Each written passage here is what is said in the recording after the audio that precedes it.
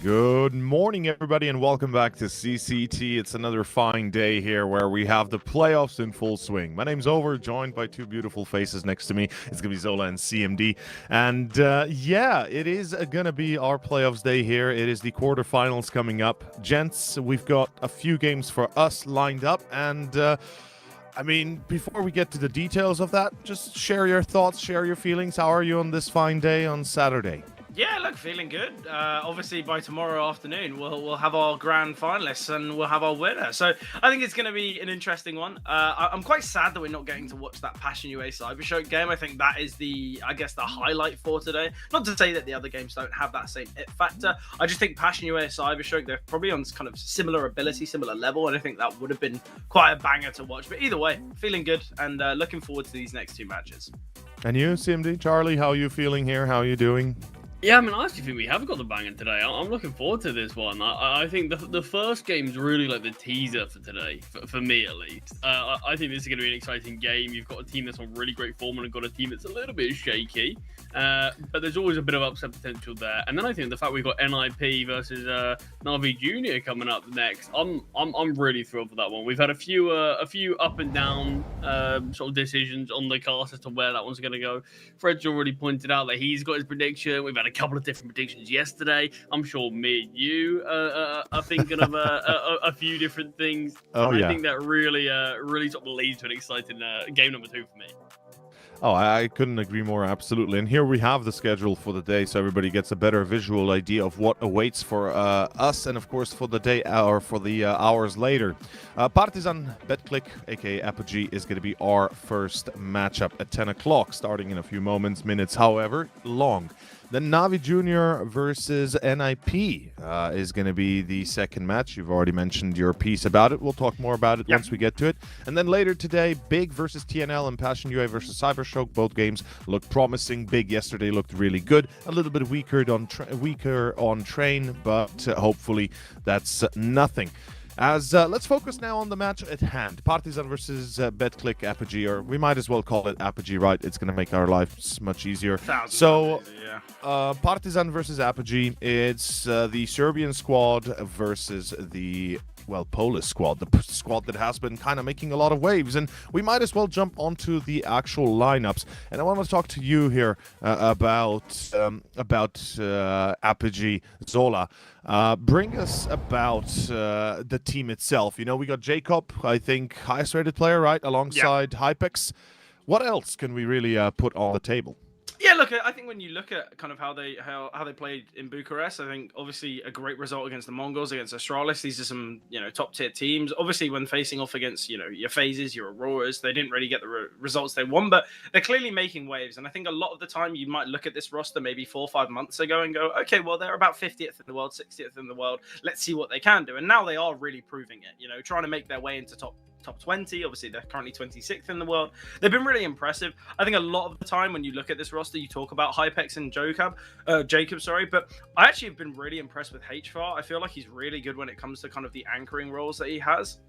So many times he's in situations where they're kind of like no-win situations, and he's still somehow not only able to find one, but kind of getting a double kill, still surviving and stuff like that. And I think that's all you can ever ask for from your anchor. So I've actually been really impressed with HFAR. I know the stats don't really show it, and I know a lot of the time you'll be looking and going, well, he's kind of one of the lowest rated players on this team. Why are we praising him so much? I think because a lot of the time he is quite a selfless individual. And I think that's why the stats always look quite poor. But I think there'll be many moments today where HFAR does have a big round, does have a really key moment, and I think we'll be able able to look back to this and go, okay, well, maybe Fred had a slight idea as to what he was saying. Although very rarely it is true, but either way, look, I think Apogee have been looking really, really strong and quite rightly deserved of their position in the quarterfinals, and maybe a little too outlandish to say before we've seen the vetoes, but I think they will take it. You know, whether it's a 2-0, whether it's a 3-mapper, I'm not too sure, but I think Apogee will find this one. Okay, that's a fair assessment. You've put your piece on the table. I can respect that, and obviously we'll have Partizan now be brought up to speed. Potentially the same sentiment from you, Charlie, for Partizan. Potentially, you know, maybe some love, some not so much love. Recently removing Emmy, you know, now Collins the IGL. What else would you add on top of this? Yeah, I mean, this is a team that felt sort of. I got to watch them quite a bit first after when they removed Emmy, and it felt like this was just a team lost. They didn't know what to do. It felt like they massively overcomplicated things, and you kind of viewed it as in this is the transition between when you remove an in-game leader, especially an in-game leader who had as much experience as Emmy. I mean, look, you look to that sort of really old iNation roster, Kassad, Yanko, Nico, players like that being on there. This guy's had tons of leadership throughout the CS scene, and it felt like it was a big move to remove him, but you understand why. Partizan's form was really poor, and they very much stagnated since their sort of initial final performance, I want to say, versus Fnatic a few seasons ago, or a few series ago. But yeah, it wasn't quite working for Partizan. This event, though, completely different story. I don't really know what's happening with this team. Don't get me wrong, the results aren't always the cleanest, but the fact that they're here is a huge success for me. They're in a quarterfinal. This is a team that I would have viewed as coming into this event. If they make the playoffs, that's a huge success. Taking down Paravision there in the round of 16, that's a huge result. A lot of people got very high expectations for Paravision, and I think regardless of sort of what Paravision come into that map with, the name value alone should be able to take down Partizan. The fact that they lose it on the final 2 maps after winning Dust 2 in, once again, a super close fashion, Partizan, that's a huge statement to make here. And I think, sure, we can look at recent form and say Apogee, oh, they're this team, they're looking like this. I think Partizan, in terms of recent form of just this event alone, they're coming in with a bit of rejuvenated form, and it looks like they've got a point to prove. I definitely don't think you can count this team out. They certainly have a scalp to pick from, for sure. I mean, the fact that they got Paravision, as you mentioned, in the round of 16, before that qualifying through the Swiss stage with a 3-2 result, winning their brotherly team, Zero Tenacity, eliminating them in the process, who have made changes as well recently, actually changing out Madden as their new player. But beyond that, I mean, Partizan certainly, we do have a few question marks, don't we? The performances can be very much a bit of a wave, right? It's a bit of a inconsistent one, if I can say so. Personally, I have to say my hopes really lie with them, because I want to see a Balkan team do good, and I think they all deserve a chance to shine in the spotlight, especially Depression being the youngest of the 5. He's the newest addition to the squad, technically speaking, coming from Croatia. He finally has a chance to play in a proper team, and I'm hoping that this will be truly his chance. In any case, I guess we should go to the veto. Let's see the maps. Let's see where we're going to be having this battlefield kind of unveil itself, or rather unravel, as well. I'll be damned. We do have Nuke first, and to not be surprised, both Inferno and Train are banned.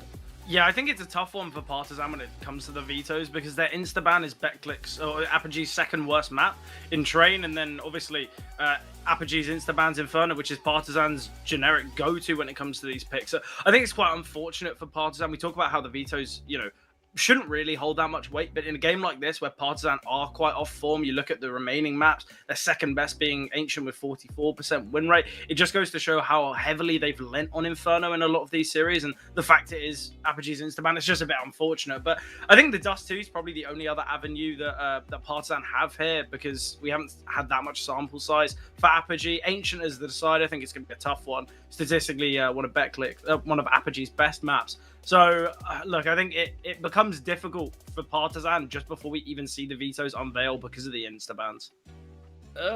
Yeah, I mean, look, I think Dust 2's been poor in terms of recent form. If you look at purely stats, this is a map that they want to play. This is a map that they pick majority of the time. If not, that's where they will lean to their Inferno, which, yeah, it definitely feels like they have found a lot more success on it. But they have also had some very good results on Dust recently. It has been where they've been able to take down quite a few teams. They lost to Paravision 16-14 on it. They had a bit of a rough loss to CET, losing to Sangao, beating Sangao, beating Delta. But it's a loss against TNL again. It's another 16-14. It's a super close loss. These are great teams. Paravision, TNL. I'm putting them quite a few steps ahead of Paravision in terms of where they are right now. So although their form's not always great, and although there's a lot of losses amongst a few wins, at least some of their losses against these better teams recently have been pretty close.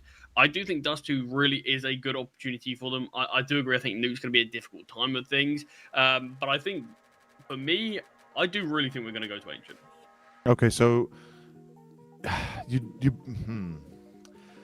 I think the idea is, yeah, please. Go. Yeah, look, I feel like it all depends on how that first map goes, because you look at how we've seen this matchup before a couple months ago.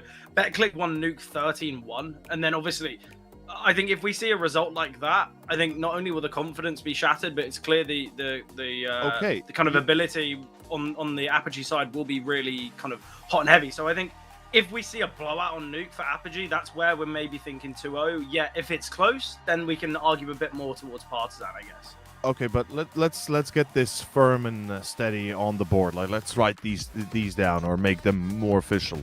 What's the prediction for you, Zola? Starting with what you just said, just make it, make a chance or rather decision on the spot. Apogee win the game. They go semi-finals. I think even if it goes 3 maps, I think Ancient is a great map for them. I think they take it. Okay.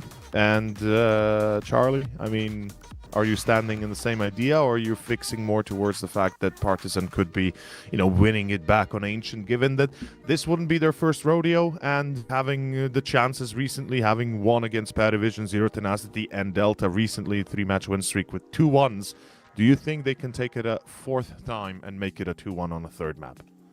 Yeah, I'll say the fairy tale continues. I think it's going to take all 3 maps. I think it's going to be a real grind between both teams, but I do think Paravision will be able to take the upset here. I think it's going to be super close, though, and I can really see it going live way on the 3rd map. But I'll respect the Paravision boys. I'll give it to them. Partisan, yeah, Partisan. Partisan, there we go. Of course, yeah. But yes, no. Partisan, I mean, look, they deserve the respect because it was a tough match, and Partisan certainly showed them how it's done. Okay, boys, you made your choices, you made your bed. We'll see who lies in it first. But first map Nuke will have to be delayed a moment longer, gents. If you have any final closing remarks, I'll let you have them. Otherwise, we'll throw it to a short break. I think I've said all that needs to be. Yeah. I'm just ready to jump into the action there. Yeah. Exactly. Well, with that then, gentlemen, we're going to go to a short break. Everybody watching, stay tuned. I hope less than 5 minutes, perhaps even less than that, to start the game. See you soon.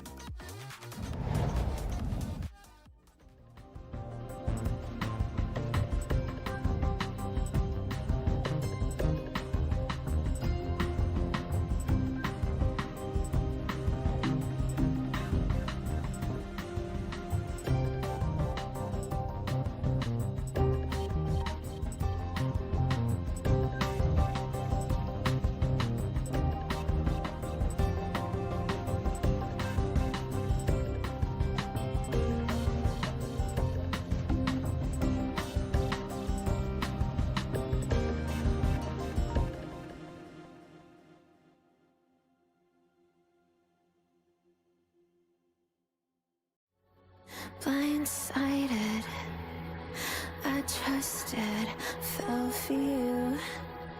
What a stupid thing to do.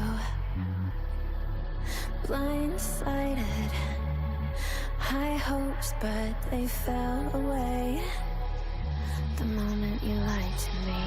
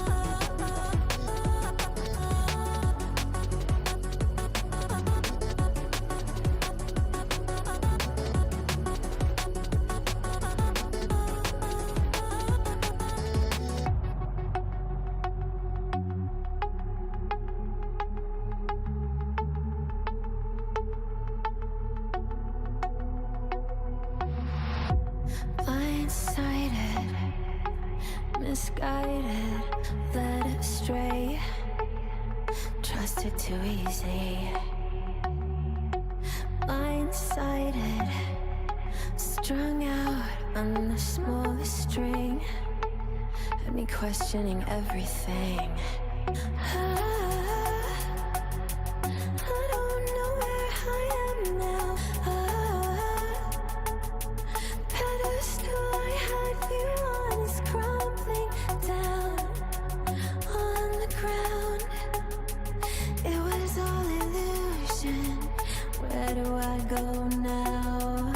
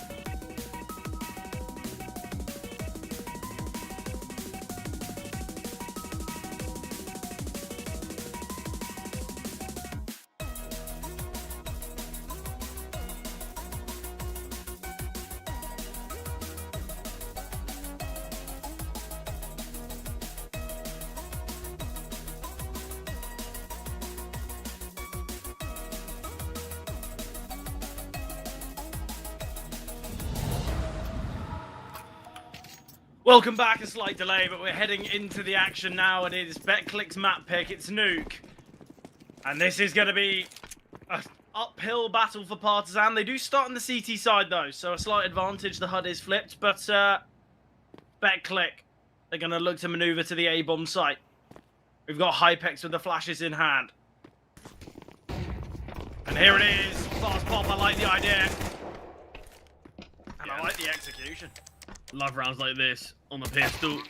Take their time as well, just to start to make Partizan question, are they actually going for this? Where exactly could they be? And then a quick burst out A, nothing too fancy.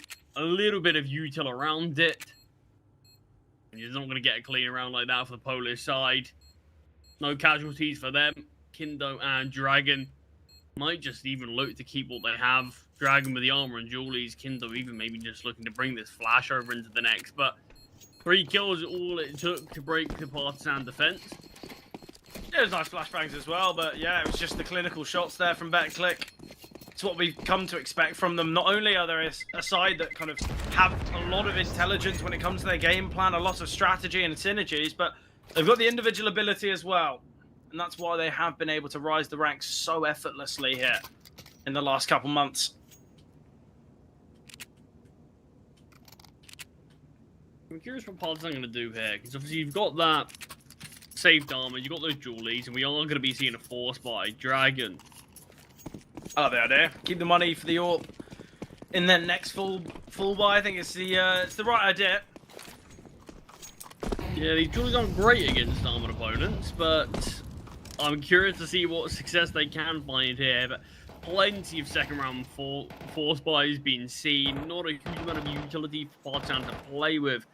And the thing that's always interesting to note about a team that doesn't play a huge amount of nuke, and when they do, not a huge amount of success, what is the CT side looking like? This is where a lot of teams should be favored, but you can see a CT side, honestly, it looks like the harder side if you don't play the map, because you can just get really easily exploited by sort of lack of rotations, the T's of forcing your hand, maneuvering you here and there.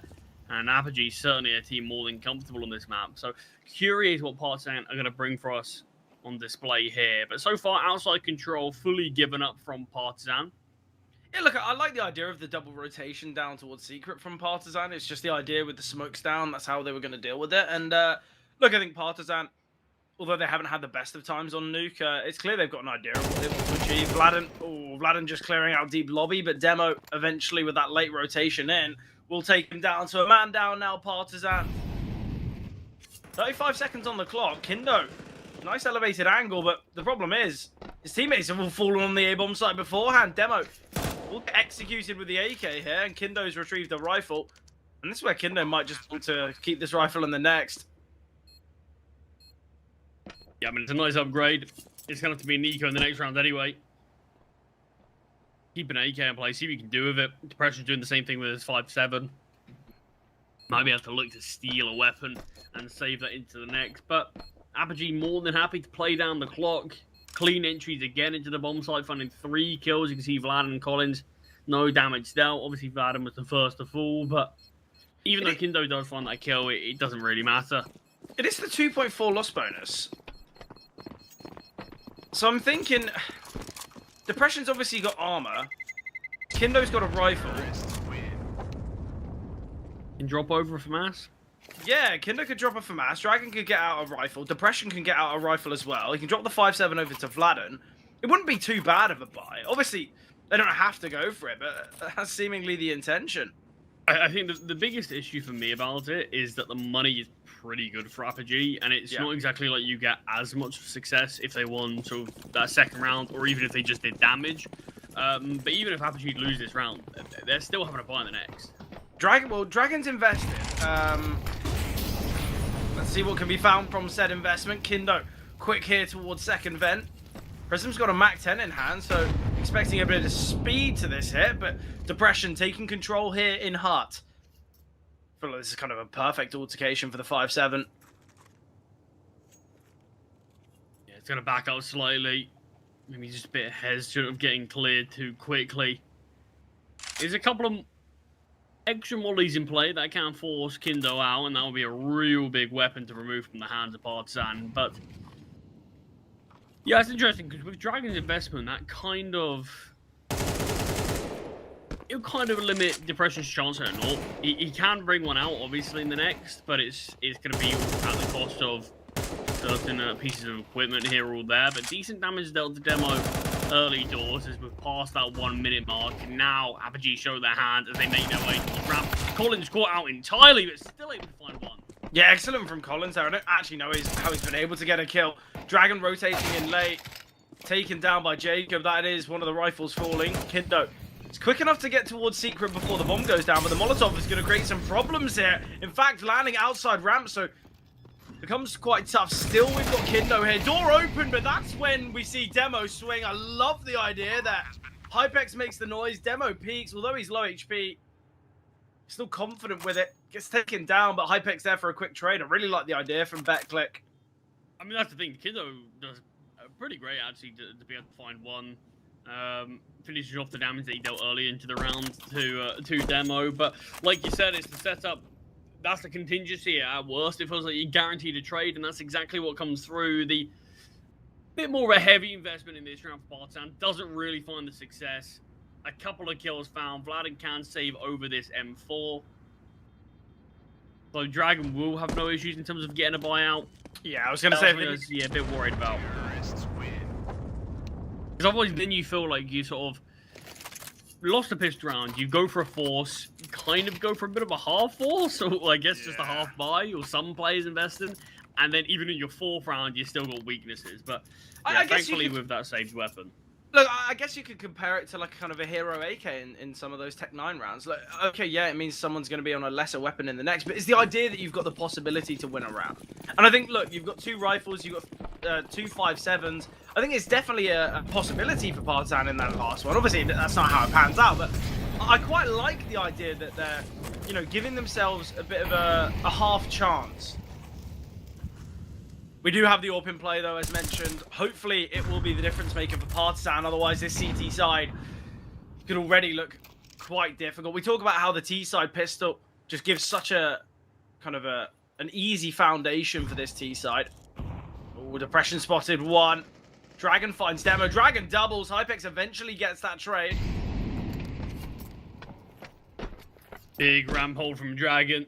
As now the teams make their way towards the lower bomb site, HVAR surely going to get found here. Great positioning from Vladen. It's how long and how much patience does HVAR have not to move from this position. The bomb is getting planted. Can't be denied by Collins. In fact, he gives up his life. HVAR gives up his position as well. So even more chance he's not going to expect Vladen here. Finally, the kill will come through, but time is definitely being bought from HVAR. Yeah, there is still 2 defuse kits. Hypex playing behind this smoke. Prism now elevated. Hypex has got to find so much here, but he gets taken down by Kindo. And Kindo with a great retake. Round will be found by Partisan. 3 survivors as well, which is important. They don't really have time to delay. But Depression quick enough to get that off. Yeah, necessary round. One that needed to come sooner rather than later from Partisan, but it was kicked off by Dragon's double. You think if HVAR perhaps doesn't spot that player crossing down towards the vents, You probably get Vladen, yeah. you think he'd probably stay there for a little bit longer. Vladen's got a bit of a time limit in himself, can't just stay waiting for a player that might never come. There's a bit more of a chance, you'd say, but pans out in that regard, and finally Partisan on the board nice and early. Ooh. Quick play from HVAR, gets snuffed out by Dragon. Vladen's double as well, and finally Partisan warmed up here. Yeah, they're looking a lot better. 34 points of health combined on the remaining BetClick players. Demo down the vents, out in the open is Jacob. Bomb plant should be a minimum here. I like his Can't get plant it position. planted. Yeah, I like his plant position. Just giving him enough time to... well, he got stuck on the doors, so he gets found by Dragon. Yeah, I mean, he's ain't stuck on the door. It's a bit of an understatement. He was on there for a good 5 seconds, it felt like. Maybe just contemplating his next move. Doesn't work out here. Hopefully we're not going to see a G2 of any sort, and the bomb will get defused here. Play with the defuse kit, making their way. I'm not sure why Dragon was so hesitant for that. I think it's because he wanted to pick up a defuse kit and some utility on the bomb site. Bit of a util collection service. I suppose. See, I was wondering, Take care are of they the giving pennies. it the depression here? Maybe give him a bit of extra money for the AWP in future rounds? Yeah, maybe. Not the case against Collins. Still, with that bomb plant, a buy can come out for the Polish team. Not a great Not buy, bad. certainly the weakest one they've had. But yeah, last few rounds they've played a little slow, and Partisan have been able to catch out the majority of them just sitting in lobby. I mean, you see HVAR there dropping down towards main early. But other than that, it's the same play from AppG. You get 4 plays in lobby, slow things down, and seemingly still this heavy lobby hold, but it could be quickly turned into a fast A pop. Yeah, Hypex, he's got the utility in hand. It's going to be a molly on the back of the bomb site or towards top heart. 2 flashes coming over. Demo's got a molly ready for second vent, and here we come. Jacob's in a good position. Oh, the flash is excellent. A bomb site taken. Missed shot there from Depression, and what an execute there from BetClick. Oh, Dragon. Obviously, for those who have only found out about the Partisan roster, you'll see Dragon as a rifler, but we know him to be an AWPer on previous teams and previous years, so question whether he'll try and keep that AWP, not only for Depression, but maybe a chance to use it again. Yeah, I mean, on Duster, actually, you occasionally see a double AWP from Partisan, and you will see Dragon perhaps building one there. I even saw him on the P side. They take a double AWP out early, and Dragon just stuck with the single AWP while Depression got rid of his. So sort of became a primary AWPer there once again for a little bit. But a great round again from BetClick. Look, it's a similar start to what they had in the last 2. But this time it feels like they have a bit more of a structured finish rather than sort of just relying on HVAR getting into main alone. And this time perfectly organized, just one play with utility. They only had a limited amount, but they made perfect use of it. Yeah, look, It's just that flash towards main that really killed anything. we were kind of talking in the green room kind of before the game started. Partisan have kind of 3 AWPers right now. Obviously, Dragon has been rifling for a good 1.5 to 2 years, but obviously Kindo was AWPing for this side before Depression joined. Depression we know as kind of a main AWP. It's interesting to kind of think about. Yeah, I'm still not entirely sure what's happening with Depression, whether that's going to be a permanent piece. What's happening there, perhaps. But even then, you sort of consider if it is just a stand-in, why get Depression? Maybe get a rifler so you can keep Kindo on his main role. So, yeah, I mean, a lot of interest in terms of what's going to happen to Partisan in the future. But, look, quarterfinals is a great first step, and definitely the chance to make it to those semis and perhaps even further, although no easy task, it has to be said. But an opening kill found in this one from Dragon with that rifle, putting the T's in a disadvantaged spot early. Yeah, look, with only Dragon's 45 seconds on the clock, Depression's got to start to be ready for this. Dragon's been pretty key Going to rotate in time as well. Utility raining down towards ramp. Missed shot from Depression. Capitalized in the tees. They dismantle that double ramp setup with ease, and Jacob as well. He's going to be rotating down now, just holding from Secret. There's 28 seconds on the clock, and they're going to look to make their way out. There's a player in Collins on the back of the bomb site. He can look to deny the plant. Collins having to show his hand, though. No trade as of yet. It's going to be so difficult. Finally found. Jacob rotating to deal with Gladden, and caught out in the open, and Kindo giving a bit of a gift there. There's 9 seconds. The bomb's only going to go down now. Can't be denied. Demo now holding with the AWP. Nade. Hypex quick to get himself out of that one. Kindo, I mean, he's probably going to have a slight awareness of where Demo could be, but questioning, has he snuck all the way up towards round bomb? Half-ticked, Hypex wrapping around from Decon now, flanking towards control, and Kindo spending all this time clearing out round. Demo with a missed shot, but it might not matter. Kindo with not a lot of time remaining could easily just back away and call this one quits. Apogee, they do win the round, and they win it while being disadvantaged initially. It's that ramp setup that just gets dismantled so easily, which is the big problem. Well, A lot of damage, I suppose. yeah, casualty scene. Money's still good enough though for Apogee. I don't think it's going to be the biggest of issues. Already 5 rounds on the T side. I think we both know how scary that can be.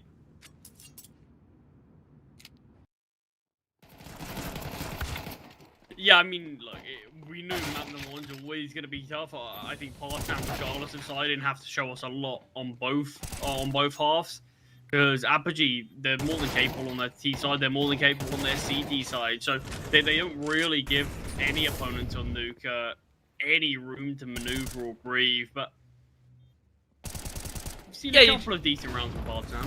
It was this round here, round number 6. The execute was just so well drilled. That flash from Demo to send Jacob in to deal with Kindo. It's these missed shots here, though. Not only does Depression fluff his lines, it's Dragon, who's had moments where he's gotten double kills in the past. And yeah, I think right now you're looking at this game and you're thinking, well, BetClick have got a really good foundation here on their T side. It doesn't look as though they're going to be slowing up. For Partisan, I think the most important thing is if they can save face here. If they can make sure they can keep this game not only as competitive so they have got a chance of winning Nuke, but also for the idea that even if they lose it, they've shown signs of life. It's not been kind of that dominant 13-1 as to what we saw a few months ago in this fixture.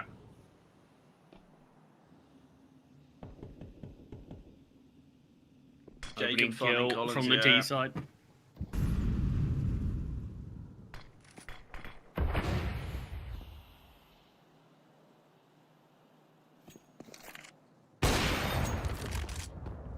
Depression, orb shot outside, doesn't connect, has a look for a bit more and does get a glimpse there of HVAR outside, and a lot of space has been taken from the T's. Demo finds a second opening kill. Just 3 survivors now of Partisan, and they get picked across all of the map here. And this is what we touched upon.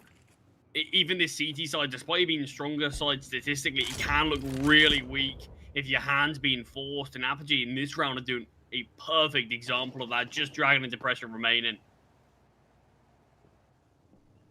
Yeah, Depression finally getting on the score sheet regarding kills. He's really had a tough time of things. As we like to say, he's been feeling a bit windy. That's feeling a bit windy. That's a Thomas quote there. Yeah.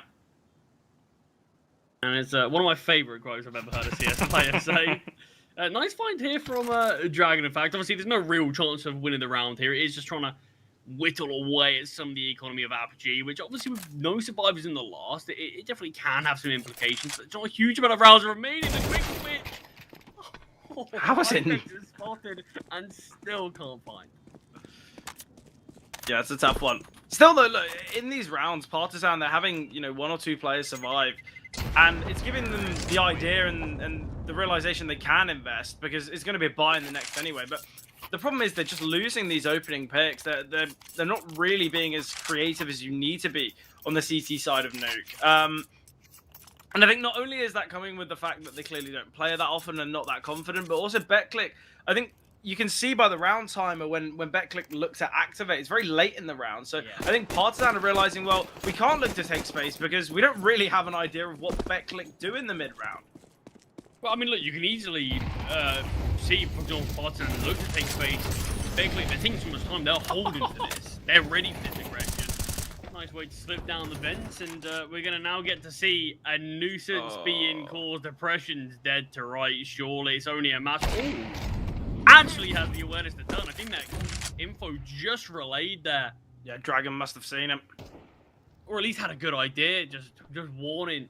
Dragon, 10th kill of the game here. He's having a lot of impact, but it's not enough to convert all too many rounds for Partisan. Obviously, Fred, this is a scrappy buy. This is a partial investment with obviously that AWP rifle that have been bought across, and 2 early kills. This has to be around Partisan convert. Yeah, you certainly hope so. As without it, it gives BetClick 7. And I think that's where things get far too out of hand. It's going to be this playthrough A.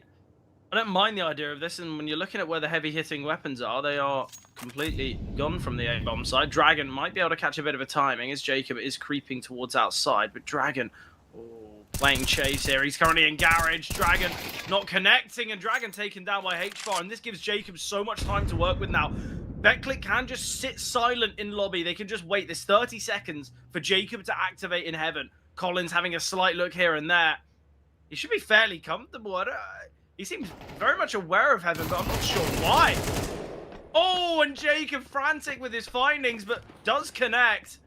The final 2 players down towards the lower side. Oh, it's devastating. Partisan, it's a 5v3. It's a tough watch. It really is. I mean, look, of course, it's still weaker weapons. There wasn't a huge amount that could be upgraded all too easily, but Apogee, they know what they want to do. It feels like they played these disadvantaged situations time after time and just have an exact protocol of what their goal is. I mean, the calling's been really precise here. And, yeah, I'm liking they've executed everything perfectly. Look, they take outside. They start to make the CTs paranoid and worried about that. But even with Collins on the back of the bomb site, aware of Jacob, still gets taken down. Still, HVAR able to follow up and just push onto that bomb site. With Vlad and Depression having to save again. We're starting to get to that point in the half red where it feels like these saves can't really come through anymore. And you need to start to get rounds on the board. And whether they're going to come from clutches or actual just over good setups, it doesn't matter. But it's already 7 rounds on the T side. I think Partisan needs to start attempting some of these. Yeah, it looks as though in a fair few of these rounds, everyone but Dragon is trying to kind of play not to lose. Whereas I feel like we need to see Partisan players making some kind of heroic plays to win the rounds. I think they're a little too static on this ET side, and I love the idea. Prism, go fast with that MAC-10. Will be taken down by Vlad. Jacob now looks for the trade. The kill feed's gone orange. It's just, it's so clinical here from BetClick.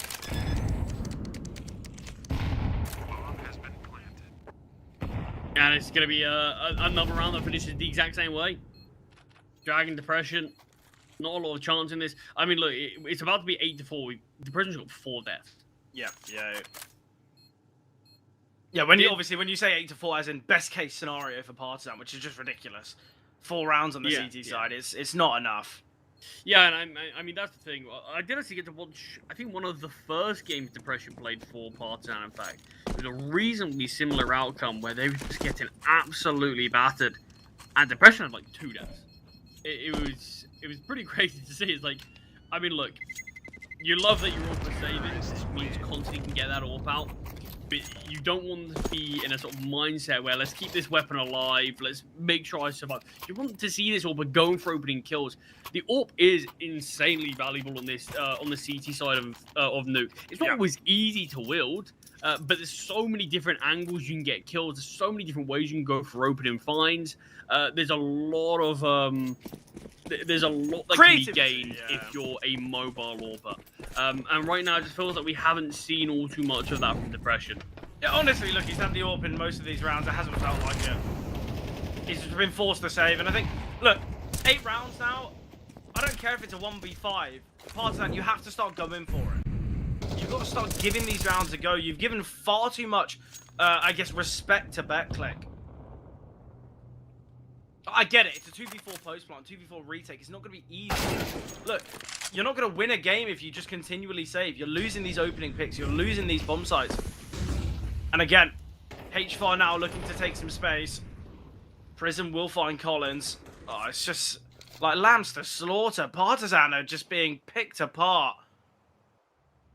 And this is the problem: is not only are Partizan going to struggle here on Nuke, what confidence are they going to be bringing to Dust? They've been absolutely manhandled here. It's been quite a tough watch, honestly, because I think we've been kind of knowledgeable for players of these Partizan team for quite some time. I remember, we were watching Vladden and Dragon back on iNation, 3-4 years ago. We were able to interview some of these players. We've watched them grow as individuals, and now we're watching them get absolutely smashed. Like it's quite a difficult watch, I've got to say. I mean, I do think Partizan coming into this game, they probably had a decent idea of where these vetoes were gonna end up, and I think they knew chances are we were gonna see them on Nuke, and I think they also probably put themselves in a spot where they were ready to be one map down in this series. We all knew, and I think we all know that Dust 2 is Partizan's biggest chance in sort of their sort of jumping platform to be able to elevate them up to have a chance to win this series. Probably more likely on that third and final map.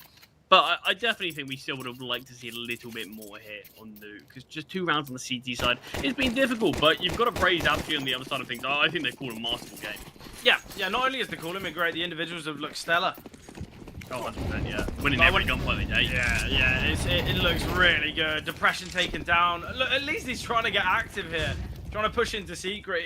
I guess it's probably the one round he probably shouldn't, as it's a fast play down towards Secret. But finally, Partizan looked to take some control. Sadly, it's probably the worst round for them to do it.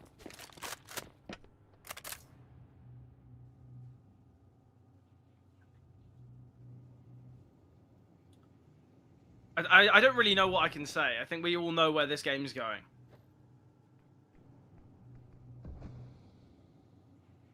Yeah, I just had a bit of a quick look to fully see what that scoreline was from Depression, where he was sort of saving a lot.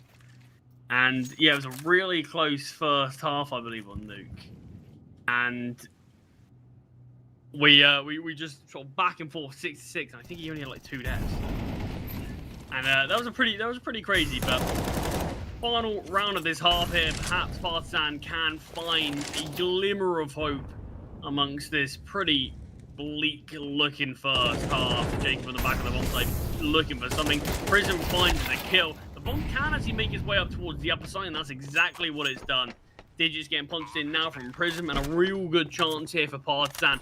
Health reasonably even on both sides. Utility identical. This has to be a chance they convert, but it's those individuals again, Fred.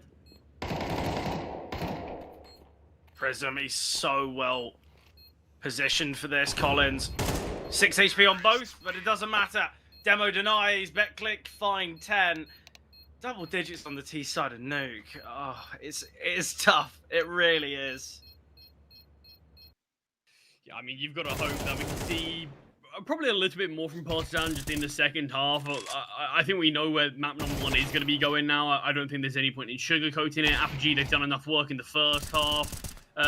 This is a map that they are far superior on. They're on much better form as well. This feels like they should be able to close it out. I think the biggest goal for Apogee here in the second half is close it out quickly. Don't allow Partizan to warm up. Because look, Dragons actually has some pretty good moments. Sadly forced to save a lot, so there's a couple of rounds where it felt like he didn't even get to be in the action a lot. But you get these players warming up. Everyone else apart from Dragon hasn't really been able to get off the mark. Yeah. Don't let them get off the mark if you're Apogee. Don't give them a chance on Dust 2. That can be very individual based. It does feel like we're having a team in Partizan that are in quite a big transition period.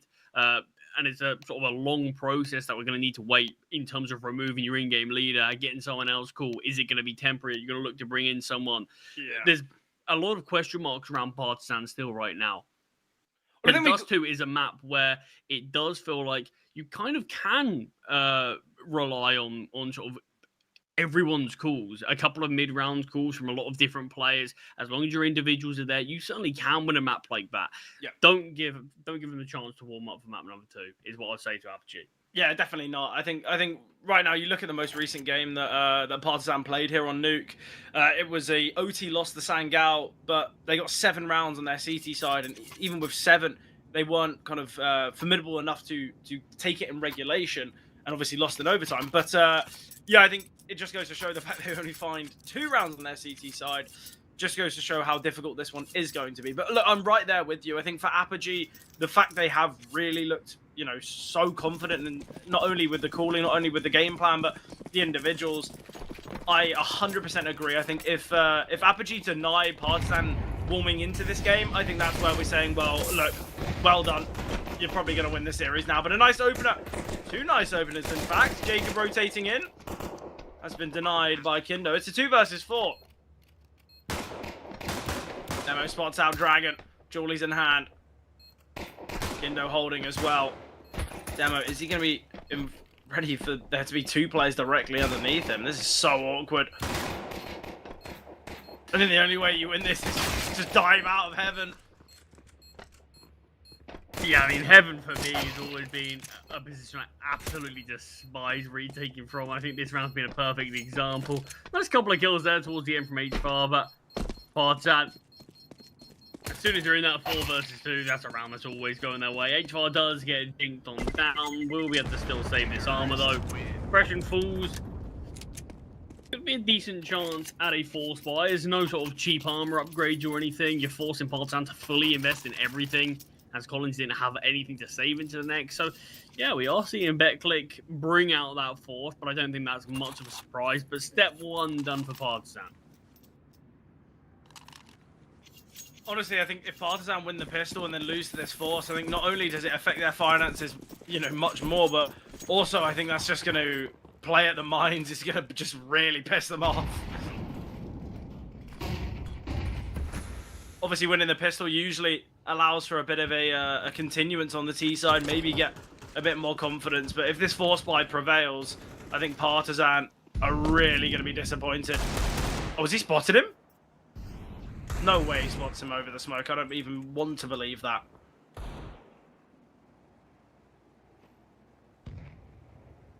Yeah, not too sure here, but no bloodshed just yet on either side.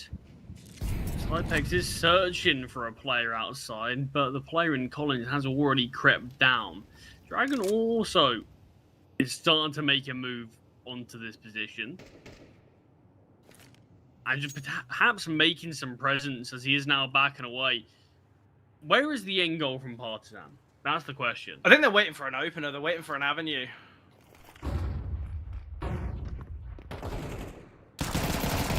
Prism trying to take a bit of a timing. HFAR by his side. Vladen deals with Demo. HFAR still here. Still waiting in hut. Vladen's been spotted and HFAR finding a scout in the back of the bomb site. If it just gets 1 tag, I think that's where we're thinking, okay, the round is somewhat possible, but HFAR surely to be taken down by Dragon.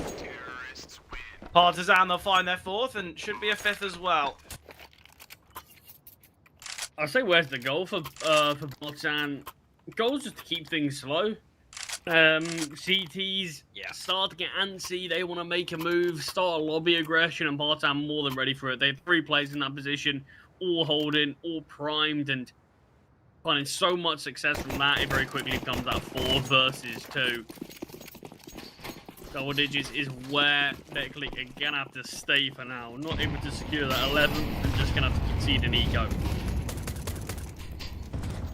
I actually really like this anti-eco call here.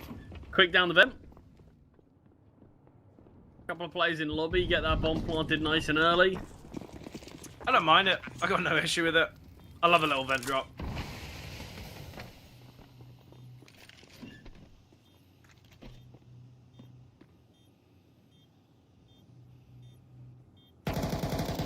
CTs could just keep these USPs in play. Not a huge need to throw them away. Kindo's just spraying at range and on for the ace.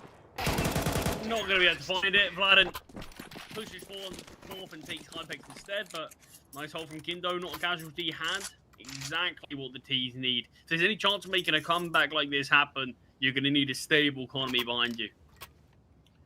Yeah, and with BetClick on kind of a perfect investment, utility being the only slight difficulty. Obviously, there's one defuse kit, but I don't think they're too worried about that. I don't think BetClick are going to want to let Partisan punch in the digits in this round. And obviously, we saw fairly static orbing from Depression. He was maybe not getting himself within the action as quick as he'd like. Oh, Vladen, he's tucked in the corner. Prism's heard the molly tick, and Vladen, how has he survived there? And also, why is there no spam through the hut wall? Finally, someone in HVAR is spamming. But Vladen should have been taken down. That information was massively on Prism's side, but he's still been found. Another nade from HVAR. Dragon playing in front of it. Great position here from Dragon. HVAR could get caught off guard. Oh, and Dragon pushing out, but it costs him his life. Back to a 4-on-4, and Vladen's low HP.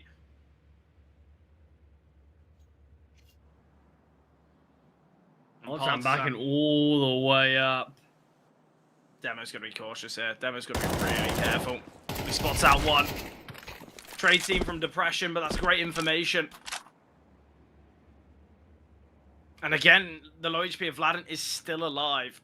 It's not as though he's the one that's getting traded. It's not as though it's kind of a positive trade for Partizan. Back towards the lobby they go. We know how much Apogee liked to play with this clock, liked to burn it down, but how are Partizan going to cope here? 25 seconds. Jacob might have been spotted here towards second vents, but no Molotov on his position. Peeks on out, finds one that's the perfectly bomb. timed, and that is the bomb. Kindo will drop up for smoke, but look at the time. The bomb can still be spotted here. Kindo turns his 3. Doesn't get found, but all the damage is being dealt towards the lower site is not going to be allowed as HVAR backstabs with the bullets. And Apogee win 11. The first real test for Partizan does conclude in a defeat. And straight That's away, with the man advantage. you can see the difference in CT side rounds, right? We're seeing Demo push towards outside. We're seeing, you know, a lot more aggression. We're seeing HVAR dealing with Dragon in Hut. I think it's far better from Apogee that even this fight here, I know it goes against Prism, but it's the molly to force Vladen into the corner. But yeah, look, you're seeing so much more proactivity from BetClick than what we saw from Partizan, and that's why there is this difference in win rate.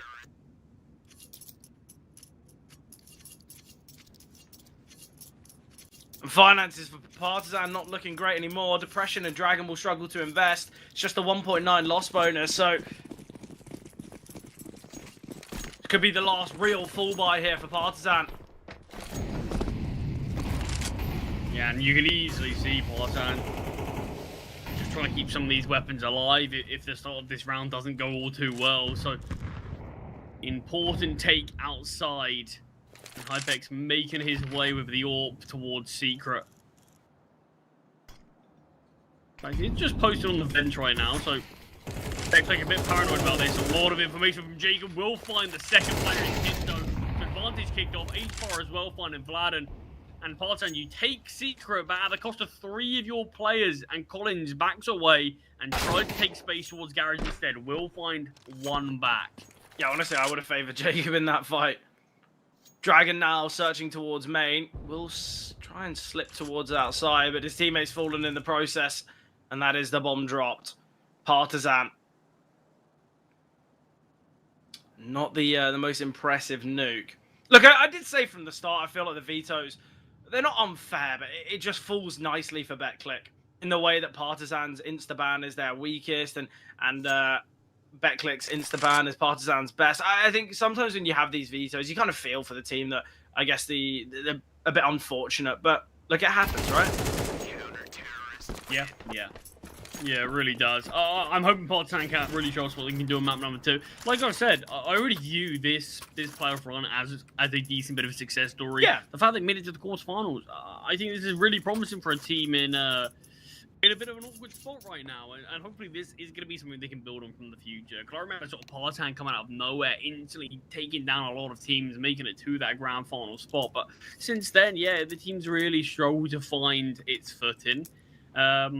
They've made a change, and look, this event has been eye-opening, and I think it shows that despite recent results, this Partizan team, yeah, they really can still come alive at any moment, at any day. But here on Nuke, it does not look like that's going to be the case. Hopefully Dust 2 is where we're going to get to really see them work their magic. But like you highlighted, money going to be pretty brutal for Partizan if they lose the round. That's exactly what's happened. Tech Line's in play. A Galil and that 1 lone AK on Kindo. Yeah, not the best of investments. Like, look, if we look back to Series 1, they went 1-3 in the Swiss stage. Their 3 losses were all 2-0s. Obviously, they were 1-2 here in the Swiss stage, but were able to make it to the playoffs and obviously getting to the quarterfinals as well. As you say, I think there's a lot of positives for Partizan, but it's going to be a speedier play. Prism, it looks like he might to maybe get sent in here. He's going to send the smoke towards Hart instead. And what do Partizan do? They've used all their utility. And with the resisted kind of utility from BetClick, it becomes quite difficult. Flashbang comes over. Wow. Very easy, isn't it? But this is the problem. They use all their util, and obviously Prism, he drops that smoke towards Hart straight away, and it kind of completely ruins the round. Vladen. Ooh, Vladen. All going to be about timing here. But yeah, BetClick. 13-5, well done. I don't think it's going to go any other way unless if Vladen has an absolute stormer of a round. And Prism's positioning, same with HFAR. I don't think there's much he can do. Has he just been spotted there? Yeah, I think he has. Yeah. He's going to get pretty far to take this fight. Quick swing onto the position. There's even back up there in the second player towards A and HFAR. And for the final round of this game, it's really been denied. Partizan just have not been able to get into this round. They knew they wanted to hit towards A, but each attack, each attempt at it, they just get picked apart. 5 survivors, just 22 points of damage dealt in total. And what a map number 1 there it was from BetClick. Yeah, brilliant performance, deserved performance. And look, Charlie, Oversaid, he's been patiently waiting and picking apart the success that was BetClick's nuke. So let's hear what he has to say.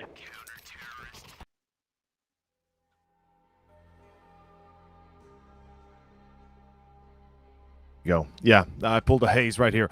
Honestly, guys, I was a little bit disappointed at the end by Partizan, more than surprised by the success of BetClick. Yes, they're a good team. They showcased that. They have great leadership. The individuals showcased exactly as how good they can be as well. Their T side near immaculate. I mean, let's just kind of take a look at the first few rounds. Starts with the pistol, obviously. The first real gun round immediately breaks up for Partizan. We see right here, Hypex, you know, he's able to get that frag on the attempted click on the bomb, but the gun run for Partizan works well nonetheless.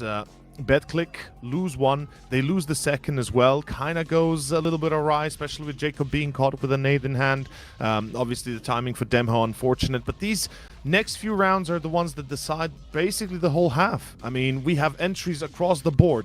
Ramp was a big issue. On ramp, multiple times Partizan set up a defense that was supposed to work, that was supposed to go against multiple targets, yet never really succeeded. A few close calls as well, right? The clutches never went their way. They never had the opportunity to really pull together an amazing round that would give them that kick in the ass, I like to say, to kind of regain their composure at least a little bit. And even in rounds where they had advantages, we see right here, for example, that's the round previous at 2-6, where it was like a 3 versus 5 even. Partizan still lost, and then kind of just ended up going exactly as you'd expected. I mean, it goes 10-2 on the half. The individuals, once again, on Partizan just couldn't maintain their level. The second half, they win the pistol. It looks better. Partizan start off strong, fast A push. They trade off pretty nicely. They play good anti-ecos. They have decent performances across the board. Kindo, we see an ace, I believe, if I'm not mistaken, or was Vladan the one to take it away at the end. But regardless, even that doesn't serve them too much, as only 5 rounds is what they gain. So if you calculate first half 2 rounds, second half 3 rounds, things look awry straight from there onwards. And this final few, the last 2 rounds were really depressing as well. Just the way they went, you know, you can see the final struggles of the players. They've got few seconds, bare seconds left. They lose players across every single engagement. They basically have to fight with a man or 2 down. And this is not going to fly, especially if once we go to that second map. I gotta say, boys, I'm having my second doubts. I mean, I know they chose Dust. It's not a great map for them, but still, it's better than nothing. and that 2-0 is looking mighty possible. All I'll say is BetClick not only do have the individuals, but the leadership. Again, they have the team play, and they've made their way to the playoffs. They are now ready to get it into the semis and into the finals. And same goes for Partizan, right? This team needs a break after such a long time of not having high value impact on tournaments. It's time to showcase what you got in the Balkan. In any case, we take a short break. Next map is Dust. I hope you're going to enjoy it. We'll be back with the crew as well.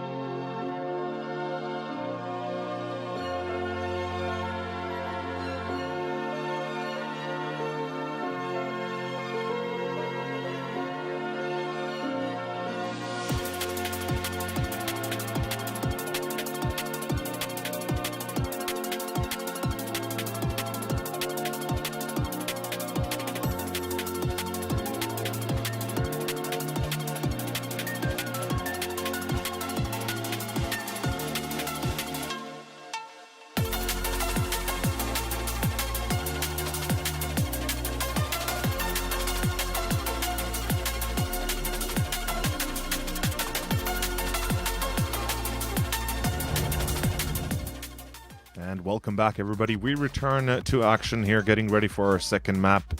Lads, before we go, though, Nuke, massive disappointment. I think Partizan certainly felt like they could have done better. In the end, we see glimpse of what's possible.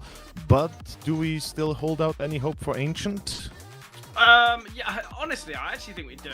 However silly that might seem, you look at the kind of individual stats of everyone, and one of the kind of most highlighting stats is you look at the opening kills. It was 18 rounds. In fact, Partizan not dominated, but they got more opening kills. They got 10 of those opening kills, which just goes to show that it's clear that they're good in the early portion. They know what they want to do. They're quite effective when it comes to those opening frags. But when it comes to the mid round, they struggle because they aren't so well versed on the map. They don't have the intricacies. They're not so keen on the rotation. So I think on a map like Dust that they clearly are more comfortable on, if they can continue that trend of getting more opening kills, I think they'll fare quite well, actually. So I think there is hope for Ancient. I think actually the Nuke performance wasn't as bad as I think it could have been. It was 10-2 half. They lost the pistol. We could have seen an even crazier scoreline. Did we expect Partizan to win Nuke? No. Did we expect them to be competitive on Nuke? Also no. I think that first game kind of went how it should have gone. We knew it was going to be a blowout. So I think there is still the chance for Ancient, definitely. Okay. I don't necessarily agree if it could have gone much worse. I think it was pretty much as bad as it could get. They are still a team with players capable of just getting kills and winning rounds and all that. I think it was pretty bad. But yeah, in terms of Apogee's Dust, this is an interesting one because this is a map they don't really play. Their stats are a little bit skewed, I suppose, in terms of the fact that a lot of their games came against the teams at Bucharest. So you've got Furia, you've got FaZe in there. So you're expecting them to lose those games. So their stats are a little bit up in the air, but this is a map that we just know they don't really look to play. This is a map that they're happy to have in their vetoes, but they will eventually ban it out. It's a bit different now that Partizan do play it. And obviously with Apogee looking to ban Inferno. This is a map we haven't got to see a huge amount of reps on, but it's still got to be a map that they are comfortable at. I think if Partizan do play the same way, that only Dragons really having a couple of big moments, Kinto every now and again, I suppose. I think, honestly, the individuals that we saw from Apogee looked absolutely immense. Every gunfight they were winning, seemingly. They just did not drop the ball at any moment. I am a little bit worried now for Dust too. I still believe we can get to Ancient, but I kind of am sort of flipping allegiance slightly to the Polish team. Can I quickly jump in? Yeah, feel free. We spoke about the individuals needing to step up for Partizan. Depression, he's got 322 maps played on HLTV. That map of Nuke is his worst. That is the worst performance he has shown on HLTV, which I guess really goes to show and amplify how difficult he had a time on Nuke. Obviously, there was a fair few rounds that he was just saving and stuff like that, but he had the AWP in many engagements. It's not as though it was a game where, oh, well, they struggled with the finances. They didn't. He had the AWP in nearly every CT round. So I think we do have to say, when it comes from an individual basis, hopefully, well, you'd assume it can only go up, as that is statistically his worst.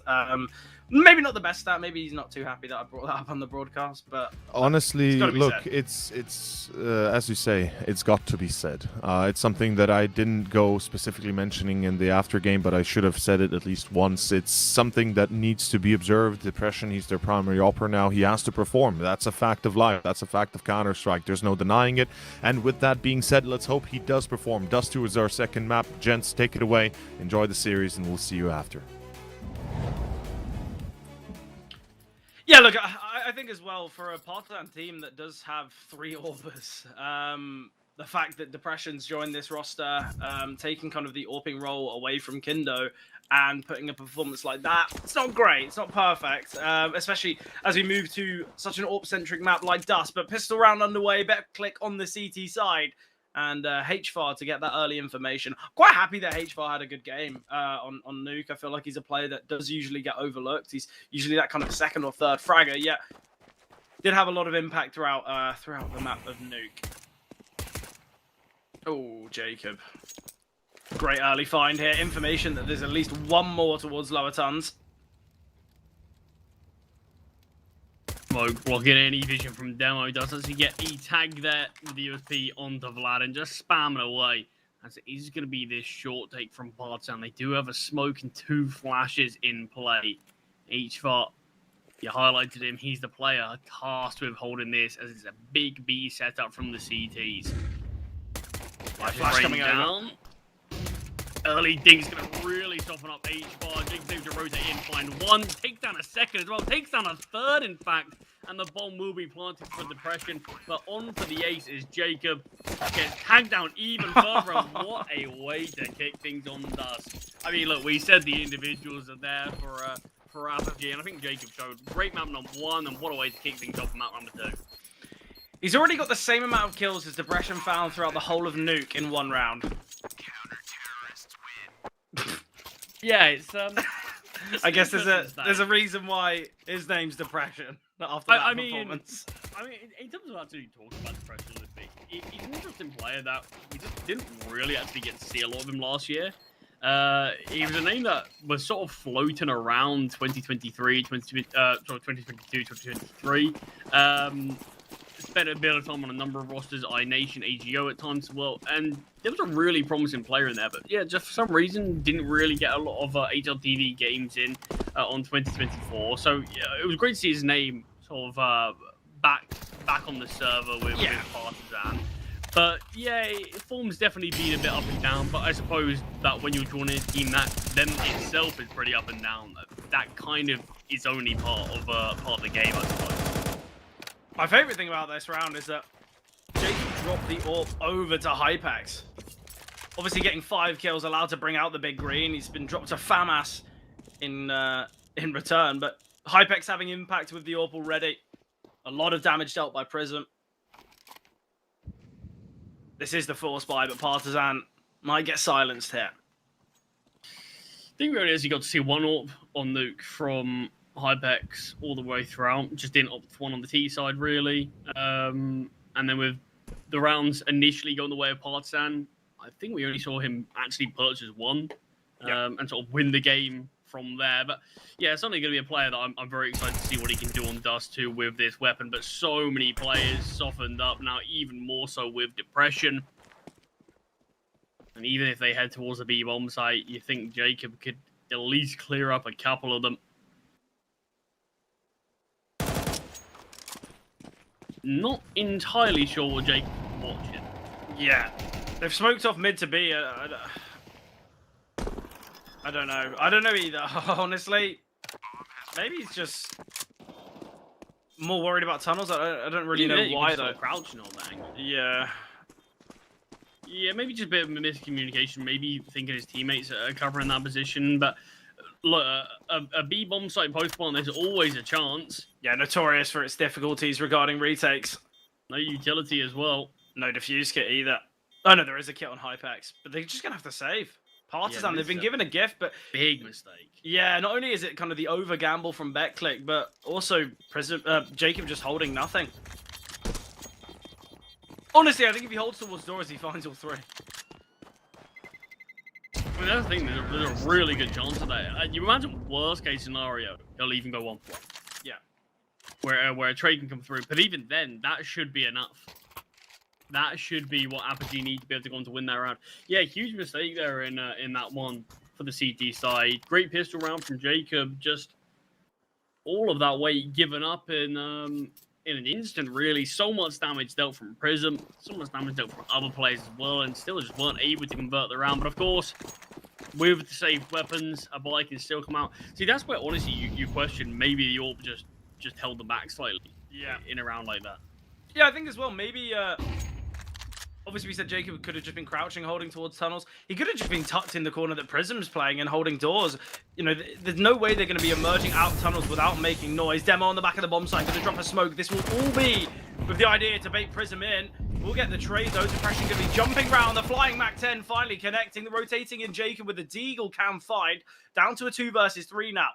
Bomb yet to be planted. Hybex holding for the flanks, and that's when finally Kindo emerges.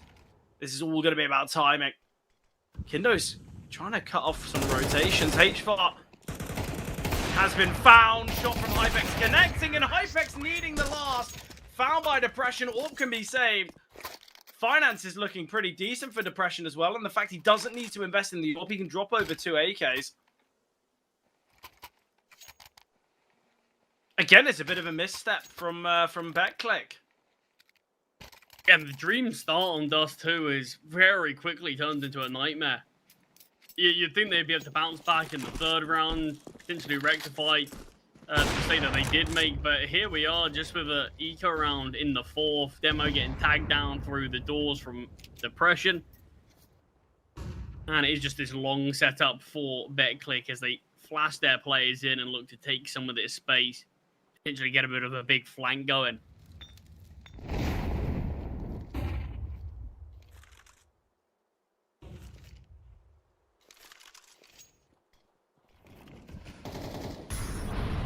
Vladden, nice find in middle. Takes down Prism. Fairly simple round. Partisan, that's what? 3 rounds in a row now that they've headed towards the B-bomb site.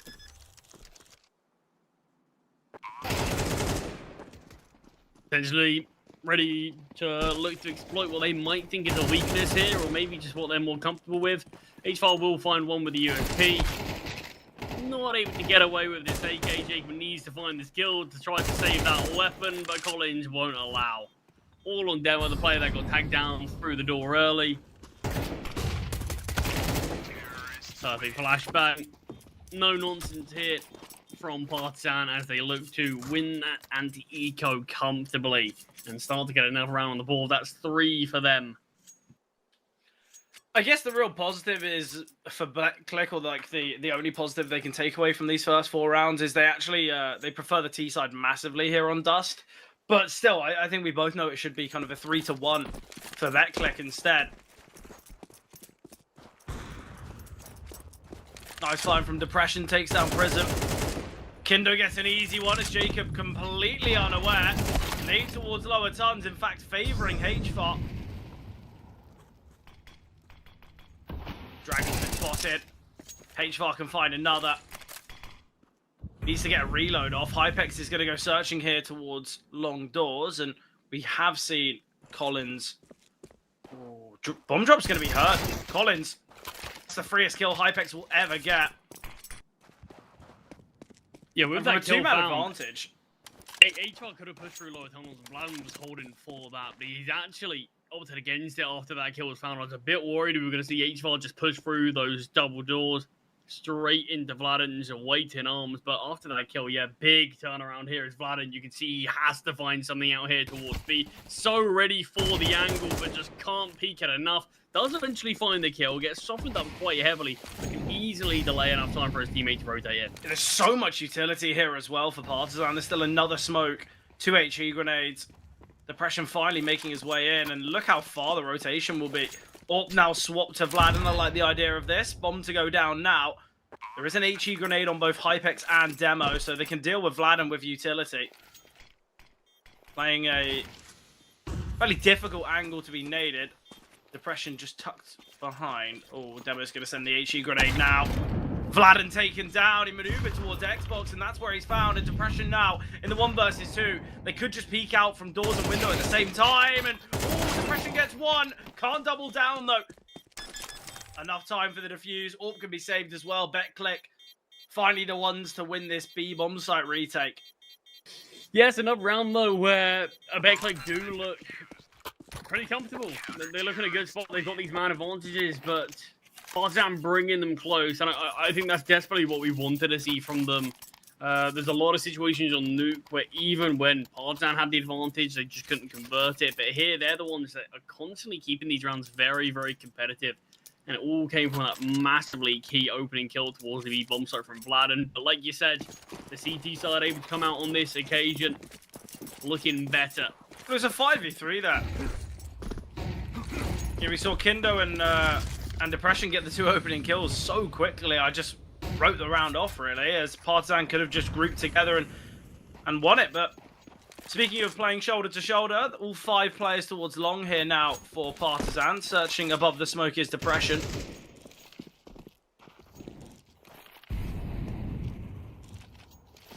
Oh, I like the idea of the boost. Yeah, very cheeky. Then they smoke off the angle. All for HFAR to push through it. Depression's holding. Love it. Yes, great. Great way to get an opening kill here. Flashbang comes over for long to try to get Prison's MP9 sent in. Nice shot from HFAR, but doesn't actually connect. Looks spot on to me. And probably just a safe hit from the CT side. You lost 2 kills, you don't have any control of the bomb site. Not getting any gifts through the smokes. Dropping another, just be careful of Partisan. And they will be able to secure their 4th as soon as they decide to punch in the digits of the bomb. Yeah, this is looking a lot better from Partisan. You know, we said on that CT side of Nuke, they lacked a lot of creativity. Yeah, already. The boost above the smoke. It's excellent. I really like stuff like that.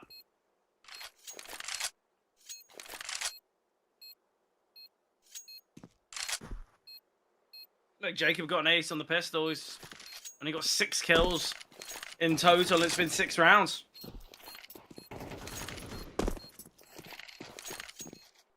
Yeah, I mean, plenty of time left in this game. But Partisan certainly turned over a new leaf from map number 1. Of these 6 rounds, Jacob's had a rifle in 3 of them. The only 6 kills he's got has come from the pistol. Obviously 5 with the USP and 1 with the Deagle. Maybe just keep the pistols in play, Jacob. I mean, he's looked very good with them. But with these saved weapons, probably just an eco around it, to be honest. The loss bonus isn't great. Well, they are going to be forcing. I think they want to deal with Partisan's success right here, right now. Yeah, I mean, like, I don't think there's necessarily a right or wrong call. There's certainly a chance for them to take it with these weapons in play, and it's a very good one. It is mainly just H4 that's got a significantly weaker weapon, but it's an opening kill again for Partisan Kindo towards Shore. Jacob tries to get aggressive and gets punished, and through the smoke, the T's go.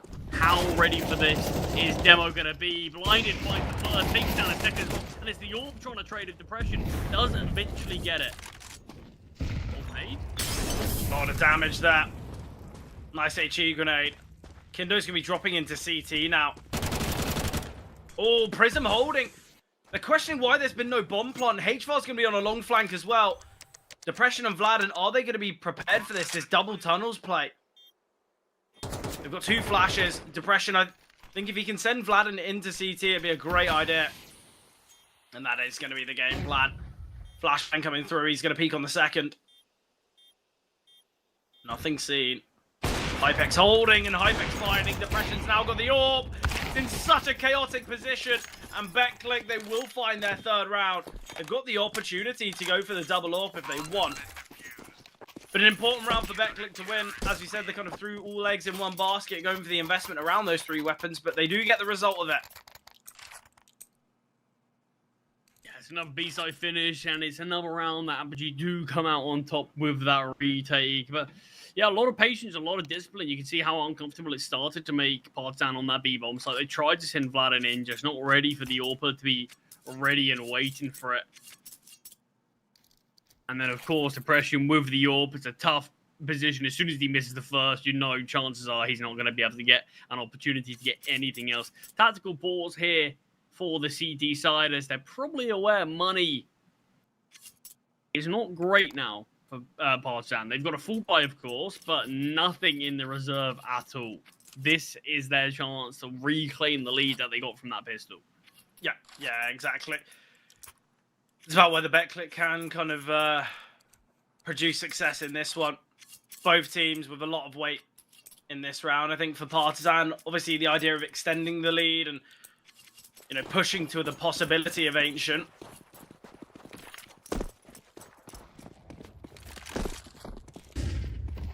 Ipex going for this early peak. Prism will find Dragon towards middle. Collins, it looks as though he wants to push through the smoke. Baits out the shot, but backs away. I like the idea from Collins.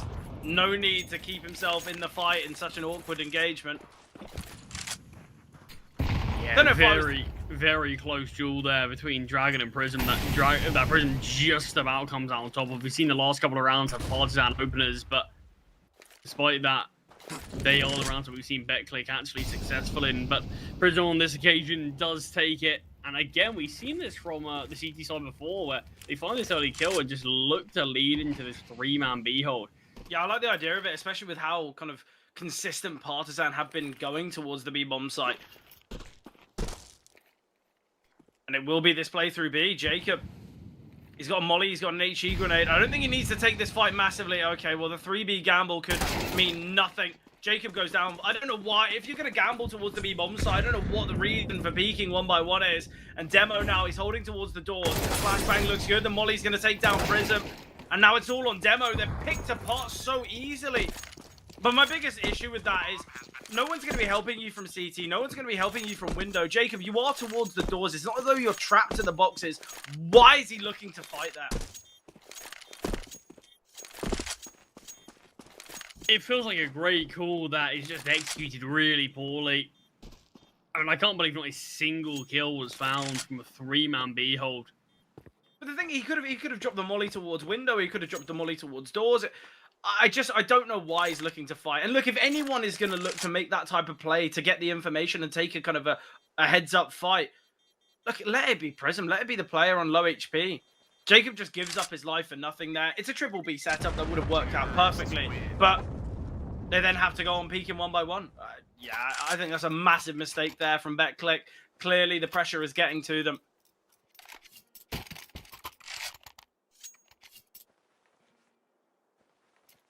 Yeah, I've seen quite a few mistakes from them on Dust. Look, they're still a young team. Yeah, I mean, I don't really think that's as much of an excuse anymore, if I'm being honest. There's a lot of young teams. Very true. I mean, mistakes are natural in Counter-Strike, of course. It's just a bit of a surprise to see Apogee honestly make so many on Dust. It feels like the majority of the rounds the Partisan have actually won have kind of been, not necessarily handed to them, but certainly had a helping hand along the way. And it feels like if we do see Apogee, BetClick sort of sharpen up on some of these, we could honestly have seen a bit of a different scoreline. Look, still plenty of time left in this game. Still so much more action to unfold. This one can still go either way. It's just one that I think it's worth noting that, yeah, BetClick, I think regardless of the scoreline of this half at the end, I think they're probably going to be pretty disappointed that they didn't convert a few more.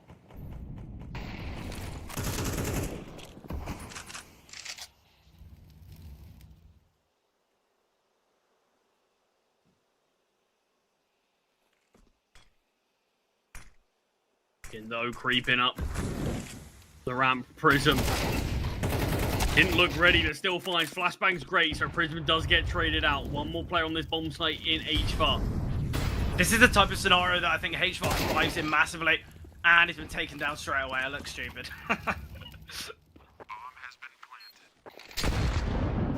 Great HE grenade. So heavily chipping away at Vladen. Although disadvantaged, they're going to give this one a go, but Depression finds with the orb. So much damage here. Vladen's been chipped away at. Oh, Demo. Demo going for the jump shot. Feeling like he needs a bit of fortune. I mean, still time here for Hypex. He does have a defuse kit. And it comes in a really awkward spot. Dragon goes down. Got to be ready for Depression's positioning. Got to realize that he could sneak close. We'll play around that smoke, but Hypex takes a gamble. We're hoping the Orps played from a further position. And Partisan are successful there. A nice attempt from Hypex. Definitely a chance. I'm not too sure about the jump-in shots onto Vladen. First one, sure, you get the intel. Second one, it feels like you're asking for trouble. Yeah, definitely. Look, Partisan, they secure 6. Depression, 10 and 3. Currently leading the lines. And this is what we wanted to see. This is what we were hoping for.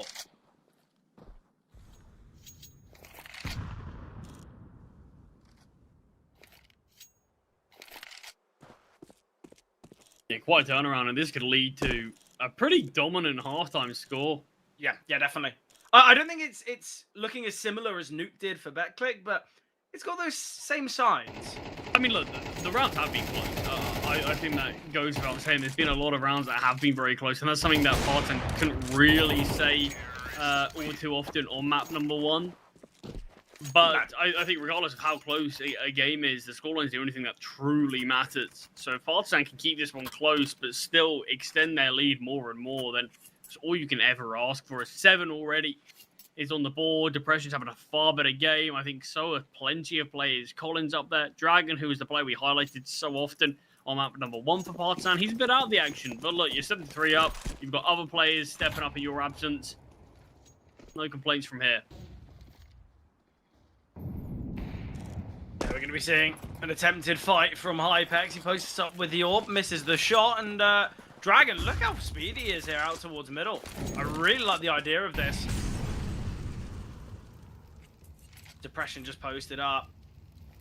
Jacob, you've got to be so cautious here.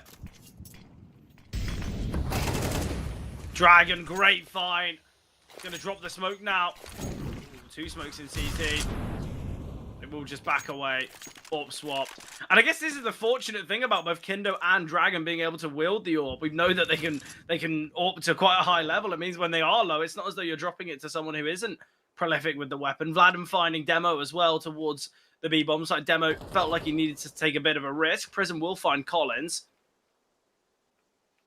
I feel like in the rounds where BetClick have found the opening kills, they've lost, and in the rounds that they've lost that opener, seems as though they've got a chance. But looking at the minimap, Vladden's got all this control towards B. We've got Dragon posted up towards middle. I think this is going to be a fairly simple round. But again, it's another round where Partizan look to finish towards the B bomb site. Yeah, they found a position they feel like they can exploit, and they've done it time after time. Only way that this round is going to be won is if Dragon can get taken down, but he's playing cautiously towards middle, fires off that shot and just backs away. H5 not close enough to actually get the trade just yet, fires off a couple of bot shots, and BetClick do look like they're at least having a bit of a look for about 2 milliseconds before backing away. Yeah, honestly, I think it would have been a good idea. Dragon was towards top middle. It would have been a 3v3 on the bomb site, albeit it's not the easiest, but are we really wanting to give Partizan 8? Well, it seems our BetClick. Maybe they don't feel confident, but I don't think they're in the position where they have to be going for rounds, especially with the fact that saving 3 weapons will give them a buy in the last. But emphasis on if they can save. They spotted one, but Hypex posted up with the orb. It's a great setup. Kindo now. Kindo will find the kill. Prism taken down. There will be a slight limitation, whether it's a FAMAS, whether it's an MP9. I think the most devastating thing is you look at the kills, the disparity for BetClick. No one's really having a good game, but when you take into account that Jacob got an ace on the pistol, we're going into round number 12. He's only got 2 kills since that pistol round. And for a player that usually leads the lines, not only on the BetClick side, but also across the whole server, he's really struggling. Yeah, and this Dust 2 CG side looks like it's offering up a lot of opens for Partizan to find space and create opportunities, and yeah, they're really thriving here. We said there's a good chance things can go to a map number 3, but it all kind of relies on Dust 2 for Partizan, and this is exactly what we needed to see. 8 rounds so far, the best BetClick can find is 4, and even then that feels like it's going to be a difficulty as Partizan have really hit their stride on this map.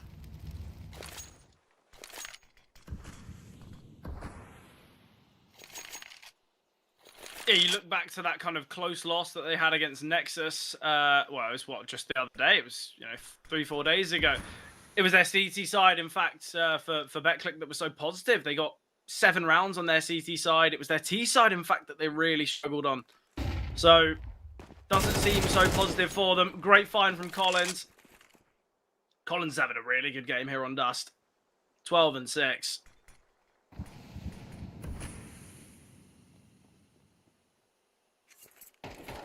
Oh, Dragon's been spotted by Demo.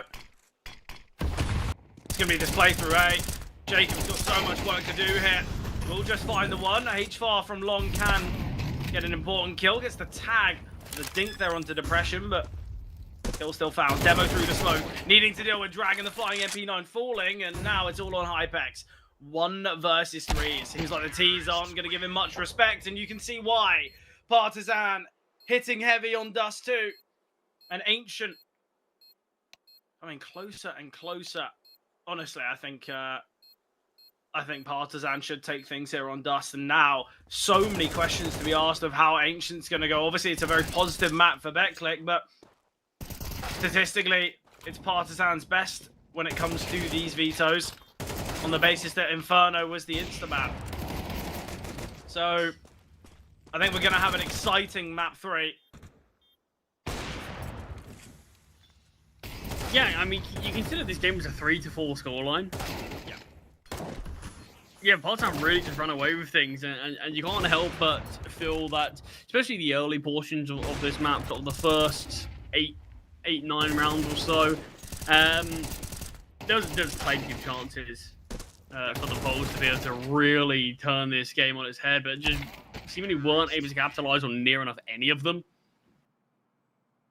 And that's why they're in this position, 6 rounds behind. Yeah, pistol round's going to determine everything here. BetClick, if they want a chance, if they want to look into the idea of a 2-0, they're going to have to be victorious on this pistol. Otherwise, I think it's too tall of a task.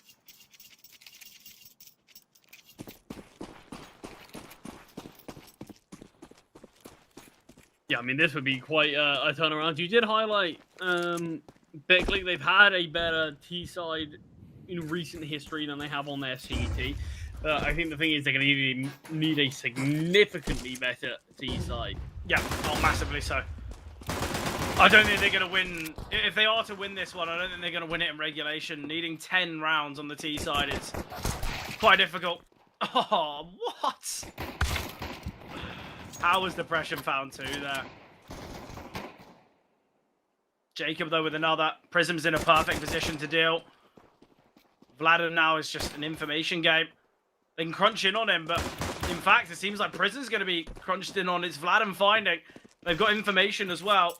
Demo deals a killing blow onto Vlad, and then Kindo in the clutch. Beretta is trying to fight at Jacob at range. Isn't going to be easy to do so, but he isolates the Jewel onto Demo. Jacob comes in, though, and I mean, similar signs from hitting pistol rounds certainly is where he thrives. It's been the gun rounds recently that have been a bit difficult. Yeah, look, 78% or thereabout of his kills have come from pistol rounds. 8 out of 11.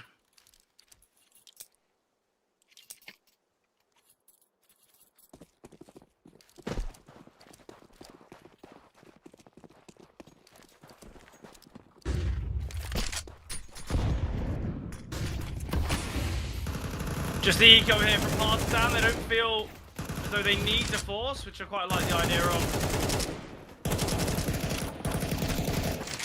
Well,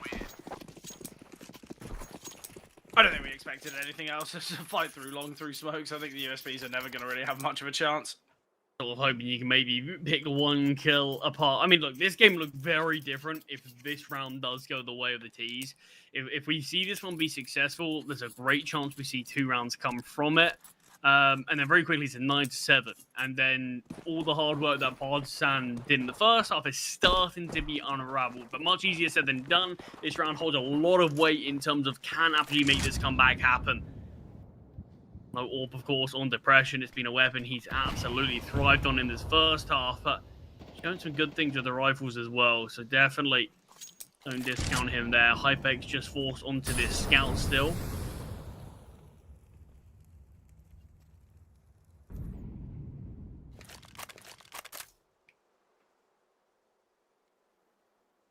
I'm not loving how split these A defenders are.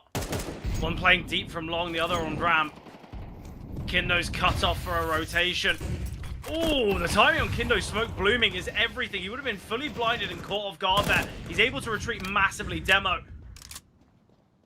trying to contain the rotations. This is where Demo's got to stay alive, but Vlad and Finding. Jacob, oh, Jacob's in a really difficult position. 3 players here. Kindo's holding as well. All about timing. Flashbang coming over. Jacob fully blinded. Excellent there. A great way for Partisan to take one of the prongs away in the BetClick attack. Yeah, I think as soon as you see players there before the flashbang blooms, you know there's no escaping. You kind of just need to hold your nerve and hold down left click in hope. Not what we see, and despite BetClick finally making their way towards this AE bomb site, they do so battered and bruised. Easy swing from depression onto Gandalf, and it's all on H-File. 1 versus 5. On the reload, does get found in Partisan. What a way to win their first full buy of this second half. Looked really simple. Knew exactly what Betclic were looking to do, picked them apart before they were able to make it onto the bomb site, and then as soon as they were, denied the bomb, and collectively all swung onto the final player. Not many casualties whatsoever.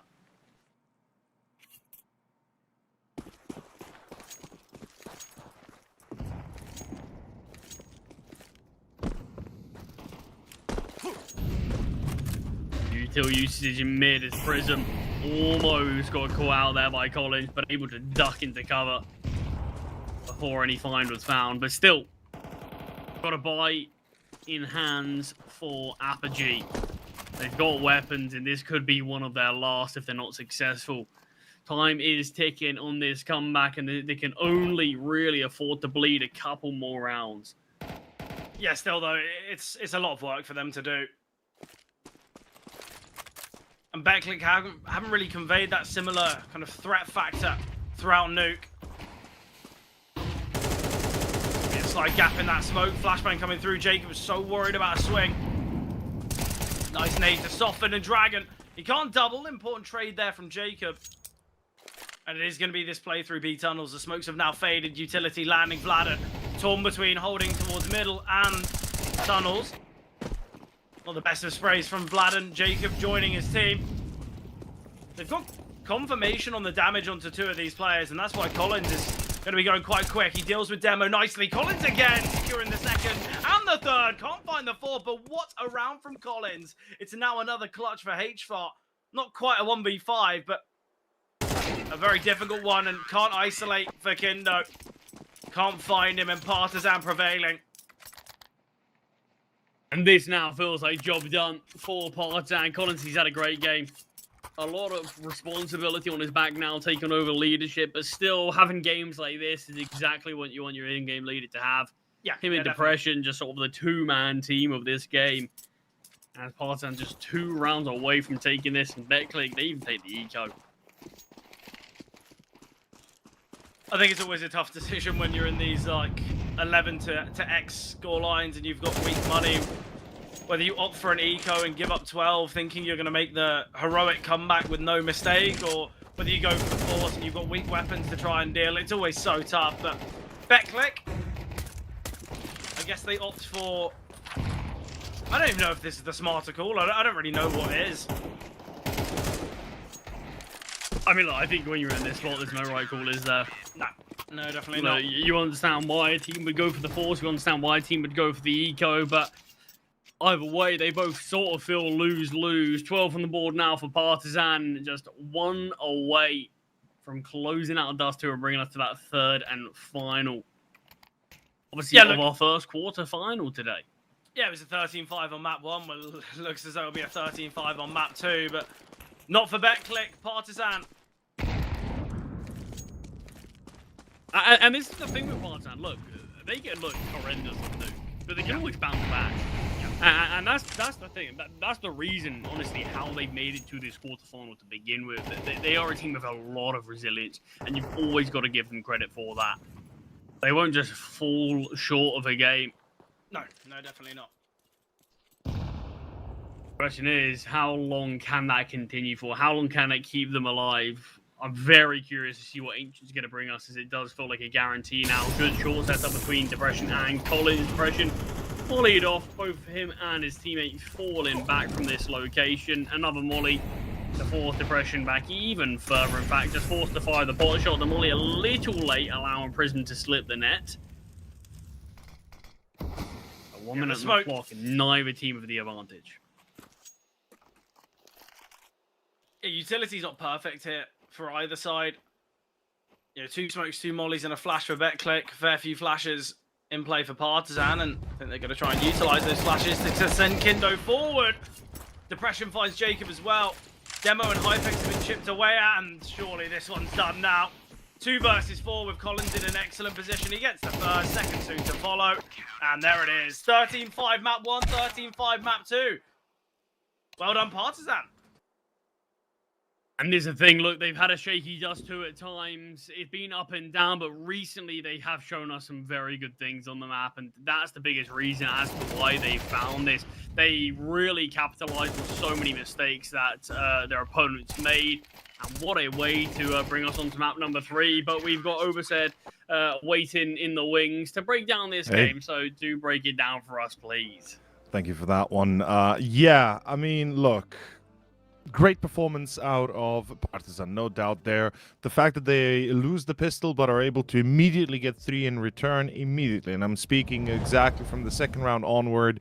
Partizan do kind of make a statement early on, give the idea to BetClick, okay, we are going to give you a fight at least, and then that kind of kept on going. There were a few trades at the start of the map. I believe we saw a 4v3 result at one point in time in favor of Partizan.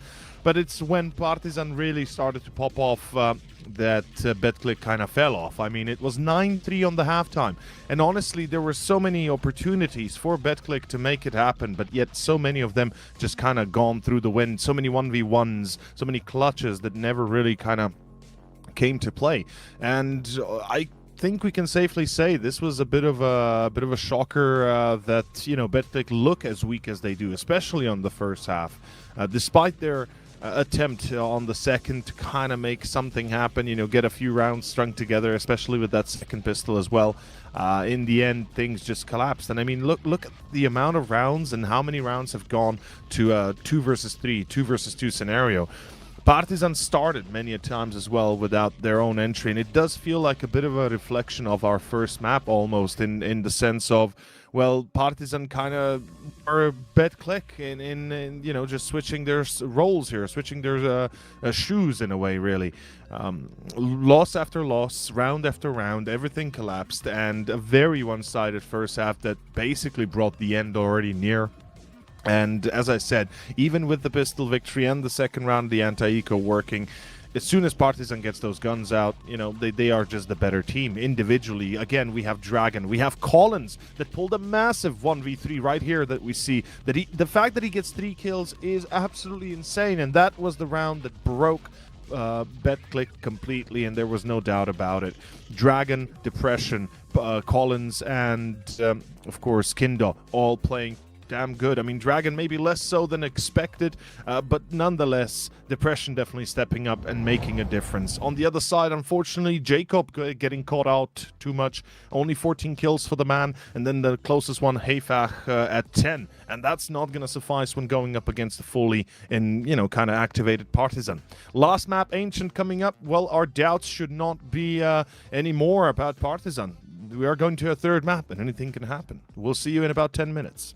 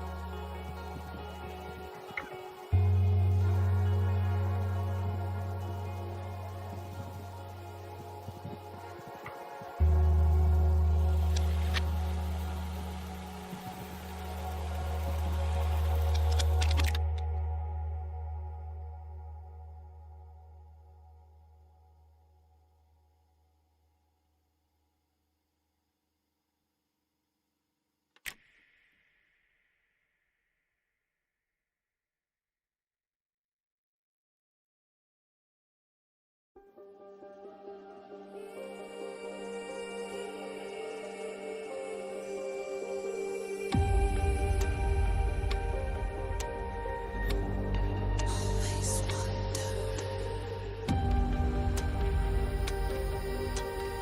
what comes next.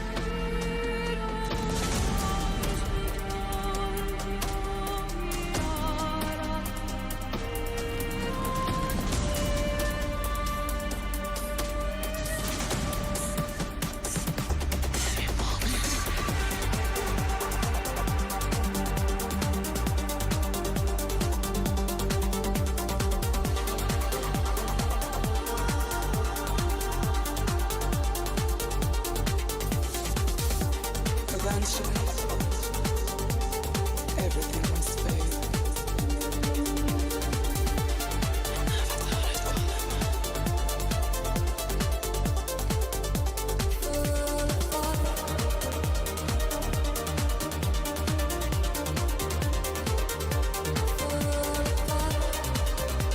I'm happy like a child.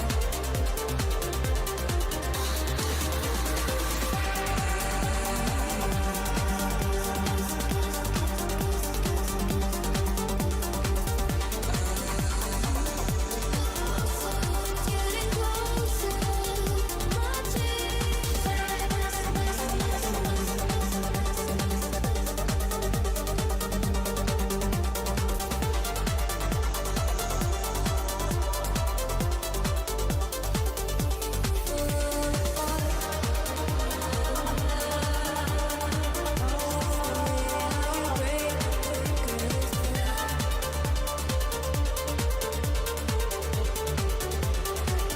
I'm torn apart.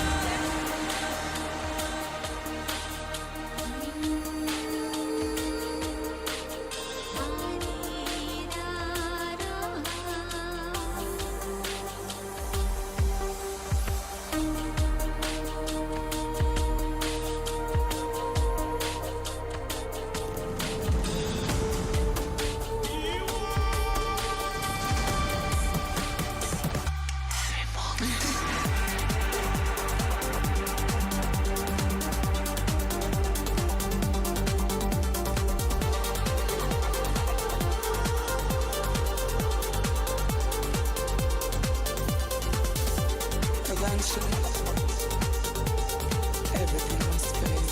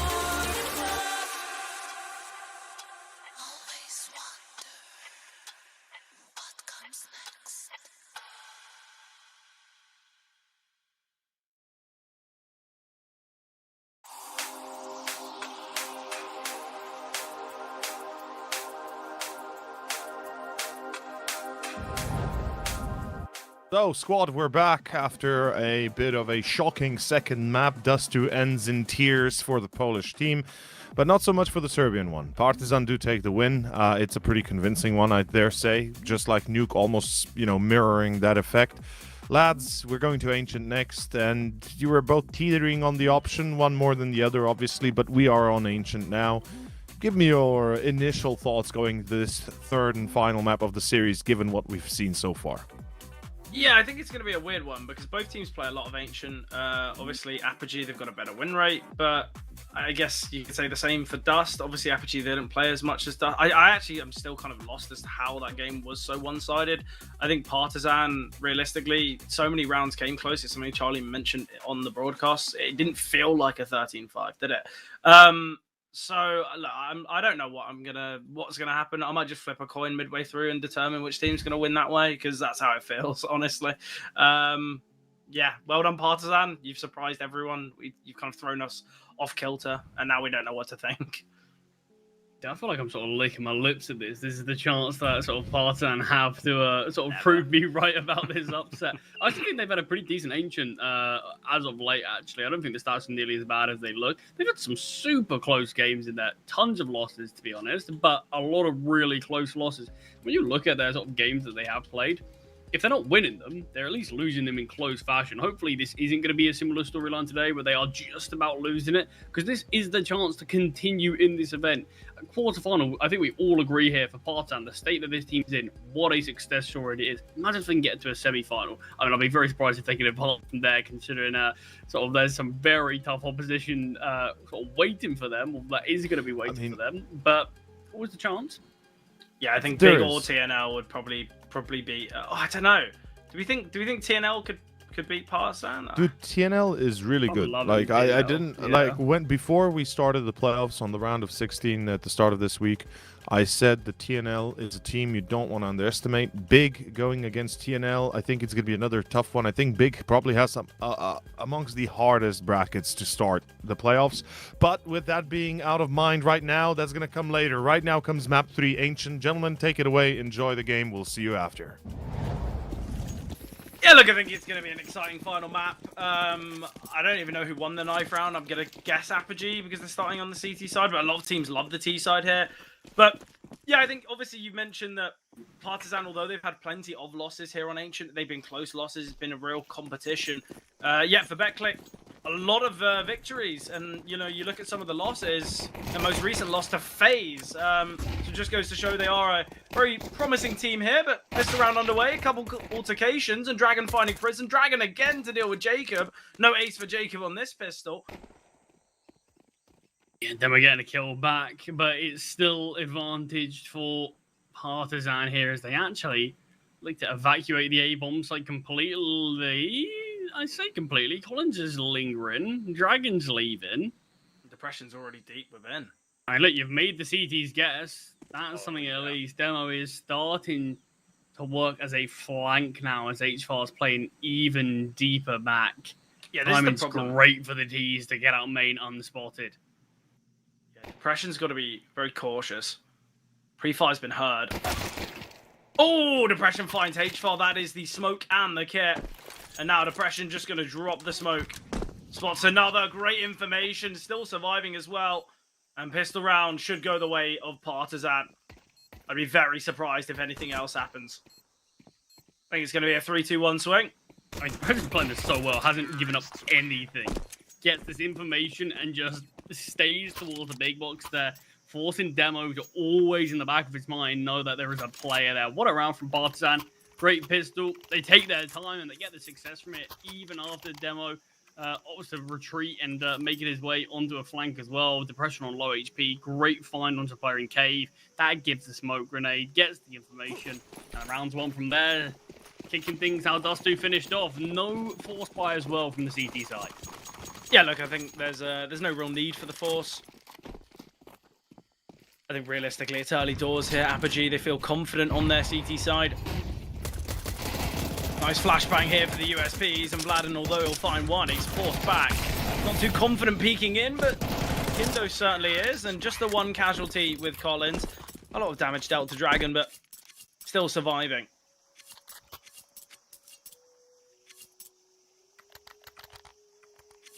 and weapons in play now for Apogee.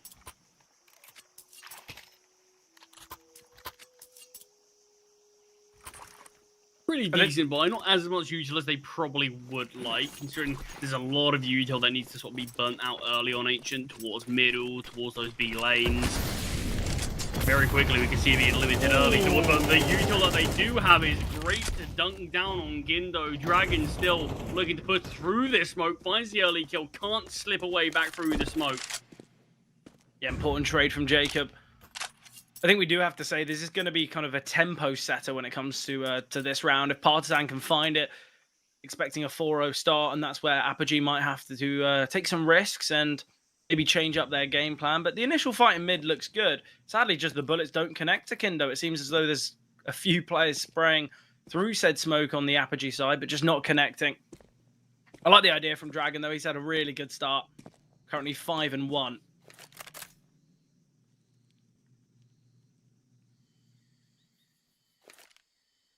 Like the off angle from Prism, but he's going to be forced out. Will that tick of the molly be heard? Well, the smoke certainly is. Depression finds Prism there towards those B lanes. He tries to back away towards Cave, not anticipating those plays in mid or the molly. Not landing quite as deep as would have liked, but Anthony forces Jake forward, but plenty of T's there, and they're able to find, but H4 rotates in and gets a double to keep this round competitive and keep things interesting. Collins, a lot healthier than his opponent, than his teammate in Kindo. So definitely going to be the player to keep your eye on in this round, taking an aggressive stance forward. And this smoke drop now, it puts H4 in a tough spot to push through this one. And Collins, in fact, is just allowing his teammate in Kindo to mop things up. I actually really like this setup from the T's. yeah, it works well, and they've got that deep smoke down, which is just going to make things so difficult for H4. The bomb's already half ticked. It's only about to fade now, but no issues for Hypex and H4 as they both win their respective duels, and Apogee put that first round on the board. Partisan.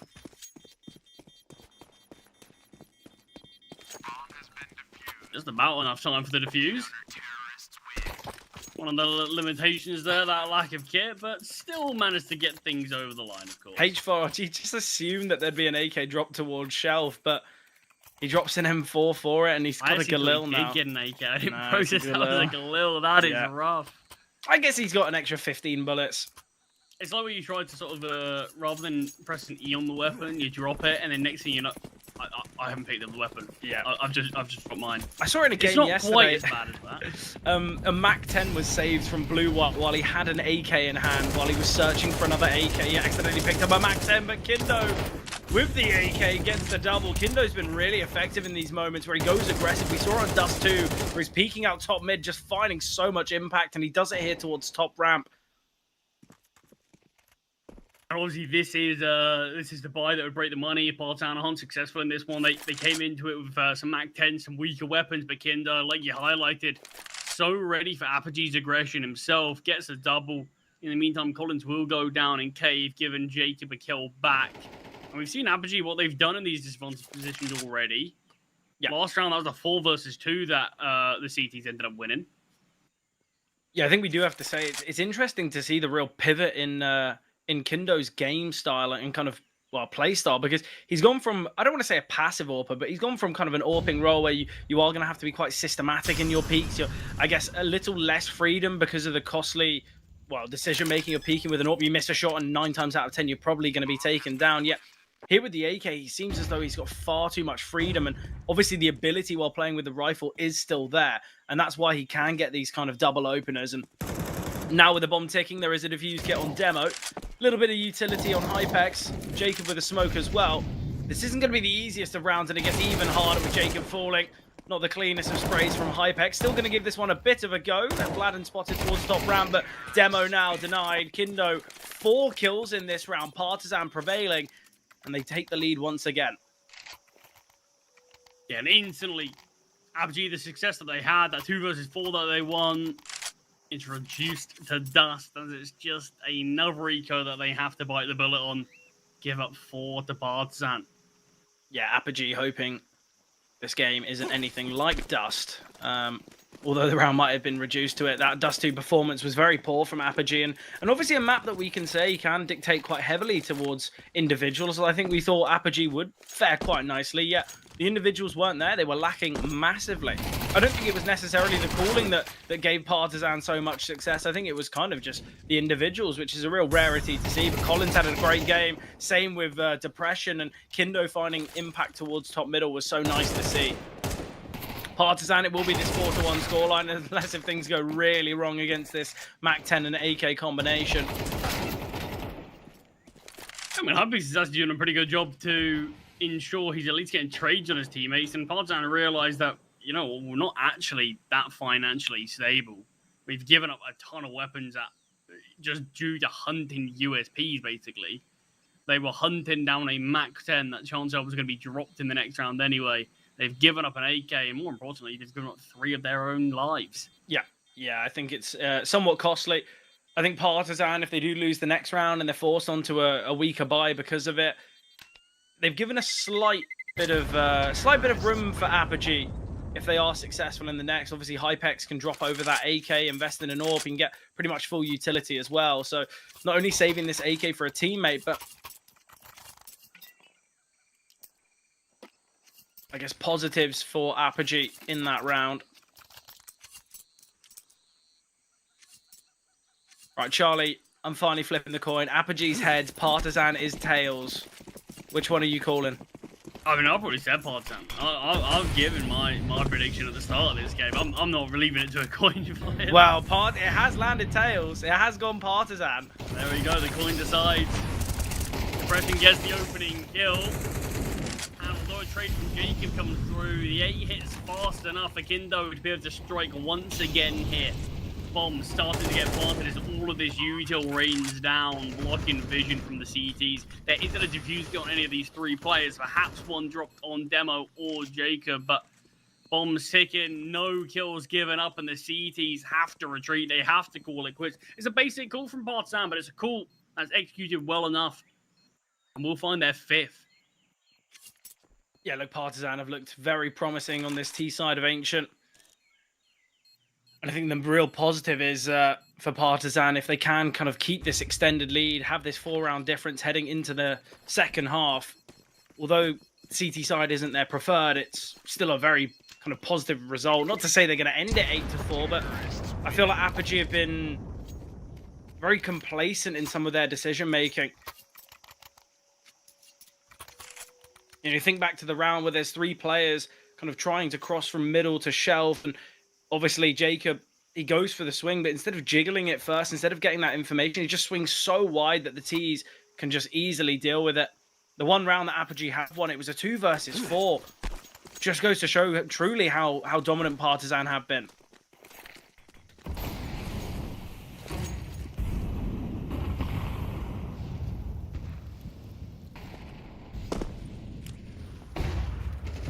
Nice find. Actually want to fight towards middle, and Hypex does find a kill onto Kindo, but we sort of were waiting for Vlad and Dragon to strike, but instead it's the early kill given up towards those B lanes. Prism could strike from shelf as well at any time. Demo finds one, Prism comes down, and Collins does get an important trade to keep this round interesting. Look, we see the swing out of middle. I'm not too sure why there's no flashbang thrown. It seems like Jacob just swings out for nothing. I don't really know the reasoning as to why, but HFAR now under pressure, dodging the flash, but not blinded. Obviously, Depression fully blind. The flashes are looking pretty good on this retake. The bomb's not even down yet. Call it a retake, more of a resistance hole, but a nice HE grenade to chip away at Hypex, and Collins now backs away, slinks his way through cave. But Apogee aren't really going to be guessing too longer, as they'll clear out the bomb site and realize that Collins has made his way through cave. I quite like the idea of the rewrap, but the problem is, because Apogee are quite slow on this, they might not be off the bomb site in time. Oh, Collins.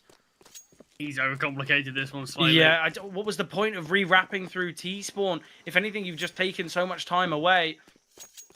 Apogee are under the impression that you're already on the A bomb site. Not only have you taken the long route, but he's forcing himself to kind of half clear everything. He's going to be so frantic after this bomb goes down.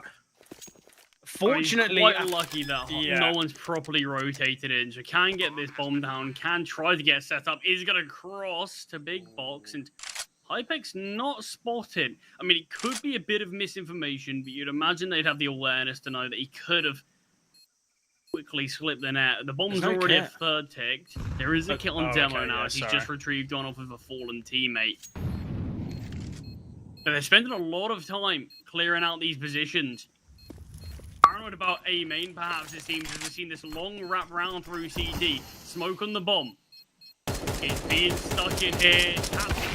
Collins, but just off the mark. Hypex does fine.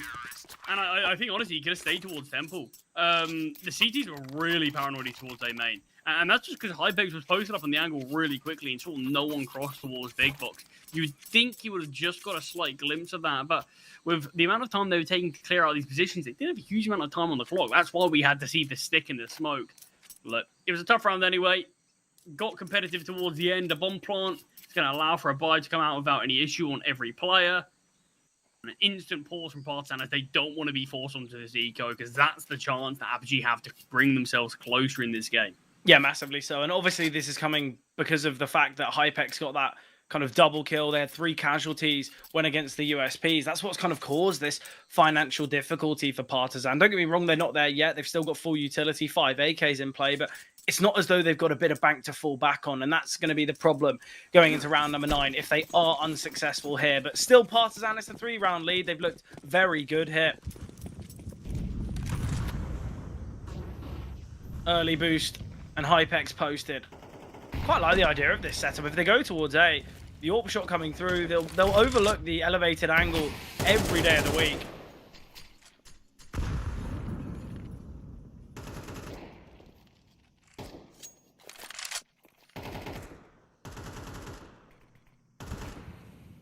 Jacob towards me. We've seen a couple of swings through.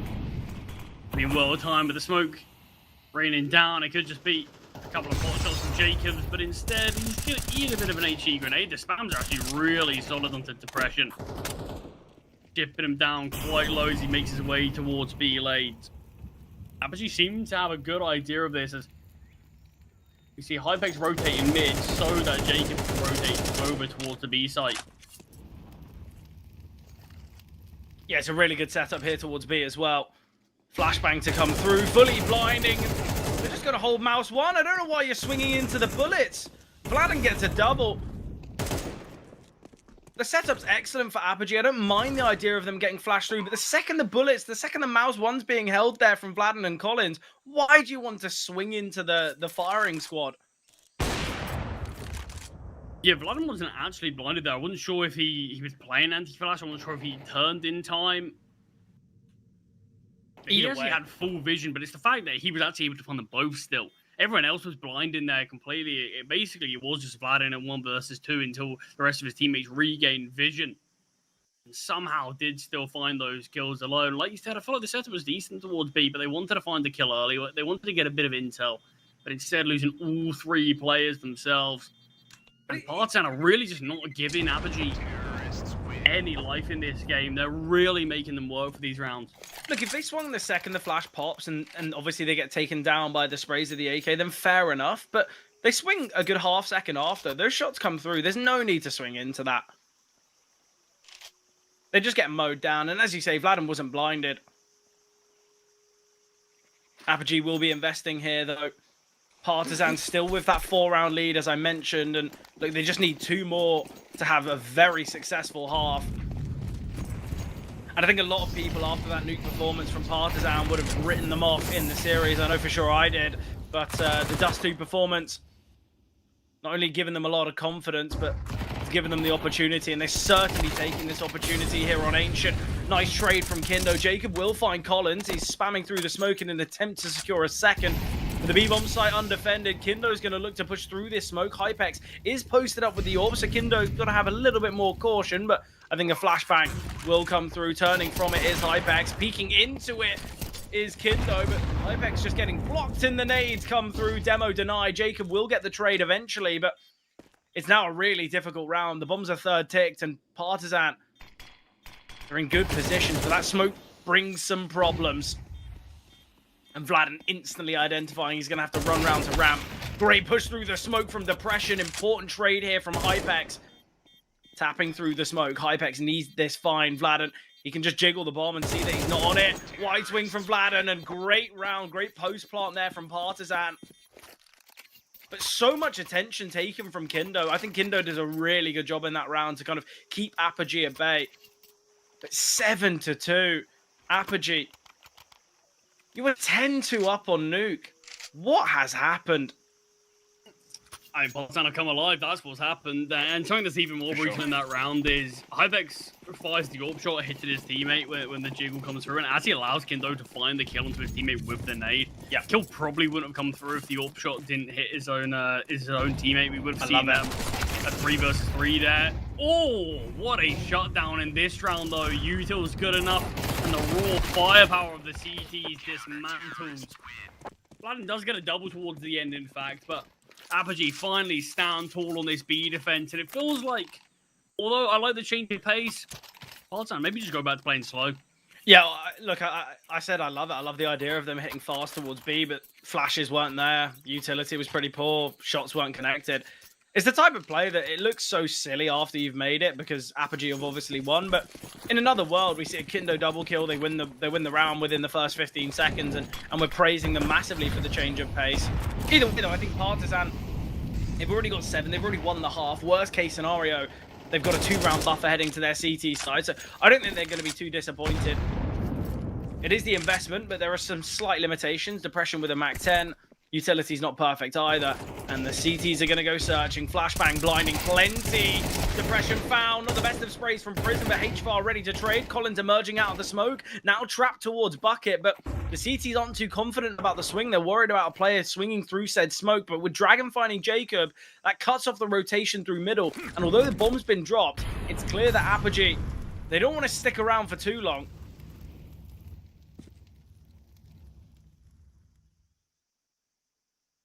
Hit the Space Force cave instead. Vladen has to be careful for this. Dragon can turn it near enough any time. Demo surely gonna find this kill. What is going on finding Demo spots? And Demo will find, as he does take a bullet worth of damage. Dragon was able to turn and shoot, but not hitting the instant headshot. I was going to say, Vladen got that kill and instantly Demo turns to play towards short. If that changed Demo's decisions and Dragon was able to get in the back lines, that would have been a ridiculous round. It's another Collins clutch. Wasn't successful in the last. Just clearing out the B-bomb site. He's progressed up ramp. He's cleared all of the backside, and surely now to realise that it's going to be a cave setup. HFAR just jiggling. Spotted but not found. Apogee secure their 4th. Finances pretty poor. Exactly, they break the money. It's taken the whole half to do so, all the way up until the final round, but Partisan don't have a lot left in the bank to play with. We finally see Apogee string rounds together. It's what they weren't able to do for this first half whatsoever, so that's all it took. It was a back and forth game at times, but Partisan, that strong lead that they had finally might be broken here, as we could be looking at a 7-5 half unless these Tech 9s, these pistols, and Dragon's AK can't find success. 2 shots fired off from Dragon, but realizing he doesn't want to hang around in mid too long, will just escape through the smoke.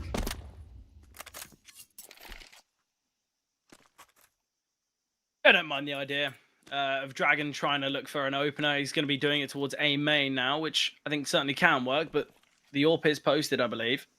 Or in fact, it's a jiggling rifle of Demo. Do you think a 7-5 is a fair assessment? Do you think Apogee have got fortune if they can find this 5th? I do actually think Partisan have played a better game. I've probably seen 8-4 is probably a bit more of their judgment, but look, this is how Counter-Strike goes sometimes, isn't it? Yeah, definitely.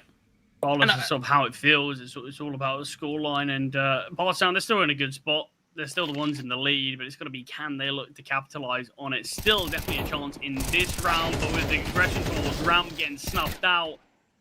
The trade from Vladen, though, he gets 3 kills, but most importantly, doubles down towards the end. That felt like that was where Apogee have secured the round. There is still a player in mid here.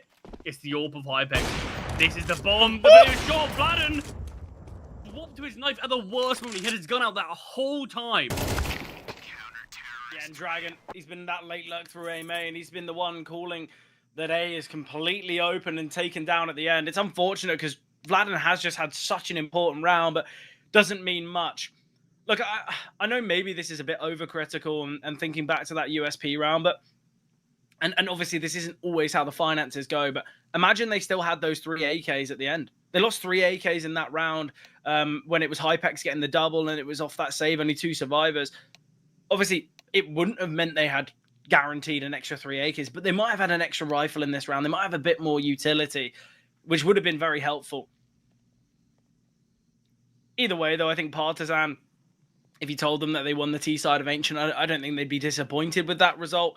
In the same vein, though, it's the idea that they were quite heavily leading here on the T side and somewhat fallen flat as 3 rounds in a row for Apogee at the end gives them that slight kind of, it gives them that slight look back into the game. You still feeling confident? Good. Pretty instantly level things up. Yeah, I'm still feeling pretty confident about Partisan's chances. I definitely don't think Apogee are out this game.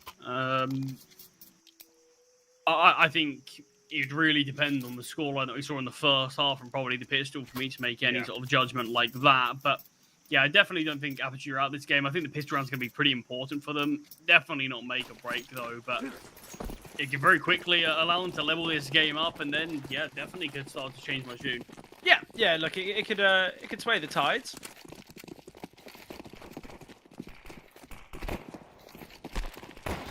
I like little gimmicks like that with decoys, but the Julie set up in Cave and Kindo. He can not only double, but he gets the triple. He's struggling to connect the bullets, but not anymore. He gets the 4K, and I think he wants the ace.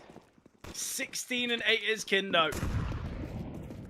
He was frantically spraying there, really struggling. Yeah, somehow it just all formulates nicely. Maybe those first 10 bullets of the Julies are blanks, and then the real bullets start kicking through. I mean, Kindo's had a couple of base opportunities this game, this series, both being taken away, but they're what the Julies can do. Look, don't even necessarily need to aim, just spam and hope at times, and Kindo, perfect display of how they do go down. No force by Apogee. They're sort of the one team that are keeping the torch alive for these second round ecos, it seems. Yeah, look, I don't mind it. And the fact that Partisan have opted for 3 MP9s, I feel like Ancient is a map that actually the MP9s aren't going to be as costly. Whether you try and get a player deep towards A main, you're playing in Cave, you're looking to push down ramp. Look, I feel like on some maps, maybe like your Dust 2s, your Mirages of the world, where having too many SMGs against the full rifles could be problematic. Yeah, honestly, I think in the next round it isn't going to cost them, and that's something you've probably been waiting for me to say for years. Obviously, I'm very kind of negative to the amount of MP9s that are played against these ecos, just on the basis that when you're against the full buy, you're going to have 3 SMGs. But I don't think it's going to cost them massively. And if these three MP9s can find these remaining kills, at least they'll make some financial benefits, and they do. So, look, it's not the end of the world. I think Partisan, obviously winning the pistol, they've now extended the lead, quite nicely. It's that 9-5 scoreline. This first full buy is going to be the pivotal round. This is the one, round number 15. This is where we can say whether BetClick have a chance in coming back or whether Partisan will prevail and get that spot in the semi-finals. I mean, that will be a crazy storyline for Partisan. It'll be one of their 100%. best CCT finishes in a long, long time. And the fact they'll be doing it potentially in one of their worst spots as a team, I think that'll be really great for them. Looks like a fast A attempt here from Apogee, though, as 3 players do reside on A for the CTs. Bit of a dodgy smoke towards the opening, but you can see the space that players like Kindo have taken. This could be great real estate for late in this round, because there's no guarantees Apogee are going to look to finish towards this side of the map, although they are also remaining towards A main for now. Yeah, look, we still got a double donut setup as well, and Vladden just playing behind big boxes. I think the idea is just to burn this initial utility and then look to re-exec Vladden. He will have been spotted crossing back to Temple, or at least you'd assume so, and Prism can find him. And this is where maybe the SMGs might be a bit costly on this retake. Collins will get one, though, in Temple, dealing with Prism. Dragon's pushing through the smoke, and he doesn't deny the plant, but he will take him down, and Collins with another. Man advantage in Kindo's flank.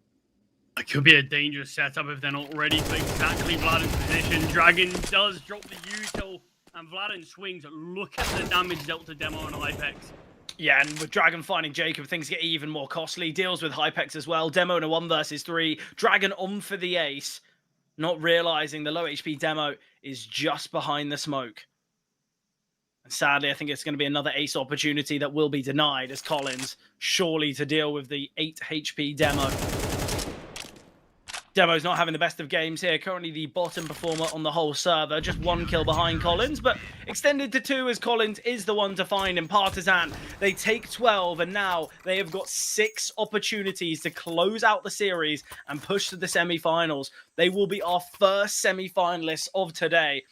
And after that performance on Nuke, I think nearly everyone would count out Partizan. But Charlie, you were maybe one of their only still remaining believers. Hopefully you don't take your prediction to It doesn't go to my head. yeah, exactly. I mean, look, it very much does feel like a bit of a fairy tale story for Partizan right now. It feels difficult to count out a team where it kind of feels like they've got no right being here. Because every matchup feels challenging for them. Every game they play from here on out, even Apogee, even Paravision, I say even Paravision, every game in the playoffs, basically, really feels like their backs are up against the wall, and it feels like it's very easy to count them out. But this is a team that right now are just playing with something different to stats. Seemingly just playing off of the confidence that they've been having making it to playoffs, and God, I really hope this run doesn't end.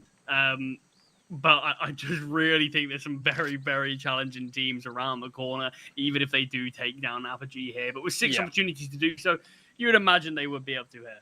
Yeah, you certainly hope so. And I think for Partizan, if they're unable to do it in regulation, it gets to OT. I think that's where the favouring swings. But 6 opportunities, the CC sides look good enough. And I don't think the T side of Apogee has been anywhere near enough convincing to think they're going to get 6 on the bounce. Obviously, if Partizan are successful, they face off against Big or TNL. And again, no easy opponent there. Big nearly scraping into top 20 on HLTV. TNL, they've been rising the ranks, and not many teams have been able to best them, or at least best them convincingly. So, yeah, I think it's going to be a tough game for whichever team. But I think we are in the boat of that it should be Partizan.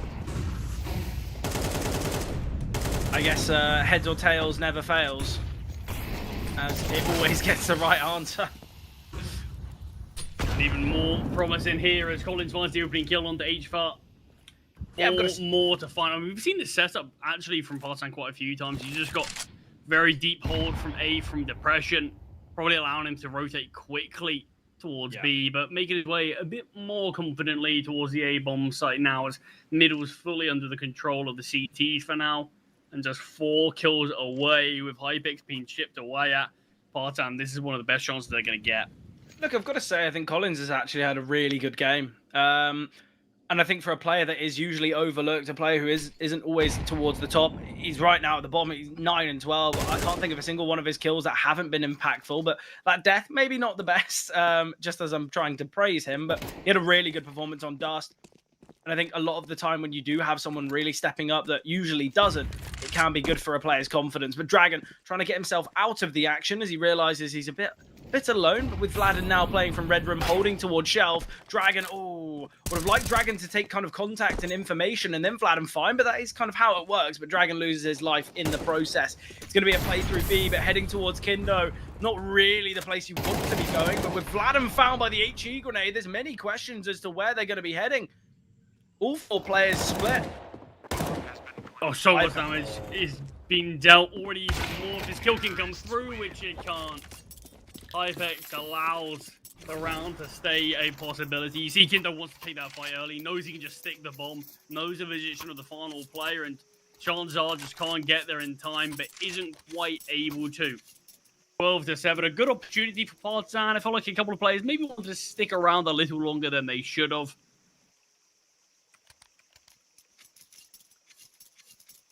Probably going to see a bit more discipline from here on out, though. Money's in a strange spot where I think they've got to buy, right? Most players can. Yeah. I think, 3 players can get rifles in play. Kindo was one of those players, and he's opted for an MP9. Honestly, I feel like Kindo, you could give him any gun. He's been having a really good game, currently 20 and 10. It's crazy because I think we obviously knew both Dragon and Kindo to be really impressive AWPers. Honestly, I think they have just gotten so much better with a rifle in hand, and I guess maybe that's an idea of how CS2 has kind of transitioned away from AWPers. Don't get me wrong, there are still plenty of AWPers that can continue their kind of impressive performances, but I think a lot of the time now, you know, rifling has taken a lot more heavy lifting, hasn't it?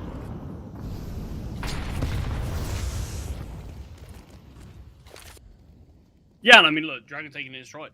Yeah, There's a massively lot so. of players who feel like even sort of your go-to warpers in Go feel like they've transitioned even more so into sort of these hybrid warpers, and it feels like, especially at the tier 2 level, even you see a lot of warpers comfortable with the rifle, and it feels like that's kind of just the nature of the game now. Yeah. You can't just be as one-dimensional with the AWP unless you are sort of the best of the best. You've got to be able to do it with the rifles as well. Apogee, this is going to be a great call. I think the idea is to take contact towards A main and have both HFAR and Jacob slowly progressing through Red Room. Dragon, he can drop a smoke here towards A main if he chooses to. Vladden's in a great position here. Oh, and things get really costly. Things are going to get really difficult. Not only is Dragon dealing a lot of damage, Vladden... Oh, I don't know why Vladden swung that. There wasn't a molly at his feet. There was no real reason. And now the two players in Red Room look to swing. Depression will get taken down. The MP9 of Kindo finding. Can't double, though, as HFAR finds two. And it's all on Dragon. He was the first player to take contact in this round, and he's the last to fall for Partisan. But Apogee, a successful round, 4 survivors. It's a great call. I mentioned it seemed as though it was always going to work. But when Vladden got himself in that cubby, I was thinking, okay, Partisan, what a read. But he swings unnecessarily, and with an MP9 not at close range, that's where things can get a little bit difficult. So Apogee, they close the gap from 6 rounds needed to 4, still with Partisan having at least 2 full buys to close out this series. Yeah, scoreline certainly getting closer here, but no need for Partisan just to panic just yet. No, it's not too Obviously, scary. next full buy being lost, that's where things start to get dangerous. Look, they've only lost 2 rounds since. Still got a decent amount of opportunities to do it. This is just going to be that USP round, though, as the loss bonus will slowly but surely make its way up. Prison finds first with a Mac 10, hunting down Vladden and will secure. B-bomb site's obviously open for the taking. It's got this 3-man donut set up. Yeah, something that kind of cost Partisan their finances on their T side was the over-hunting in a round like this. With just the 3 USPs remaining and Prism slowly searching, I think they'll realise that maybe it's an A main push, but maybe it's this push through middle. Jacob, goodbye, good sir. Surely to fall in, he does get taken down. HFAR now hunting. Happy hunting.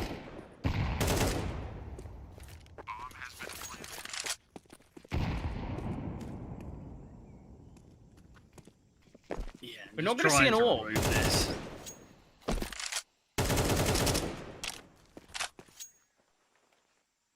Yeah, I'm not going to see an AWP in the next. So probably only one more chance of Depression actually having that weapon, unless there's any sort of saving that can be done if Partisan continue to lose. But Depression's had some good things with the rifle as well.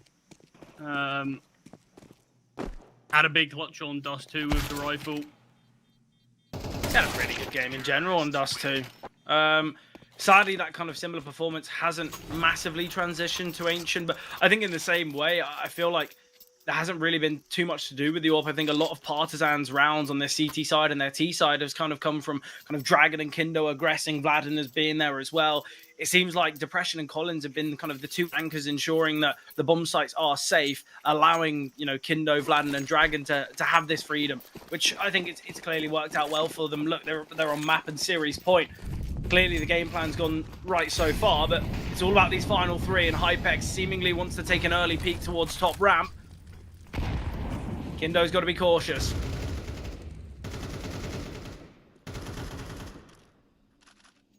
I like the idea here from Apogee. It's all about whether Demo's got the decision making to take this space towards A main, because it is currently open. Yeah, obviously Partisan found a lot of their success from keeping hold of mid, looking to fight the B lanes from middle, from cave. Found a lot of frags that way, but in this round they've given up mid after that initial control that they had and are playing this double cave setup with the boost. Yeah, I don't actually like the positioning of this setup, because Collins is a little bit towards the right-hand side and Vladden's lower left, which means Vladden, not only is he going to be kind of maybe seen first on this jiggle, but I would like the off angle for Collins to be the one to take contact. I think that's why, though, because it's going to be jiggled a lot of the time, that you don't want it just to be jiggled and, okay, there's 2 players here, let's back away. Because if you know there's someone in the boost, you know this what the setup's going to be, and I think you're hoping that we see the jiggle on Vlad and then Prism can commit for the swing. And we do see that, but 1 kill is found from Prism, and in the meantime, Kindo goes down for nothing. It's all on Collins towards B, as he has to just keep himself alive while delaying for his teammates to start to come in. Dragon flanking down through the B doors. Demo's holding it. Demo will find. It's just going to have to be a save now for the final 2. This is where things get really interesting. It could be a 12-11 scoreline. Partizan, this incredible lead, this dominant performance on Ancient has slowly slipped away.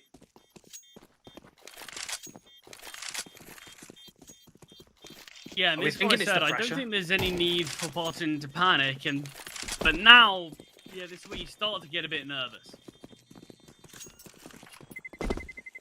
Yeah. Save 2 weapons. Lost bonus is okay. Well, your lost bonus is going to be full now.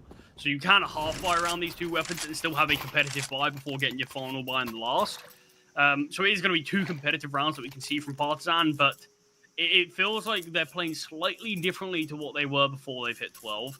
I want to see them look to fight towards the B lanes a bit more. Yeah, look, it was kind of those over-fighting and that aggressive nature that's gained them so much success on this CT side, but it's clear that now Partizan, instead of playing to win, they're playing not to lose, and in doing so, it is costing them massively. I like the fact that Collins has dropped this rifle over to Dragon, identifying that Dragon is the operative player, but taken down so early, the utility's excellent, and for some reason, there's no one with Dragon. What's the point of him making this solo play if there's no one alongside him?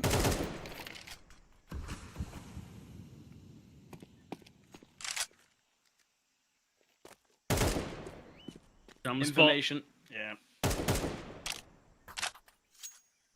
I mean, we're going to need Varden to have quite the round here. But often you can see it as a bit of a one-and-done position. You're kind of home to catch off a lurk more than a whole team pushing you. Yeah, You've the done problem some is magical things in the past. Well, I guess the only magical thing he's done here is disappeared in the round.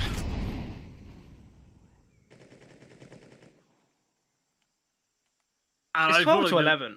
The goal here is just to try to save AK. Yeah, it's going to come down to the final round. AK can be retrieved. AK can be recovered. Whether it can be saved is a different story.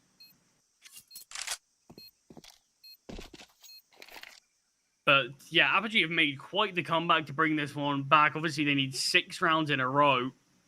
5 have been found now. It was an 11-5 scoreline. 12-6. I really don't know how this has gotten so out of hand here for Partizan. Look, if they win 13-11 or win in overtime, I guess you can say, well, it doesn't really matter. But they've made things really tricky for themselves. It's all now onto this final round. Yeah, things get very worrying. This is where pressure is at a all-time max. I mean, you can see how dominant some of these last few rounds have been for Archie. Look at the money of H4. Look at the money of Hypex. It feels like this might be the first round Depression's had an AWP, but I don't know whether that's right. It shouldn't be, but... No, he has had an AWP quite a bit in the CT side. He's just sort of had it towards A. You haven't seen Apogee head there all too much when he had that AWP in play, and that's where Partizan found a lot of their rounds towards B lanes, fighting there, defending that B bomb site, but we do get to see him have one back in play here. HE grenade being tanked from Vlad as he deals a lot of damage with one in response. Yeah, Jacob down to 22 points of health. And we have got that AWP on Depression with Demo just inside A main. Depression. It's a bit of a quiet game, as we mentioned. It's not as though much action's gone his way, but Demo got a tough decision to make whether he wants to lurk here. HFOT is joining Demo here towards A. It's seemingly going to be this A play. Partizan heavily defending the B bomb site. There's no player in Donut to offer a quick rotation. So Depression has got so much work to do here. Yeah, he said he's had a quiet game. This is a round to make a lot of noise. Yeah, the issue as well for Partizan, it's not as though they've taken space with this triple B setup. They're just jump spotting. But here it is. Apogee going to be executing very shortly. Dragon will be able to rotate in time. Got a Molotov as well. Install this hit out. Yeah, 30 seconds on the clock. There will be a lurk from Jacob in middle. Dragon. He's going to hear the steps now. Drops the molly towards Donut. Okay. Wants to help his teammate out just with the weaponry, but Depression will find one. Dragon blinded. Kindo takes down Jacob as well, but HFAR's double gives them an opportunity. A 2v5 gone 2v3. Apogee still disadvantaged. 2 in Donut. 1 here towards CT. A flashbang and an HE grenade on Hypex. 1 flash on Collins. HFAR taking a risk, but found by Vladen. And it's all on Hypex. A 1 versus 3 to give them a chance in overtime. Here towards Big Box. He needs to connect every shot, but Vladen takes him down. Partizan prevail. They make their way to the semi-finals. It doesn't go to overtime. Apogee denied at the final moment for them. Devastating for the Polish side. But what a game. Partizan written off after that nuke performance. They dominate on Dust, and however close it is on Ancient, they do still take it. Look, what a game that. I mean, look, it takes all 24 rounds of regulation before Partizan can finally bring things over the line, but what a storyline for them. Over semi-finals secured now, our first semi-finalist, and who would have guessed it's Partizan?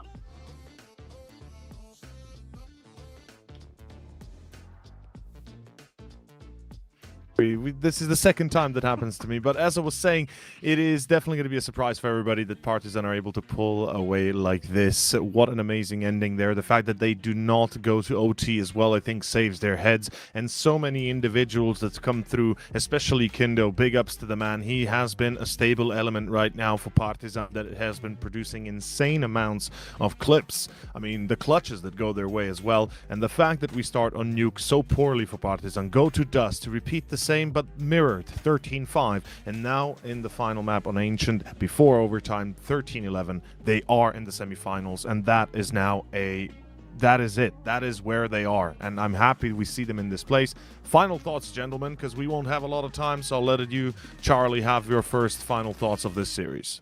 I mean, look, this is the magic that these playoffs can provide. This is the magic that these quarterfinals can supply. Really, it feels like just expect the unexpected. And I think Partizan put perfect display of that. So these final games, who knows where they could go. Zola, Yeah, look, I think the next one has that same kind of it factor about it. I've got to say, congrats to Partizan though. It's got to be said again. Look. Apogee, after that nuke performance, it looked as though there was not a single thing wrong with their game plan at all. Everyone was hitting heavy. And somehow Partizan, as Charlie mentioned, they are not a side that can kind of just easily falter. They won't kind of just give up. They have got so much grit about them, and they've shown that today. You said they've had some close losses on Ancient, a load of 13-11s. It is a 13-11 here, but not a loss for Partizan. A victory, a semi-final spot. Obviously, though, we got loads more semi-final spots up for grabs, don't we, Over? Yeah, we do. We still have one more game for us three. It's going to be Navi Jr. versus NIP in about 10 to 15 minutes. And then later, Passion UA versus CYBERSHOKE and Big versus TNL. Stay tuned. We'll be back for the second series.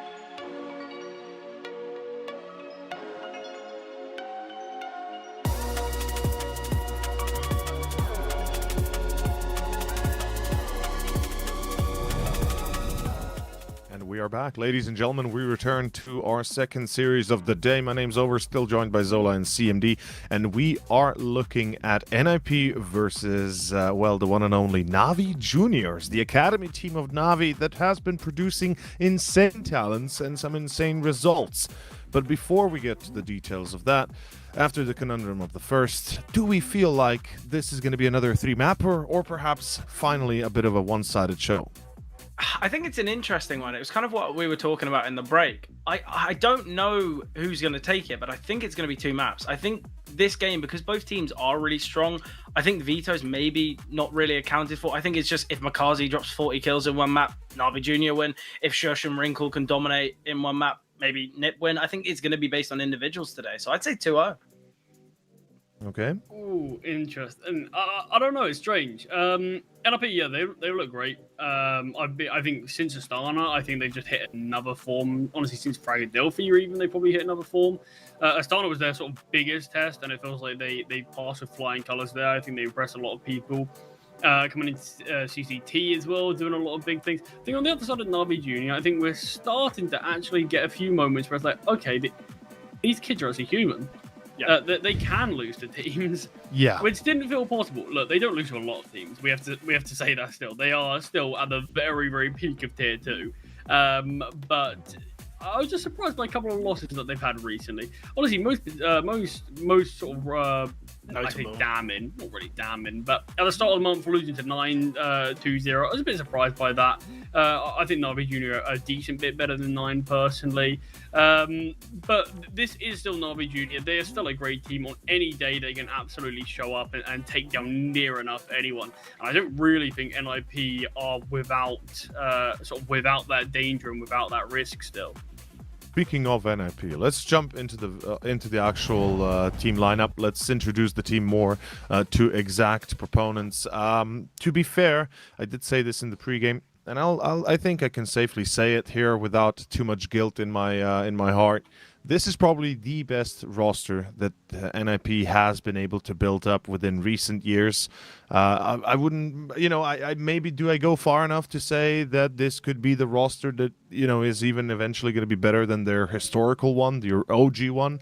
I mean, that's a very tall order, a near impossible one to break, I fear. But nonetheless, at least they are getting, this is the closest they've ever been since then. Yeah, definitely. I think it's a really good side.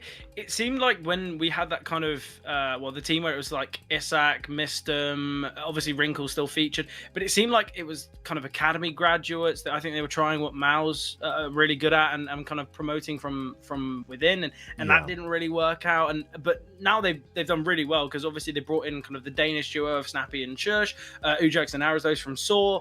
This roster looks really, really good on paper, and already they're finding results for it. So I think this NIP team are looking really, really strong. I think Wrinkle as well. Obviously, it was announced a few days ago. He's been signed for the next 3 years. So it seems like this NIP side, they are not only looking good right now, but it's certainly something for the future. It's not as though they're going to chop and change it in 2 months' time, or at least you'd hope not, because it seems like there's a real prospect around this 5. Yeah, I mean, I said it sort of when this sort of a few times on the cast actually, that sort of since this NIP, this roster came out, I think part of me did die a little bit inside, sort of seeing the lack of Swedish players on the team finally since that OG roster, not a single Swede remains. But I suppose as a caveat to that, finally this team looks like a capable team. They finally look decent. And I think if that means sacrificing some of the Swedish roots to actually get some decent results, I think the fans certainly can't complain, and they're the most important people. When it feels like finally fans have something to cheer about for again, rather than just watch a disappointed NIP play. Because this is a team that is shooting up the rankings, and this is a team that should be feared by a lot of teams. I know sort of you boys were talking about potentially this one could come down to a 2-0. I really don't know. I think this can go any way. It can be 2 maps. It can be 3 maps. I don't even have a huge favourite for this one. This is just a game that I'm looking at from the outside saying this NIP team is absolutely brilliant. So is Navi Junior. I mean, as you said, anyone could really take this. And let's introduce the opponents they're going to be facing off against Navi Junior. Of course, their roster looking a lot younger, a lot different. We've got but a few players that you've already mentioned, Makaze being one of them. I think the other that we need to kind of put out there is Symmetry, definitely. Yeah. But in general, this is a team that has made a lot of waves, that have steadily risen to the rank of 30th through VRS and 47th in the world. As an academy team, that is almost an absurd success, but success nonetheless. And honestly, you both said it, on a good day, this team can beat and punch upwards beyond belief. And I want you, Zola, to give me a bit of a breakdown here. Why exactly are they this dangerous? I think they're dangerous because they're fearless on every T side. I think when we look at the vetoes later, I think there's not a single map that I think a T side would be easy to face off against. I don't think we'll be seeing Mirage because it's Nip's insta-ban, but the way they play T side Mirage, it's literally from the second that timer hits 0 and the round is live. If you're a CT, I'd be worried. There's going to be someone swinging out around. There's going to be someone taking control towards top mid. Not only do they have the confidence to take those risks, they have the ability alongside it. The amount of one taps we're going to see in this series, the amount of like incredible spray transfers that Makazi is going to be showing, we've come to know. I think a lot of the time you look back to when this Na'Vi Junior side was making waves and having upsets a few months ago, people were going, oh, well, it's just this online team that they're just stomping the odd opponent here and there. It's not going to be consistent. Yeah, they've shown it's consistent because they have such a strong team on paper, but it's not as though they're playing with a I guess a level of complacency and they're just taking stupid risks. This is also a very mature team. They're a very smart team, very tactical, very calculated. And that's why they are looking so good, because not only do they have the individual ability, they have the systems in place to deal with anything that's thrown at them. And for a team that are still 18 years old on average, I think we know throughout the next 4 or 5 years, these 5 names are going to be within the top tier of CS. Yeah, I mean, it's maybe a stretch to say all 5, but certainly a good possibility, at least a few. And I would add on top of this, it's the coach as well that helps, if you ask me. An experienced coach like Julio, I think, kind of makes everything a little bit easier, right? Makes it a little bit more understandable for the young minds. But let's focus on the veto now moving forward. I want to see what exactly will be the maps that we're going to be watching here, and we're going to have to be a bit briefer than usual. So getting rid of the bans, Nuke first and then Ancient, moving on to Dust. I mean, starting on Nuke, it's the home ground of NIP, should be no surprise, right? Going on to Ancient second, how are we feeling there? It's been a bit of a hit and miss lately. I mean, look, it's definitely been a bit up and down, but I think more often than not, this is a better map for Na'Vi Junior. It's been actually a little while since we've got to see them play all too much. They've had a little bit of a break. I think we're going to get to see both teams in the rhythm. I think map 1 and map 2 are perfect to see where this was brawling out on. Let's go into the game because it started. Gentlemen, take it away. Nuke first, Ancient second, Dust third if needed. And it's going to be another quarterfinals here as NIP versus Na'Vi Juniors begins. Yeah, look, for Nip, they were on an 8-game win streak on Nuke. It was, it was destroyed by Nexus in a 13-6 fashion. So maybe NIP aren't going to be feeling so confident. But look, I said it at the start, I don't think the maps are going to play much of a contention. And I'll say it again. You look at the statistics, you're looking at the sample size, the win rate. Of all 3 maps that feature in this series, they are pretty much the same. So it is going to be based on individuals, but already an explosive execute onto the A-bomb site. Ujux finds 1, Shush as well, compelling. Symmetry rotating in to find 2, and man advantage, in fact, for the CTs, and Symmetry finds his 3rd. Shush now in the 1v3, but he makes it 4. What a pistol round from Symmetry. What a way for Na'Vi Junior to start out this game. And although NIP found the 2 opening kills, Symmetry slams the door shut on that A-bomb site. Yeah, I was going to praise how many good things I've seen from Nip on Nuke recently. They just looked immense on this map, near enough unstoppable at times. And it felt like it was going to be that way again. Those 2 opening kills, perfectly done. And next thing you know, blink and you miss it. Na'Vi Junior have a 3 versus 1 as that bomb desperately gets planted from Shush. What a response. What a round from Symmetry. And a player that can be a little bit inconsistent, always seemingly has an average game at least, but we know the heights of this guy. That's what we want to see. Start him off, get these rifles in hand, get him an AWP as soon as possible. A map like Nuke can be where he really thrives. Yeah, and I think on the CT side of Nuke, we know how the proactive approach usually works out well for many teams, and I think that's what we will be seeing. Symmetry sends the HE grenade to dissipate the smokes, but it doesn't in fact fully break it. But Makazi's still not going to shy away from spamming through, will connect. Aristos kind of caught out in no man's land, but in fact, the T's can cross. Already, we've seen a rotation down from Krabeni. He's got a FAMAS, he's got a smoke, and he's ready for this onslaught. Can't drop the smoke down, but he will find one. Wrinkle with the trade is important. That can be a rifle retrieve. But Makazi, although rotating quickly, Aristos finds, and the Tech 9 of Shush connecting as well. Man advantage now for NIP. We saw it on the pistol.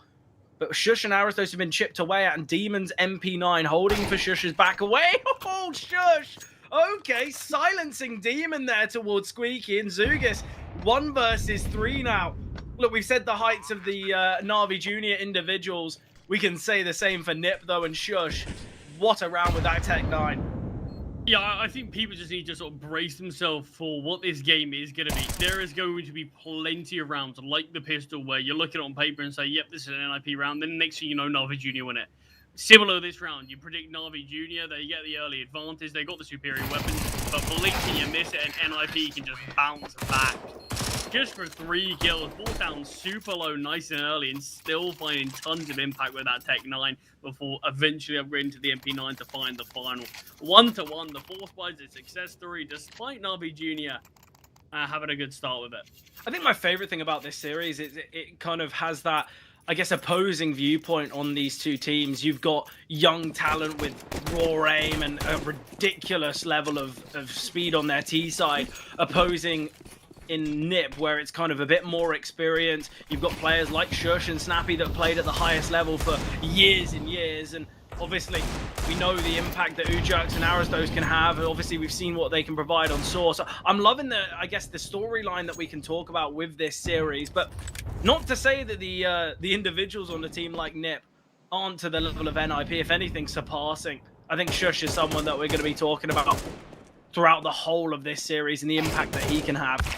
Yeah, I'm hoping Wrinkle as well. I've sort of feel like I've cursed him in the last 3 NIP games that I've got to watch. It's always been someone else picking up sort of the top performing spot, and Wrinkle's always just been sort of another part of the pack and never really lit the world alight when I've been getting to cast him.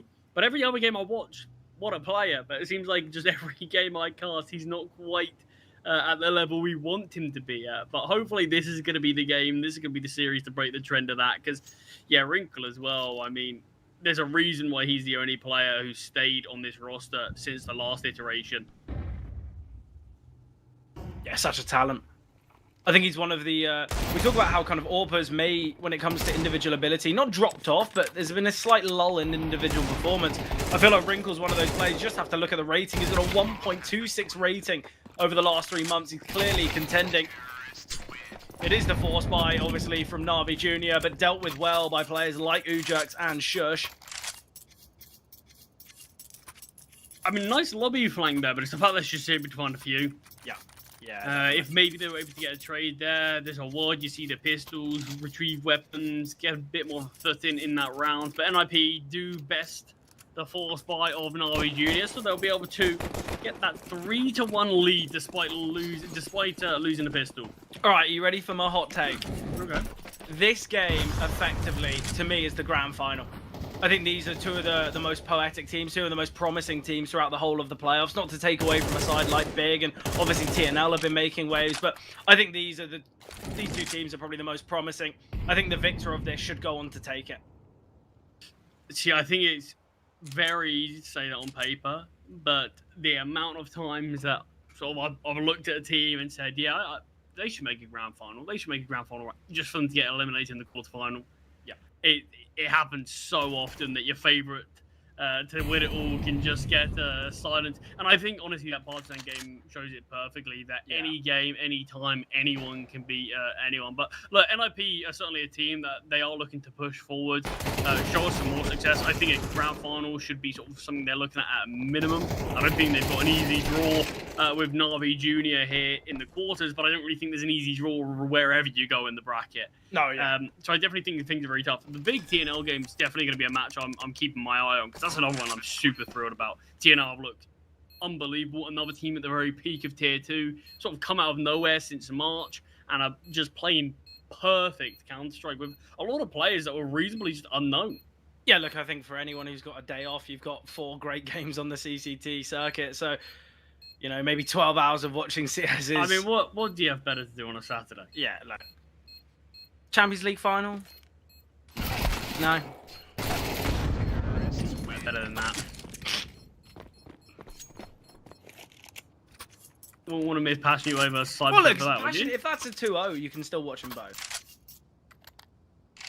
I know what I've been missing.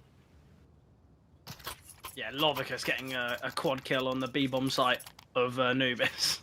Did not miss that for a second. No. But weapons back in play now for Navi Juniors. They've had to take the hit. They've had to go for the eco there. Forced by War was silenced by NIP, who found a nice bit of string of success here on this T side. Oh, it's a fast A. Speedy approach. Demon could be denied, but the flashbang finally unblinded, but Ujax with the double. Or in fact, Shush steals away the first. I'm just so sure that it's Ujax. And already, Nip have just closed out the A-bomb site so easily. Yeah, utility is excellent here. We're just seeing it chip away at players, force them back, find these kills, and finally weapons are in play for Navi Junior, and it feels like they barely got a chance to use it. Only one player doing any significant damage, that's Demon. That was with a Molotov as well. Look, I don't know whether Nip have gone for the fast approach because they've still got that Mac 10 in play, or they've opted for it because they think there's going to be the AWP for Symmetry. Calculating their opponent's finances, maybe thinking, well, Symmetry could have the big green in hand in this next, so let's just hit with a fast A. Let's try and deny Symmetry any impact. Obviously, that is what happened, but he had a rifle. But as you said, it's the utility that's just so strong for Nip. This round from Symmetry again, the pistol. For those only tuning in now, you can see some of the brilliance that's already on display so far on Nuke. What is that crosshair? Is that the default crosshair? Does Krabeni not know you can change it? Was it dynamic? Yeah. But it was a massive it was like the OG crosshair you get when you first get CS. I used to play with that for a long time. I love the dynamic crosshair. Because everyone was like, how did that shot miss? And I'm like, I can see your gun's nowhere near being able to connect that. So I used to sort of just be able to call people out on their the reason why they're bad. Yeah, this is while you're in Silver 4. Golden over, thank you. Oh, well done. But yeah, kept that for years. Wonder if Benny's got a similar idea. Any silvers in the chat? Don't worry, Charlie was a silver. He's lying.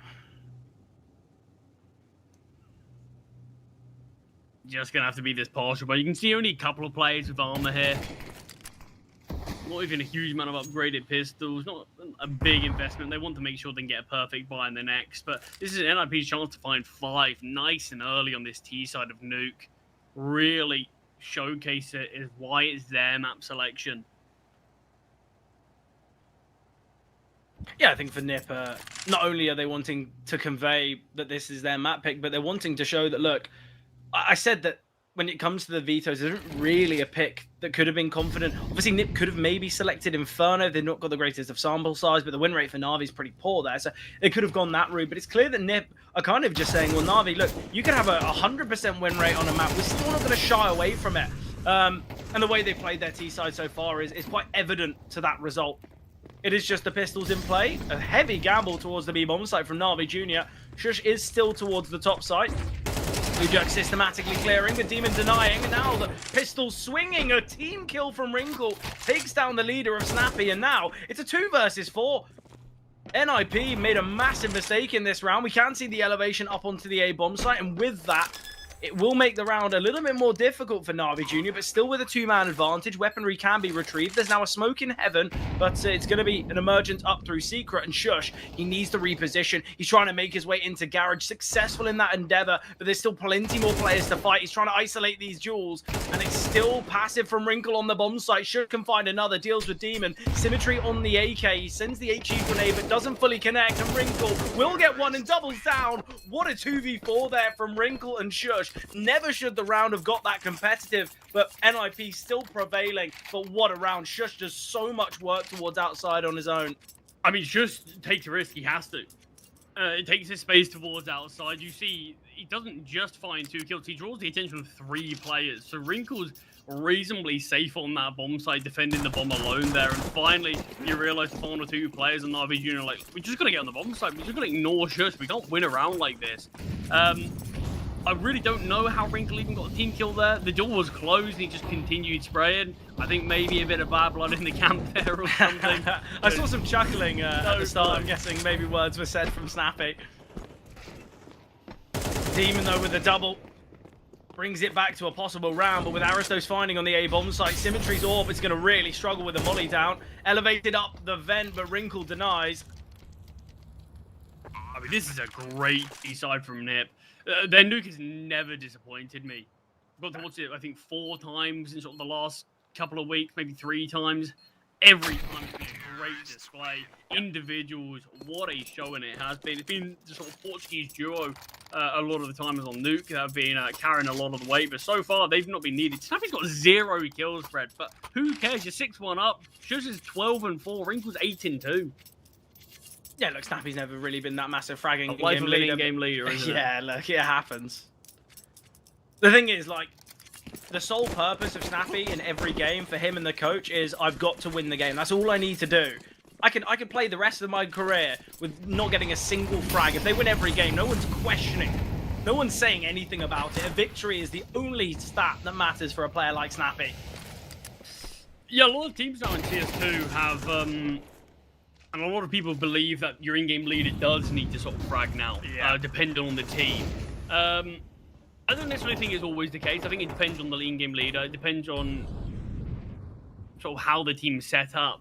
Yeah, look, you're a Carrigan fan. You're used to a non-fragging in-game leader. Yeah, exactly. And Snappy finally finds his first kill, proving that he does have a frag in him. Just the one.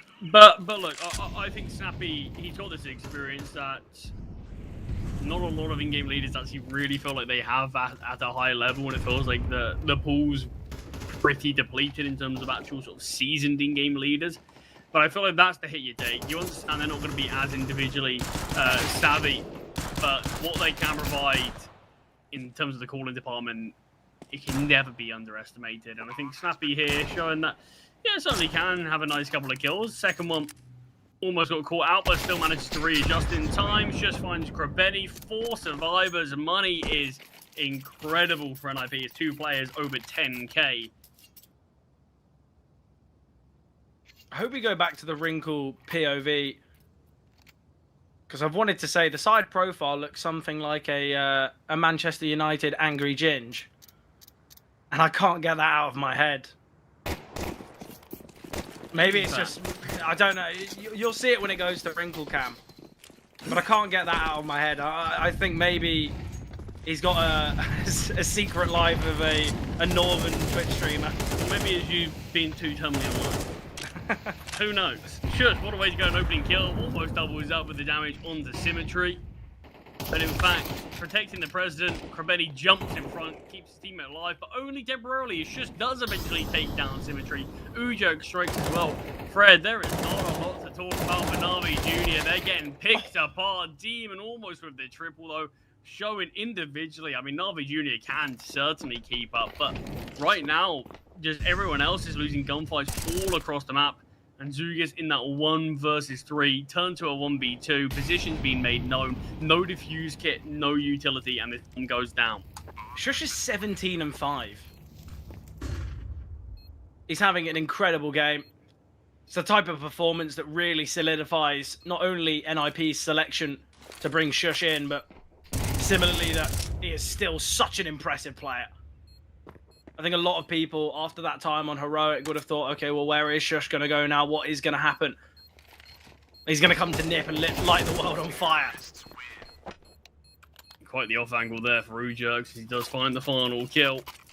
Gambling that the final player will come from Hut, and a second tactical pause now from Navi Jr. as they have been stumped here.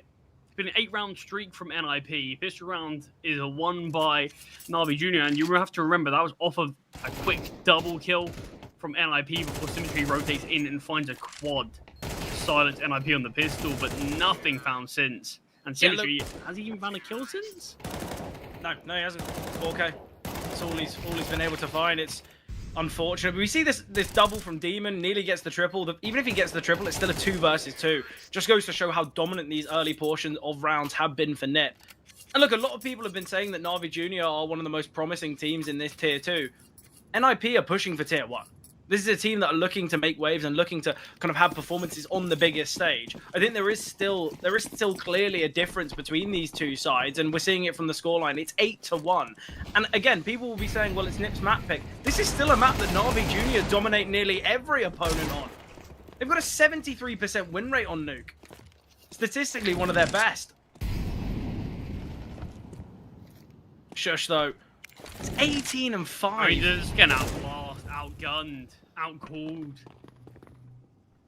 BT side of Nuke, and it's very much looking like NIP's playground here. It's looking like a scrim. Massively. Yeah, it doesn't feel like a real game for Na'Vi Junior. It's one that afterwards they'll be pinching themselves, questioning whether they're sleeping. I think they are sleeping. Their performance is pretty much probably the same result as if they were. Wrinkle here could be the backstab onto Demon. Does find his teammate, in fact, and seems aware of Demon being towards ramp room as well, but no kill going to be offered up just yet. But it is going to be a knife secured. It's going to be a knife confirmed. Double digits feel like at this rate are a guarantee. Even 11 feels like a guarantee. Na'Vi Junior just cannot find the solution to this NIP offense. Yeah, but I think the problem is when a player like Shush is 19-6, Ujak's 11-5. It's just that type of game where Shush has got far too much freedom, far too much confidence, but he's also got the ability to come with it. I mean, look, we're a little behind schedule with this second series of the day. It feels like NIP are doing their absolute best to bring us back on schedule. Yeah, thanks, Nip. keeping the broadcast schedule in check. I'm sure the next three, I believe it's Hayes, Mark, and I want to say JRT or maybe Vincent are on the broadcast later. I think they'll be happy if Nip bring it back on schedule. I mean, Mountain number 1 feels like it could be doing that a lot sooner rather than later. This first half is already almost concluded. We've seen next to nothing of Na'Vi Junior's game plan. Look, let's think back to the last series. It was a 10-2 scoreline for Apogee on the T side of Nuke, and we saw how that series went. So I think Na'Vi Junior fans maybe just press pause on the I guess the disappointment and kind of hate for what you're watching, because Partisan fans had to deal with it and they came out victorious. Oh yeah, look, I definitely don't think the series is over. I do think I am certainly leaning a lot more towards your favouring of that 2-0 NIP that you were pretty confident about. You even sort of saying at the start of today that a couple of people on the broadcast yesterday thought differently, and you were very confident with what you've seen from NIP. And yeah, I think if things can continue on map number 2, I think this could be a pretty swift run from NIP. But look, that's the thing. You highlighted every map in this Vetoes. Feels good for both sides. Both teams can really get going on it. So you think even if this one does go the way of NIP, certainly Na'Vi Junior are going to come back with probably a point to prove. Yeah, definitely. And I think that's always the most exciting thing about a game like this, because not only does it tailor towards individuals, and we're not saying, oh, okay, well, the other team's never played the map before, so that's why they lost. This is a game where it is even, I guess you could say, with the Vetoes. There's no kind of no stand-ins or anything like that. There's no reason for either team to struggle on either map. So I guess although that might seem as a negative right now for Na'Vi Junior, it can be so positive because we know how good they are on the remaining 2 maps. Shush gets a double kill though, and that puts this round to rest, and Wrinkle now wanting to find Symmetry, and the tag through the icebox will deny Symmetry survival. But 21 kills is a good game when you're having both halves and maybe a closer map. Shush has got 21 kills in the last 11 rounds. Almost averaging 2 kills a round. Yeah, this is madness. Final round of the half though, Na'Vi Junior needs something to play with at least, surely. But even that round where NIP started things off disadvantaged, it doesn't seem to hold them back. Finishing with 3 survivors as well. XM towards top hut from Demon. Ujokes whittled away out to 37 points of health, but not falling just yet. Time is great for Benny. He finds Aerosol. And here's that XM, and all you needed is a bit of that auto shotgun magic, and Rick was in a 1 versus 5. There's a gift there in the first from Krabeni. It's last round of the half. It's not as though any casualties will have financial implications, but Navi Jr., look, you've not got many rounds. You've only got the one. Make sure you win this one. No messing about, please.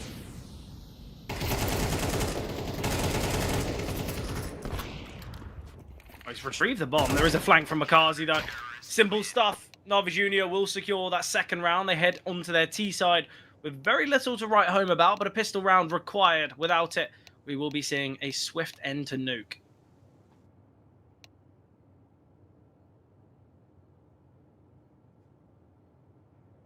Second half, it's gonna be an uphill battle to say the least for Navi Jr.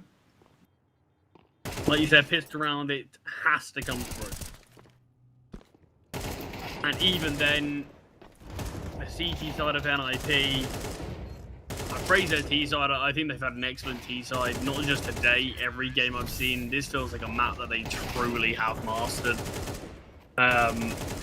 And their CT side is almost equally as impressive.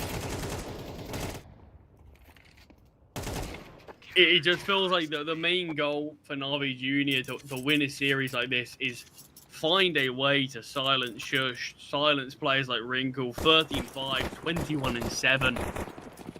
You can stop these players from playing like that, you've got a chance. But if you allow them to continuously thrive, have that freedom that you're highlighting, I mean, there's going to be no stopping them. Pass it towards A, but no early kills found. Just through the slow line to double. Arizos on the back of the bomb site, caught out by Zugas. And a 3 versus 3, all to play for still on this pistol.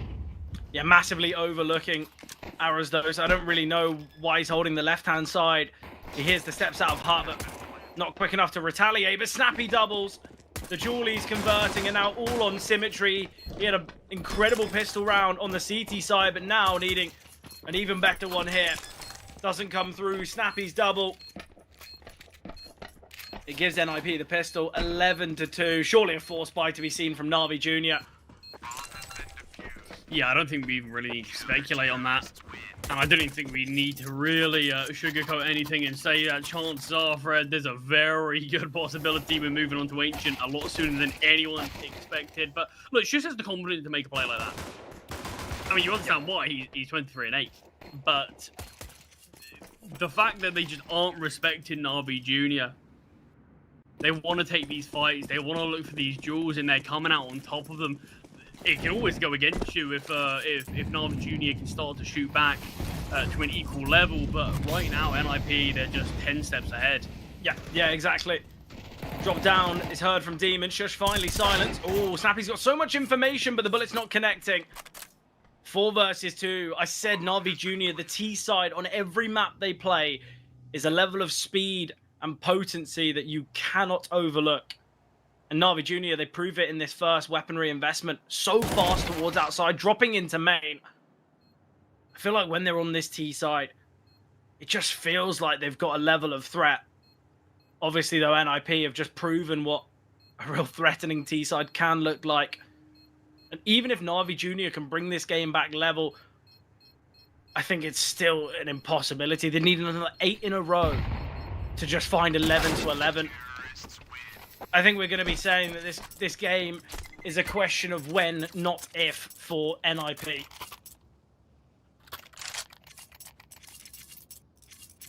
Yeah, I actually think Snappy held a huge amount of weight in that round and just sadly jumped the gun slightly. Knew someone dropped into main, tried to swing. I believe it was Demon, the second player, emerged through the smoke. Snappy couldn't get that kill. Both players able to rotate back and take him down. Snappy was able to sort of isolate those fights, find one, draw the second player back. These are just pistols he's up against. Obviously armored pistols and in the hands of Navi Jr., so always a threat, but I think if Snappy's able to overcome that, chances are we do see that one go the way of NIP. But it's going to take a little bit longer for NIP to find their 12th.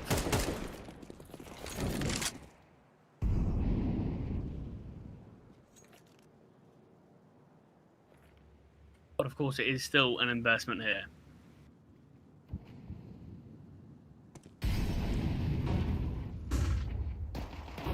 Detail outside, allowing players to drop down. Snappy finds one with a 5-7 through the smoke. Arizona scores out. The Eagle of Wrinkle finds one. Tries to connect onto the second. Lots of damage to Magazi. Lots of damage to Symmetry. Yeah, Shush is going to be flanking as well from this range. How has Shush slipped the net? Zug has been holding for this. Oh, this is going to be disgusting. This is the full HP player who's about to fall. Thought we might have seen a knife kill there. Ooh, timing on Ujerks. Just backs away, allows Symmetry to get close to CZ, trying to tap, makes his way up towards Heaven instead. Much better position for this CZ, but the final two players so close to death with just 24 seconds on the clock. I say NIP are going to have to wait a bit longer, only 1 round longer. Nice from Shush, he will get one, and 18 HP on Symmetry and Shush. Another 3k, another multi-frag. 27 and 9, he has a 3 KD currently.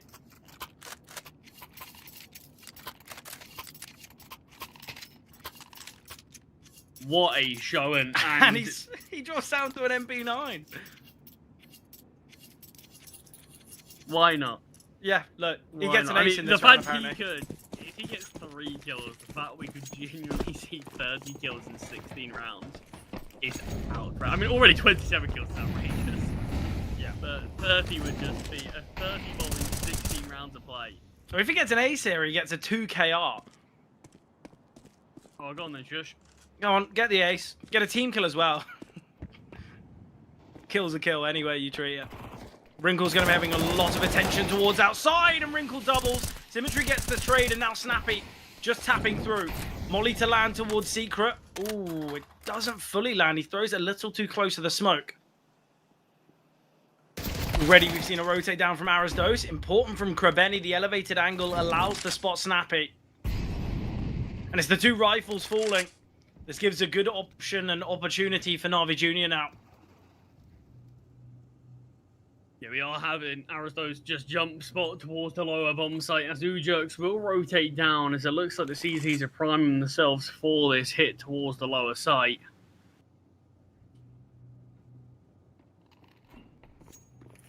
Intel gained.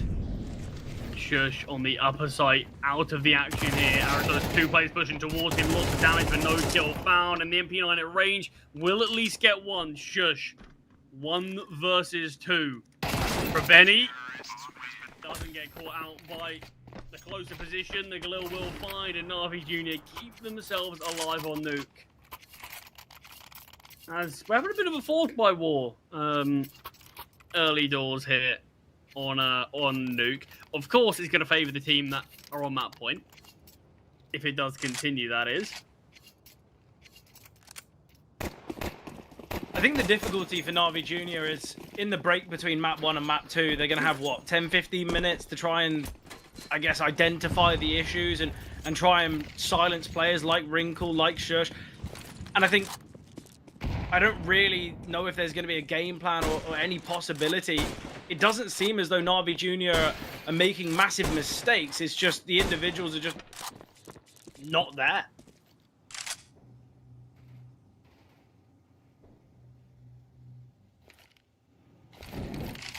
Not seemingly, at least. Not to the same degree that NIP's up.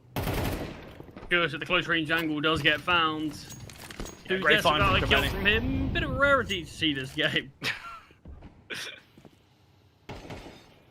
Ujerks is rotated down towards ramp, spotted here from the player in Decon. With it being the full investment, NIP will just look to save, might try and hunt, take away that rifle from Zugis.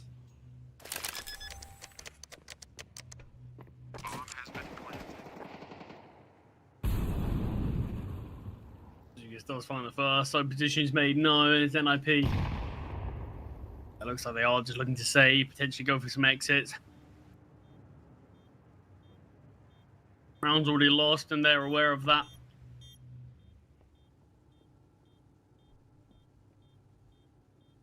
I think the important thing for Na'Vi Jr. is if we did see an absolute blowout, which, don't get me wrong, this game, if it ends, 13-6, it's still a very one-sided one, but I think if Na'Vi Jr. can at least bring things close, keep things competitive, allow players like Makazi, like Demon, like Zugis to get back into the game, and at least it means going to Ancient, their map selection, they will be feeling a little bit more confident, won't they? But I think the big issue is, as I've mentioned before, and I'll mention again, the map vetoes, the picks don't really matter at all. These are favorable maps for both these teams. And the fact that it is so one-sided because NIP have these individuals, it's not as though, well, oh, okay, Ancient and Na'Vi Jr. are going to have a tactical masterclass, they have the advantage. So I think we need to see the individuals for Na'Vi Jr. stepping up here towards the latter portion of Nuke, so at least they'll have some kind of fighting power on Ancient. Yeah, and that could be what they need if players like Shush Wrinkle can continue over to map number 2.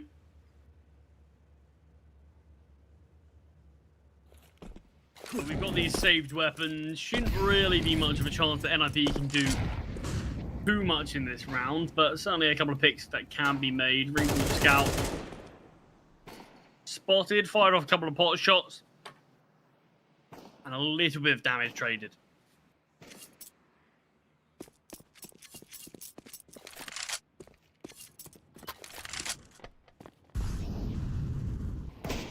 It's going to be this playthrough ramp. Wrinkle gets one. Ujerk's always been spotted. Struggling with this Deagle. Is going to have to drop down. Wrinkle's still holding the lines. Makazi, you've got the bomb. Let's show a bit of caution here. It is the man advantage currently for NIP. Weaker weapons are seen, so we're still expecting Na'Vi Jr. to have a bit more of an advantage on this round, but all it takes is one more kill scene from Nip, and it's a 5-on-3, and whether it's pistols, whether it's rifles, you're going to give them the advantage, especially on a map like Nuke. But Krabeni finding Snappy, an important frag to find, Shush falling as well.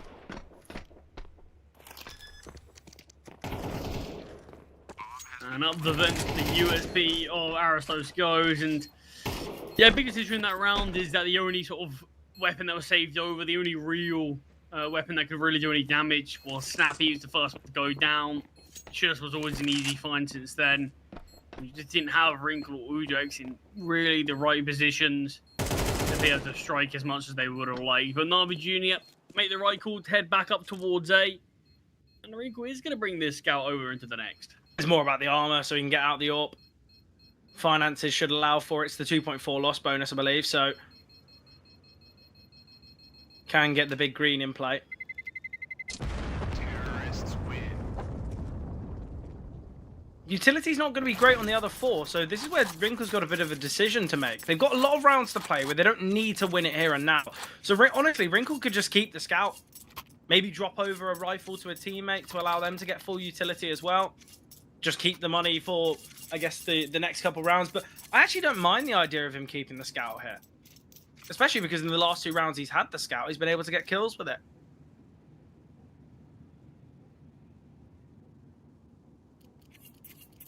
First tactical timeout for NIP though is to realise, look, not really in any danger of losing this game, but let's get things over the line. Yeah, definitely. I think it's slowly getting to a point where Snappy's realised, well, it was all fun and games. We were looking really dominant. We were absolutely wiping the floor with these guys. And now we've given them a bit too much breathing room.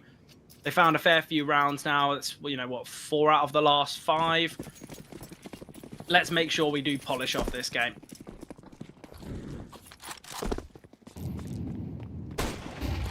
Ooh, Wrinkle attempting. Ujerk's drops the deep smoke. Zugis seemed like he wanted to cross paths, but the slight spam from Ujerk's denies Zugis crossing. Needed the smoke, but Ujerk's not having a look behind it. Would have seen that nothing is towards ramp, but the main front of Na'Vi Jr. does reside just within and outside of lobby. Elevated angle here, and the longer the round goes on and the longer Shush stays up here, the higher chance the Na'Vi Jr. overlook this angle. Makazi, it seems like he wants to kind of clear out the initial portion of Hut, but he does have the bomb on his back. So be careful. Yeah, definitely. But it's going to be this playthrough A. Molotov. Ooh, Makazi taking a lot of damage. Shush now playing anti-flash, but with the molly still down in Hut. The T's are reserved with their aggression. Utility coming through. Shush can go 1 for 1, but the rotations in aren't perfect. Not great at all, and Na'Vi Jr. deal with it effectively. And this is the worry if you're Nip. Not only are Na'Vi Jr. getting more rounds on the board, players are hitting shots for Na'Vi. Again, I don't think they're worried they're going to lose the map, but allowing Na'Vi Jr. to get into the series and kind of feel a little bit more confident heading to Ancient, that's where the real problem could lie.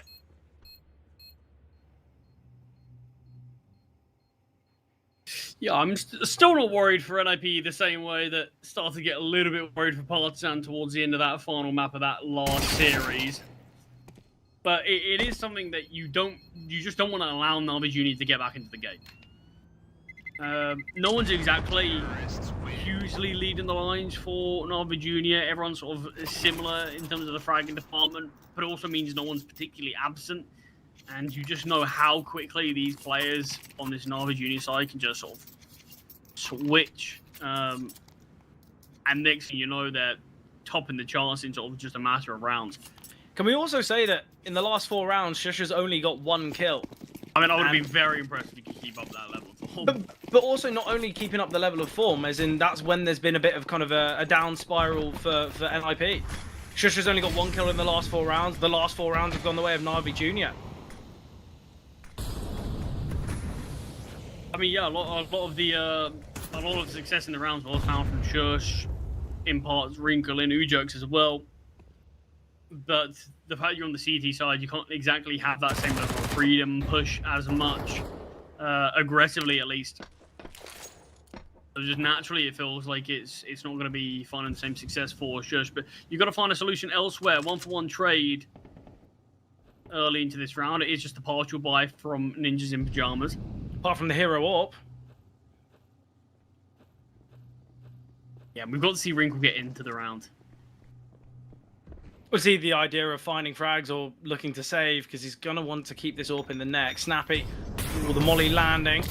Oh, and it slowly ticks. So that's information gathered. And now it's going to be a bit of a protect the president regarding Wrinkle.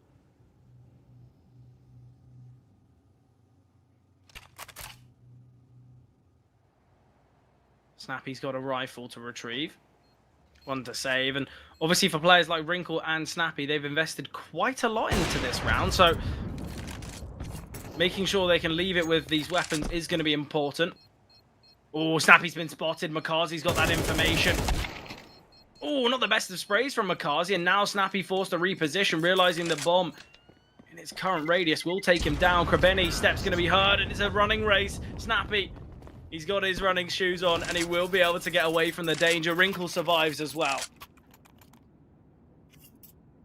So weapons can now come up to accompany these two saved weapons, but just 4 rounds separates these teams now. Yeah, absolutely ridiculous, seeing as NIP were very much in front. It was, what, 12-3, 10-2, 11-2 at one point. Obviously, NIP won the pistol. Yes, the scorelines got bought. ED's a bit closer. There's 5 rounds in a row now from Na'Vi Jr., but can all get silenced here. I want to see Wrinkle try to find picks of this AWP a little bit sooner into the round. Yeah. Tries to strike for an early kill. There's a lot of different ways you can do so with the AWP, and there you have it. Opening kill found from Wrinkle, but Demon towards Silo finds Snappy as he oversteps the mark slightly towards outside and gets his head ripped clean off.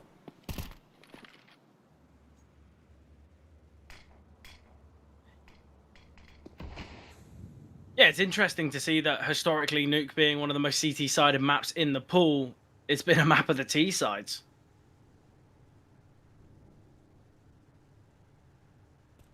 I think it's a poetic way to say expect the unexpected here in the playoffs.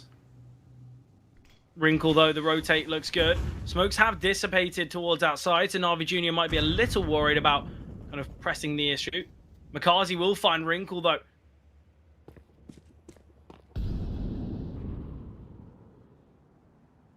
Krebeni and Demon are going to make their way up to Heaven, and Symmetry and Makazi are maneuvering through Secret. We've got a double B setup, but it seems like they're going to be heading up the vent. Arazdos with so much work to do here now. 25 seconds on the clock. Has been heard. Arazdos gets one, but can't double. A bomb site covered. Bomb will go down, and that is 9 for Na'Vi Jr.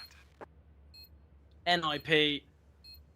I think this is where they start contemplating what has happened. Obviously, we can see an investment from NIP in the next. Both Wrinkle and Snappy can buy. Aristos can get dropped over by Ujox. So We will see a bye in round number 20 or 22, sorry.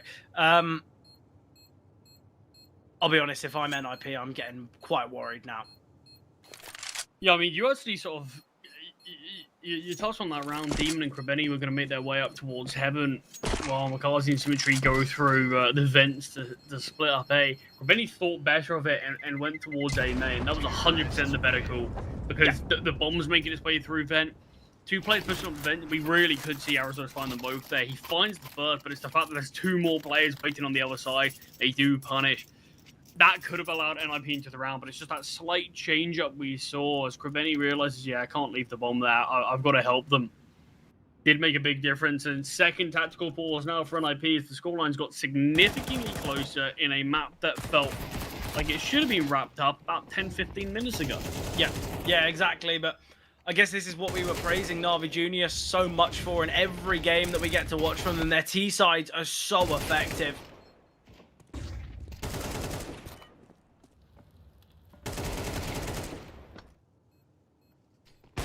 I think if this goes overtime, I think NIP really need to think about what's happened. You look back to their series against Guns on both maps. Obviously, it was a 2-0, but they were kind of 7-8 rounds up in both of those maps, and it got to 13-11s. It's clear that the NIP somehow just fumble when they're ahead. Maybe it's complacency, but it doesn't look like that. It's not as though they're continually over-fighting.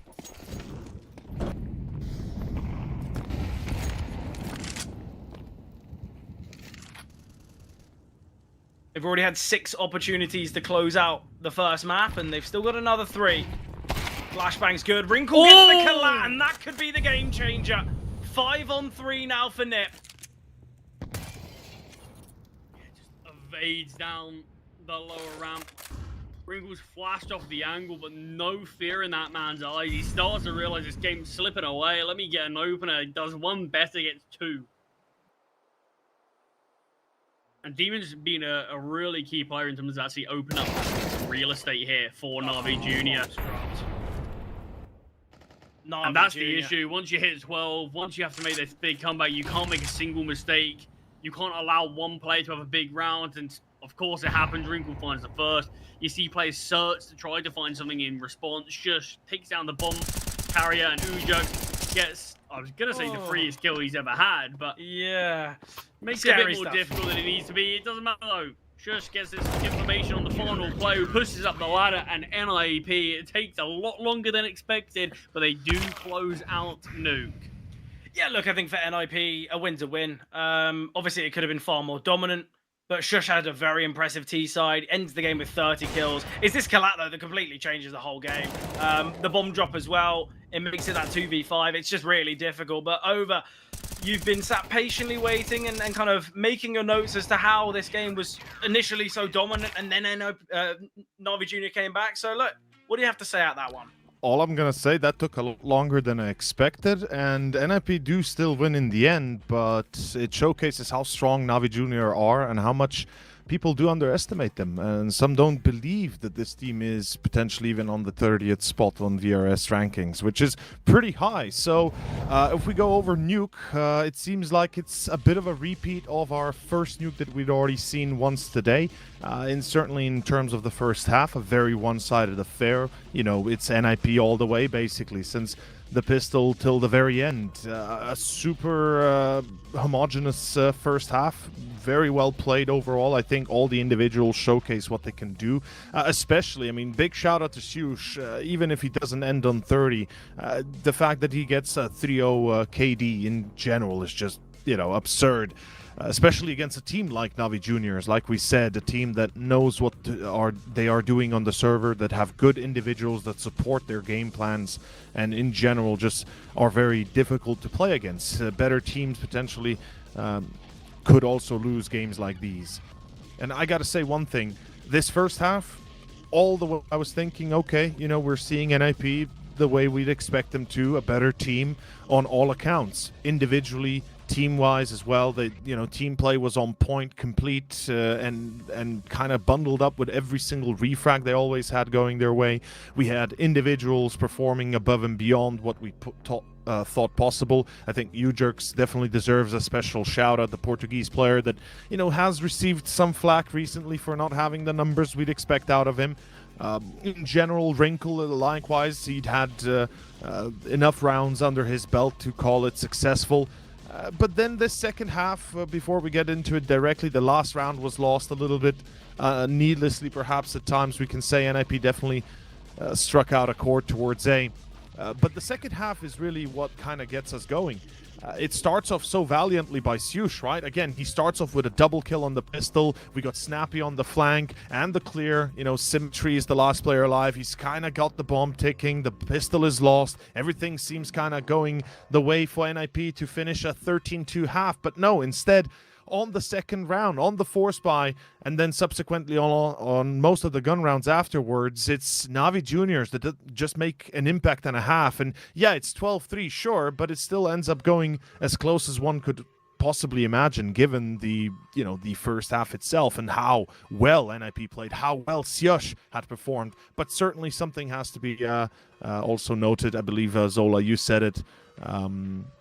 Syush had, one kill in 5 rounds, and that's exactly the amount of rounds Navi Junior get for free. Eventually that streak ends, and eventually NIP finished the job. But this took, like I said, a lot longer than I expected. We saw a lot of mind games. We saw a lot of micro change-ups that work perfectly for NIP. Small details that always kind of go their way. And obviously, again, the individuals were just present for the final few rounds to make sure this doesn't go anywhere closer to OT, or that Navi Junior don't get too much out of it. 13-9 final score, nuke done. We go to our second map, perhaps this time with a little bit more hype for Navi Juniors. I mean, after all, we are going to Ancient. NIP and Ancient, questionable. We'll talk more before we begin. See you after the break.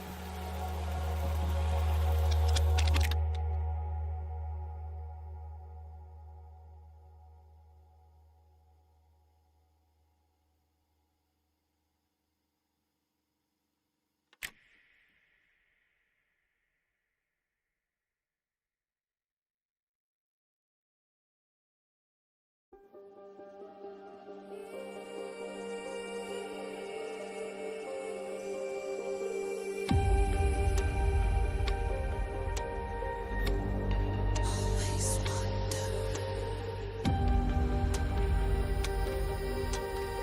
what comes next.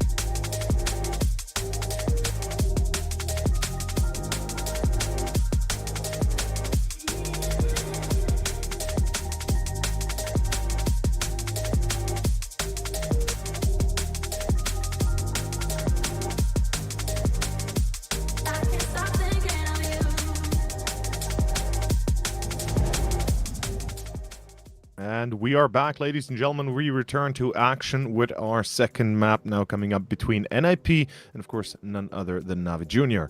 I've already said my piece. Nuke starts off fantastically for NIP, ends up going a lot closer than they imagined, 13-9. I will say this, if they can put up another performance like that on the second, I feel like we could be going 2-0. Would you agree? Yeah, I think it's definitely possible, but they've given Navi Junior a bit of a lifeline. Obviously, when it comes to individuals, they've allowed them to get back into the game. Obviously, Shush had an incredible game, and even with the kind of slight falling off towards the end, he still had an incredible rating, a 1.99. That puts it within the top 13 maps that he has ever played, with the 1,300 that are on HLTV. So still a top 1% performance from Shush, but it could have been even better, right? And I think for NIP, it just goes to show that they still sometimes fumble. They sometimes kind of crack under pressure. Hopefully for them, it won't happen again. But look, we could see a 3-mapper. I think it could go anyway. CMD, would you say that this is what's going to happen? That it is a potential fumble and a 3-mapper?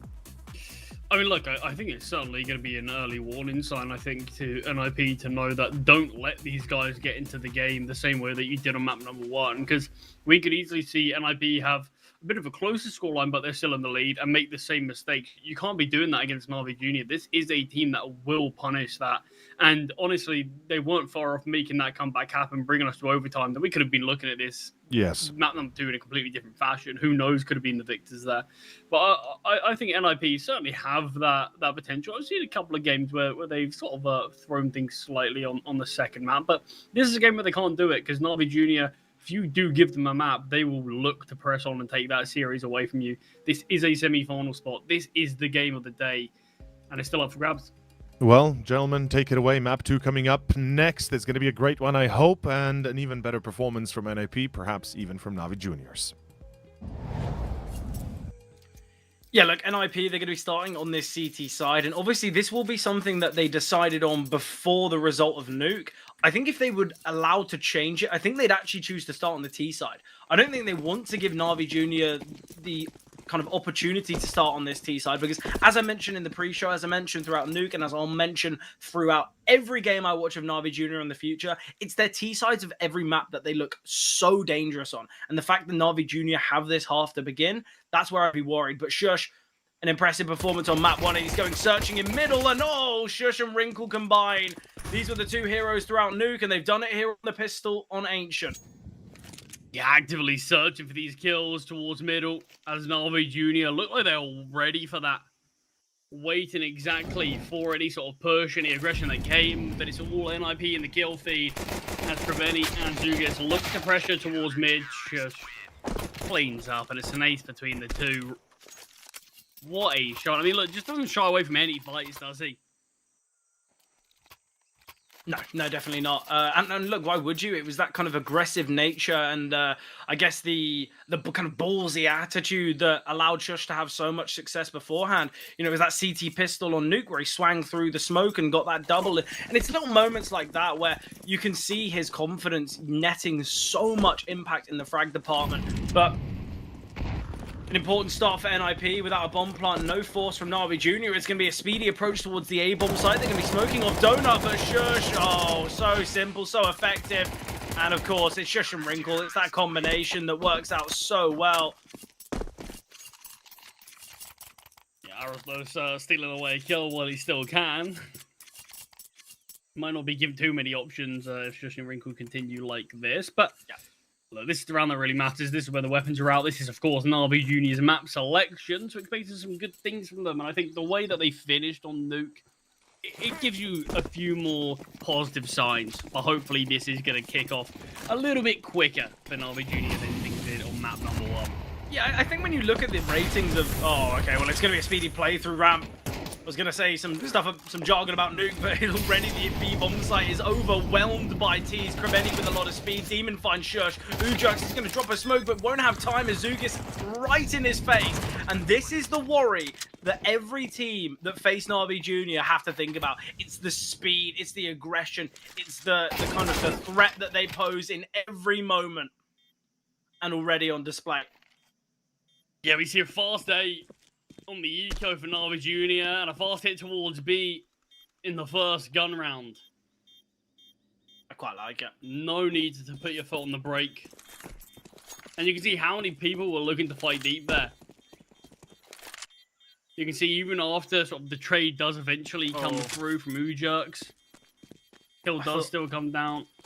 No need to defuse. Nothing too fancy like that. I feel like Snappy is that type of player, right? Oh, He's the cheeky ninja defuse last second when Navi Jr. think the round's already won. He gives off that aura as well from Wrinkle, from Arizos to Wrinkle. So the buys are looking pretty solid. Snappy drops over to a teammate. Wrinkle's got this AWP. So it's a very solid buy, and even though Ujo just has this MP9, full set of utility, full belt on almost everyone. Are we going to see anything with a similar level of speed from the T side? I like the idea of the run boost. Set Wrinkle up to fire off an AWP shot here down towards B. And now it's all on whether they can keep Makazi contained in middle. But there's Wrinkle. He finds one. Makazi aware of. Ujox goes down to Demon on the B bomb site. And this should allow for a bit of an acceleration. But with the smoke down, the T's are denied. And Snappy now wanting to go searching. Snappy is so alone here. Flashbang coming over. Snappy, he's turned from it, but still found by Demon. Man advantage now for Navi Jr. Yeah, I'm not really sure why Ujerks is looking to go down towards the ramp that early. And Snappy always in a precarious situation there with 3 players looking to push towards him. Oh, yeah. Shush gets a double through the smoke. Finds a third. Shush and Wrinkle now in the clutch. Symmetry. He had big moments, but they weren't consistent. And now Wrinkle is going to send the HE grenade. A slight bit of damage. You favour the rifle in this fight every day of the week, especially when Wrinkle blinds himself with the flash. Final bullets in the magazine for Symmetry. Wrinkle just to back away and save, even after Shush's excellence there on that retake.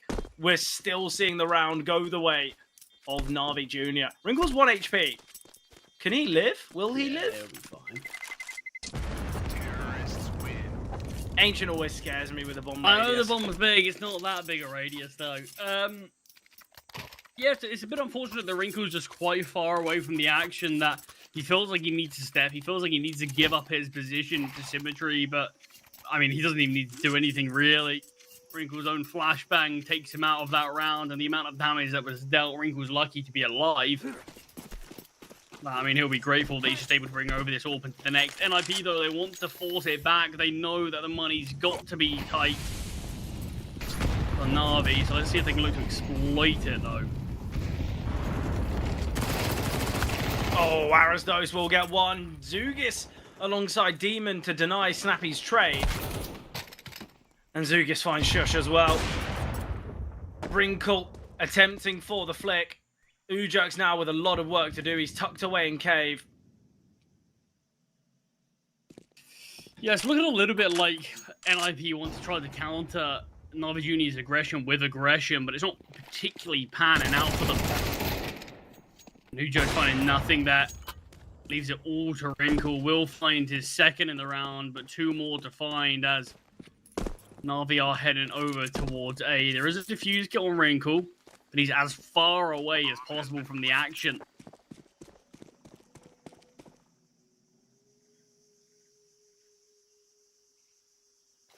Is this even a round you go for at this point? I give the AWP a go in the next. Bomb's a third ticked. He's still outside A main. I don't think there's much of a chance.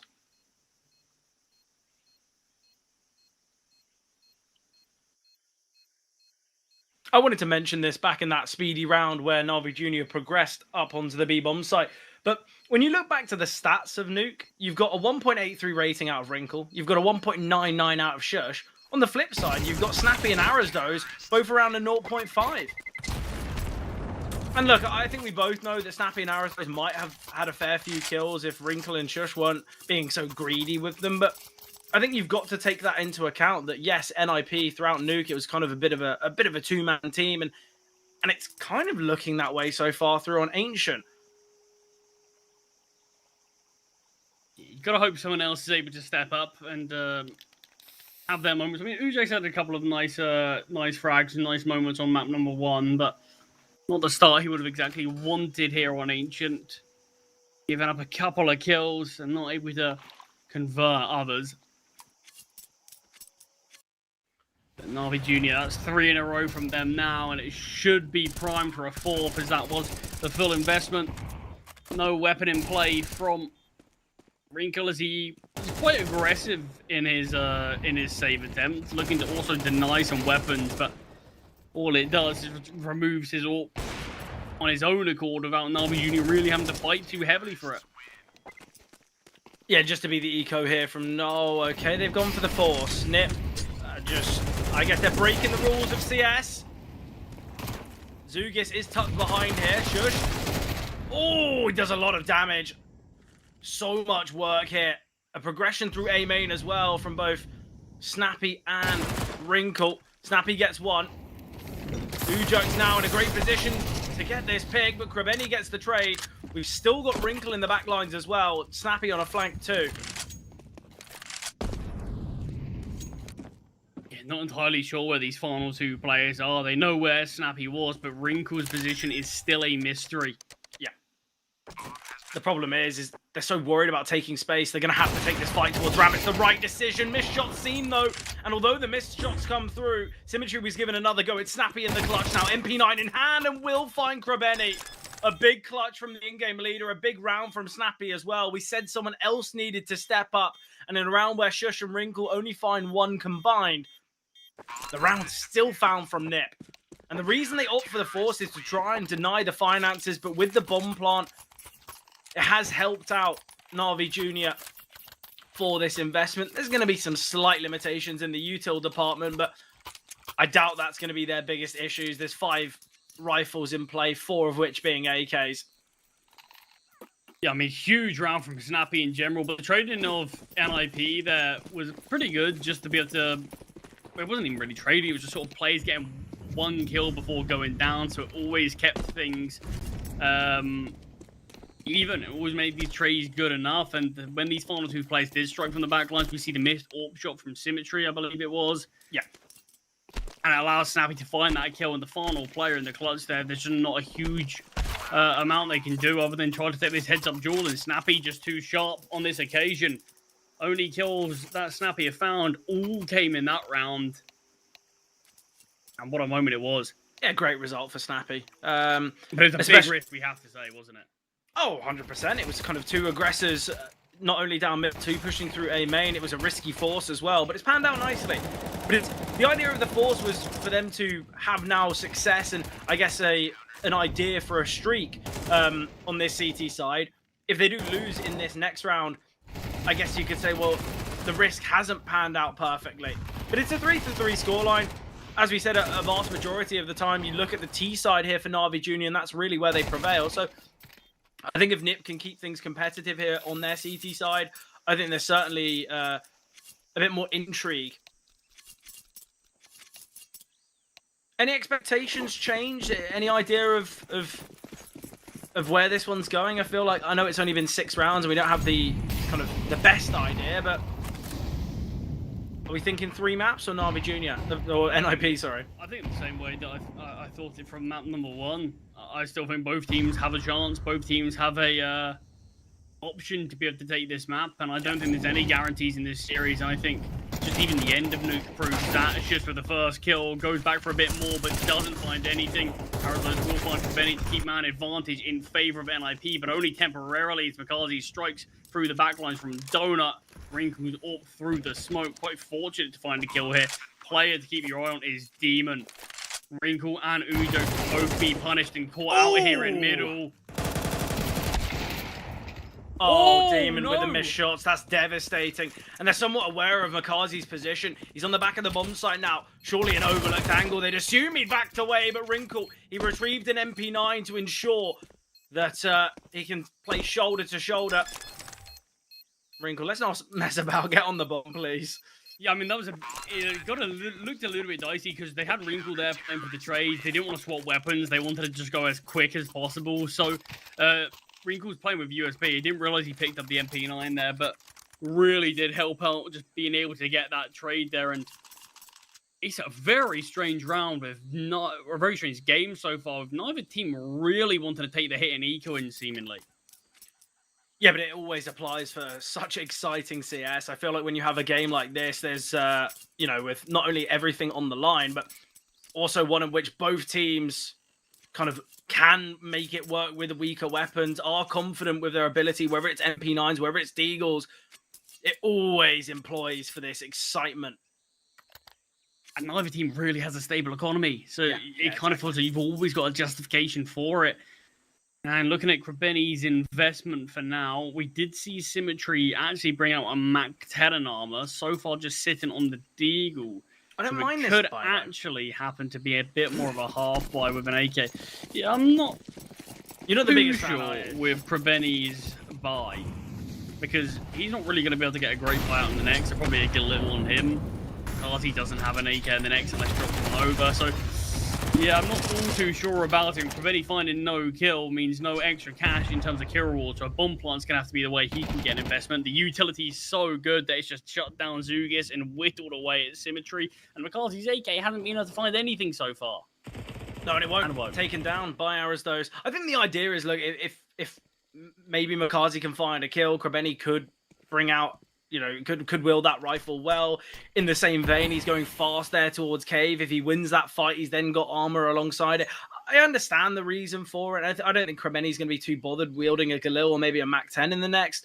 I always actually quite like those kind of hero AKs alongside some half buys, because obviously we talk about how the Tech 9s and Deagles, those rounds can come through. So look, I don't mind it, but it's not panned out well for Na'Vi Jr. It's going to allow NIP to find 5. And that's where we can start having the conversation of, okay, well, it's the T side in which Na'Vi Jr. usually looks so strong on. Can we see NIP look to not only take the half, but maybe move to their T side with a lot more confidence? So much damage dealt here by Wrinkle. Switching to the USP, will find Demon.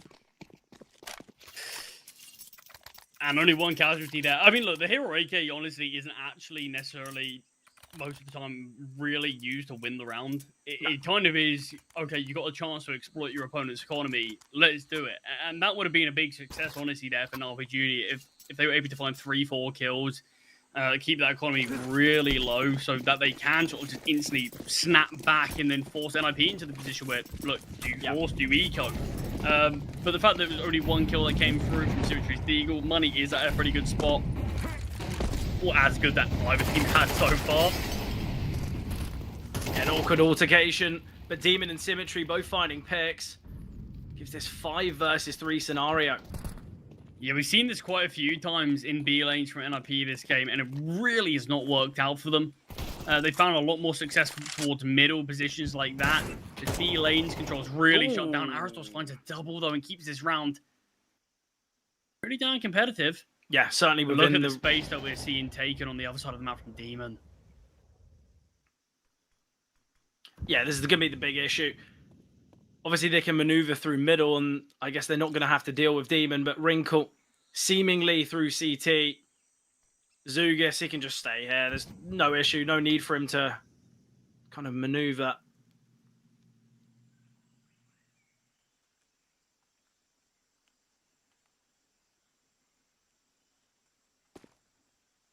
Still very cautious on Na'Vi Jr.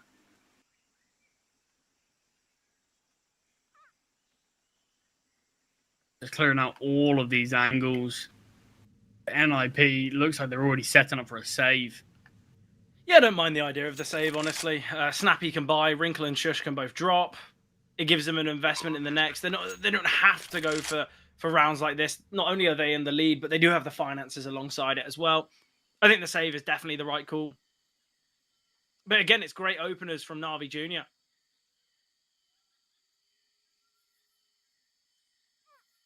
Yeah, and that's the thing, but it's this aggression from NIP again, and it just, the amount of times that it feels like we've seen NIP try to fight forward towards B lanes and just find nothing. Yeah.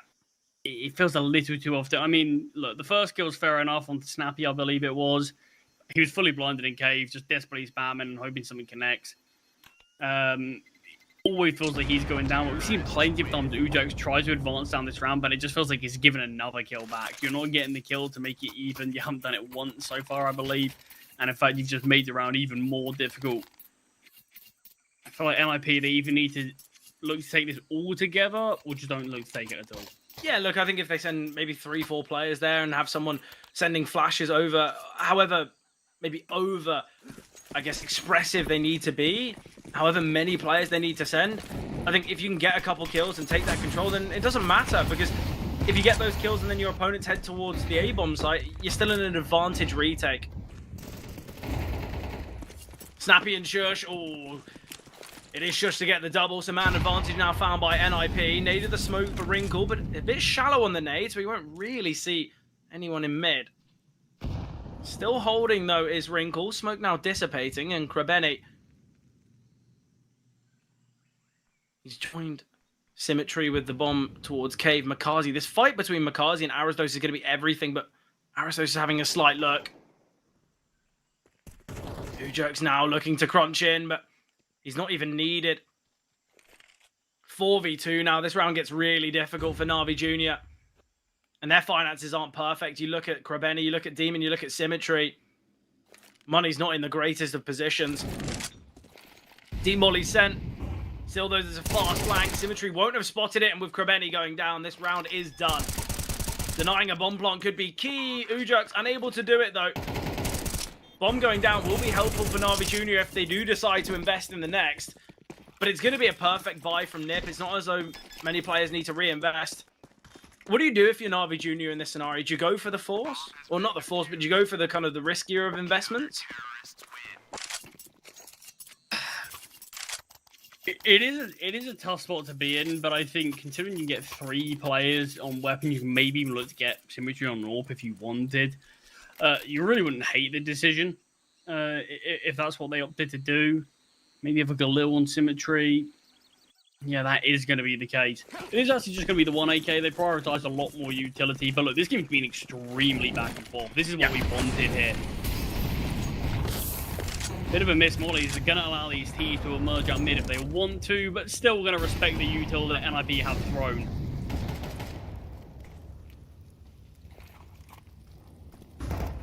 And with the smoke towards Donut, mid's going to be taken from Na'Vi Jr. without any bloodshed to take it. Look how quick Makazi is towards window. Yeah, I like the idea. Symmetry has been taken down by Snappy. Ujerks, he needs to deal with this. Makazi's already crossed. There is no way NIP are going to be ready for this. Ujerks, Ujerks is clearing. Makazi will find, and now this kind of shows the game plan. Makazi doubles, deals with Aristos as well. Oh, and with Snappy falling to the dig of Demon, it is all on Wrinkle. And with that kill coming through and the shot missed there from Wrinkle. Okay, Na'Vi Jr. I know it's a 4v1, but let's not mess around here. Don't give him fights. No, definitely not. And that's why a bar like this can work. The Massively individuals in Na'Vi Jr. just taking all this space. I mean, Makazi doesn't even find the first kill. He gets the assist on it. Zugas does that instead. But it's how quick Makazi is. And NIP, they tried to handle him, but they sort of just tried to take these 1v1 fights against him. And see how healthy he is. Oh, nice shot. Nice second kill there. There is an open B-bomb site ready for the take-in, but of course Wrinkle's not going to be ready for this. I don't think he'd have enough time. Instead, is going to have a couple of players pushing his way. He's got 2 flashbangs. Obviously, finances aren't perfect for Na'Vi Jr., as I mentioned before. There's going to be a limitation once again. Honestly, if Wrinkle gets 1 more kill there, I'm questioning why the overhunt for Na'Vi Jr. Saved AWP, though, is key. Symmetry now with the big green. Look at the buy, though. There's a lot of weakness here for NIP. We haven't even had a proper eco for it. No. I think we've had a half buy from Na'Vi Jr., and that's been the closest thing. And it's a half buy with a hero 8. Honestly, I don't mind it. It always kind of provides exciting CS, doesn't it? Oh, it's a great call here, though, for Na'Vi Jr. as they push into an open A-bomb site. Not a single defender there, so donut control can be taken without any issues. Aristos is trying to play an off angle and actually is able to. This is the bomb on Makazi. He's pushing even deeper to take this. The HE grenade will find Aristos. That brings this game to this round back level. I think a 6-6 is a fair judgment of how this game's gone. I don't think a 6-6 is anywhere out of reach, but still an opportunity for NIP to secure 7. however difficult it may seem. Krebeni spotted here. It will be Wrinkle's AWP to find Makazi, still tucked away behind Big Box. Symmetry now, it's all on timing, and Snappy has seemingly got the better. Makazi shown his position now. There's still a fair bit of time, but with him getting that first, Wrinkle has to connect the shot, gets the tag, USP in hand, down to 5 points of health, but Makazi still standing. Yeah, I think even if the kill comes through, there wasn't enough time. There wasn't a kill on either of the final 2 players, and unless this one dropped nearby, the round was already won at that point. But what a couple of final rounds there from Makazi. Causing absolute mayhem towards Window. 4K in the final. And a big first half. Knife team exactly getting a bit of an edge in. NIP were leading pretty much throughout that whole half, but still it ends even. Look, I said, if you allow a player like Makazi to get into a game, to have a little bit of confidence, to have that kind of it factor about him, that's where things can get scary. This is what Na'Vi Jr. have had a lot of success in the past, when Makazi is just ripping apart the whole world. So I think we do have to say the fact that NIP have given a bit of an outlet to Makazi, this is where things could get a little dangerous. It would have been interesting if that bullet did kill Makazi there, but I guess we won't ever know the truth of that. Either way, 6-6. Now NIP move to their T side. This is, I guess, the unfavored side for Na'Vi Jr., yet they still have an incredible win rate on their CT.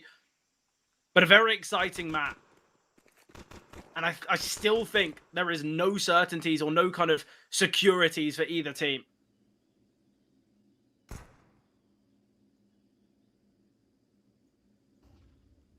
Oh no, there definitely isn't. Demon, great first kill on Arrow's nose.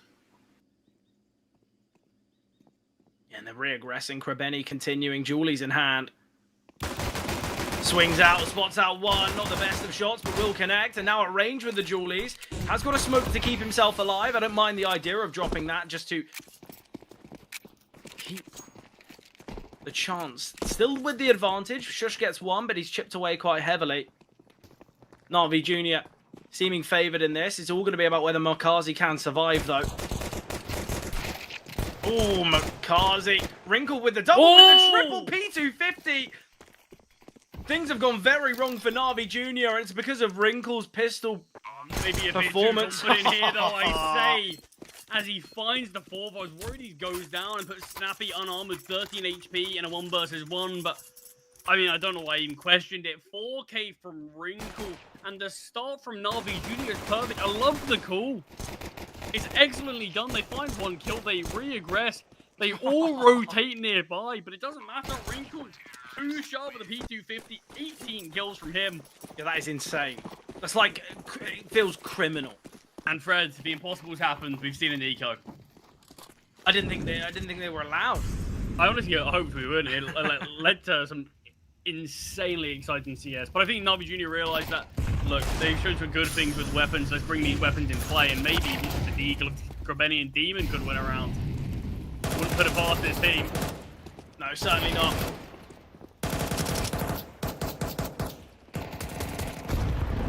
The danger is alleviated. They know Zuga's position. Just the 1 casualty from a nice shot from Krebeni. NIP will find 8. I mean, what a thrilling second map here. Oh, it's been incredible. I mean, so many highlight moments. So many back and forth rounds. Finally, Fred, I got what I asked for, a series where Wrinkle's playing to the level that the stats show. Yeah, exactly. I've been his curse, but seemingly that curse has been broken.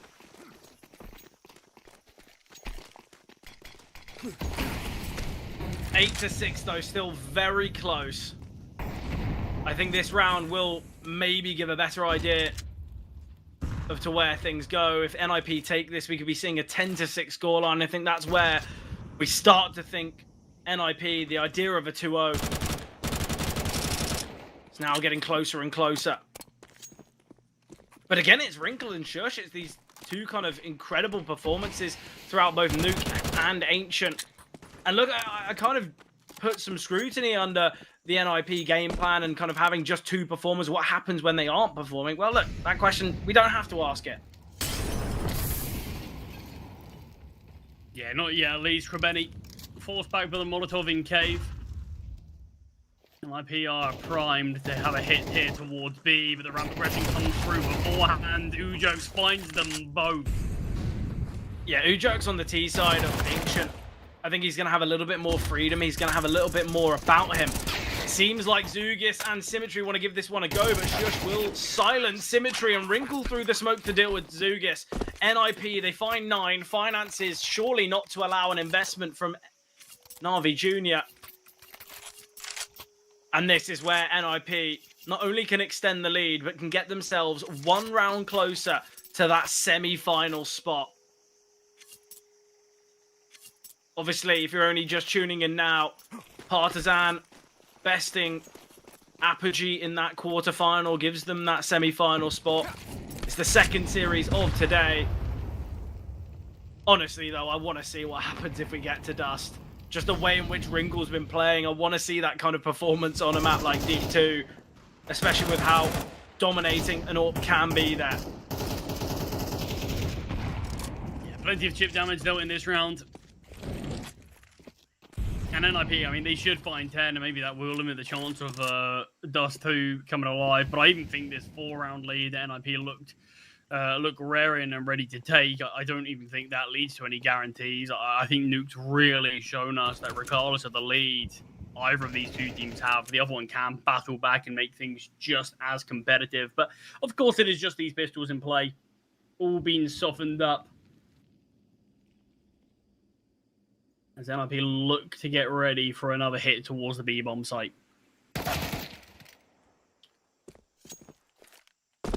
Yeah, NIP against these pistols, they are showing a lot of respect. It's not as though they're trying to walk their way into a bomb site. We're seeing Arazdos going quite loud here, and it's going to force some of these rotations, and Snappy can find Krebeni. The rest of the team, in fact, might make their way towards A, but realizing Makazi is towards Big Box, and I think a game plan many teams try and operate with against Na'Vi Jr. is wherever Makazi is, let's go elsewhere. Certainly not a player you want to be choosing to take fights against.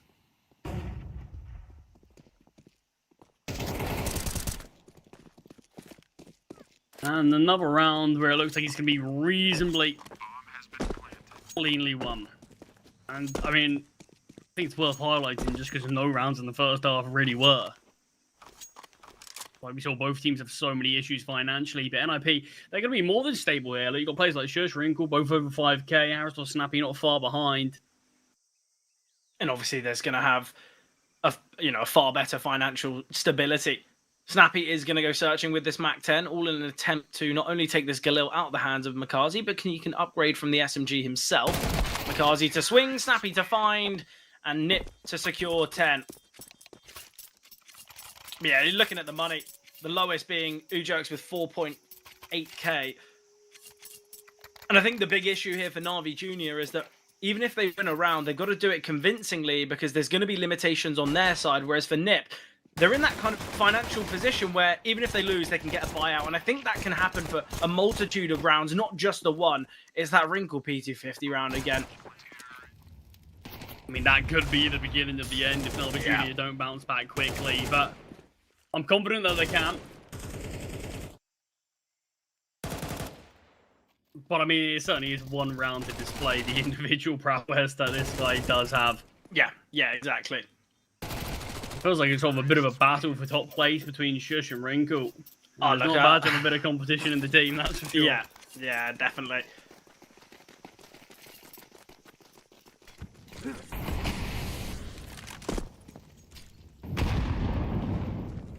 Ball from NIP is near perfect. A hit towards A. Symmetry tries to rotate in with the sword, but the nature of the smoke exposed the game plan. Yeah, Makazi gets the double. Wrinkle, in fact, or not Wrinkle, Symmetry needed the smoking donut as well. Another HE from the smoke to allow Makazi a third.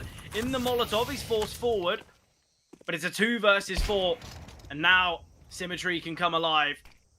Snappy 1v4, flashbang coming through.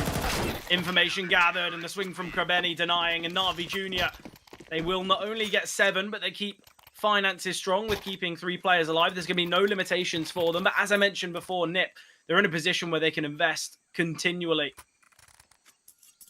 Yeah, cool. It's great from NIP there to get to an MTA bomb site, but just no one able to deal with the nade of the smoke. I believe Symmetry dropped one as well towards Donut, but wasn't needed. But I think now they've realised Symmetry's on the big green. Wrinkle, he wants an orb in hand as well. We've seen an early boost here for Wrinkle on a majority of these ancient games that Nif have played in the past. Oh, spam looks good from Shush. Demon got a lot of damage as well. Krabeni, though, besting Snappy through the smoke. Makazi finds Ujax. And NIP, they look to try and shove their way onto the B-bomb site. They've dealt a lot of damage themselves. And an HE grenade from Shush Central. No kill found from it. Down the ramp is Krabeni, but Shush silencing.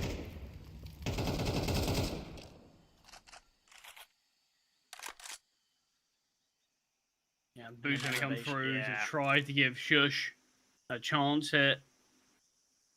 I like that they still haven't given weapons back, perhaps.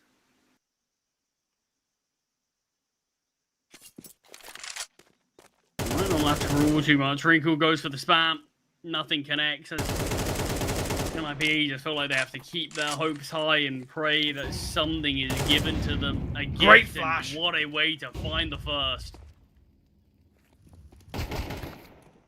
Zugas, oh, he's been chipped away at. Demon will take down Shush. Wrinkle goes 1 for 1, and now Arazdos tapping through the wall. 28 seconds on the clock. He's got a bit of damage against him. Symmetry, I like the swap from the AWP to the rifle, realizing that it's going to be a trading game here.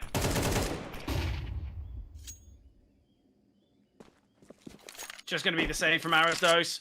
I think we'll see an investment from Nip in the next anyway. Ujax might be on a Mac 10 or a Galil, but I'm sure Snappy will drop an AK across. Yeah, not too far off with those spams from Arazdos, but he needs something to come through. You can't just grey screen through a smoke into 2 people and hope it's going to work out. Not that easy, sadly, but Na'Vi, they close the gap to just 2. Yeah, keeping Ancient competitive. I think once we saw Nip win the pistol round, obviously the eco from Na'Vi, and then the first full buy versus full buy, that's where many of the Na'Vi fans would have had a bit of a sigh, a bit of a disappointing moment, but they brought themselves back. So much damage was dealt there to the Na'Vi Junior side, but kills would just struggle to be found, and obviously Krabeni kind of gives himself up. Wrinkle goes 1 for 1, but I think the positioning there from Na'Vi Junior, the trading possibility was really important. It is going to be this investment. I mentioned there'd be slight weakness. There's a Galil in play on Ujax, but pretty decent buy nonetheless.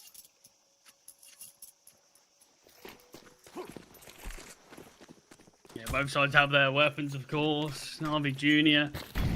Economy's not been all too built up yet, and that's going to be something they're careful of, because NIP, if they're able to reset them, that could be their victory lap to the finish line, and that could just be that final sprint that they need. Yeah, massively. I think if Na'Vi Junior are in a position where they lose a round and down to bare bones regarding finances, you know, Deagle's in play, that's where you really feel for them. But in these rounds, they've got to win them convincingly. They've got to keep as many players alive. You know, finance is such an important part of CS. I think in many series beforehand, you'll see teams with a kind of a 4v1 and they throw away a couple kills, and in doing so, it costs them massively. So hopefully for Na'Vi Junior, if this comeback is to come through, it won't be ruined by economy. Yeah, I mean, it's always the most heartbreaking way to lose when, you know, you bring something so close and the game's so competitive and just a tough time financially, kills it all. Zugas can't find the opening kill. It's Arazdos to do so. Ujox gets softened up in the meantime, but Shush strikes again, and Ujox finishes off the third. 2 survivors here. Na'Vi Junior are going to have a look in, but they might come to regret it as it's looking like a team ace here. Everyone chiming in. Yeah, great call, great round from NIP. They're just winning those coin flip fights. Obviously, we see Ujox in Donut, Arazdos in Donut. It was the tag from Symmetry with the AWP to get Ujax so low HP. It's just all of these altercations, NIP just slightly get the one up. But it's seemingly, we are going to see Demon try and save this, but I don't think it's going to be easy, and with NIP quite heavily looking to hunt here, I'd be very worried. Demon, here's the shots ringing through from Snappy. Demon can get one. Can't double down, though. 3 survivors seen from NIP. Finances aren't as bad as they could be for Na'Vi Jr. They've got a decent bit of loss bonus, helped on with the fact that they did lose those kind of 3 rounds in a row. But they're going to opt for the eco, seemingly. It's such a tough call to make. They don't really have the finances to bring out full rifles, so they opt for the eco. They're confident in their CT side. They're confident that they can win 4 in a row.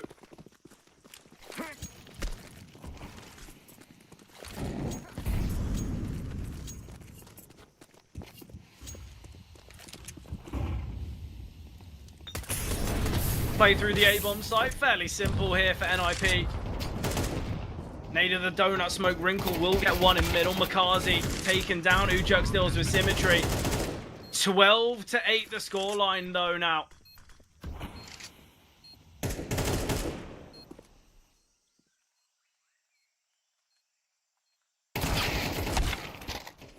Zugis will get one, but just a consolation prize. Might not even be able to save the AK as Snappy very quick here.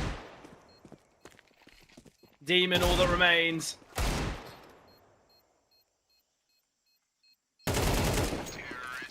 Gets a few kills there. But is it just a consolation? Yeah, exactly. You've got to hope not. I mean, look, it could have a lot of impact potentially if this game continues for longer. If Na'Vi Jr. can honestly even just win this round, perhaps it could make a big difference. But I mean, it really is all or nothing now for Na'Vi Jr. They fought so valiantly here on Ancient. Both teams have, but NIP have just crept closer and closer to that finish line. Look, it's been moving on to the second half. Yeah, but it's been a top-tier performance from both Wrinkle and Shush. And I think the difference here is you've got big moments from Arizdo, from Ujux, from Snappy. They're finding openers, they're finding clutches, they're having a lot of impact. And I think there was a bit of a struggle on Nuke. Obviously, we saw 4 rounds where Shush got 1 kill on Nuke, and we saw 4 rounds in a row for Na'Vi Jr. Yet it seems like even if Wrinkle isn't having a huge moment or Shush isn't massively required, there is kind of a bit more backup for NIP. But this is it, Na'Vi Jr. They lose this round. They are out of the playoffs, and Zugis, he's taking a bit of a risky choice, a risky decision, and will find Shush. Makazi ready and waiting, but now Zugis dealt with. Symmetry does find Aristos in the process, so keeps it a 3-on-3. There's going to be a smoke towards CT now, denying Symmetry impact. Hasn't got a nade for the smoke, but will drop a Molotov. Krebeni finding Wrinkle as well. So man advantage for Na'Vi Jr. But the bomb's now planted in the positioning of Ujux. Well, although it's a good position, he's lost his teammate in the moment. 1 versus 3 for Ujux. There's 3 smokes in play, 2 defuse kits, 1 flashbang. Ujux needs to take an isolated fight. He takes the right one, but no real chance. It's so difficult in that 1v3. And this is where those couple of kills with the Deagle make a big difference. Yeah, it's going to be the force here from NIP. And there's Deco and full bite. Yeah, look, there's 3 weaker weapons. That's those 3 kills, 2 of which Demon found with the Deagle. Yeah, Na'Vi Jr., they're going to be aware of what these final 3 rounds are going to entail economy-wise. And Rakazi gets early up to the B lane, tries to force through, but takes a bit more damage. And in fact, the B-bomb site's been opened slightly, back and forth trade, but Demon's double keeps things favored. Yeah, Wrinkle does have 2 flashes. Snappy has an HE grenade. Wrinkle taken down, and the grenade doing so much work. Snappy, he can get 1. Aware that Symmetry's towards this right-hand side as well. Makazi looking to accelerate. Snappy looking for the flank. Can't find Makazi though. Na'Vi Jr. again success, and now it's going to be this eco from NIP. In a lot of these rounds, it comes down to a 3-on-3. We're seeing the initial confrontation be somewhat level, but then Symmetry on the AWP finding a kill to give Na'Vi Jr. the advantage. It's been so vital. Still trailing by 2, but a bit of a freebie here in 23. It's going to take all 24 rounds. The question is, can Na'Vi Jr. push to overtime, or will NIP be victorious in regulation? It definitely is all all up for grabs. No guarantees here on map number 2, as it looks like it's going to come down to round number 24 to decide it. Arazos goes down as the snappy. Ujox finds one with a Glock, but going to need a lot more where that came from if it comes to winning a round like this. And with Demon backstabbing Ujox, he's not ready. And it leaves Wrinkle in this 1 versus 4 just with the Glock. The ball is back as well, but I don't know if that's going to make that much of a difference. Okay, couple of missed shots to allow Wrinkle to actually cross and retrieve the deagle, but eventually Zuga straightens up and does finish. There is going to be some slight limitations here for NIP. Whether it be utility, whether it be kind of a player like Arazos dropping down to a Galil, NIP utilizing the final tactical pause of the map. I believe they get an extra one if it goes to overtime. I'm sure they're wanting to use this to deny any chance of OT. What are we thinking? You think Na'Vi Jr. have the minerals to take it to overtime, or will Nip do what they did on Nuke and finally get victory? I mean, NIP did struggle to close things out on map number 1. Took them a lot longer than expected. Perhaps these tendencies could linger for a little longer than they want to, but I think NIP certainly have what it takes to get it over the line. Yeah. But this is it. No mistakes can be made for Na'Vi Jr. and for Nip. They've already made 3 mistakes in their eyes, as they could have closed out the game 13-8. Early utility for middle, a run boost as well, allowing McCarthy to find success, but he's taken down. Zugis will get the trade, but Wrinkle fast, and it's a man advantage scenario for Nip, and now they realize, look, let's just group together. Let's not give any isolated fights or isolated moments. Wrinkle here towards Shelf, Demon clearing Cubby, and it's all going to be about timing. Demon is so alone here, but with the smoke down towards ramp, NIP are going to be somewhat stagnant. They aren't going to be instant on their advances. Demon, he's got to find 2 here, but Shush might give up this fight, and he does. Demon will be able to back away and can drop a smoke as well. NIP, they opt for the grouped approach, but when they needed to go shoulder to shoulder, they've given Demon an exit path. Krebeni going to be rotating as well. Symmetry posted in Donut. Yes, quite the mistake. There were going to be 2 players swinging together, but they were dropping Util back and forth, and in fact, it led to Shush being slightly isolated. Wrinkle turning at the worst possible time. We just have a bit of a look at Snappy, make sure he's still with him. Honestly, what have NIP done in this round? They've got those 2 kills in middle, and then they look to split, and we see it here. That's the bomb dropped. It's now Ujox in a 1 versus 3. Look, NIP, they fumbled far too many rounds on Nuke, but they still got it over the line. It was a 4 versus 3. There was 1 defender towards B. They're all got util in hand. They're trying to kind of overcomplicate a round. Just all 4 swing up ramp, kill Demon, win the round. I don't know look at the angle of Demon. I can't believe we're not seeing a trade there. This is because they were juggling Util, and Shush wanted to basically wanted to take this fight a number of times.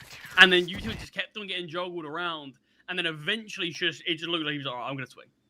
I'm going to go. Ujox wasn't really primed for the trade. It allows Demon, who had no cover with him, to back away up ramp without getting traded. And then Krebeni just gets, just advances. And NIP too slow to actually make a decision as to where to go, as to when to go. So Wrinkle gets caught out looking at Snappy. And it all just fumbles from there. We don't have a single fight where a trade seemingly is possible. Yeah, it's poor decision making. I said the smoke down towards ramp was fortunate, as it allowed Demon to kind of escape before the onslaught. He didn't, and still, it's just so poor. And I think in moments like that, I think NIP in the demo, they're going to rewatch and look back at that round and know that round is theirs for the taking. This is the kind of the round for the whole series, and they mess it up by trying to be kind of a little too clever. I think sometimes just keep the rifles in hand, shoulder to shoulder, get the trade on Demon, win the round, and there we go. But Na'Vi Jr., they pushed to overtime. A great comeback. Remember, they were 12-8 down, winning 4 in a row. And you've got to say, they're probably the ones feeling a little more confident for the result of Ancient. A lot of damage traded here from Snappy. Demon swinging. Demon can get 1, but an important trade from Ujox. And now they will go up the ramp. Shush can find Krebeni. Man advantage team for Nip, and the bomb can go down now. Can't be denied, but a couple of pot shots fired out. Juke is out of ammo, as is Ujox by the looks of things. A bit fortunate for both sides as to not get taken down, but a man advantage for NIP. just gets flashed in, and the flash not actually blinding Symmetry, but timed to perfection as Ujerks by his side finds the kill. This advanced angle from Shush is good enough to give so much control now to NIP. McCarthy's on the bomb site and actually gets given a kill there from Shush. Matters not though, as Aristos does find the final kill, and NIP win the first round of overtime. Yeah, look, it's taken them 5 to find 13, but they only had 4 to get it in regulation. I think a lot of the time we do talk about how sometimes teams, they feel the pressure, they feel the real worry and the nerve, and then the second it's overtime, there isn't that pressure anymore, so just the round seems so much more simple. It seems so much easier for them. But a simple B execute can work out well. Makazi gives it a good go, I think we do have to say. Yeah, I definitely believe for a second. Wins that gunfire on arrows, though. It's an awkward position where the bomb isn't directly planted for the player in cave. Yeah, Snappy was low as well. 22 points of health.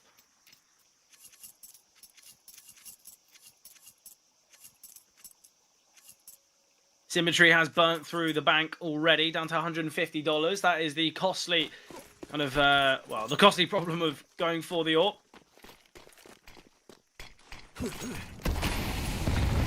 Nades towards middle, doing a lot of damage to Makazi. Aristos biding his time on when to swing. But speaking of HEs, Wrinkle feels the force of the shrapnel. Krebeni's going to look to take some space now. Ujerks playing behind the smoke. Great HE grenade. Doesn't deal anywhere near as much damage as I anticipated. Zugis will find Snappy though. Trade onto Zugis. Either great find from Ujerks, deals with the awful Symmetry, and now Demon feels a little isolated on the bomb site, although he's got Krebeni here in cave and a rotation from, I believe, Zugis. It leaves Makazi in hot water, and with him being found by Shush, the whole A bomb site is open. Krebeni hears all of this though. Krebeni can look to shut this down or at least catch off one of these rotating players. Krebeni's been really quick to advance. Ujerks does have his gun out, does hit the jiggle as well. Delays so much time, back away and retreat slightly and will lose his life. But gets this intel. Probably hears the steps of both these flanking players. Yeah, Wrinkle deals with Demon as well. That's the donut player found, and now there's 2 here towards A main. They are going to split. They offer these 1v1s. Aristos deals with Zugis. Wrinkle posted up towards the right-hand side, and now this is just a bit of a messing game. Wrinkle holding, Krebeni found. 2 now seen from NIP. They do get 14 now, and it's clear that the pressure, it did get to NIP, but the second they get to overtime, they go back to winning ways. And you actually see that the one kind of difficulty on CT side overtime is if you do bring out the AWPs and lose both the rounds, you do actually have issues. Look, we've got a couple of players with, in fact, 3 players right now with not full utility. There's not full diffuse kits on everyone. Not that would necessarily play a huge part, but it's just lacking a couple of pieces of util here or there. Symmetry's only got 2 flashes. Makazi only had 2 pieces of util himself. And these can just cause slight issues. Hopefully aren't going to be the case, though. And Snappy right now has just got a Tech 9. Yeah, I don't think there's enough time to buy. I think he just processed that he's just sitting on a Tech 9. There's an AWP spawn. Obviously. Because why wouldn't there? Yeah, Snappy just going for an early pick. With the tech, Wrinkle dropping Wrinkle the AWP, and Wrinkle just decided not to carry his AK. Look at this fight in A main. If Shush wins this one, oh, Zugis turns from the flash at perfect time. Snappy sends the nade, but Zugis is already escaped.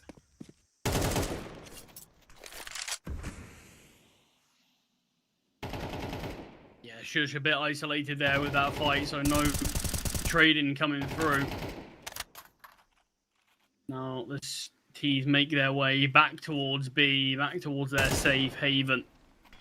Aristos with a bit of a pre-fire, spots out the shoulder of Krebeni, but unable to connect the shot, and it is going to be this B execute now. Wrinkle's elevated in the hope that someone peeks from the right-hand side, and there will be this peek, but there's a smoke down in ramp. Flashbang's coming over, but Demon, it's just so easy, so effortless, because they're peeking up the ramp one by one, and although Snappy is able to take Demon down, it's still a 1 versus 4 for Wrinkle.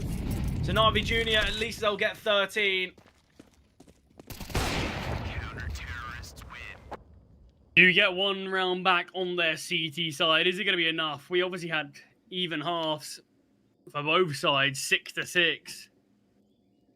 NIP, if they want to win things in the first overtime, they need 2 of these final 3 rounds. Navi Junior, for them to win it, they need all 3.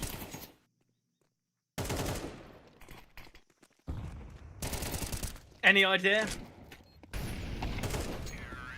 No, I think the same way throughout this game. Yeah. Still on a nice edge. You got a big rounds like this from Demon. I think genuinely maybe just the messing up with the weapons at the start kind of threw NIP kind of off kilter, a little bit off course on what they wanted to achieve. But CT side now for NIP.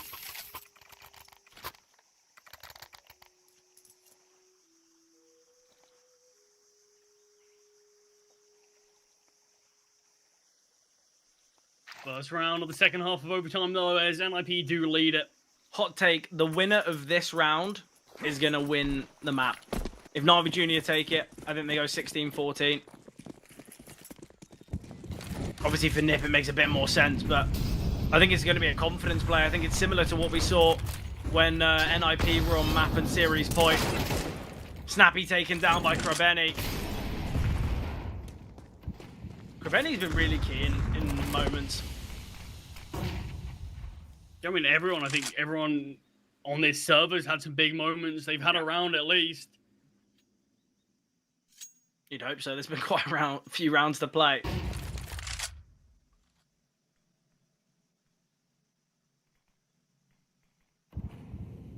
NIP aren't going to actively go searching for this kill back. They're going to look to hunker down on their positions and hope that their defenses are strong enough. I quite like the idea from NIP. It's a 3-man gamble towards the B bomb site, just leaving Wrinkle to defend towards both middle and A with the AWP. I think it can work. He is going to reposition towards CT, it seems, but, well, never mind. Back to Donut. 45 seconds on the clock. The onslaught of utility landing now for Navi Junior. Somewhat kept back by the flames. Sure, she might get caught off guard. He sends the flashbang, it blinds plenty, and he's now just trying to keep himself alive, but the kill feed all the way of NIP. Makazi now in a 1 versus 3. He's got 30 seconds to work with. I think Wrinkle did spot him as well. So great information here. The HE grenade. Shush still surviving. 3 HP for Shush. As an impossible 1 versus 3. But the hero of Navi Junior, Wrinkle, rotates in and finds the kill with the AWP. And I said NIP, they weren't actively searching for the kill back. They were confident in their B defenses. And Shush, I mean, what a hold. He looked a bit caught out initially, finds the first with the wall bang, and just plays off of his teammate to perfection. Yeah. That's how these B holds are meant to go. Yeah, even with the onslaught of utility shown from Navi Junior, it was that Molotov towards top ramp as well that kind of kept Navi Junior somewhat trapped for just half a second, and in doing so, it meant their flashbangs were mistimed, everything like that. Nades landing, but it is this fast B play. Snappy smoked off. Speedy rotations will be seen, but Snappy through the smoke finds one. A 3-on-3 still. Snappy attempting to deal through the wooden walls. Already so much deep space taken here from Symmetry. There's no reason NIP don't go for this round. They've got enough finances to.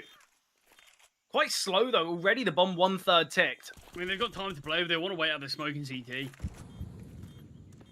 Don't want to just send Shush through it to his death. Now the smoke is waiting. We've got to start to see the move now. Smoke dropped. Molly onto Symmetry's position. The nade range is down. But the issue is when you've got Wrinkle nearby, Snappy, you're hoping for a really impossible trade to come through. And everyone will go down on the Navi Junior side, but they don't care about that. It's the round. And that's the best thing with these fast B pops. If they work out, you end up taking the bomb site with a ton of util remaining. You don't need 5 sets of full utility to take a B bomb site quickly. So you end up having all these smokes. They ended up able to drop 3 smokes after taking that bomb. They just denied NIP breaking into that bomb site early. Denied them getting a kill back somewhere. So you either have to respect the smokes or push through them. Yeah. Shush just lining up the utility, the flashbangs, but Symmetry, great find with the AWP there. He pushes through 2 smokes. Snappy going to be sent in. The flashes are excellent, but Demon, while blinded, finds. Ujux has progressed down the ramp. He will find his first, trying to dodge death at every turn. He will be able to back away, but Zug is through the ramp smoke, in fact, finding. And it leaves Wrinkle and Shush, the 2 heroes for NIP, throughout both map 1 and 2, in a 2 versus 4.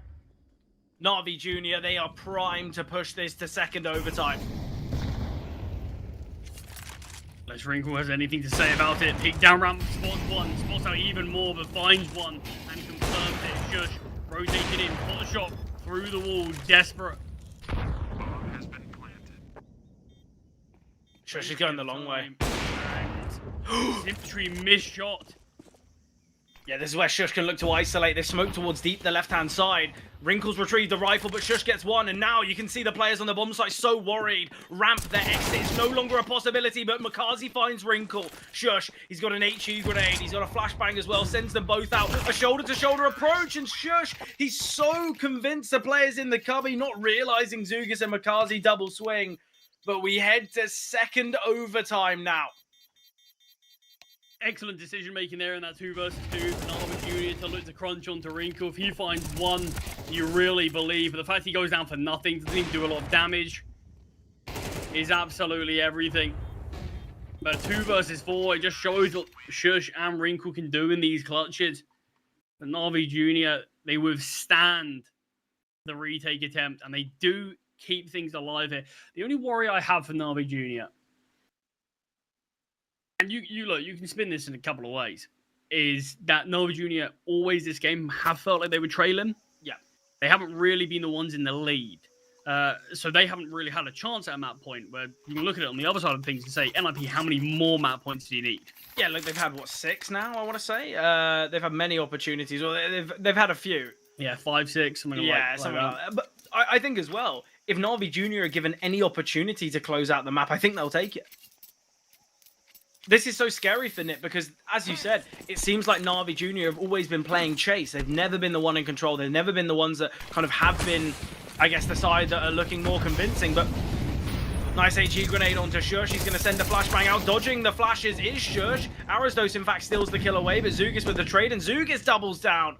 Great openers in middle. Snappy, a lot of damage dealt to Symmetry as well, and Snappy finds Krebene. It's all just a bait. He instantly knew.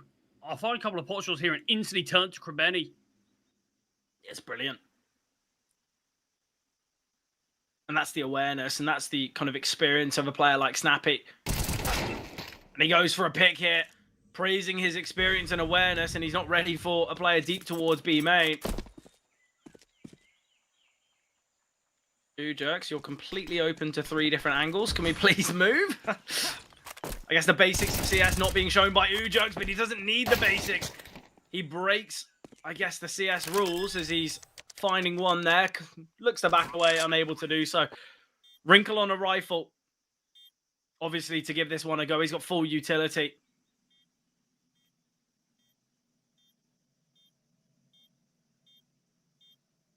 The longer this takes, the more Na'Vi Jr. might be thinking, well, it's Wrinkle. He might just want to save this AWP.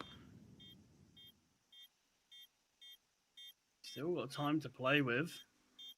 He's crept his way up onto the bomb site.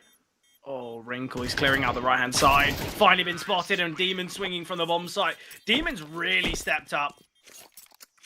I mean, Demon actually, I thought Demon does probably have the most impact from Na'Vi Jr. across both maps so far. Yeah. Even on Nuke, kills never look all too sort of promising in terms of sort of KD, but in terms of impact, he was always there on Nuke. He felt like the one sort of bright spark. And certainly here on Anubis as well, so much impact. First round goes the way of Na'Vi Jr. here in the second OT.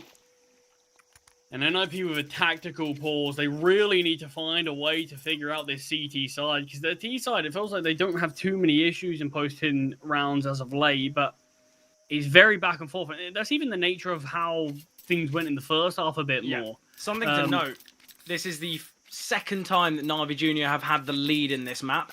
Obviously, the first time was in round number 5 when they went 3-2 up. Yeah, let's see if they can continue at that then. Will it instantly be broken by this tactical force of Na'Vi Jr.? Nice HE grenade onto Shush and Aristos. Ujerks, he's going to send the HE grenade out. The nade doing so much damage, but the bullet's just not connecting Demon with the trade. Snappy here in Cave. It's this smoke again that's being thrown from Na'Vi Jr. that completely denies Snappy's intentions. We see a push through the smoke from Krebeni. He wants to deal with Snap, and he does that. Great flashbang. Utility landing towards Cave. See, it's an interesting decision from NIP. They call a tactical pause and look to fight more heavily towards mid. Mid doesn't seem like their issue. It's B. They're getting punished here on this side of the map. Not necessarily towards middle, but it's a 3 versus 3 here that is going to go the way of Na'Vi Jr. There's too much damage that's been dealt. Demon finds the final 2 to complete the triple. Yeah, we really need to see NIP sort out how to stop Na'Vi Jr. here. They don't even put any stock towards A. Honestly, I think what NIP need to do, they need to play a 3-1-1. Play the AWP of Wrinkle towards Red Room, have someone maybe like Ujerks or Aristos progressing through A main, and you just play a triple B setup. Because it seems like Na'Vi Jr., they're not playing these slow played rounds. You don't need to have kind of positions all across the map. It is going to be this play through A. It is Shush with a hero secondary AWP. And he gets his first. No second secured. He's able to evade. He's just trying to keep himself alive. Aristos is holding. We will see a rotation from Wrinkle, but he's been chipped away at massively. Snappy and Ujerks finally going to make their way through. Still got the AWP for Shush in contention. Aristos finds Zugis through the smoke. Bomb finally being planted. Flashbang looks good, and Snappy finds Krebeni. 4 versus 2, making a 1v4, making a 0v4. What a retake there from NIP. Yeah, I think a really necessary round for NIP as well. They failed to convert that one. That's Na'Vi Jr. not only getting their first map point of the series, but it's them having 3 opportunities to close things out. Perhaps we could see the exact same result on overtime to bring us to a 3rd. The T side having the slight favor in here on OT. Yeah, I think the real difficulty is if NIP want to kind of close it out in this second portion of OT, they've got to win all 3 in a row in this T side, which I think will be quite difficult. I suppose at least they won that final round. Otherwise, that would have been them needing to win all 3 just to keep themselves alive. Yeah, massively on map number 2. so. Obviously, for anyone just tuning in, this is for a semi-final spot. And there is still a 3rd and final map waiting on the wings if needed.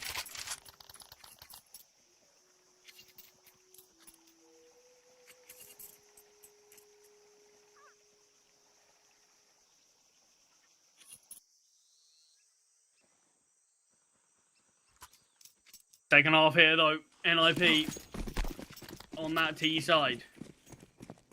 Yeah, Na'Vi Jr.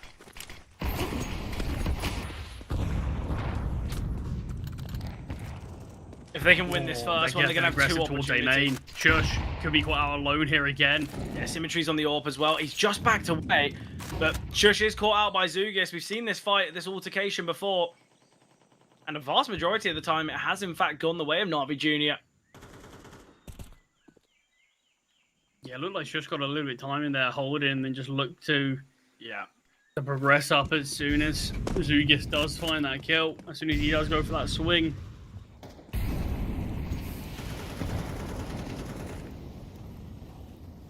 Ujerks creeping close. Nice idea, a lot of damage onto both Krebeni and Symmetry. The swing comes through from Demon though. Snappy attempting to find through the wall, but unable to do so. Snappy, a lot of his T-side has been this. Aristos spots Makazi in the smoke. Still so much damage has been dealt. Snappy spots Krebeni. I mean, this is chaos here. Yeah, absolute chaos. Fighting in the smoke. Players creep out the smoke. Snappy finds his second of the round. There's another play here. It's all on Zugis, who gets found. What on earth is this round, Fred? Yeah, absolute chaos. Just so much seen there in Cave.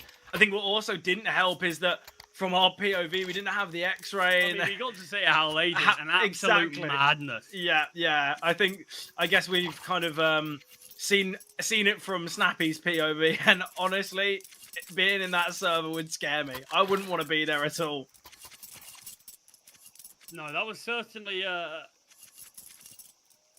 certainly an interesting round to be played. But Navi Junior, they found the early success. They just fought quite heavily towards Cave, and I feel like a bit unfortunate in that regard that Arizona finds one, isn't able to get taken down. Snappy backs up his teammate, gets sight of the second, and then you just see 2 more players look to fight. And NIP, they just best those duels. Huge round there from Snappy to level up this game. 2 rounds remaining of the second half of second OT. Either of these teams can win both of them. That's them taking this map. A little bit of chip damage from the HE grenade onto Zugis and Makazi. Ujax completely alone here towards B ramp in the attempt to try and foil and, I guess, disturb Na'Vi Jr. Smoke towards A main there is going to hinder Na'Vi Jr. massively because it allows NIP to creep so close here. They can effectively just sit in the smoke and then look to execute. Ujax has got a smoke and a flashbang. He's got the flash in hand now. Going to see a rotation here from Na'Vi Jr. There was that triple B setup for a moment. Makazi's just called to his teammate. Well, it's the utility raining down on the A bomb site. HE grenade thrown. Ujax will find Demon though. And with the 2 players in middle, we could see a change of pace. Symmetry found through the wall from Ujax. That is devastating. The B bomb site has been ripped open, and that's why Krebeni is having to quickly maneuver his way around. But it's still this A play. Ujax has done so much work in this round to completely distract Na'Vi Jr. on this actual round, And which is this A play. Ujax, just don't win it all, mate. You can do it on your own. Shush will find Makazi. And that is what a lurk is meant to do. If you can provide moments like this, Ujax has single-handedly changed the outcome of this round and potentially changed the outcome of the playoffs. Zugis, he's slowly creeping out onto the bomb site. If he had a smoke, maybe there'd be a chance, but he's creeping into Donut. He spots out one player, hopping the swing from the other. Wrinkle will find NIP again on another map and series point. This is their 6th map point now. Yeah. It took them a long time to close things out on Nuke. It took them 7 Surely. map points. Surely they have to be able to do it now. Or Navi Jr., it's just a matter of time before they go and take it. Look how close Ancient is. This is how many sort of fine margins and down to the wire moments it is between these 2 teams. NIP. It's now whenever it feels like. Oh, great find from Demon. Traded out by Wrinkle. A lot of damage taken by Wrinkle in the process. Down to 8 HP. Spamming through the smoke. Both Na'Vi and Nip. Krebeni rotating round from Cave. He's got to deal with Shush and is effective. Man advantage now for Na'Vi Jr. The bomb's dropped on the B bomb site as well. And NIP not only disadvantaged in the players, but also Wrinkle's heavily chipped away at. This is a perfect round for Na'Vi Jr. to find 18. Yeah, and it feels like just a mistake here. Shush pushing up towards the B bomb site alone, dropping the bomb, forces NIP into a really tough situation. Wrinkle still being one of these players alive. 8 points of health is all on Snappy, and Makazi not even realizing gets a double. Another map point for NIP and another round fumbled. 3rd overtime is where we are going here. Yeah, as I said, look, it took NIP 7 map points to close out Nuke. Whether they'll get a 7th is the question, but a real back and forth game. But again, it's that slight misstep. It's that slight mistake. It's clear that Shush wanted to find something on the bomb site. He wanted to give that advantage, maybe overlooking that he has the bomb. Maybe the call was for someone else to be there. I'm not too sure, but Nip, they have had so many opportunities to close out the series. But we are still here on Ancient. Yeah, and another map in Dust 2 waiting on the wings. What a thrilling affair that could be.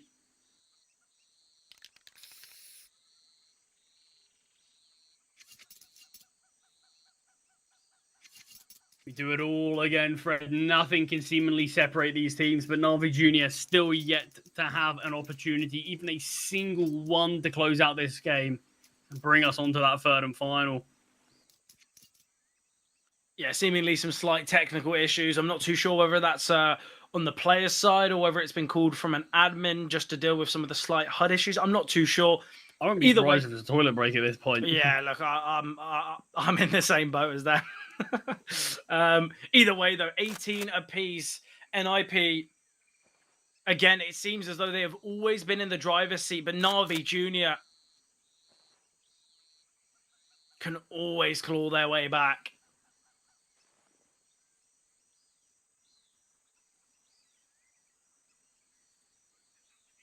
And I think they've shown that time and time again.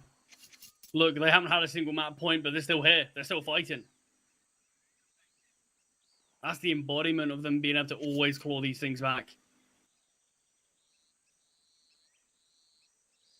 Like I've asked about 4 times this game, but I think I already know what your answer will be regarding predictions. So I'll ask a different question. Who do you think is going to be the difference maker in this third round or third kind of section of overtimes? Oh, I mean, it is difficult because you look at NIP and it does feel very much like a team performance from them. Whereas on the flip side of things, we've had a few individuals, Demon, McCarthy stepping up. I think it's anyone's game to take. Yeah, I think it'll be an interesting one. I've just got word from production. We are going to need to jump to a short break. We will be back in the action on Ancient very shortly, so don't go anywhere.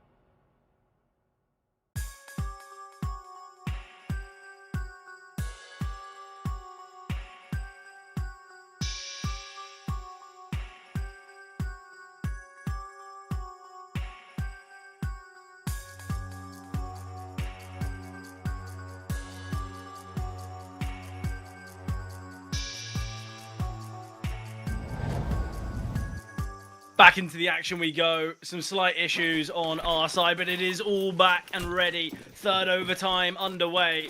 Na'Vi Jr. with a CT start. It's 7 now. Well, it's 6 opportunities had for NIP to close out the series and to get that spot in the semi-finals. All I'm saying is whoever takes this game has done a lot of work, a lot of battling to find it. Oh, I think both teams have that they can certainly claim. To hit from NIP, 3 players in Donut, and the lack of smoke grenade here is costing NIP bodies.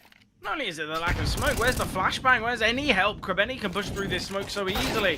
Where's all the util gone for NIP? They've gone for a fast A here. Like, what has happened? Did they just buy 3 pieces of util? Is this a half buy? I don't really know what's happened. Yeah, I don't actually know where any of the util is.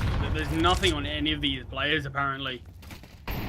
Unless it's sort of on everyone that just got sent in to die, but it's a big risk from NIP deciding just to leave Donut open. There's 3 players residing there. First player goes down, and still the second looks to swing. I mean, does manage to find one, but a 1-for-2 trade's never great. And despite the call looking good initially from NIP, the lack of support util allowed that one to look pretty damn easy for Na'Vi Jr. Yeah, possibly one of the most lifeless T-side rounds we've seen here on Ancient. There's always been a bit of creativity, always a bit of push and pull, back and forth, and excitement. Yeah, Nip just go for an A hit with, what, 1 molly, 1 smoke, 2 flashes, it seems. Rumbu's going to be seen. Arizos in front of the mollies and the flashes and the smokes, and he finds Makazi. Krebeni now pushing down ramp. Symmetry gets a double though in middle. Krebeni finds Ujerks, and a 2 versus 4 within 20 seconds. Na'Vi Jr. They have brought the firepower and the threat here to overtime. Yeah, maybe just that break that they had that just gave them a bit of time to breathe, a little bit of time to settle, and unless Snappy finds the second kill, this round's done. Yeah, Wrinkle, it's going to be a tough clutch. Can try and isolate this fight, seemingly. It's all about timing. Great find from Wrinkle. 1 versus 2 now. And he's actually gained some valuable information there. Symmetry dropping the Molotov. It helps Wrinkle to kind of piece this together. He's got full utility. The CTs are still split. Wrinkle's already progressed up ramp. Zugas has got to be cautious. Wrinkle's got a minute on the clock here. He could go searching. Oh, this could go so wrong. This is what, 1v3? Zugis. Oh, Wrinkle. He will be able to get one. Going to drop the deep smoke. Backs away onto the bomb site. Yeah, if he taps it. Oh, I love it. I love the idea of the tap. Symmetry. Oh, he's gone through. What is going on? Oh, no. Wrinkle, do you not spot him? Symmetry, why are you shifting? I don't know what's just happened, but Symmetry prevailing. I mean, Wrinkle had a great read, but didn't have the nerve just to hold it for a while. There's 4 seconds on the bomb, but after a couple, he gave up and went back for the plant. I can't believe a teammate didn't even sort of scream out. Yeah. Absolute craziness there. Maybe it's just from our side because we've got the X-ray on our side, and maybe the smoke looks a bit different within the server to the stream. I'm not too sure, but it seemed pretty clear that Symmetry was on his screen. Even then, you might think the radar might have been able to pick it up or something. Yeah, something. But supposedly not, and NIP losing 2 rounds there.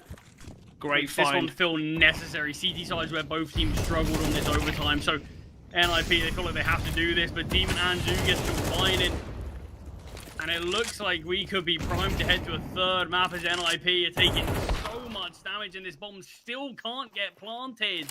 Yeah, it's going to be 21 to 18. Unless we can see a Wrinkle 1v4. He gets the first. Orb still in hand. Tech 9, but Makazi finds. Na'Vi Jr. 21 to 18. NIP, they've had 6 opportunities to close out this series, yet to find it. Na'Vi Jr. now with 3 opportunities to close out the map and push to Dust 2. Honestly, I think if it goes to a 3rd map, I think we all know that NIP, they are going to be speaking quite poorly of themselves. They have had so many opportunities. They have had so many advantages, You think back to that round where Demon was tucked in kind of the half cubby of ramp on the CT side. It was a 4 versus 3. NIP could have closed the game out there and there. Just so many mistakes have been made from Nip. And now Na'Vi Jr. not only have capitalized on said mistakes, they're the ones in the driver's seat. They're the ones in the lead. They've now got 3 chances to push to that Dust 2. The only other loss that NIP, I'm not saying this one's going to be a loss, the only loss so far that NIP have had here in Series 2 is a game I actually got to watch. It was versus CYBERSHOKE. 1 map up in that series, dominated CYBERSHOKE on Nuke, brought things over to Anubis, and had a great start there. And it felt like it was going to be a pretty swift 2-0 for NIP. They ended up just completely falling apart. Lost things on Anubis, ended up getting dominated on Ancient, losing there to CYBERSHOKE. And they just sort of fell apart when they were close to the finish line. It just feels like that break there has just killed them.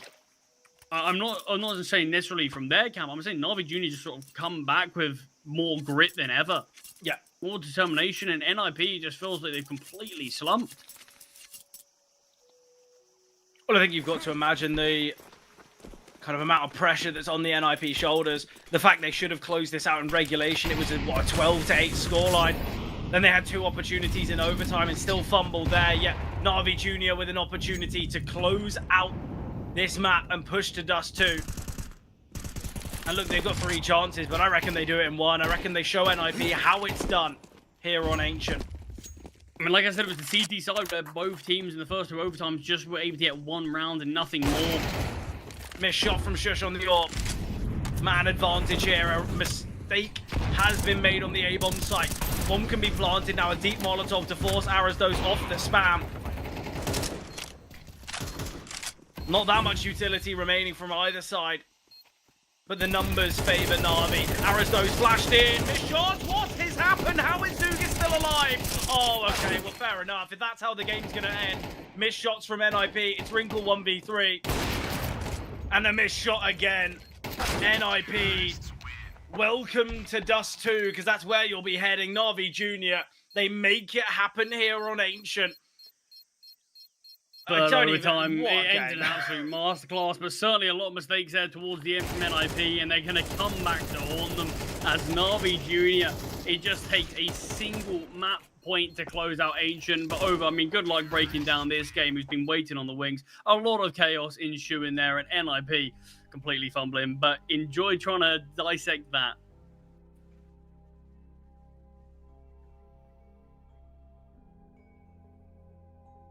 God damn it, unmuting myself, and a big problem, but I don't even want to dissect it. I don't even want to touch this game with a 10-feet pole. What the hell did NIP do? Like, what happened to NIP, folks, from such a graceful, you know, relatively equal start, 6-6 on the halftime, NIP kind of containing it early, everything looking good.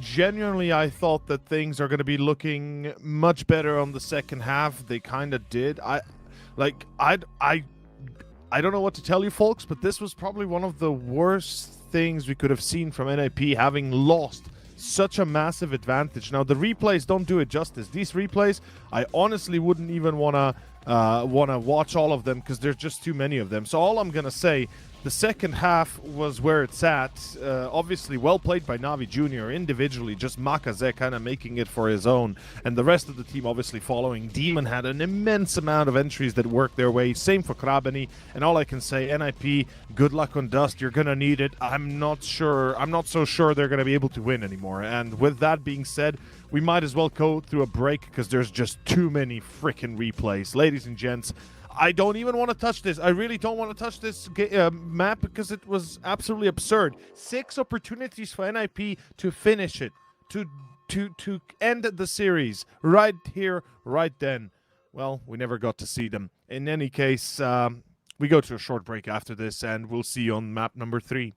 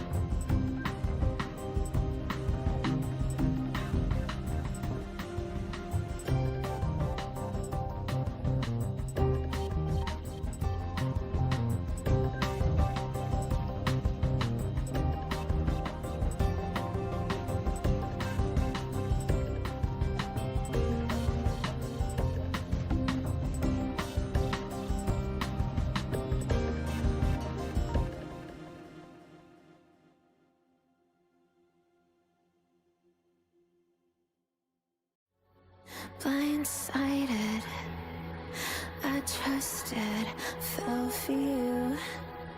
What a stupid thing to do. Blindsided, high hopes, but they fell away the moment you lied to me.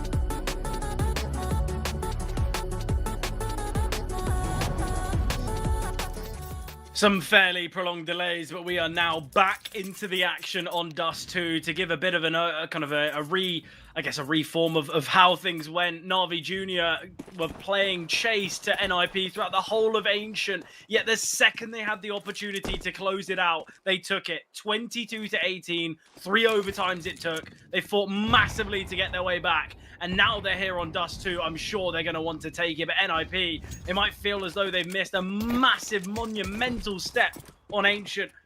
Can they, I guess, make up for that here on Dust? Yeah, I think it just proved that the young guns outlasting the experience, the veterans of NIP. But in this pistol round, NIP look pretty set in stone to be able to take this one. Scribeni, the player who got whittled away earlier into the round, is eliminated. As NIP secure the pistol. They've had a pretty decent time, actually, with pistol success throughout this series. Oh, massively so. Quite a few of these rounds, and kicking things off on Dust 2 in that fashion as well is going to be a big buffer that they need, but Na'Vi Jr. aren't going to let things slip out of their hands all too easily, as they are fully invested in this one. Plenty of Tech 9s, a lone Deagle on Demon. You can get a lot of speed to this round. Yeah, 4 out of the possible 5 pistols have gone the way of NIP. And the only pistol they lost, they then proceeded to win the force buy. So they've gained a lot out of these opening rounds.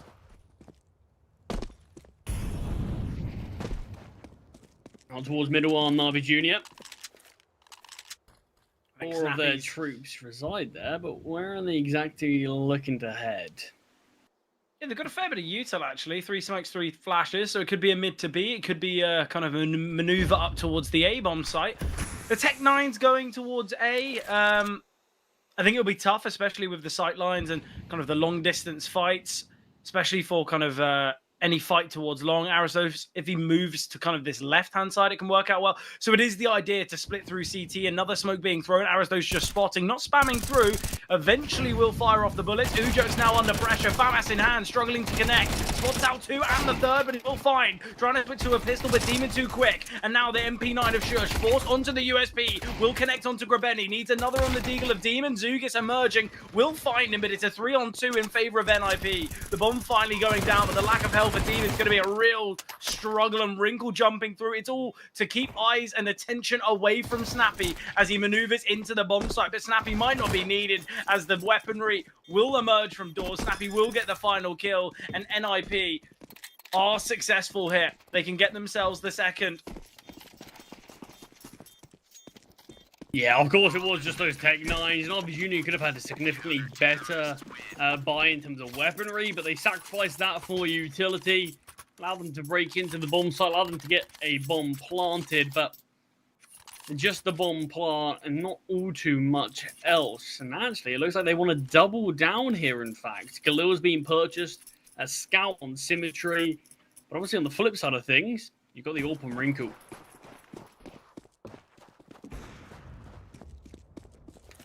And there's Wrinkle's AWP, striking true, taking down Symmetry's scout.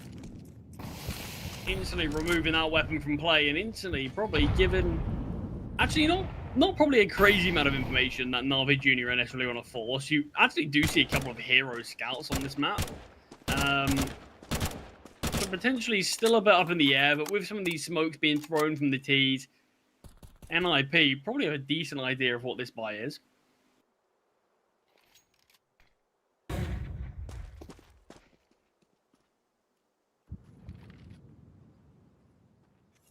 A lot of control still, though, here for NIP. That's because Snappy's taken this space. Spots the shadow of Demon and will just back away. I don't mind this from Snappy. Very much alone, though. Aristos does have a flash. Wrinkle posted up here towards short with the AWP. And now with the steps heard, Snappy gets one. There is still 2 players close towards long. Flashbang going to be coming over. Blinded is Wrinkle, but Aristos not blinded, so he can find one. Can't double down, though, as Zugis, in fact, to find 2. Krebeni rotating through short, so they've got a great idea where these final 2 are coming from, and they just drop the bomb across. I love the idea of this. Na'Vi Jr. ensuring that they can punch in the digits, but things get difficult as Shush rotates in from short. NIP continue this streak of success. It was surely just to be an eco now from Na'Vi Jr. Yeah, bomb plant there would have been great. It would have ensured a buyout for Na'Vi Jr. if they so wish, but they're still going for a hefty investment by the looks of things. Obviously, it is full loss bonus, so you can kind of get away with a little bit more in a round like this. The Hero AK on Krebeni. Good few pistols alongside. Not a huge amount of utility, though, but Na'Vi Jr. taking B tunnel swiftly. Yeah, don't mind the idea of this. Try and get the pistols up close and personal. Aristos just jump spotting. Oh, I like the idea of the boost, but look at the nades. So much damage onto everyone. A molly soon to follow. And now through the flames, the T's scatter. Makazi a little bit alone towards middle. There is a smoke hit denying sightlines from CT, but no one residing.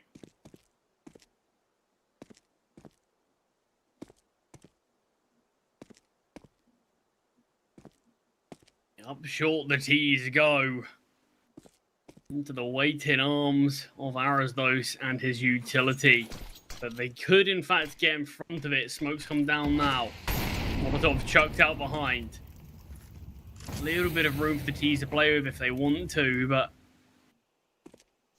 ETs have to be ready about this. You can see Aristos' positions change. Wrinkle now holding the sight lines while Aristos plays towards Goose. Oh, the scope in and the Makazi denial. Aristos just gets the one. Great trade from Krebeni. Man advantage. Rifles retrieved. Symmetry on the big green. His specialist weapon. And a real possibility here for Na'Vi Jr. But with Shush finding Krebeni, a lot of discipline from Shush. Snappy. He's still tucked away here towards long. Will he spot the gun barrel? Oh, Snappy! Oh, Symmetry spots him. What is going on here? Symmetry eventually finds Shush falls as well. Beforehand, it's all on Ujax. He gets the first. Aware that Symmetry's towards long. Needs to deal with player on the bomb site. Flashbang coming over, but Symmetry posted. Symmetry finding Na'Vi Jr. get their first round on the board. And with the least likely of investments, but it's the capitulation on the bomb site. It's the incredible shot from Makazi onto Wrinkle. Timing's a bit unfortunate as he just scopes in, but even still, what a dig shot. I'd love to see if we can, I guess, show that replay, because I'm sure we all know that that shot changed the game. Yeah, and then Snappy just not even considering a player advancing long from the A-bomb site. So ready for a lurk, but not ready just for someone to advance up. You think that's a guaranteed kill. The scope just out of sight of Snappy's vision. And Snappy could have just easily turned and got a freebie there on Symmetry, and then you could easily see that become a different round. It's long is such a valuable bit of real estate for the team in the post plant to have, and that's why you very often see if the bomb site gets overrun, the CTs would just retreat into long so they can play that as a retake, isolate them, lock them into that bomb site. But as soon as Snappy goes down, it becomes a really difficult clutch there for Ujerks. But money's in a tough spot now for NIP as they've gone for this force by 2 scouts in play, 2 MP9s and an M4. There is one remaining piece of utility and we've had 10 seconds to play. Yeah, the HE grenade does help to deal damage onto Krebeni. I don't mind the idea of 2 scouts. I think on a map like Dust with the long sight lines to both middle and long, it can work out nicely. There's going to be a lot of chaos here in middle. Symmetry finds Shush though. Missed shot from Snappy. Oh, spam coming through. Demon deals with Aristos. Ujerks still tucked behind the doors. Oh, quick shot from Symmetry.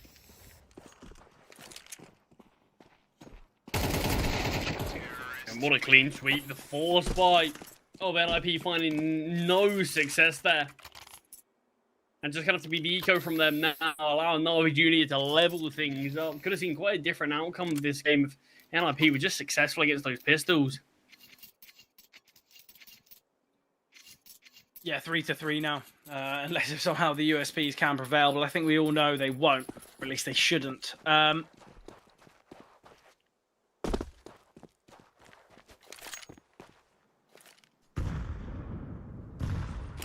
Yeah, I haven't seen a full eco win in a little while. I say that, it's been about a week. But Snappy does find one with the USP, but the T's handle efficiently after that. Yeah, Wrinkle all that remains. Oh, in fact, Zugis lands on his head. Information given.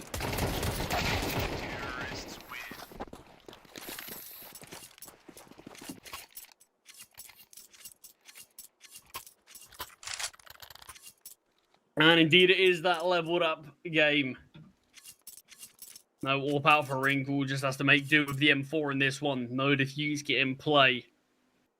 Finance is just not allowing it. Utility's already limited as it is, and NIP don't really want to sacrifice any more of it to bring out the defuse kit, so they'll have to do so before the bomb goes down. I think the crazy thing about this series is if you look at the kills so far, Shush is on 61, Wrinkle's on 59. In comparison to the highest on the other side, on Na'Vi Jr., it's Demon with 48, Makazi with 47. There is a quite a vast range and a difference in kills. And the fact that map 1 and map 2, kind of a difference of 4 rounds in both games, 13-9 victory for NIP, 22-18 victory for Na'Vi Jr., you'd expect a little bit more kills, but it just goes to show how much work Wrinkle and Shush have been doing on these maps. And the fact that players like Ujux, like Arathos, really need to be stepping up. Snappy holding mouse 1, but Demon denying. Molotov seen, but not deep enough. Krebeni, bit of missed utility, allowing Arasdos and Wrinkle to emerge. Zugis, has he not spotted Ujux there? Maybe just realizing that his eyes do not deceive him. There is a player just behind that smoke, and Zugis angle Makazi through the smoke, finding Wrinkle. 2 players now have been put down very low. Make it a third, but still surviving is Zugis. Arasdos. Finally, won't give an end to him.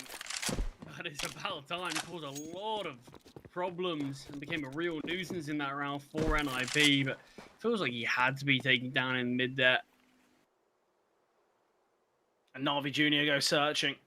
The finances look so strong. Everyone above 5k, so they can look to try and take this rifle away. Makazi will be taken down. Arasdos finding.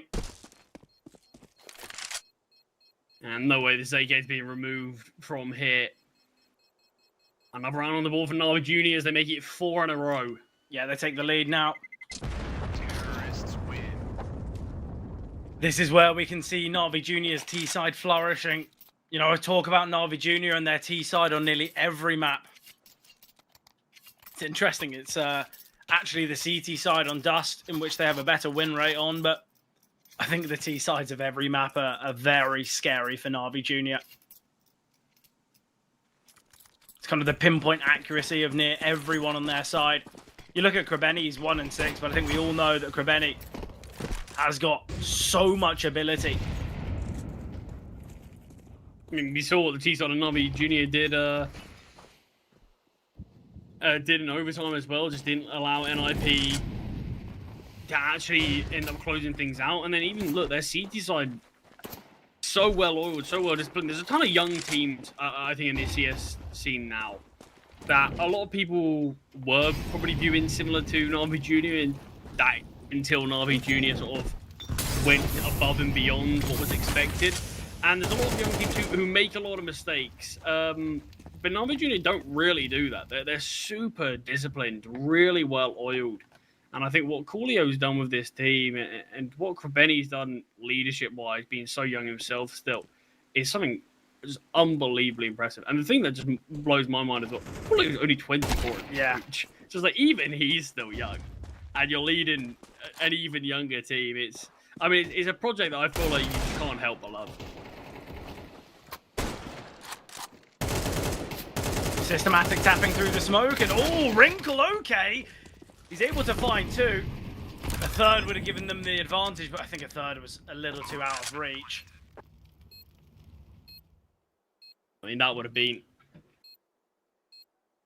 way above and beyond the status quo, and just something wrinkled with just the scout. It's going to be a difficult time in general. And Snappy just wants to keep this AK around. Navi Jr.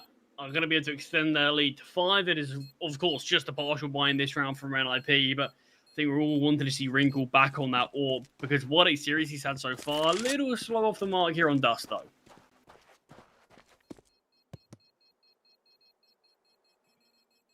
Yeah, Navi Jr. though, again, they're looking really strong. Look at the finances as well. We've got 2 players above 10k, above 12 in fact. And it just goes to show not only how convincing they've been, but I think a worrying sign for NIP as they utilize their second tactical pause within 9 rounds.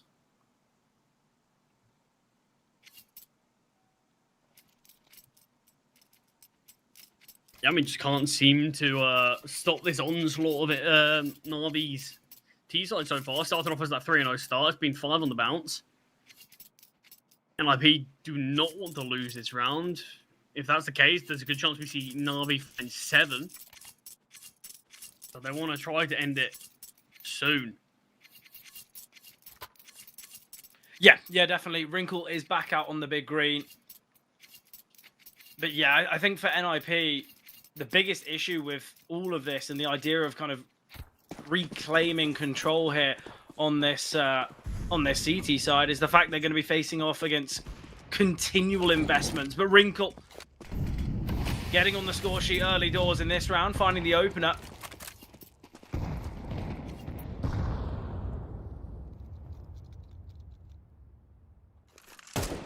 Oh, Demon, he spotted out Shush here onto the B-bomb site.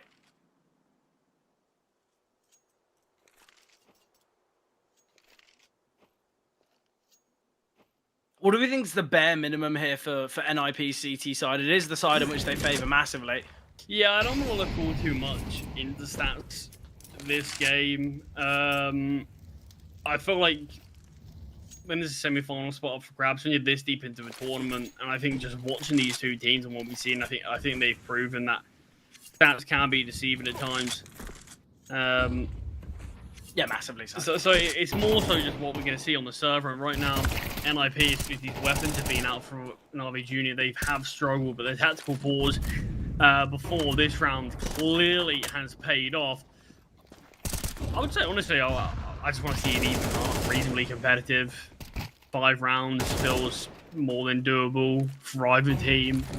Yeah. I would like to see a 6-6 again, if possible. Something along those lines, but Wrinkle's orb does strike for a second of the round, taking down Nakazi and securing NIP finally their 4th round. It's been a little while coming. From just a few rounds left of this half, all up for grabs still. Yeah, finance is finally looking as though a little bleak for Navi Jr. You look at Zugis, you look at Makazi, they'll struggle to invest, but Demon's still sitting around 10k. He can drop weapons across, so even if they lose this, they're going to get an investment in round number 11. Krabeni will find arrows those towards long. An altercation with Krabeni already crossed. And the big problem here is, what did the CTs do now? They fought for long, they've lost a player. Wrinkle's still wanting to search in middle, but he's got no help at all. So he's kind of dancing and darting between these 2 different angles, unsure as to where the contact will first come. Oh, pot shot through the smoke, not far of connecting from Symmetry, but timing's horrendous. As soon as he unscopes, that's when Wrinkle strikes. Gets the best of his AWPing counterpart on this occasion. Oh, Shush. Completely trapped. He had a flashbang to work with, but at least he's gained that information for his team. Player towards short spotted. Not the best of sprays from Krabeni, but will still hit true. And same can be said for Ujok. Snappy, though, finding Zugis through the smoke. 2 versus 3, and with the knowledge that Krabeni's towards top middle, Snappy's going to have to make a bit of a risky play. Looking to isolate the fight is Snappy. He's able to get 1, but Makazi trading. Now all on Wrinkle, but he's as far from the action as humanly possible. So surely just a save for Wrinkle. I love the idea from Snappy. It's a risk you've got to make it around like this. So much damage dealt from 2 kills already brings Makazi down so low. He knows he's the only reason they can win that round. He knows he's a win condition and goes for it, but Doesn't pay off on this occasion, just plenty of damage, but none of the rewards. So Wrinkles attempts to keep this AWP alive again. Looks successful. Missed shot onto Makazi. But the hunt isn't going to get to him in time.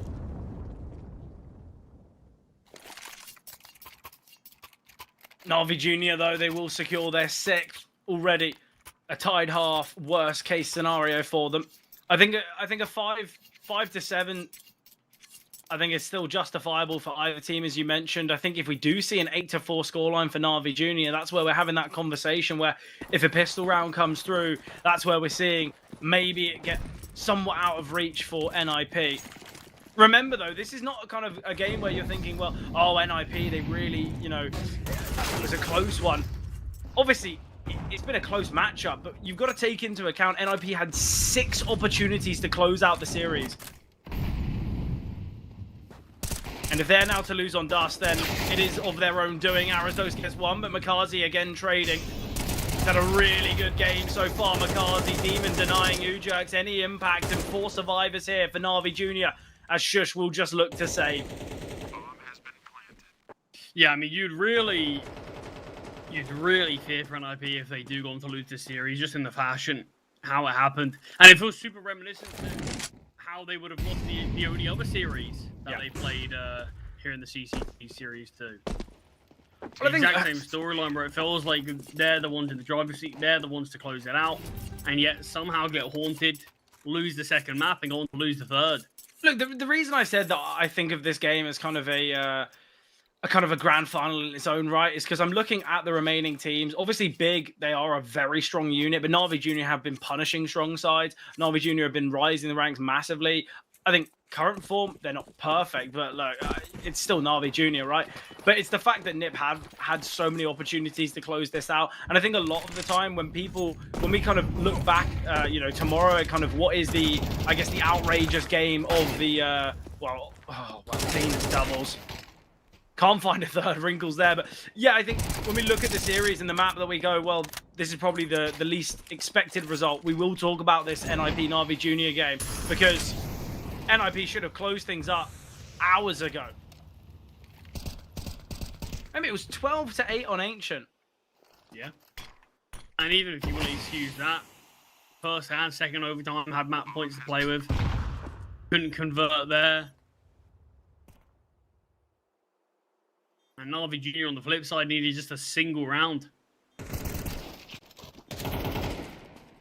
Wrinkle will go down here, not ready for preventing position in the smoke. And Na'Vi Junior, a very positive looking first half. Take away those first 3 that came from the pistol, the force buy, and the anti-eco from NIP. They only lost to 1 full buy, Na'Vi Junior. Yeah, honestly, I just think all the confidence and any kind of well, I guess just any energy seems as though it's been zapped out of the NIP side. Yeah, maybe just running out of steam. Yeah, certainly a possibility. Maybe the defeat after map number 2 has just sort of drained them. It's been a long series, this one. Yeah, creeping up on 4 hours now. I mean, it kicked off at 25 past 1 CET. Yeah, and it's been a real brawl. You look at map number 1 was pretty dominant initially from NIP before Na'Vi Junior started to mount a response. Map number 2, I mean, back and forth, start to finish.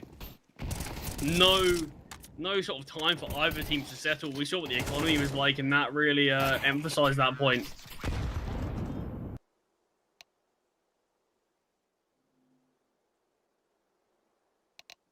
And a fixture like this, they can be difficult, but an 8-4 half from Na'Vi Junior, just that 1 full buy loss, it's a big statement to make. And like you said, statistically, CT side's better, but we know what Shush looks like on Nuke on this T side. Looked like he was playing with absolute huge levels of freedom, finding so much success. NIP are going to be hoping that Shush can replicate that. Yeah, definitely. And I think sometimes as the kind of the B-bomb side player, you can feel a little bit isolated on a map like Dust. Either you're facing off against kind of a split through mid and B, or there's 4 players rushing you, or the A-bomb site's already gone. And that's kind of how things have gone here for Shush. But hopefully for NIP and hopefully for Josh as an individual, this stellar performance throughout map 1 and map 2 won't be for nothing. Same can be said for Wrinkle. A KD difference of 24 heading into this third and final. But honestly, I think Na'Vi Jr., they've had to kind of fight massively to get themselves back in the series, to push to Dust 2, but they only needed one opportunity on that map. Only one map point, and they did secure it. It's Nip's own doing, and that's the most devastating part of it.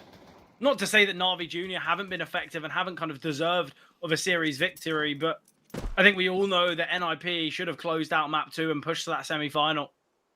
But this is what we say about this Na'Vi Jr. side. You cannot take your foot off the gas. You cannot kind of give them space to work with, because they will certainly punish.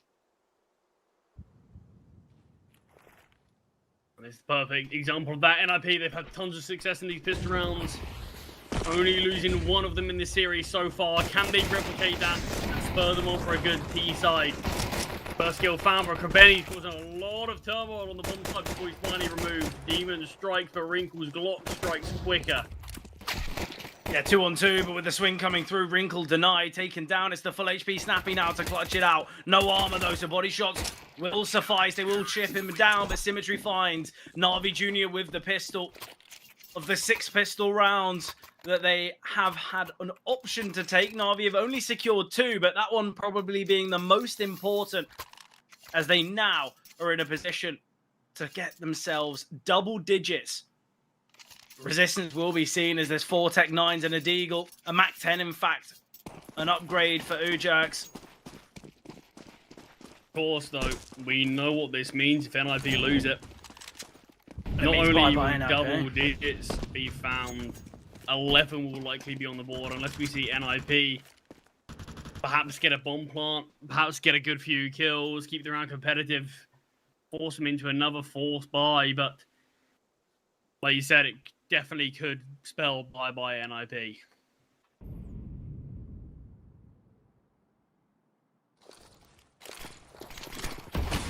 It is going to be this play through the B-bomb site already. A pretty strong setup. We've got 3 defenders ready and waiting, and they go into the chokehold. Symmetry prepared here towards Car. Arathos will find one. Bazookas is MP9. I think it's overlooked. Symmetry doesn't even know about him. Wrinkle rotating is Krebeni, and Krebeni can find it. And this gets so devastating now for Nip.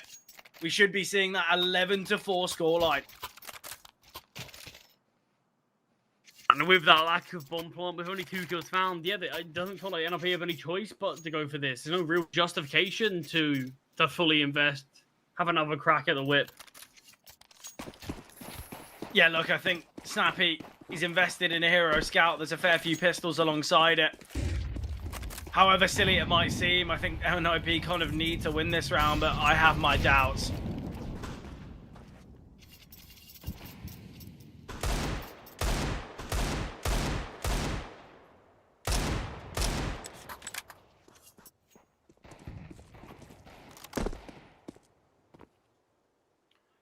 Na'Vi Jr. just 3 rounds away from pushing to the semi-finals, pushing for a spot to face off against the victor in Passion UA versus CYBERSHOKE later today. Ujax now searching in middle. Na'Vi Jr. very reserved in this round. There's no need for them to kind of have that up-in-your-face mentality. Realizing that it is going to be this half-bite. Don't give these Deagles, these Tech 9s, any room to work with. And that's why we're seeing this kind of double setup towards B, double setup towards A, and Krebeni on his lonesome in middle.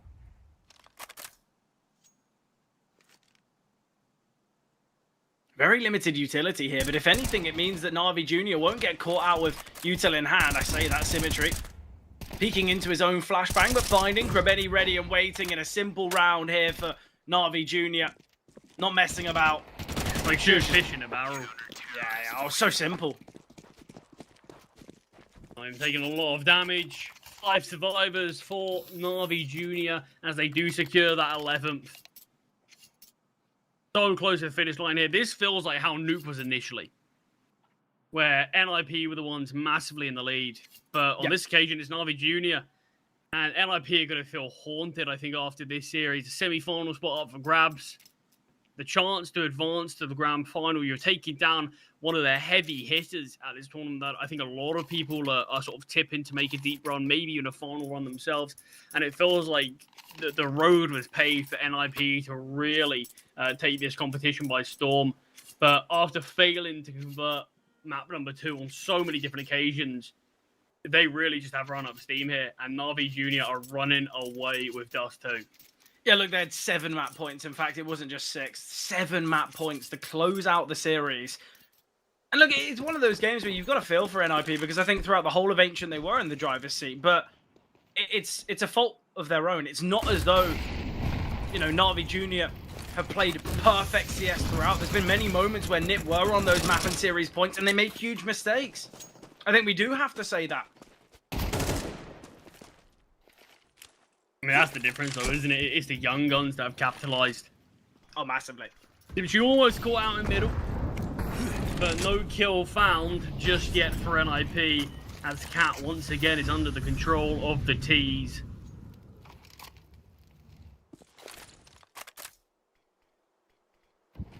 Dropped in the face of the ninjas and forced to set their sights elsewhere.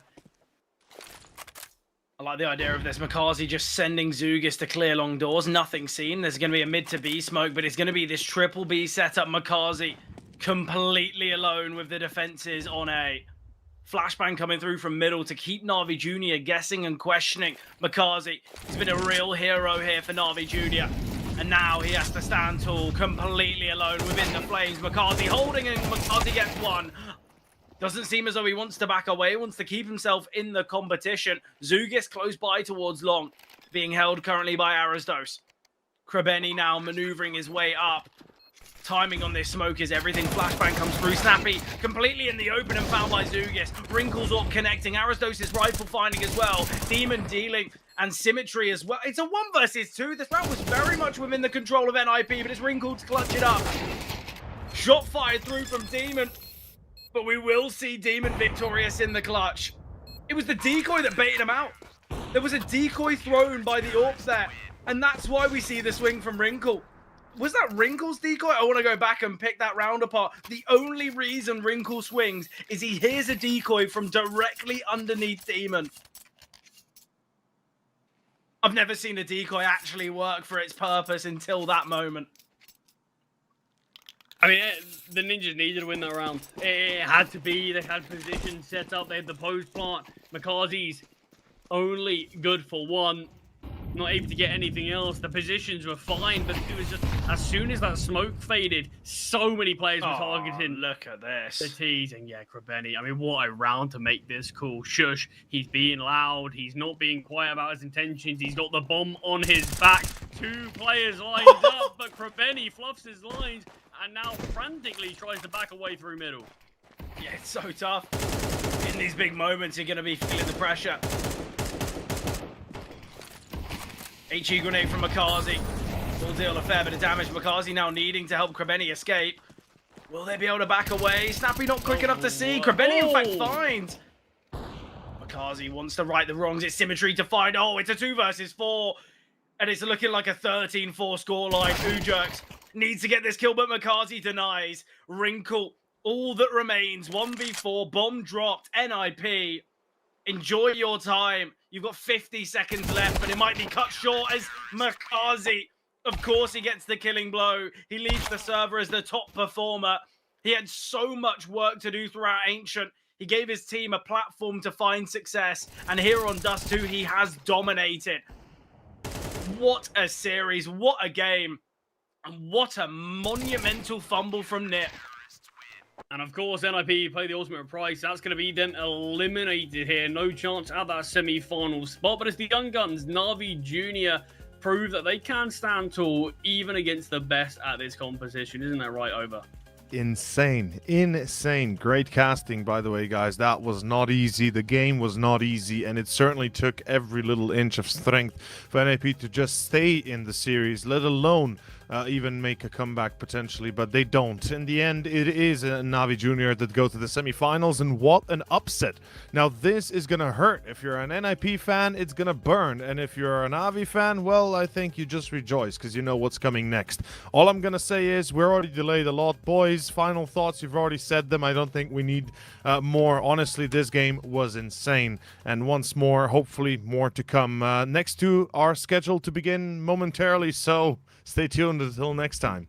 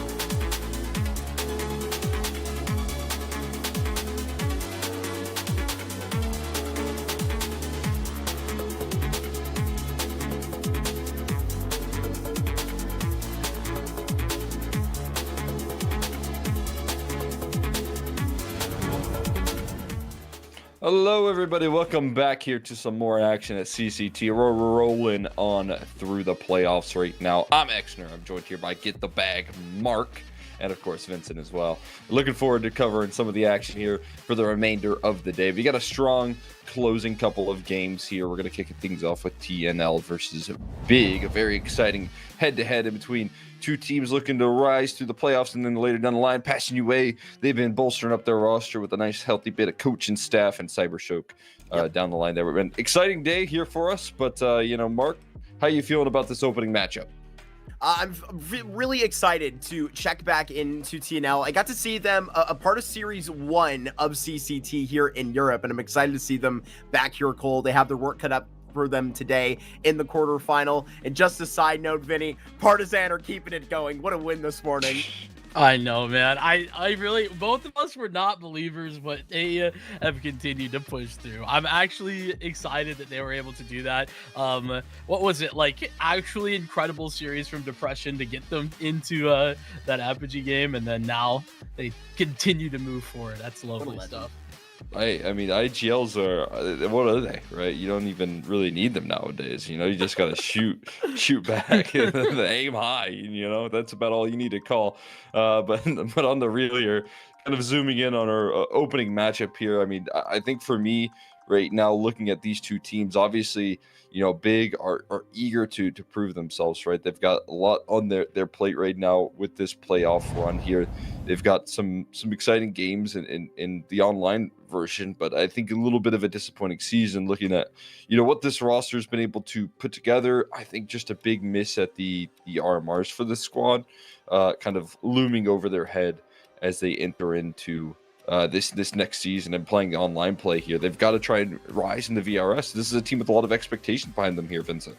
I think, the hard part for Big is that, like, they had quite a few opportunities too, right? It's not like some of these teams that have been lacking opportunities and are just, like, really hoping that they can take that one next step forward. Big have had those. And I guess, to be fair, like, they did pretty well at the Nomadic Masters. Like, obviously that's not the same level of LAN event as, your Astanas that they were at or Melbourne's. But regardless, they played pretty well. And from what I heard, they actually, like, got cucked pretty hard. They were absolutely, like, devastated by every possible issue, and still, second place to a heroic team that's looked pretty good. So I don't think that like results too bad for them. Otherwise, though, you gotta ask questions about, like, where they're at. I mean, listen, if you're not even finding upsets against, like, a Virtus Pro or, like, a really wounded G2, I think that those are the types of games at Astana that I was hoping that Big could at least take some maps on or look competitive on, and I don't feel like that was the case.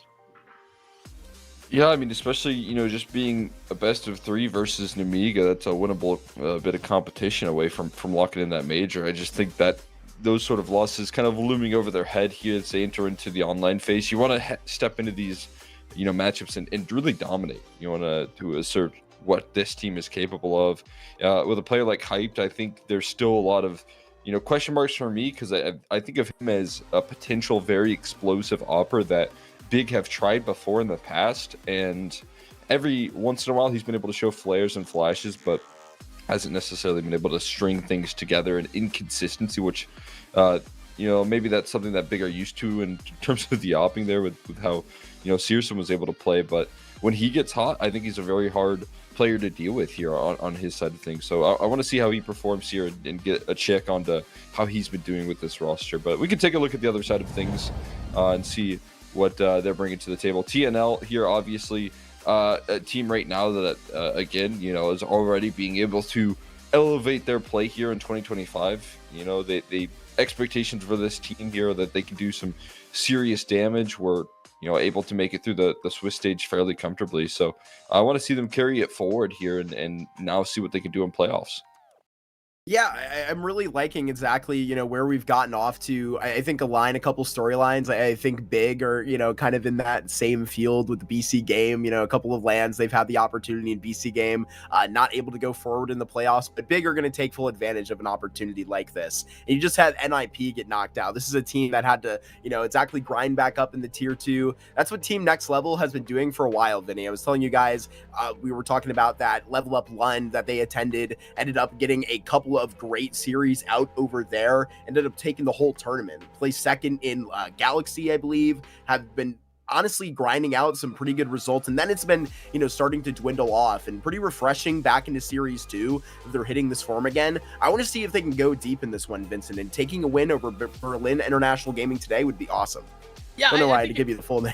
Yeah, we're hitting people with gummies this morning here, Mark. But I think the good news here for TNL is that like they're a young roster that like in general I don't think they have had these upsets, they've gotten these wins, but I don't think anybody's like noticed all that much. So I feel like they're still not getting quite the respect that these results probably deserve, especially not maybe from a team like Big. So I think that allows a lot more upset potential. I also think that, I mean, bro, we've just been seeing these guys play at an incredibly high level for a team that is respectfully literally out of nowhere. Like, I think 1 out of 5 of these players was playing in 2023. That's how new this team is, right? This is like first team situation that is relevant on like an HLTV level for most of these players. And the fact that they're coming out and they're winning events, they're finding land wins. That land win, they beat NIP in that win. Like they did a great job. They also beat Johnny Speeds and then beat 9 in the finals, dominated them. This is a team that's a lot of fun to look at, and I hope that they can continue. I'm kind of behind them. I know, you know, maybe biased caster moment, but I'm kind of behind them here to kind of like just see what the top level that they can show us is. Yeah, I mean, I'm right there with you. I think this team, you know, with what they've already been able to prove so far, making it from the close qualifier, have expectations that they can carry it forward, even up against a tough team like Big. They've proven it so far here. They're looking to prove it again. We'll take a look at the veto, though. Discuss things really quickly here as we see opening map here. You know, I think one of the biggest assets right now that TNL have, and a lot of these, you know, tier 2 teams that have been working really hard on train is that when you're able to perfect it, when you're able to master it, it immediately becomes a strength in the veto here when teams aren't banning it out. And that's going to be the case in this veto right now. Big, they don't have that many reps here in 2023. Or 2025 rather, in terms of what they're bringing to the table here. Only 3 games played this year entirely. 2 of those are losses, and one was a win versus Passion UA during kind of a transition period for that roster. So I think this is a great way to kick things off and start off the series for them in terms of trying to prove what they're capable of.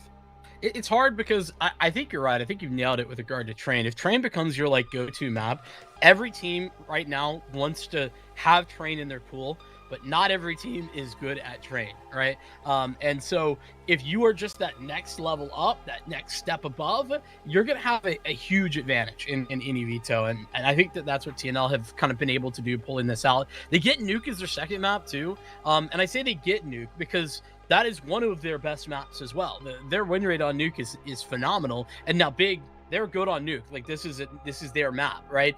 That's understandable. But for TNL to get the ease of access to have the first 2 maps in this series be both maps that they're very comfortable on, that's a huge dub. I think it's the best way you can start off the series right now for this TNL camp in terms of the vetoes. They're going to be really happy with the opening 2 maps here. Again, I'm going to kind of zoom in on an important piece of the puzzle here, and that is going to be hyped right now. I think really going to put some focus with these opening 2 maps for Big. If they want to have a great chance at winning, I need to see this guy have a hot streak here and get off to a very good start, because again, as I said, this guy can be really flashy. He can be a playmaker op.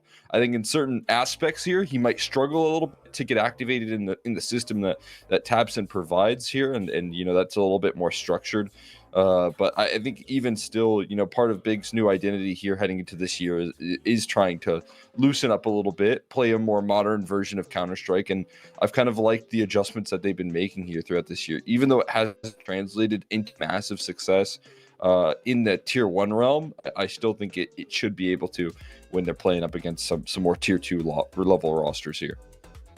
And essentially for, you know, the tier 2 and like for some of the hottest that they've gotten, right? I mean, where you get into a quarterfinal, I think this is going to be one of the most exciting. I think chipping for like that Train, they got to play it versus Astrum. I mean, quite literally yesterday. I think I actually rate Astrum pretty well on that Train. So I'll give a lot of respect to a result like that. So if Big are to, you know, poetically step up to the challenge of this series, which, you know, Vincent, on paper, they're favored in, right? Like this should be a good way upgrade, exercise, where exactly a couple of these questions go at the beginning of the series, because I'm not even that sure that their nuke is going to be fully submerged. We'll go ahead and hand the baton off myself. See you later, Cole. We're going to get right into this first map. Yeah, I guess we're gonna get moving fast. That's good to see. Hyped, as Cole was just talking about, a big piece of this team, but has had some struggles, especially at that next step above where they're at right now. But he's gotten 2. JDC gonna grab another and will help out QB. Another refrag in yard leaves 1 man alive. Flower X is gonna try it and bring this one back, but separated. Oh, it doesn't matter. Crimbo with a very nice shot to get Big on the board. Yeah, I think that this is a testing ground, right, for Big. Like, this is, in the past, Big have come into CCTs and looked pretty bad. Like, just fully honestly. This is a different lineup than what I'm referring to there, but this is the type of testing ground that TNL wants to see. You know, a team that's on the up and up, and a team that is trying to not fall down.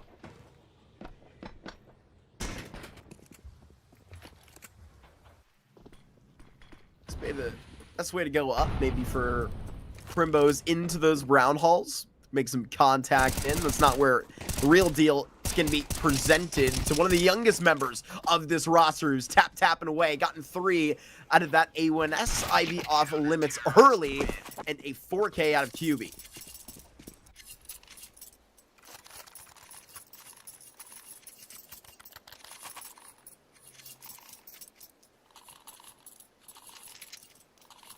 About as fast of a couple 2 rounds to open up the proceedings on Train as you would hope to have.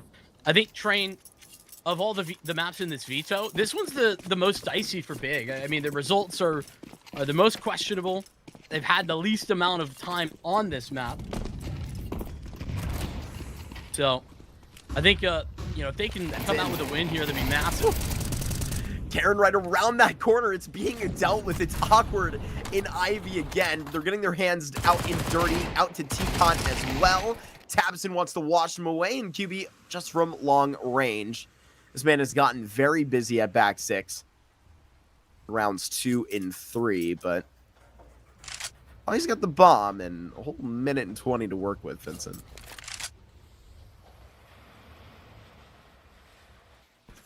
The problem isn't time, more his health. Probably it's not a lot, and QB's just not going to stop. I think this timing might be good for QB, and it will be. Yeah, bro's got 8 kills in the first 3 rounds. Talking about individuals, well, how about QB? Putting up some big performances already.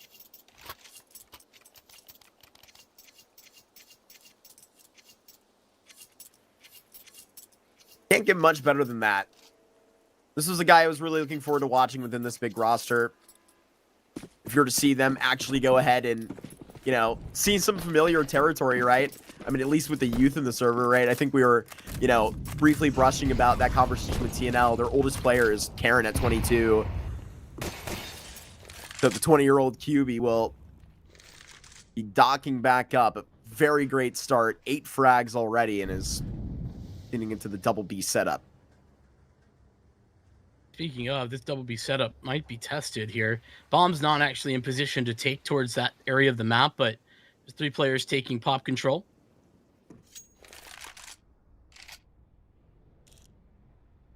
You know, not too sure where they want to go. That smoke in their face, though, and pop is going to make life a little bit more frustrating, a little more difficult. I like this A setup, too. It's like very forward-facing. Can be exposed by some well-placed flashbangs, but still put on the level.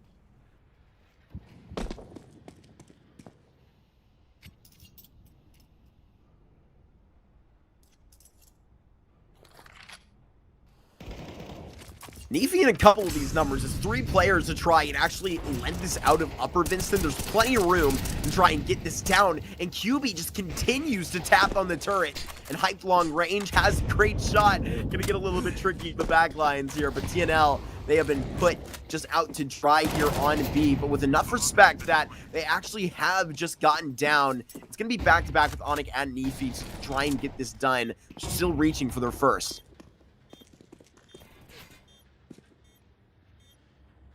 I feel like there's a A real possibility with the HP, though, for Crimbo. Ooh. QB the first to fall, his first death served. Both these guys are very high health. Positioning, too. Wow. This is such a good line for Hype to walk down as well.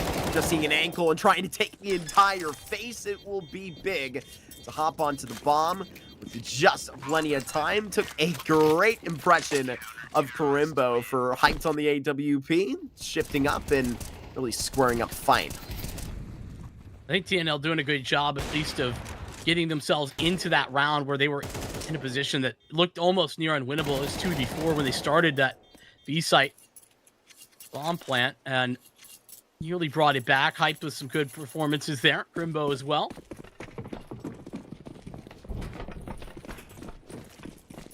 I think we've waited too long to mention that. Obviously, we do know that, you know, Hyped comes back from alternate attacks. Prayers, RIP.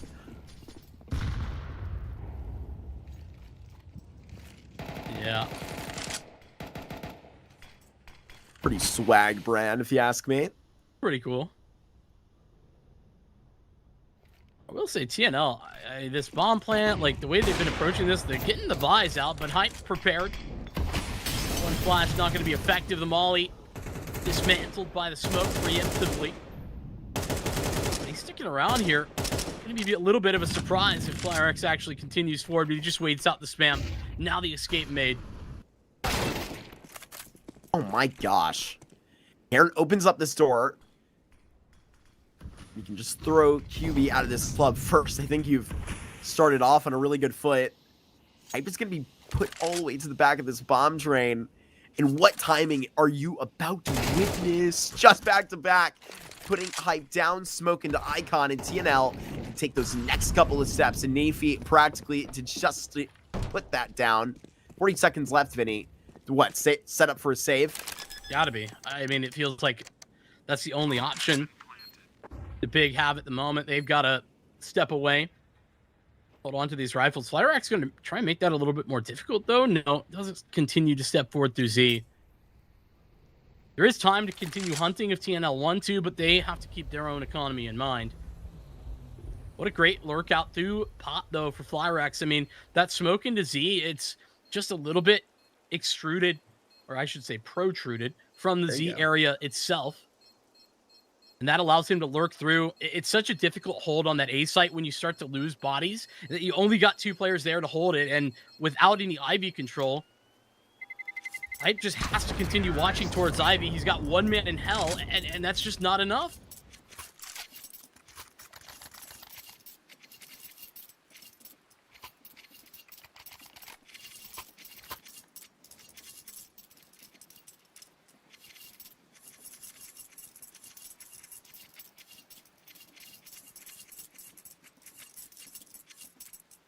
TNL's first.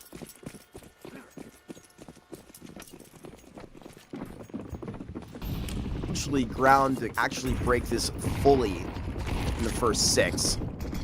Money for Big right there. They're going to bring it right to him. Grimbo has to land a multi. Just doubled up. There's more around this corner. Thankfully, he's got enough left in the AK. With the Molotov pulled, he's got to dish this quickly. Karen has gotten 2, and he's just witnessed them scattering away.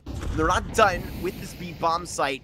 Karen had to go back and get the bomb, and get dirty to do so. Hyped has that locked down. Karen with a open lane to A. Tabson is right here. Molotov to lock him into Z, and Karen will at least have a bit of respect to set up shop just past by Tabson. And Karen gets this bomb down, gonna be just surrounded on all sides. Tabson just should have seen him, but Karen just noticed on the shadow, and Hyped has got this one completed. You know, they're gonna bounce off the board and unfortunately fall back to their feet. Big clan pick up a 5th. Yeah, that's some good work. You know, the B attack there is just so fast, and I feel like TNL trying to swap things up a little bit. I love that smoke. That defensive smoke's actually, it ends up being a defensive smoke, I should say, to extinguish the Molotov. And it works out beautifully for Big, unfortunately for TNL. Riflers on target all over the place there on the B site, and Big credited with another victory.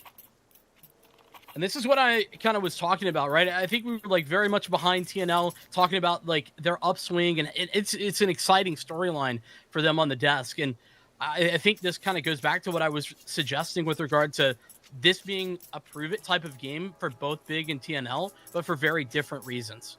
Big needs to prove that, you know, even despite some of those frustrations at their bigger LAN events, that they still have what it takes to be in that conversation. They're the highest ranked team in this event via VRS. So I think that they have that pressure on their shoulders, whereas TNL, this is for them to show that Lund result, where they beat some very good teams, that's not just one in the chamber.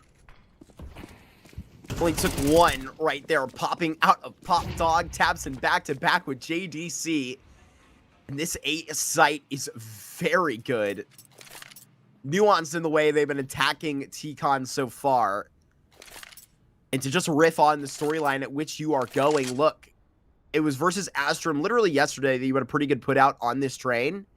And you start to, you know, bond a little bit more experience on that. I mean, they ended up losing that map just at the end. But currently Big proving it. Up, about to be 6-1. Hyped practically guaranteeing that. Garen 1v5. I wouldn't be surprised if this would be a long 50 seconds to go.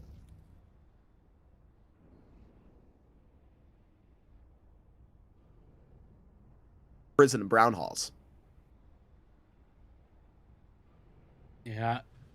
I mean, it seems like he's going to take the step forward, try and maybe fight for a little something here, but even to start the 1v5 is difficult. Off angle from Crimbo, but QB will be the trade frag. Crimbo actually served his first death there, so at least a little something, even if it is only mental.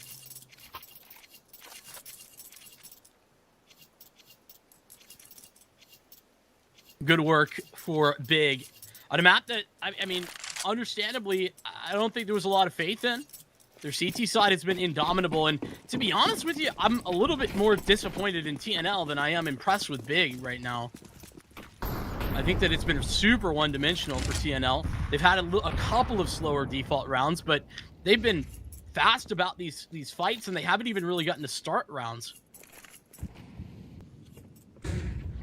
Considering how well this is going on the CT side and the limited reps that Big do have, they are heavily favoring that T side, winning the majority of the rounds on the offense.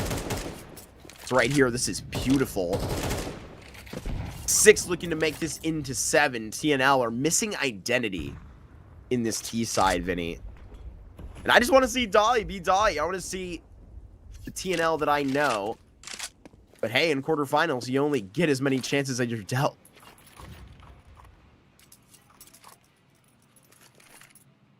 Another grouped up round where TNL start to test the waters. They have some good map control. That at the very minimum is a plus. Not something we've seen every single round. Gonna add some additional firepower to the B site with JDC. Just toss some utility as well for Crimbo to support him with. Here they start to go.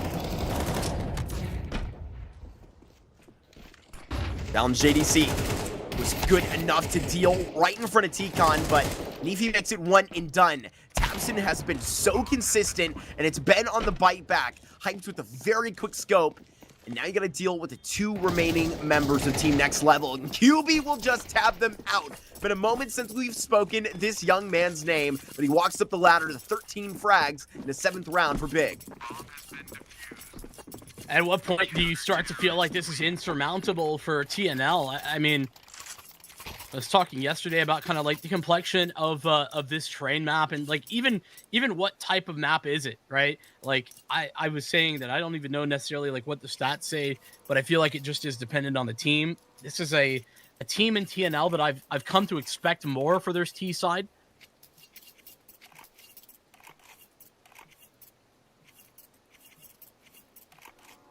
Good news.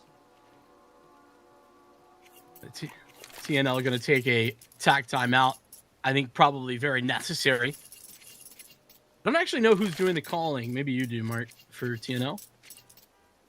On that TNL side, I know it's be Onic. This is first team and go, the 20-year-old. Obviously, we've been kind of raving about where this comes from this youthful face, and I mean, a little bit slow on his end, but an aggressive call, get Karen out there to actually deal, and now seeing a JDC beaming through a smoke, it's going to be a really easy trade for Tabson, though. All a ruse, because TNL is actually bundled up in the brown halls. Nefi is not wasting time, but good God, QB has been such a threat, and this is not a man you want to see, but QB going to give them some space to go. He's going to be fine with this. Oh, in the smoke, gone right past, and there is gone. Tabson is going to be picked off of this, and Nefi in that same vein, Vincent. This is getting scary, but Crimbo wants to wake up. Going to have to do the rest of the work. And a 1v2, he's got that right into the ramp, and Crimbo onto Onyx, 1v1. Flyrex, it's a long rotation, but he's going to take the time to do it. Has that time, and with low HP, 50 HP, really low comparative to Crimbo. It was up, pushed into upper. Crimbo actually going to look on this timing. This is going to be perfect for Crimbo. 4 kills. That's a 9-1 scoreline for Crimbo. Big continue their victories. That looked like it was possible, but TNL get devastated at the last moment.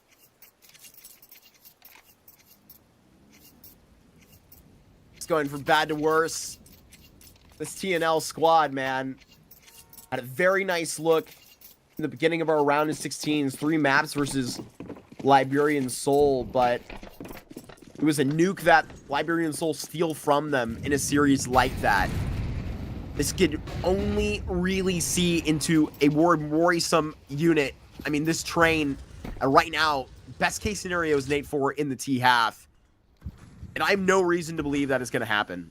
I really need to see something to pick up right here. The aggressive plays that you were sending players out of T-Con, there just needed to be one more step of the stab, one more trade, and the TNL squad that was facing in those aggressive plays was looking more and more familiar. It seems like they're super aware of how significantly stacked TNL are towards Ivy. Flyrex might have the angle at the AWP, but Hype already readjusted. Tabs is going to get interested. Great way to isolate Niffy. Onto the other side, QB gets his, and Dawi goes down. Still fragless for Dawi, but Kjarn, it's 1 step forward and 2 steps in front as he finds the double. Onyx arrives on scene, and so there's maybe a chance here for TNL. Chance that I would have to be capitalized in the clutch.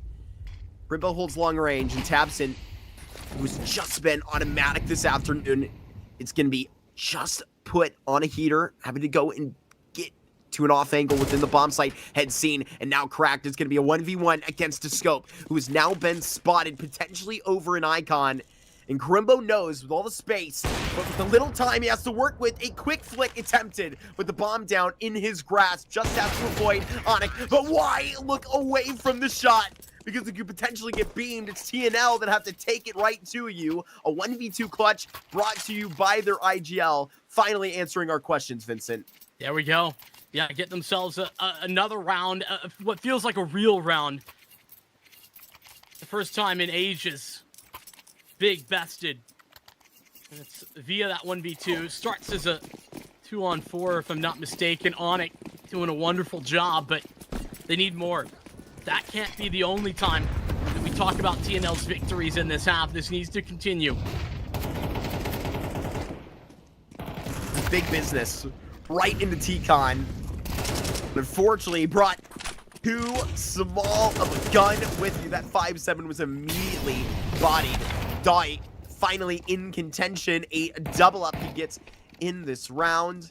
And old Crimbo again, this time in a 1v5, is going to be put out 5 alive for TNL. Maybe they are trying to walk towards that best case scenario, and they may have cashed in. Look at all those USPs. Yeah, they've done a lot of econ damage over the course of that run, that stretch for Big.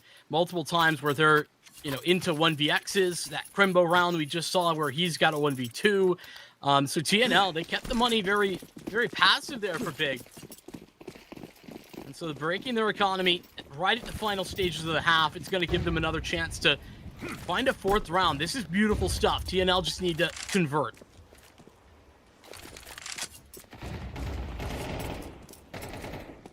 They just need to convert. And unfortunately, things aren't getting much better for these 5-7s. QB didn't even get a chance to walk out of that smoke. Nefi takes one to the head, but trucks right through, and TNL doing that same to the end of the first half. They get this 8-4. I didn't even realize they were all together in a room. That's great. I'm not gonna lie. This 8-4 half, it looks better than it was. TNL won a single, like, important impact round where they turned the economy, where they were able to take advantage, and, you know, shout out Onic to do that final round clean as you like. But that's the only one that really was confidence inspiring, and it's the worst by Big had all half. So that leaves me with a lot of question marks for TNL. But still, CT side upcoming that's in some ways a lot easier. I think my concerns are that TNL really need to have this pistol round, not because of the numbers, but because you need good utility in order to define the CT side of this map. And if they let Big start to run away with things, Marky, I think Big are going to close it.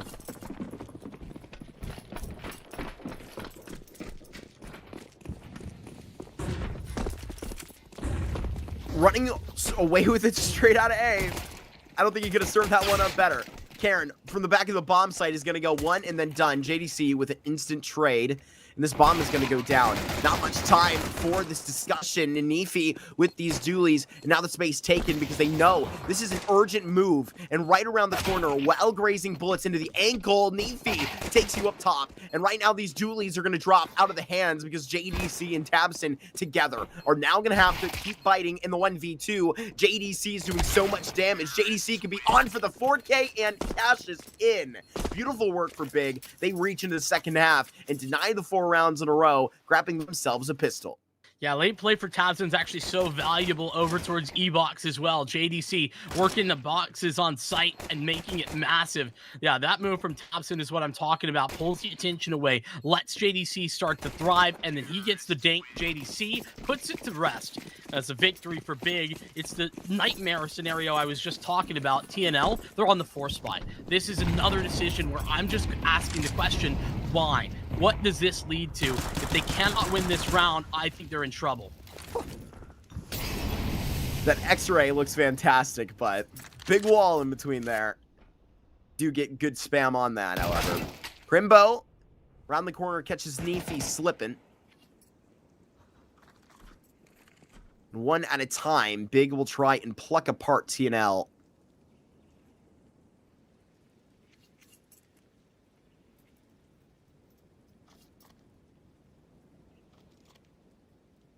They take their sweet time doing so.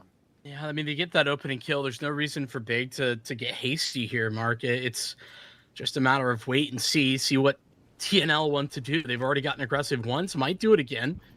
So oftentimes you can get caught in that trap of just trying to continue to push forward. Karen, he's still here, still ready.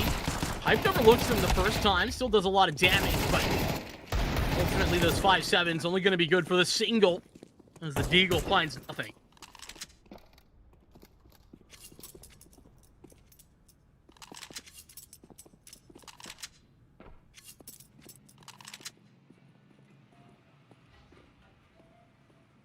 Onic will cover some ground before this bomb goes down, but now that timer's ticking. And he may try and catch a couple of exits back out of T-Con.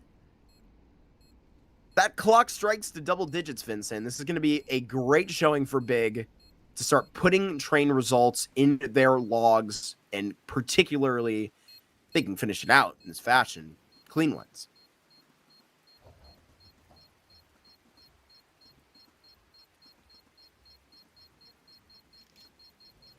Seeming likely that that's going to be the storyline, to be honest with you. Whoa, crazy that Onyx going to get that shot, but he doesn't survive any further. $600 extra ain't bad, though. It'll get him Deagle and armor. Everybody else should really be almost full saving here, though. For TNL, they can get upgrade pistols. There shouldn't be any armor additional to that.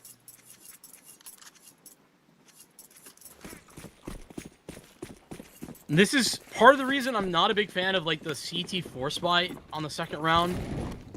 I just think that, especially if you're deep into the game, you put so much pressure. There's so much onus on that one buy. Oof. Yeah, certainly. I mean, how many chances do you actually get to swipe your card on?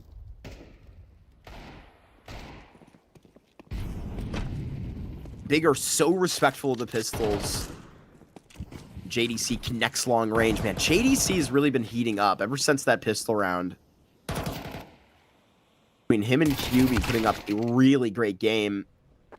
Hype gets that gun down with the MAC-10. Neefy, just with his upgrade. We'll see if you can muster up something. Does well. Tip my hat to that. With an AK and the rest of the world facing off against you, it'll take a little bit more than good luck. 11 rounds here for Hype Squad as they roll on the TNL's map pick and look diabolical. That's disrespectful. You can't say Hyped Squad. He's back, man. This is Tabson's squad. He's All back, right? dude. Put respect on Tabson's name right now. His These squad. kids don't know. These but I kids know. do, man. No. These kids can Apparently freaking read don't. the packet. They know what's going on. Apparently you missed that page of the packet about local legend Tabson. Cool legend. Yeah, local They're not Berlin selling him legend. short by any imagination. He's an international legend. A Berlin international legend. All right. Navy around that corner, doubling up. Gonna have to be the legend of Tabson and JDC to live on in round 16.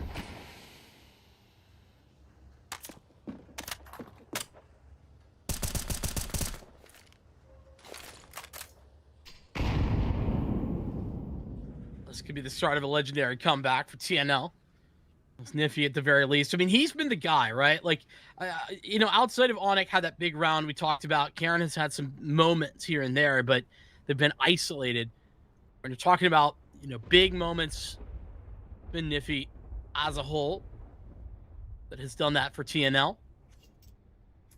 Thompson JDC, though, trying to get themselves back into the mix onto this round. Might be possible. RX is just kind of jiggling here. He's just silly looking. Billy Timon showing up. Now, unfortunate things are occurring right now.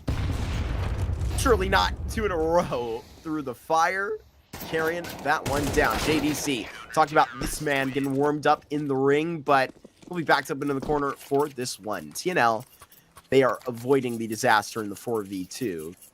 Not even really getting close.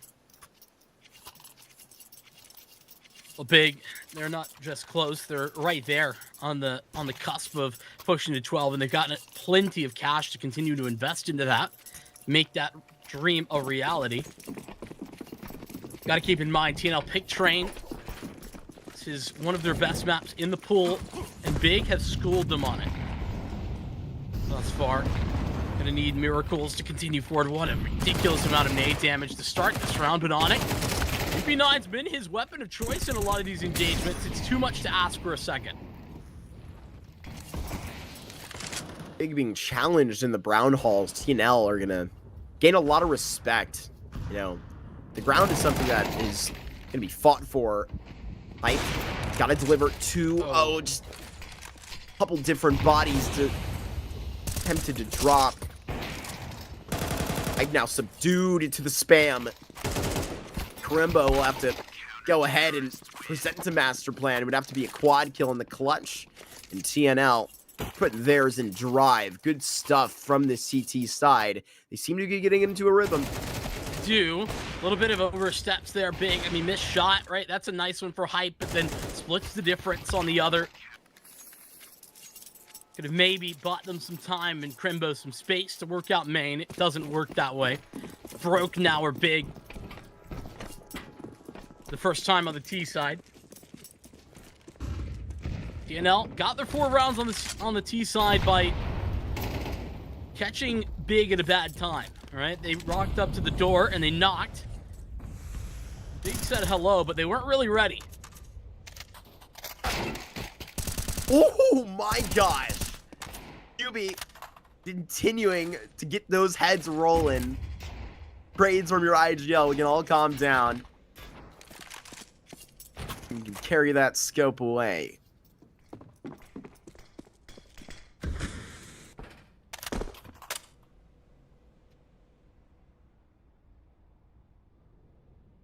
Still doesn't seem like there's a way to escape this round. Big reposition. They get themselves back towards the main, but Dawi, who had a stinker to start this, is starting that recovery. 2 kills before Crimbo's on the trade frag.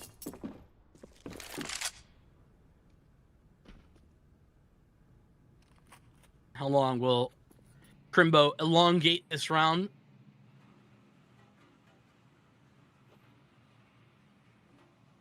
To be fair, he does want to go down, so starts to move the other direction.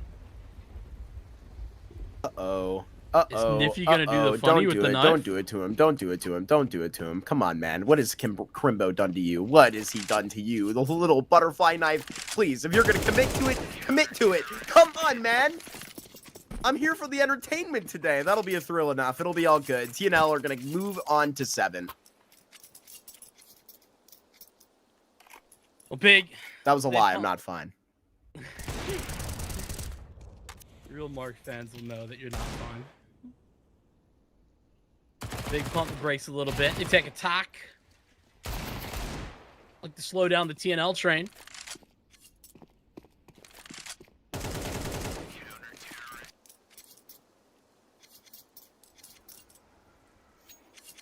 See what Tabson has cooked up for this round after the tactical pause. Don't think it would be a bad idea to step the pace up a little bit, go for something fast yard. It's a little bit risky considering TNL now have all the details, all the tools to deny early team main, but that pace change wouldn't exactly be within the... I mean, it's in the big playbook, but it's not one that they lean on heavily. Might be doing that. He's picking up the pace for the Brown Hawk control, but Vlyrax, that's a nice shot. I thought he had the angle, but he was indeed caught.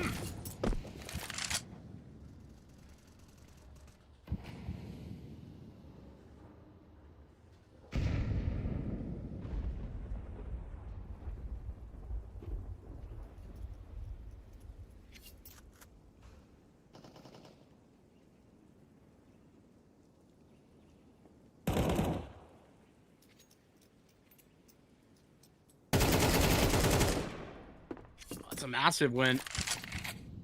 Well, something for QB to work towards, but takes so much damage in the process. JDC's already walking wounded. B-site somewhat exposed. They've only got the 2 wounded individuals in this direction. Big aren't in position to full push this yet.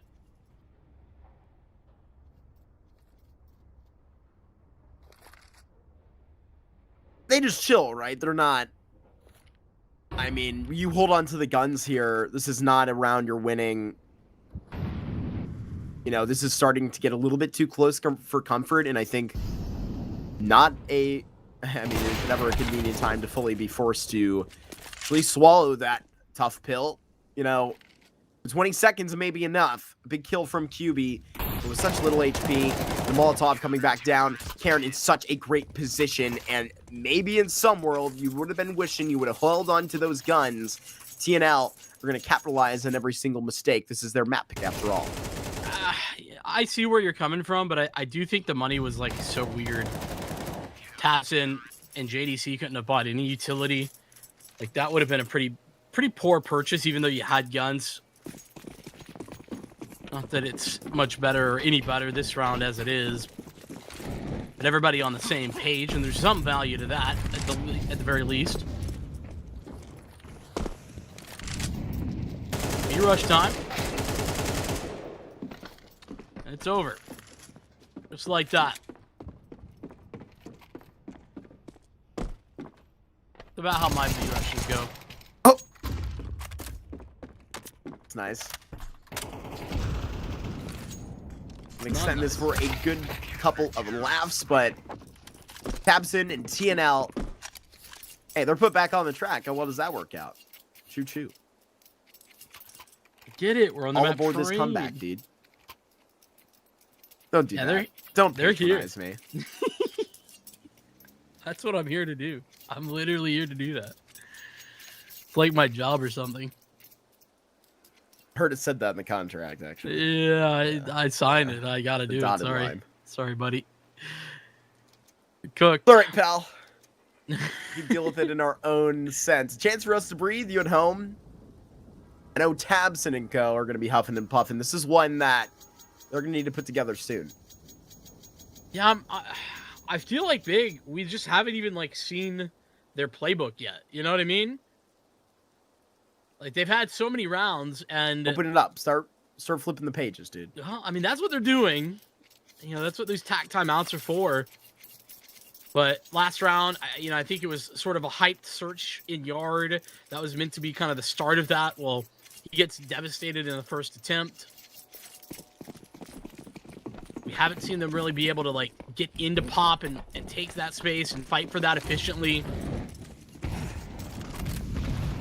It's been one-dimensional towards Ivy or late towards Ivy. I'm looking for a little something different. They've got 2 towards Ivy this time. It's a bit of a different look. Gonna get Hypesop involved in this fashion. In the meantime, prepping a B push is TNL. You got Onic at the start. Flyrax says the op and is looking in upper. Fully clear right now, is what TNL are saying. They're not satisfied. There's got to be somebody here. There's got to be something that they're waiting for. And Crimbo's spotted. No real reason to actually commit to this fight. It's just the notion that this is going to be heavier elsewhere. Sending a speedy rotation back with that AWP. And where do you actually prompt this up? It's going to be through Pop Dog, but with the double. And still Ivy going to be pulled back. That was the original idea. Big opened their playbook. Overwhelmed with the options here with 48 to go. Are going to need to harp on one target. It's going to be this A site, which they are just going to go in a classic sense. Hit them with it in a tough style. Get those flashes out in the way because you know they're going to be close. And Dai wants to box you in. This is a perfect Molotov, and Dai is just going to stack the heads, one on top of the next. Dai has came back in this game in a big way, and beside him, TNL, the rest of the squad have just rang the bell right next to Big. This is a lead that you are going to have to put on notice because they've got 10. Man, TNL, they do everything right in this round. That B aggression is perfect, and they just stall it out. They wait at the right time, too. Never overstepping, not pushing forward. Instead, just take pop control and win from there. Flyrex, available to rotate over to A. That's how you can have 3 players watching for team main. Like, that's just deadly. Doesn't matter how good your execute is. It's not going to work when you have 3 players watching your position. That's the problem that Big ran into heading out of team main.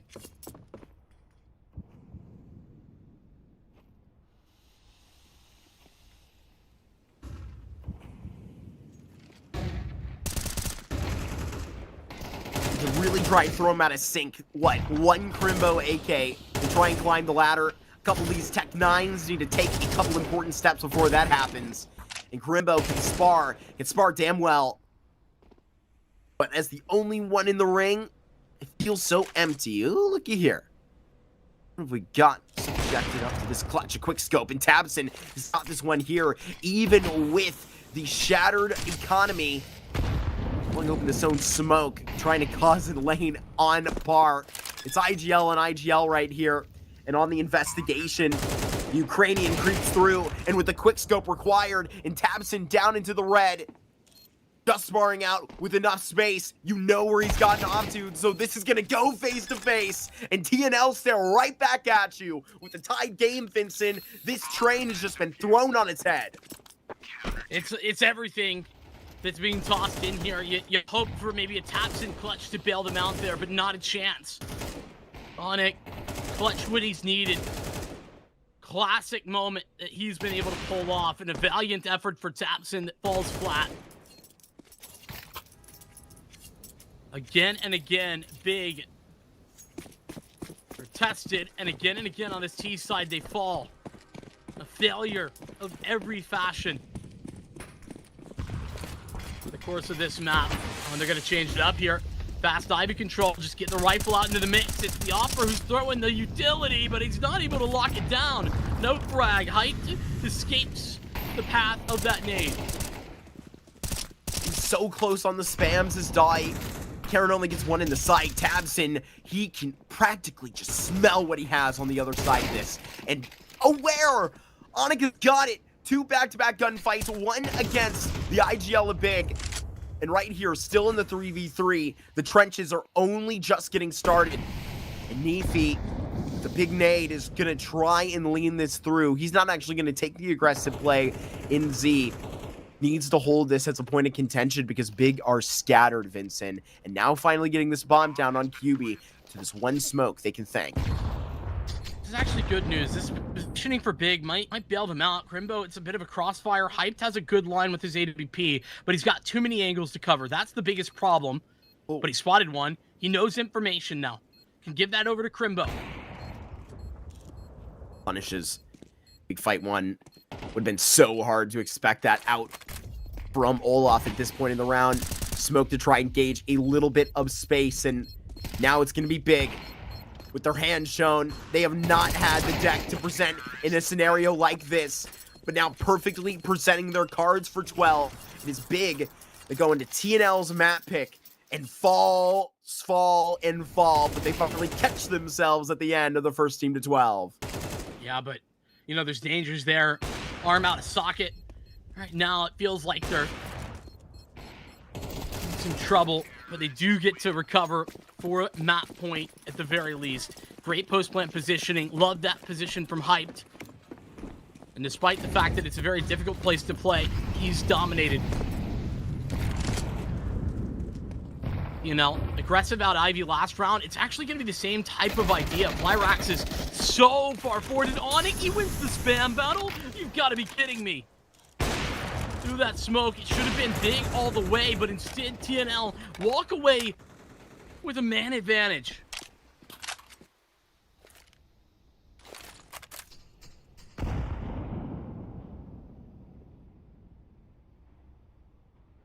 Overtime would be such a blunder. The Big's opportunity to just close this out when they have the chance to stab. Already starting to see them really start to lose grip of it. Only down a member, one of their most important. I feel like Tabson, when alive in these late round scenarios, has been even at 11 and 18, hitting some just silencing frags, Vincent. They carry on to the B site with enough dough to actually go ahead and cash in, but one Molotov separates them through, and now this is telegraphed. It's Karen that's going to just body into the bomb site. 30 seconds to go, and they are just tiptoeing down this ramp. Karen with one shot. TNL facing overtime, right staring it down. Karen with a double right here on the defense, and JDC and Crimbo are going to have to do a whole hell of a lot. But now backs against the wall, literally to this B site, forced into overtime or forced to fight. 10 seconds to go. Can JDC do the impossible? The answer is no. We're headed out of regulation on train. Man, we're just getting everything here tonight. I mean, NIP going into overtime on map number 2, and then a third forced. Well, TNL, they won all the rounds. They want more. They want everything. The comeback story that we thought was nigh impossible. 4 rounds on the half, but it's 12-12 at the end of regulation. For TNL, they do work their way back in. It's thanks to the guy on your screen right now. I mean, Onyx, oftentimes, I feel like so important to that comeback story. He made even the plausibility of that comeback possible by his start in the first half. And the clutch up against Tabson to seal the deal on the comeback. Big still got one chance at it, but they lost their opportunity.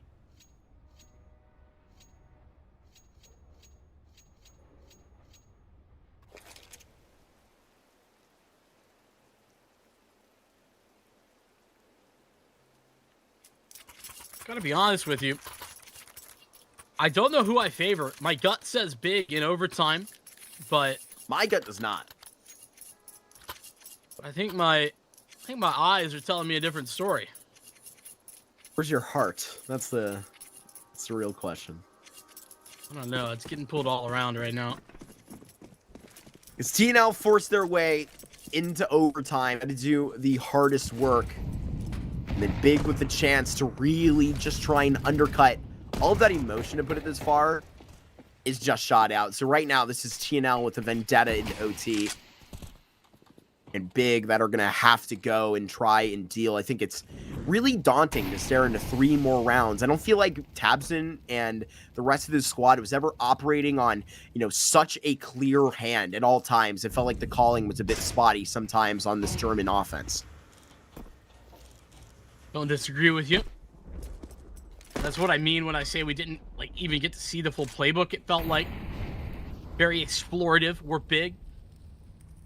When that went wrong, well, we didn't get to see many of those set plays, and even when we did, they were into heavy stacks. Aggression for Flyrax into teammate. Oh, but he's caught. Great work from QB. Rare that we've seen TNL lose the opening battle.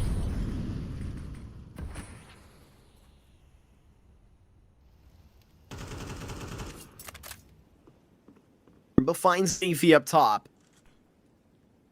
For that vendetta, I said they were walking to overtime for so much to show it all the way down, but this clock being brought into its fullest usage, 30 seconds left, and Dai might be the only player ready for a multi-kill opportunity like this. Dai now with nothing that you're getting from that. Clear path into the A site, and JDC just cleans it all up. What a perfect round by Big to start off overtime. You call it perfect, and it is. That's the definition of that round, but it honestly just felt like what they were doing before, but it worked out way better than it has been. Slow and methodical. They walked things up together. They looked guns out, ready to take fights. Didn't really need to lean on protocol. Didn't need to do anything. TNL just giving them the opportunities, and Big winning every duel. So you'll take that, but where does that leave you for the next round? Don't feel like they changed anything of significance.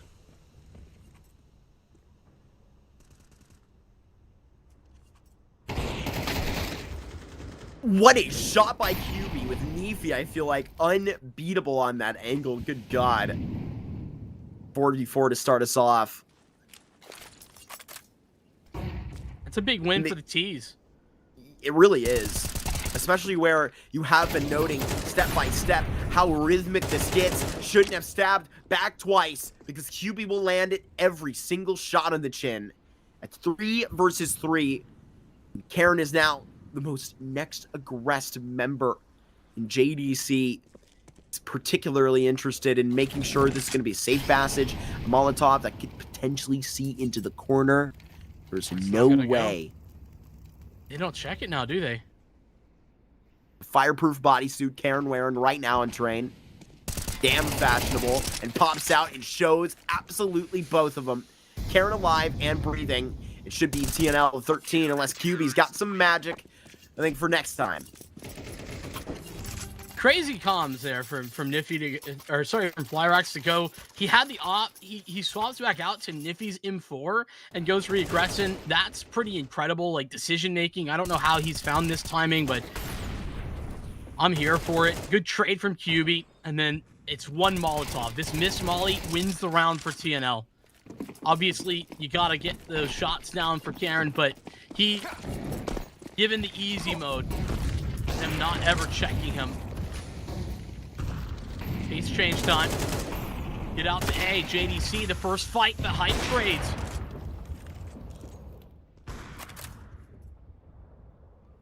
You right around this corner. Put it up for it. That's a great shot that is brought down. No trade potential. TNL. They're ramp up to 14 at the moment. This is going to be super impressive. That's interesting. Nifty's the B player, and they know that. So they smoke him off. They're ready to just walk out. Obviously, he's not going to leave the B site entirely unattended. Flyrax is there, but he's very far back with the best weapon for the job, though, an AWP, and that smoke's starting to fade.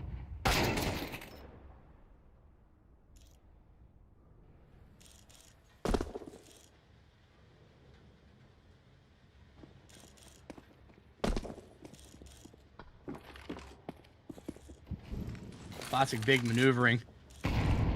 Get that kill. Stall, wait, hold. In the meantime, though, TNL are exploring Team A, and they know that nobody's there. What good does this provide you, though, with one member that can see all the way through? Yeah, Karen better get a move on. Forced to fight outside of Cloud. Gotta rain down with this AWP. Mobile, it's Onyx on it. And now Hyped has just brought this to the Oppers duel in the clutch. A 1v2. Just the honorary Opper now. He's separated from the pack. It will actually be big to find 14, a full house between Hyped and Tabson. Yeah, some nice work from Hyped. I mean, that trade fragging that Hyped was able to find, so fantastic. It's he who works their way out. What a great shot. This is the shot for Tabson that's the most impressive. This is what I was talking about. Hyped, like, working their way out of lower. It can be such a difficult fight for even an AK, but the AWP sometimes even harder. He locks him down and locks Big in for a couple of victories in overtime.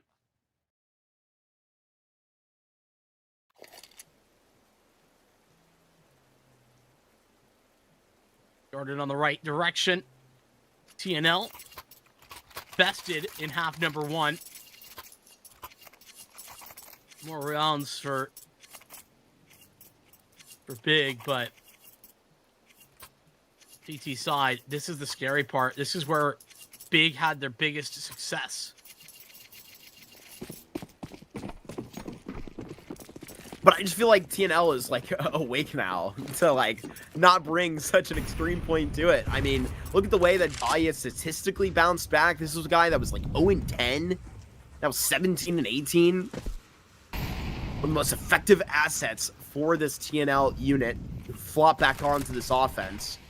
It'll be QB that resumes his domination in this back 6 position, was the MVP of our first half. Trade of smokes that will stall TNL's ambition for the moment, but they still step forward. Met with another smoke refreshed at Ivy. A lot of resources going to Ivy here for Big. I mean, it's just the spam that they heard earlier in the round, but respecting that spam to a pretty significant degree.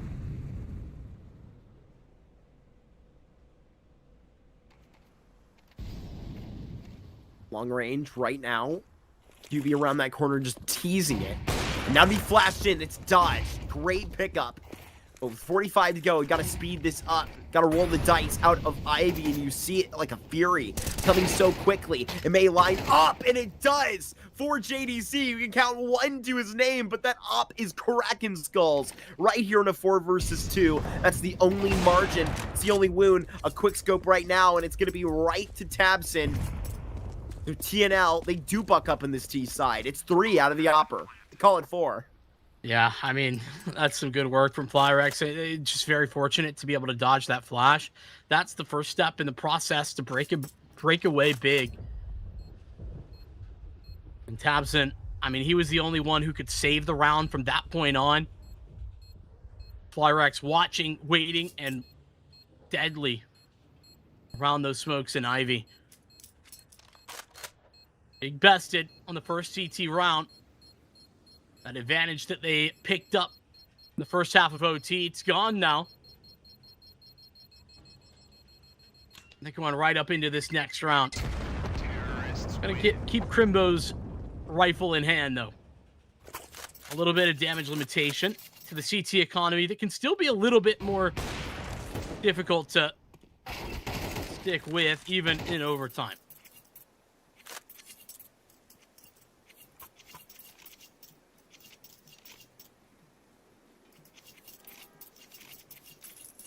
Sticking with it step by step.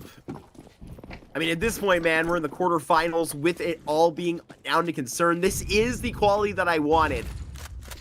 And for exactly all 6 maps we've been through today, man, 7 has been so good.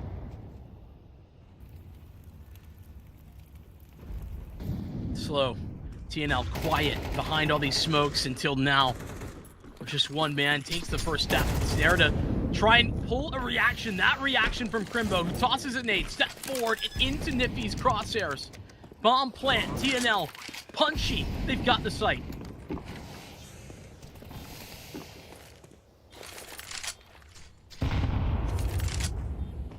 For 15. Right here to separate. And Big are intimidated as hell. They are sitting behind this smoke, waiting for something to be given to them when there's nothing clearly here for the taking. They're going to walk back out and try and dictate this with minimal time. Karen with a great shot would have to be sped up oh so quickly. And now it's going to be QB separated. Hype to attempt it in a 1 versus 3. TNL, they find map point on their map selection. See, and this is the thing that, like, I don't feel like I saw once from Big's T side. Like, just a nice little trap play where TNL really quiet. They obviously have, you know, typically one player at the minimum over towards B. They finally start to spam, and that's that spam that puts Crimbo off of his feet, makes him adjust, makes him reposition, and allows the timing for them to just walk out. Nippy on the opening pick. That's a beautiful trap. Set Look at and that. made. Might be second overtime where Vorsu of Hype is going to keep on his hunt. Right now, he's got a second out of Ivy. Back 6 going to have to be investigated by this player that just got out. Going to have to rope it all the way through. It's going to take some time. They didn't see the cross. Got to get the Karen's here. headshot. Waiting for more. Finally get the execution. But now what do you have to work with because you've been smoked out of the site? How about another op? Oh my God, it's what a whiffed. miss. Devastating for Crimbo. That secondary op would have been the perfect plan, the perfect placement. But instead, it falls flattened. A little bit dicey right now.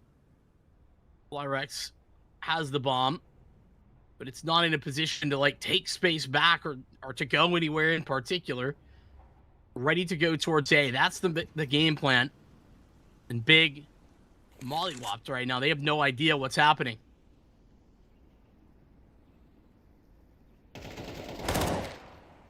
QB with a great kill to keep them in this round.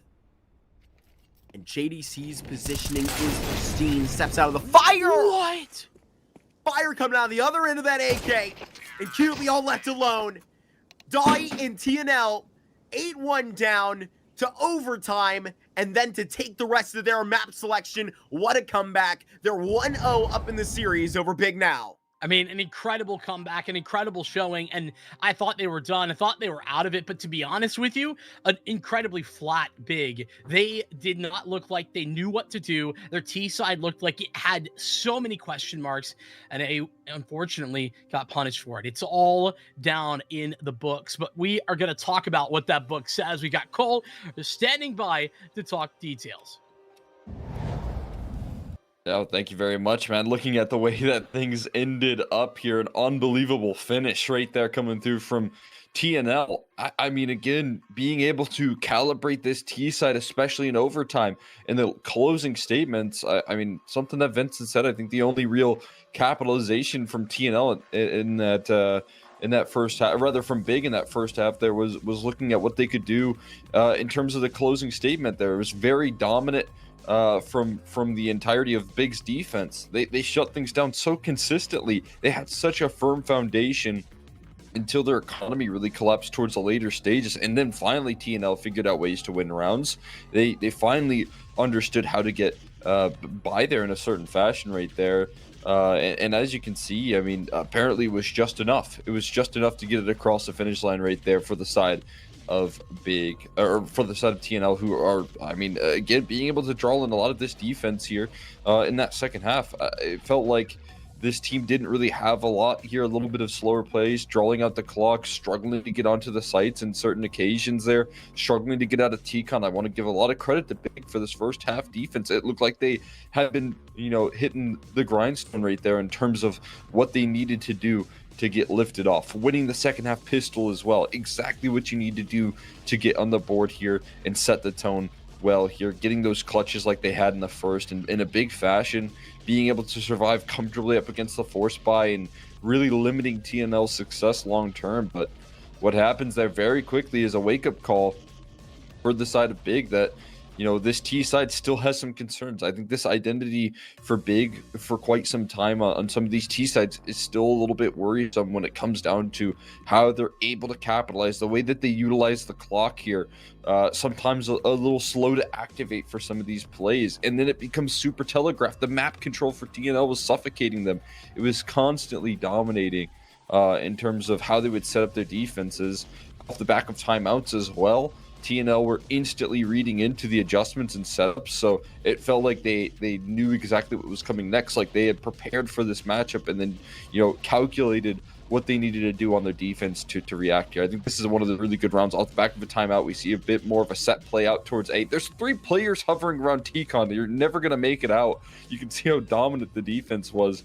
And while they do eventually figure out their way to 12, it doesn't really matter because TNL hang in there with the consistency on the defense. And it just took them a little bit of extra some clutch factor coming through here to get it across the line. And TNL have that. They have the firepower, they have the ability to get things pushed through. We see some set pieces. I think right now what I want to see a lot more out of Big is with how good some of these executions are late. If they were able to get some of these calls off more spawn based, I think it could be a lot more efficient. That's kind of what they did a little bit in OT here to get some opening picks that were so incredibly missing for this squad. They just didn't have a lot of those opening duels going their way, and finally figure out a way to do it in overtime.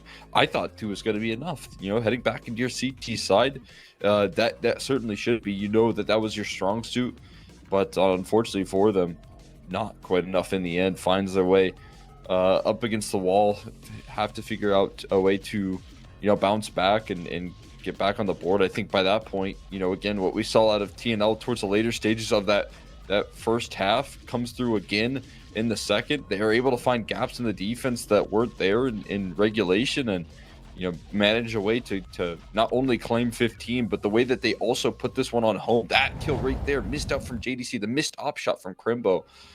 These are sort of pressured moments that I think got ahead of Big. That was potentially at least a second overtime in the bag, if not the map right there with what they set up in the first half of OT. So some serious concerns here for Big as they head into map 2 as to whether or not they can get on the board here with the T side of rolling, and it has to be on Duke T side that they have to do that. So not the easiest task for this squad. They got to bounce back to stay in playoffs here, but we'll see if they can do it. We're going to be tossing this one off to a quick break, and once we come back, we're going to be rolling on up to map number 2 of Nuke.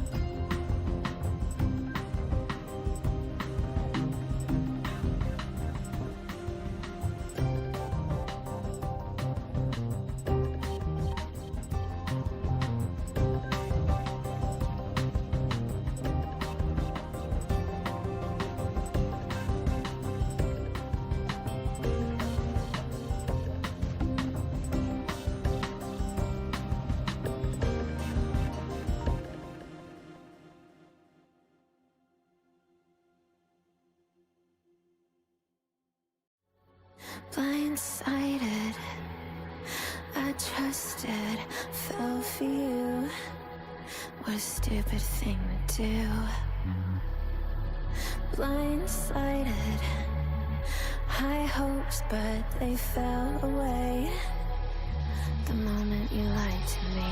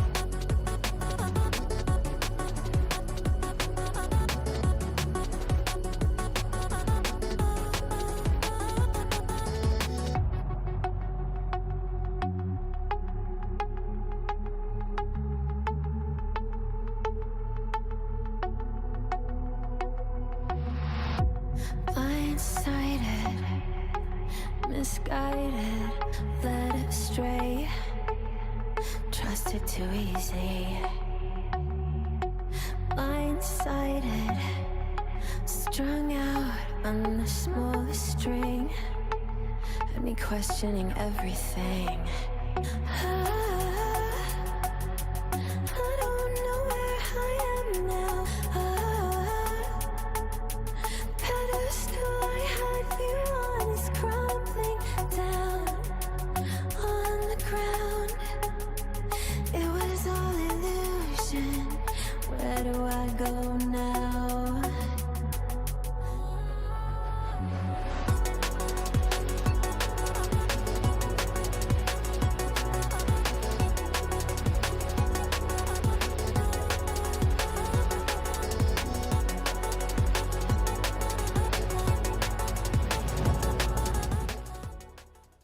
Alrighty, welcome back, everybody. We're gonna get back into this action very quickly, we would hope. That being said, map number 2, it's Nuke that's coming up next. And Marky, I gotta be honest with you, the way that things ended for Big on Train were bad. We all saw.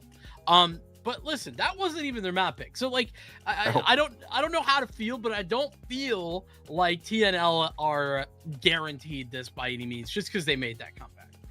Yeah, but I also don't feel like I was, exactly hitting the expectation that I, was for the calling of Tabson, and maybe we can get another opinion on that now. Cole, how are you feeling about exactly where Tabson was bringing the calling in that first map? Was it good enough for you to adjust into seeing him potentially flip this whole series on its head?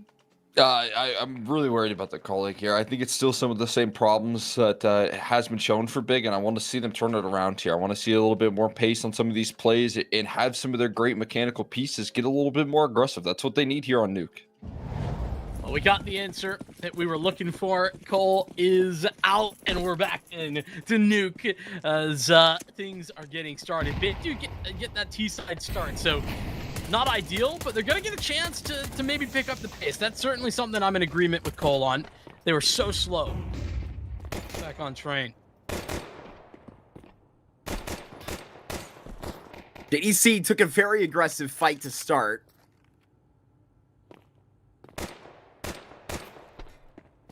But they have just teetered back, and I don't think there's going to be much adjustment for this. Got to go somewhere, and it's straight out A. Split out the door out of the hut.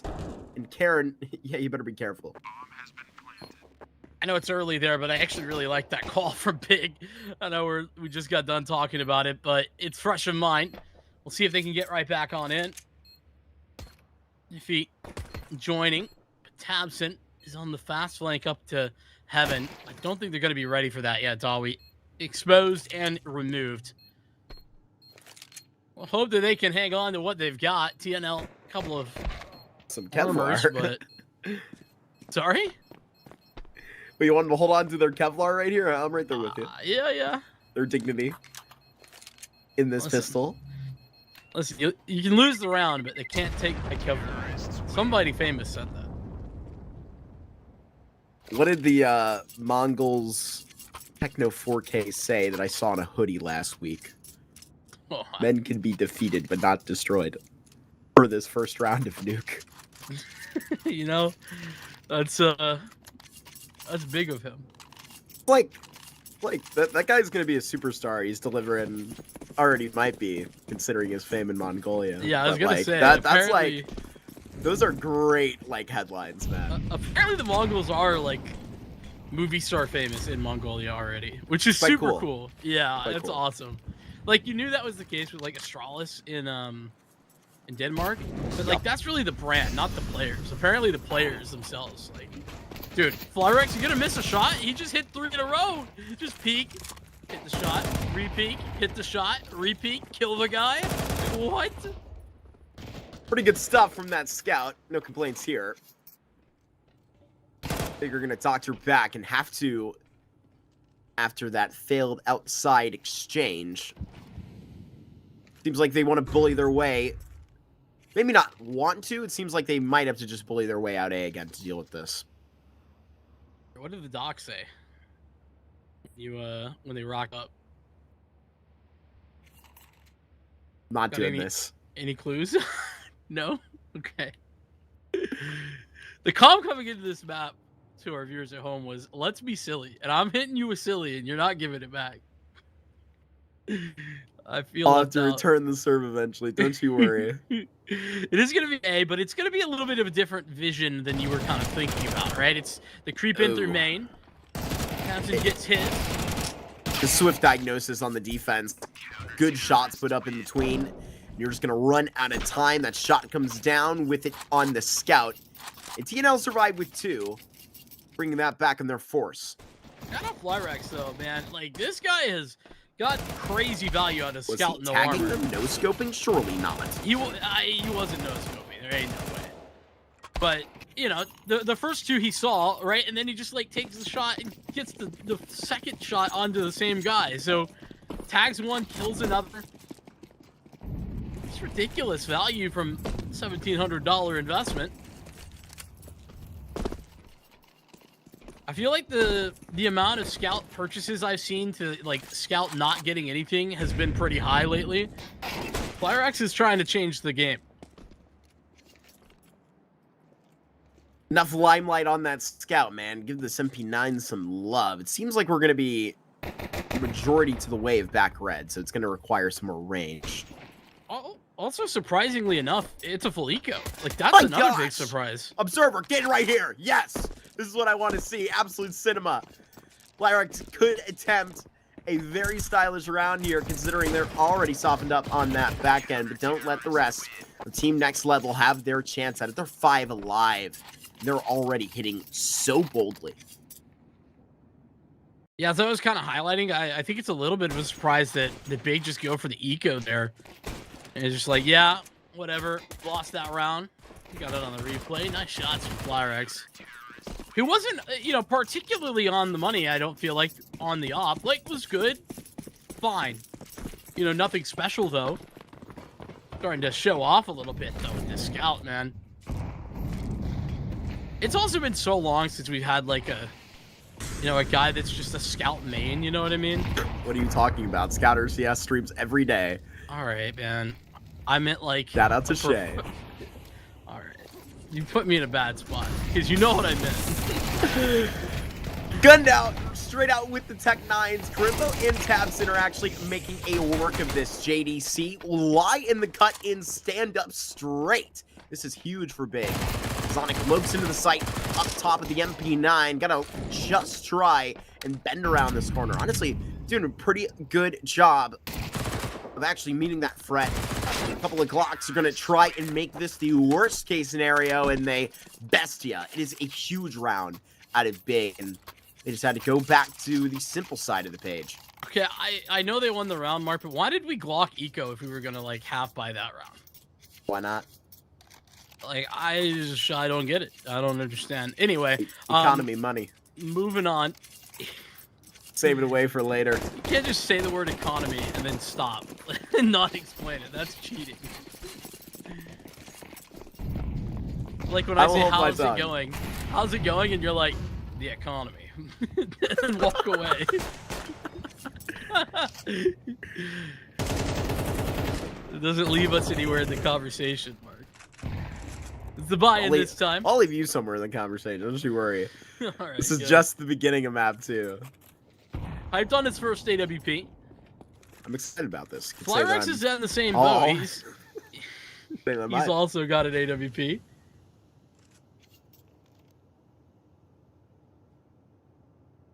It's hitting some really stylish shots beginning of that CT side of Train. It ends up not really standing on like too crazy of an output in totality. Yeah, pretty meh scoreline at the end. Good way to put it. Good, but nothing special. I'm hearing the fantastic reviews are, man. Be afraid. Is that the reviews? Is that what they're saying? The people? That's what the streets are saying. All right. Well, I know you're tuned into the streets. You're sort of like my street view. Like if you were Google Maps, you'd be street view. I knew we were going there. If the servers stop working this third map, maybe on GeoGuessr, we don't even know. Right around this corner, I gotta find out exactly where we are at. Something today about Hoffman. He's got a vendetta. Oh my God! Hype, what are you doing? He's taking down 2 members of Big, and he is gonna be down there with them. A massacre at door, and I think we have an imposter among us. We might have. Flyrex can't believe it. He can't believe it. He's like, That's incredible. I thought we had enemies. Little did he know that they had a spy. Someone who was infiltrating Big, and it was hyped the whole time. Oh my goodness, that's ridiculous. He got 2 TKs there, right? Yeah. Okay, I just wanted to make sure. It was all happening so fast. He did get a couple of kills, like, against his real opponents. Does that, like, make up for it in any way? I really hope that we can see that from Hype's perspective. Because, like, you know, sometimes it's your teammates' fault. But right now, we're blaming Hyped. We don't have the further context. Right. You know? Right now, we put it there. And the tragedy is, in this context, he's not innocent until proven guilty. He's guilty until proven innocent. This ain't no court of law, buddy. Oh no! These the are streets the- are running the trials today. This ain't right. These are the Google Mark streets. Nippy, a nice opening duel. It's going to be a great trade, though. At least traded. That's the minimum for Big. We're going to head out A. And these A plays, I mean, they've been good. Good details. Karen with a fantastic double. And he might get a little bit more. He Whoa. got the reload, but not over the next crack. Oh, Tapson is too close to Hype's crosshair right here. Might as well deal with it in that sense. I think we might have got there eventually anyhow, man. Jokes aside, TNL are really putting this thing in session. Big are the highest ranked team coming into the playoff stage of European Series 2 of CCT. So this is a big look for them, right to stand tall in their opponent's map pick, the CT side. The Flyrax already got us started, and each hand has been handed to TNL. They've just ran away with it. Yeah, A dead for on the the, 8th site, quick. Yeah, no chance. For the actually people in chat, it's the highest ranked via VRS, not Correct. HLTV, just for the record. Who is above them? In IP There you go. That makes on sense. HLTV. Oh boy. I mean, you'll take those trades. 3 for 1. I know it's against clocks, but I think that look, man.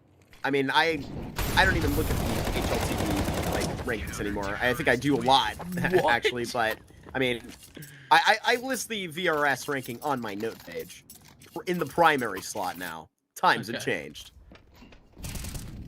see, I just have an internal ranking that I look at. I don't even talk about The Vinny ranking. Yeah, that's man. the only important one. Where's the? Oh god, that looks better in slightly slower action. They for really getting great ground on these CT defenses. Still live, still living. But Big needs to get that energy too. And boy, I mean, this nuke could go fast because they're already facing into a furious notion. They're trying to just box this out. Here's a little bit more space coming back, and Karn does connect. A second right here for Hyped. It's QB that can connect to Spam. Now QB and Karimbo are gonna have to go back to back and line up a couple more at bare minimum. I mean, that's a nice find. Dobby's gonna go down. QB with a second frag.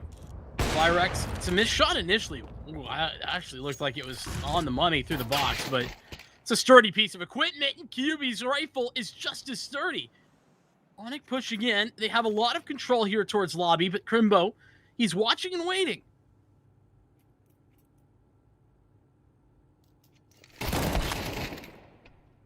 Crimbo gets that down. They've waited patiently. And TNL have just sank into their trap, but into Hut. Think you're safe, but you could get pulled right now. Just got to be hand in hand, Karimbo and QB. And now it is a line, a laser coming out of that AK, and Karimbo from Blacktop in between with QB got a full house, and now we're back knocking on the door of this T side. Was that a full 2v5 or 2v4? I think it might have been 2v4. I do believe. Yeah, thank you. Appreciate it. I think that Big, very fortunate to take that round. Obviously, QB having a fantastic showing. Was actually playing really well on train too, but you know, wasn't equivalent to a victory there. Nonetheless, the fact that Karen does so much there in the early stages of that round and it isn't a win is a little bit frustrating for him. They'll take the tack actually off the back of that TNL. First time that they're really tested. And it is a bit of a failure. Height, unfortunately, no op for him. It's the tragedy, the struggles of this start 0-6, but maybe the SMG is better in this case. A-pops have been successful for Big. That's the extent to their victories. Stands that 2-on-4, but we're not going to count that. They pop the door of its hinges in this one, that you're not seeing the complete commitment to this, because there's a whole hell of a lot of utility brought back by TNL. Crimbo. It's a little bit of room out of this. Takes the respect out from the site, and now with the utility dropped back, it was Neefy that tried to go and double up. Karen does connect onto JDC, and with all of the space he has been allotted, can't actually connect the frag onto the awaiting Tabson. So right now it's going to have to be the patience game outside of Mini, and how this timing actually breaks down, not checking the backup door. It's going to be every nook and cranny the Big stand in to try and take advantage of this, and they are really standing tall on this T side back now. It's only one separating TNL from Big. I mean, I tragically might sound like a hater here, but Big, the only game plan they have that works is A. Like their A like execute is actually really strong, and we've seen their post plants there as well, very effective. And I'm down to continue seeing that. Fire's about to be in trouble. Can he escape? Oh, he got out. Gotta stay alive though. Stay alive, he will. Nice work. Hype survives the round. But at this point, I think, you know, a little bit of struggles is kind of what I'm highlighting here for Big in everything but these A executes. But keep hitting what's working. Wait, you know, make it so that TNL have to find a solution for you. I'm okay with that. I don't think that's a bad thing.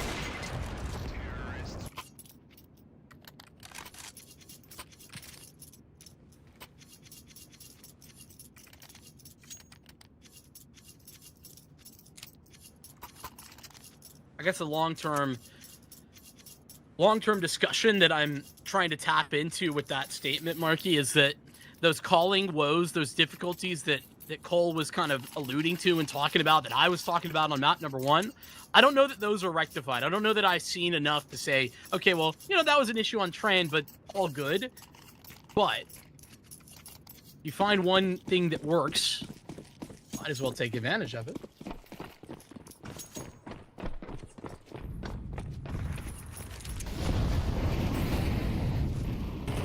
Big put a couple of smokes outside to try and draw some eyes, but with this thing just going to be a clear-cut lane out to A.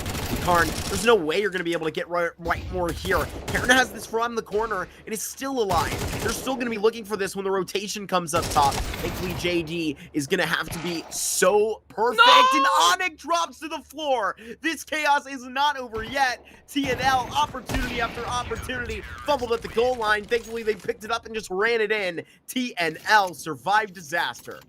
I mean, Somebody iced the ankles of the IGL. Yeah, that's gonna hurt. That's that one's gonna leave a mark, if you will. But TNL, they do survive, and it wasn't great. Like Big, actually, that I was talking about, like that. I'm not convinced by the calling. Listen, it's still an A play, but I like the swap up. It's a little bit of a change up pitch, if you will. All right, they, you know, it's looking the same as the fastball A play that they've been tossing time and time again, but it's a little bit different off timing. And with some yard control to try and pull that attention away, as you highlighted, Marky. It's still a recovery. Aaron, good for 2 every time he's tested somehow. That's what I'm so impressed by for TNL right now.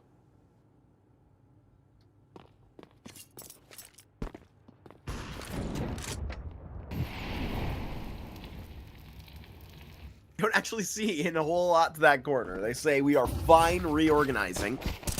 Pick your poison. Gear out towards A, but this is very clean for them so far. Nefi immediately traded. But the numbers are going to be so strong, and no bomb plant is going to be laid on this A site. TNL are looking so strong right now in map number 2. They are, but 8-4 is the possible halftime scoreline. 7-5 if Big can recover with this final gun round.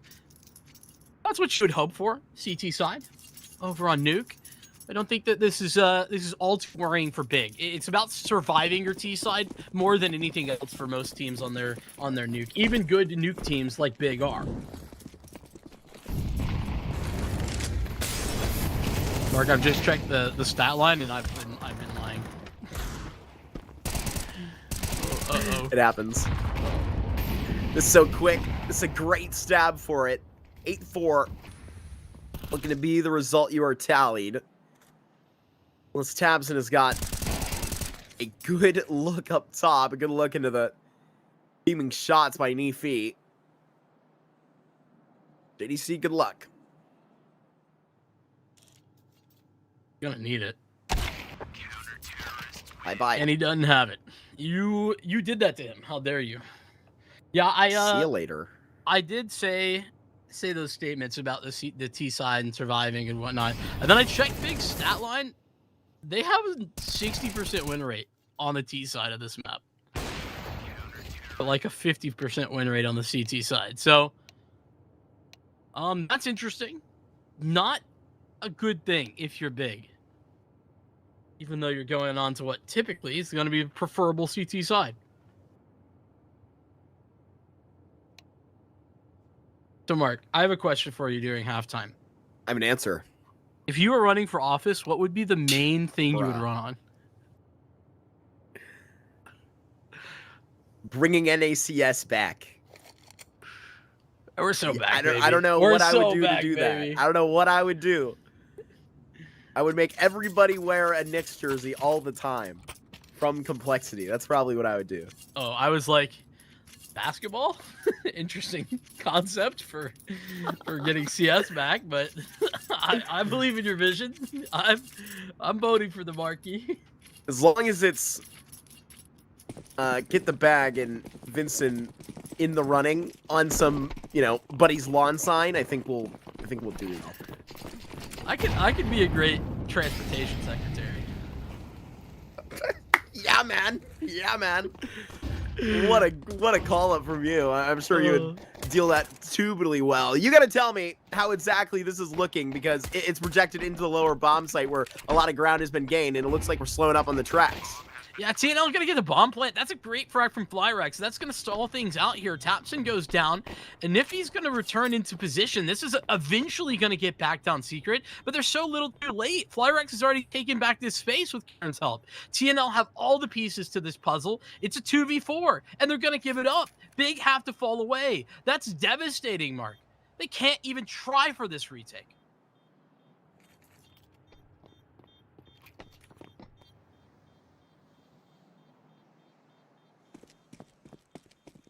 And that 9 on the clock is going to be unavoidable now. JDC and QB, yeah, they saved their Kevlar. That's where we're at. So Navi Jr., Navi Jr.? they made our first semifinal. Partisan in our second. Yeah. You thought I was going somewhere. I did. I'm sorry. Partisan waiting for their opponent. They're coming out of this series, and, you know, for the names they've taken, Paravision and BetClick already out of this tournament. Man, the invited teams have been the lamb to the slaughter. A really good point. I mean, we talked about like TNL and where they're at. Obviously, that pistol round victory gives them another advantage. They're up a map in this series. They came in via the play-in, man. That's so exciting to me. You know, when we talked about the way in which the VRS was going to affect, like how tournaments happen, I do think that, you know, this is an effect of it, right? Like, these play-in teams are way more competitive here in Season 3 than they were previously. And I think that's incredibly exciting for these CCT tournaments.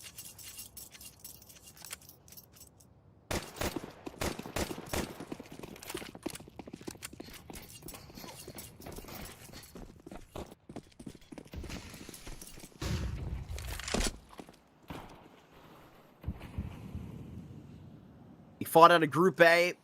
Also had Sangal in that group, who, I mean, similarly in a storyline were obviously an important notion to other competitions that was quite stacked for how it's measured. Had to wheel and deal where it was necessary. On these pistols now, is this the best that Big can give you? Let's see if Hyped can do his best Flyrax impression. That was his first kill. Yeah, getting into the game initially here. And with a whole lot more targets to work with right now, just to tag him up so the MP9 of Akimbo can just bag them up straight into probably an unreachable position. But JDC is in a prime spot. And this is such a hard clear, but TNL might just like sidestep this entirely. They all go up onto AC. If you're playing careful of the position in secret, this is maybe going to be perfect. Obviously, pistols are just not ideal for this. QB, it's a great spot for his. Now Tabson has to split his attention, and that attention goes wrong. JDC, though, they keep fighting him. Why? Got no clue, but it's enough to win the round.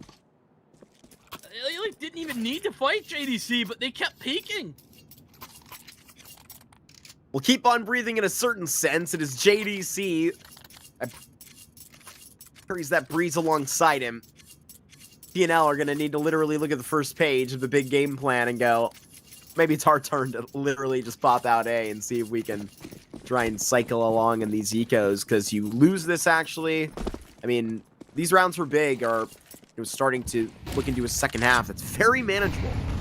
Incredibly so. I mean, you talk about like what that round changes with TNL now, not on the back foot, but straight to they B. get Big a huge inclination into this. They don't quite get down to the B side, but they get across. Bomb hasn't yet. Ooh, just met. Gotten down to 41. Then taps in to actually go and spar, but boy, those Tech 9s are tricky. And now Karen is going to be up top. Nefi is going to be subjected to a timing likely. It is so hard to predict where this is going to go. If you are Big Clan, I mean, Big fans watching alongside, you're on your edge of your seat. Got to take a gamble. Got to take a shot. And now Crimbo stands up top and gets a very good kill. But you're standing at a man disadvantage right now, and you've got to go above your pay grade. Oh, but the timing, QB lands on it. That was just so jiggled back and forth. And JDC at the same time. TNL trying to split the difference. They had positioning to go for an A play, but they wanted to test B first. Tested and seen. Crimbo wins his fight. He's got another victory in door. And it should be the end of the road there for the Tech 9 buy, and it will be. Crimbo puts 3 in the coffin. And I'd say there's a lot of contamination in the inside decon. Blood all over the floor, and it's all TNLs. We get a Tech timeout here, it seems. But Big. First 2 steps forward. And I think for me, Marky, a confidence-inspiring couple of rounds. You know, that was a very difficult position that TNL just put Big in. Big kind of had to gamble that was either going A or going B. They stacked A, 3 there, but Crimbo stands tall, and TNL, who are still prepped to attack the A site, they try and rotate, they try and set the tone, but then the big A stack actually does work out. That's lovely stuff from Big.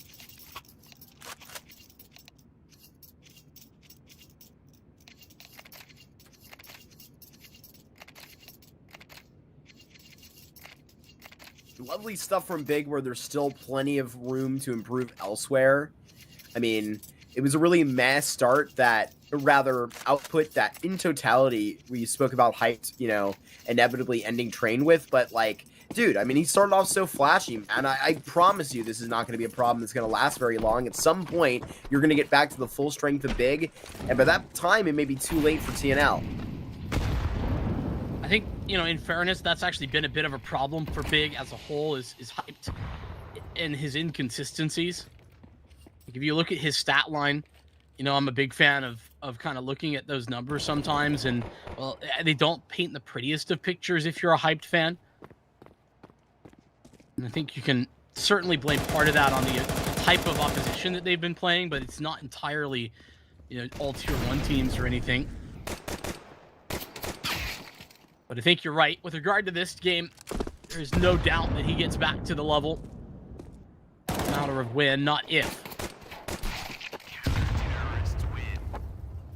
And I mean, surviving in like clean stance as well. And I mean, you get hyped a little bit warmed up. I was gonna make a joke, right? Like literally just have him be the guy that cleans up these ecos and keep that hand warm. Mac 10s are the top of the tally right here for TNL. And then they're going to get boxed in with the AKs, man. I kind of wish you were just seeing into a first full gun round here, but, I mean, we really got so close on these last Tech 9s. I need to understand where Onyx at. You got some big threats in this round for TNL with even the SMGs and pistols. Like you just alluded to, there's, you know, a lot to love about some of those Tech 9 rounds. Not the greatest amount of utility. It's going to be Nifty sent down into the vent. Crimbo, in the meantime, catches Karen. Crimbo continues to fight before falling away from the ramp.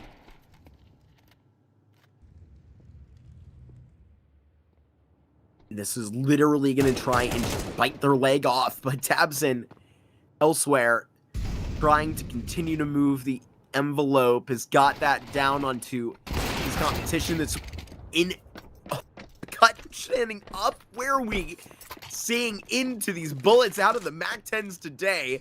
Shooting FMJ, he's got 2 and an upgrade to the op. I guess I didn't hear him. I mean, he was covered by a flashbang, but I thought the communication would happen when Niffy got down vent. Apparently not the case for Big. That mark gets missed. WP for Niffy. Recovery of a rifle there for Dawi. They both have space and the bomb. They can go down B, but they're going to test towards A. No trade. A little bit of bad spacing here for TNL. And a missed shot will give JDC the double. Could have gotten a lot more scary in that one. A lot of money there for Niffy, who gets 2 SMG kills. Now you've been separated by 4 or 5 rounds. In the second half, you've been just dragged back. This is the first real gun round by TNL, and we're already pulled between 1 here between Big and their inevitable comeback on their map picks. That's what it's seeming. I mean, this timeout will try and throw them back into a flux, but I mean, it's this Big defense that is really putting into a good little force, and I mean, sort of the underside of having this first gun round right now, and it's like, what do you do? Like, facing all the way down B in these calls by Onyx, you know, denied from ramp, there hasn't been a whole lot that has been presented to you. So to confidently reach into a call is going to really take a lot for this squad that was previously reaching on their individual ability.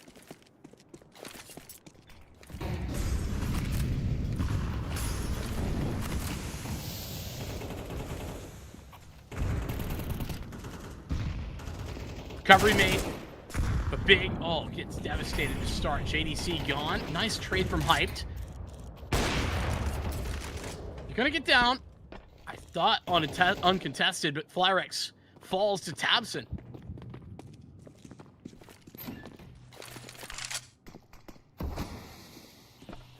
Milk out to make a little bit of room. And this is good enough for a bomb plan, potentially. You have a lurk in place. Rainbow's deeper than the deepest man. Does he end up finding this? All a game of the timings, and you just see Karimbo running back. You're going to be aware of this. 2 players at the ramp potentially, and contact made at the double doors. After this bomb gone in a big swing, and QB's got a great trade.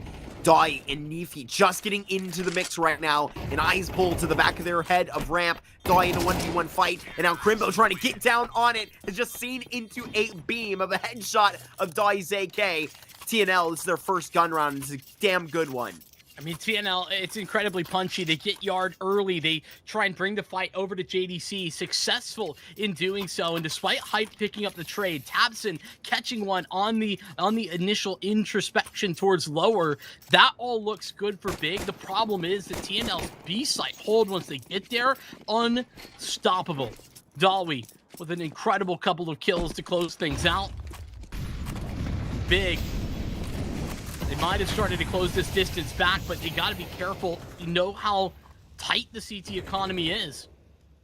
They've got one more buy, but they've got themselves a little bit less than perfect weaponry, and they're already starting to run out of some of that utility. Still got some hefty belts, but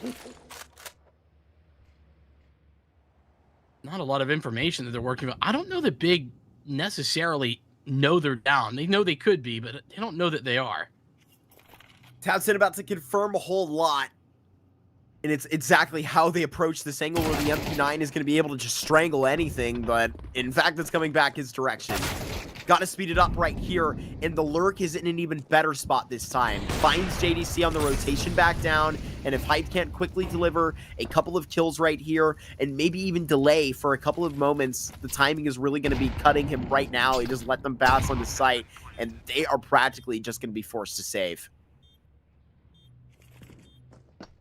Yeah, I mean, practicality and reality for Big. I think this is the right call, but it's a tough pill to swallow. Look at where they're at. 11 rounds now for TNL. Cusp of elimination for Big, who, as I kind of highlighted, right? Victory against Astrum and a tight one at that in the round of 16 doesn't really prove too much.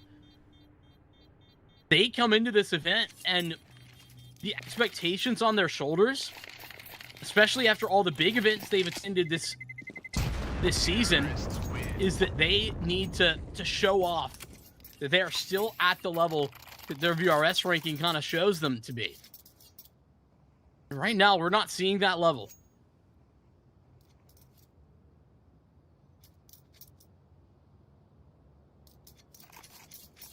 And like you talk about the feeling of the VRS and how it can, you know, exactly be the crux of our conversation for better.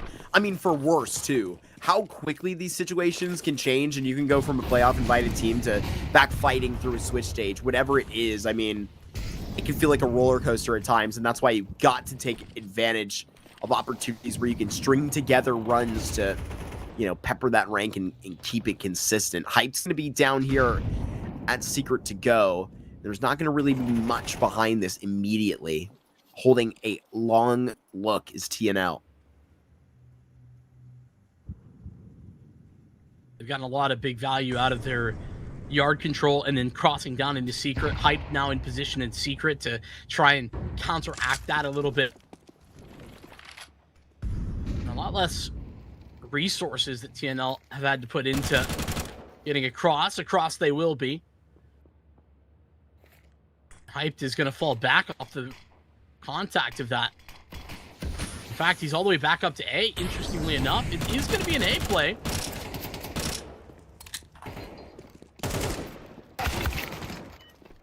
They line up for Karimbo in lockers. Just puts it 2 away. Have fun getting out of there.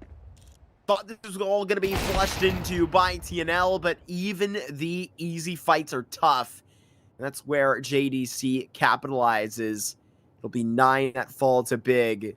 And thankfully, TNL are going to have another gun round just left in the lottery to cash, and it's 5 alive for Big. This is going to be a great end to map number 2, no matter which way it goes.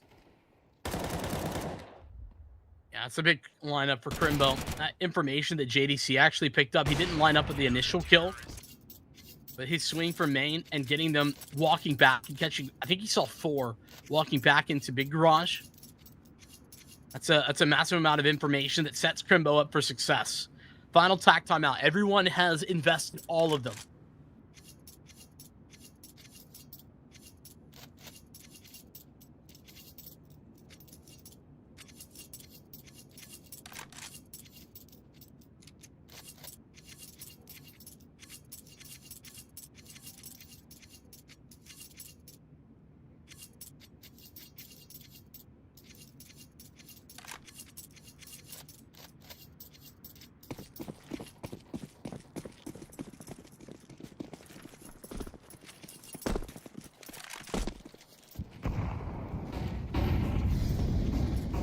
That tack, what TNL has to offer. You ready, Crimbo?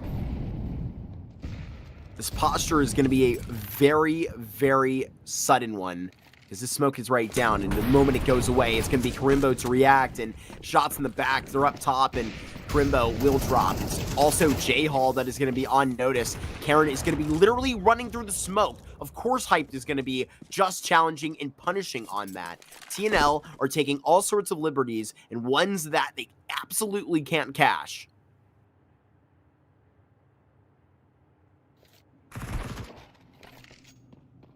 Townsend gonna connect on another one, and with that, I mean, TNL, it's gonna have to be a massive play here towards B. Crimbo on a great off angle.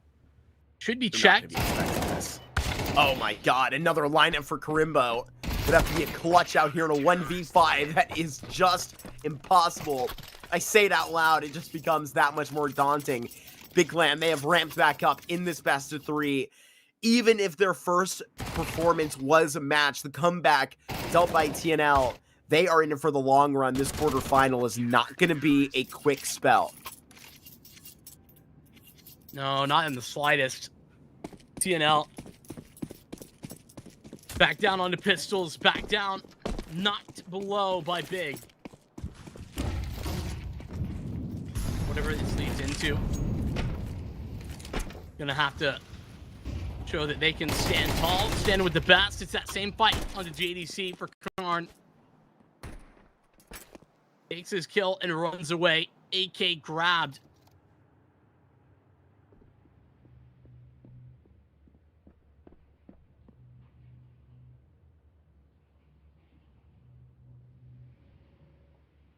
Interested in J-Hall again. And this has... have a really nice anchor in lobby for this. Actually, go ahead and go. You even have somebody trying to loop that one down, so hopefully the bomb on one of the Tech 9s right now is Karen is found in lobby. That's what we were pointing out. Now you have a hot-toting AWP player. Now it's going to be on notice. But a 3 versus 2 right here. And this opportunity not to be taken lightly here by TNL with these pistols. It should be enough. But they're really going to have to find a good look onto Big, who are in Vincent. They are not trying to slip up right on the course. They're sticking this one back to back and are investigating the lobby. Big kill. Massive one. And Flyrax is right around the corner too. So they can recover that to a certain degree. Actually just gonna continue to push forward. Seems ambitious, but Hype's overwhelmed. There's only one man left. Tabson's gonna hit the first. He's taking some damage to hop on this bomb. He's got to hold it. Got to stick with it, but denied by Flyrex. TNL, they steal it away on Tech 9s.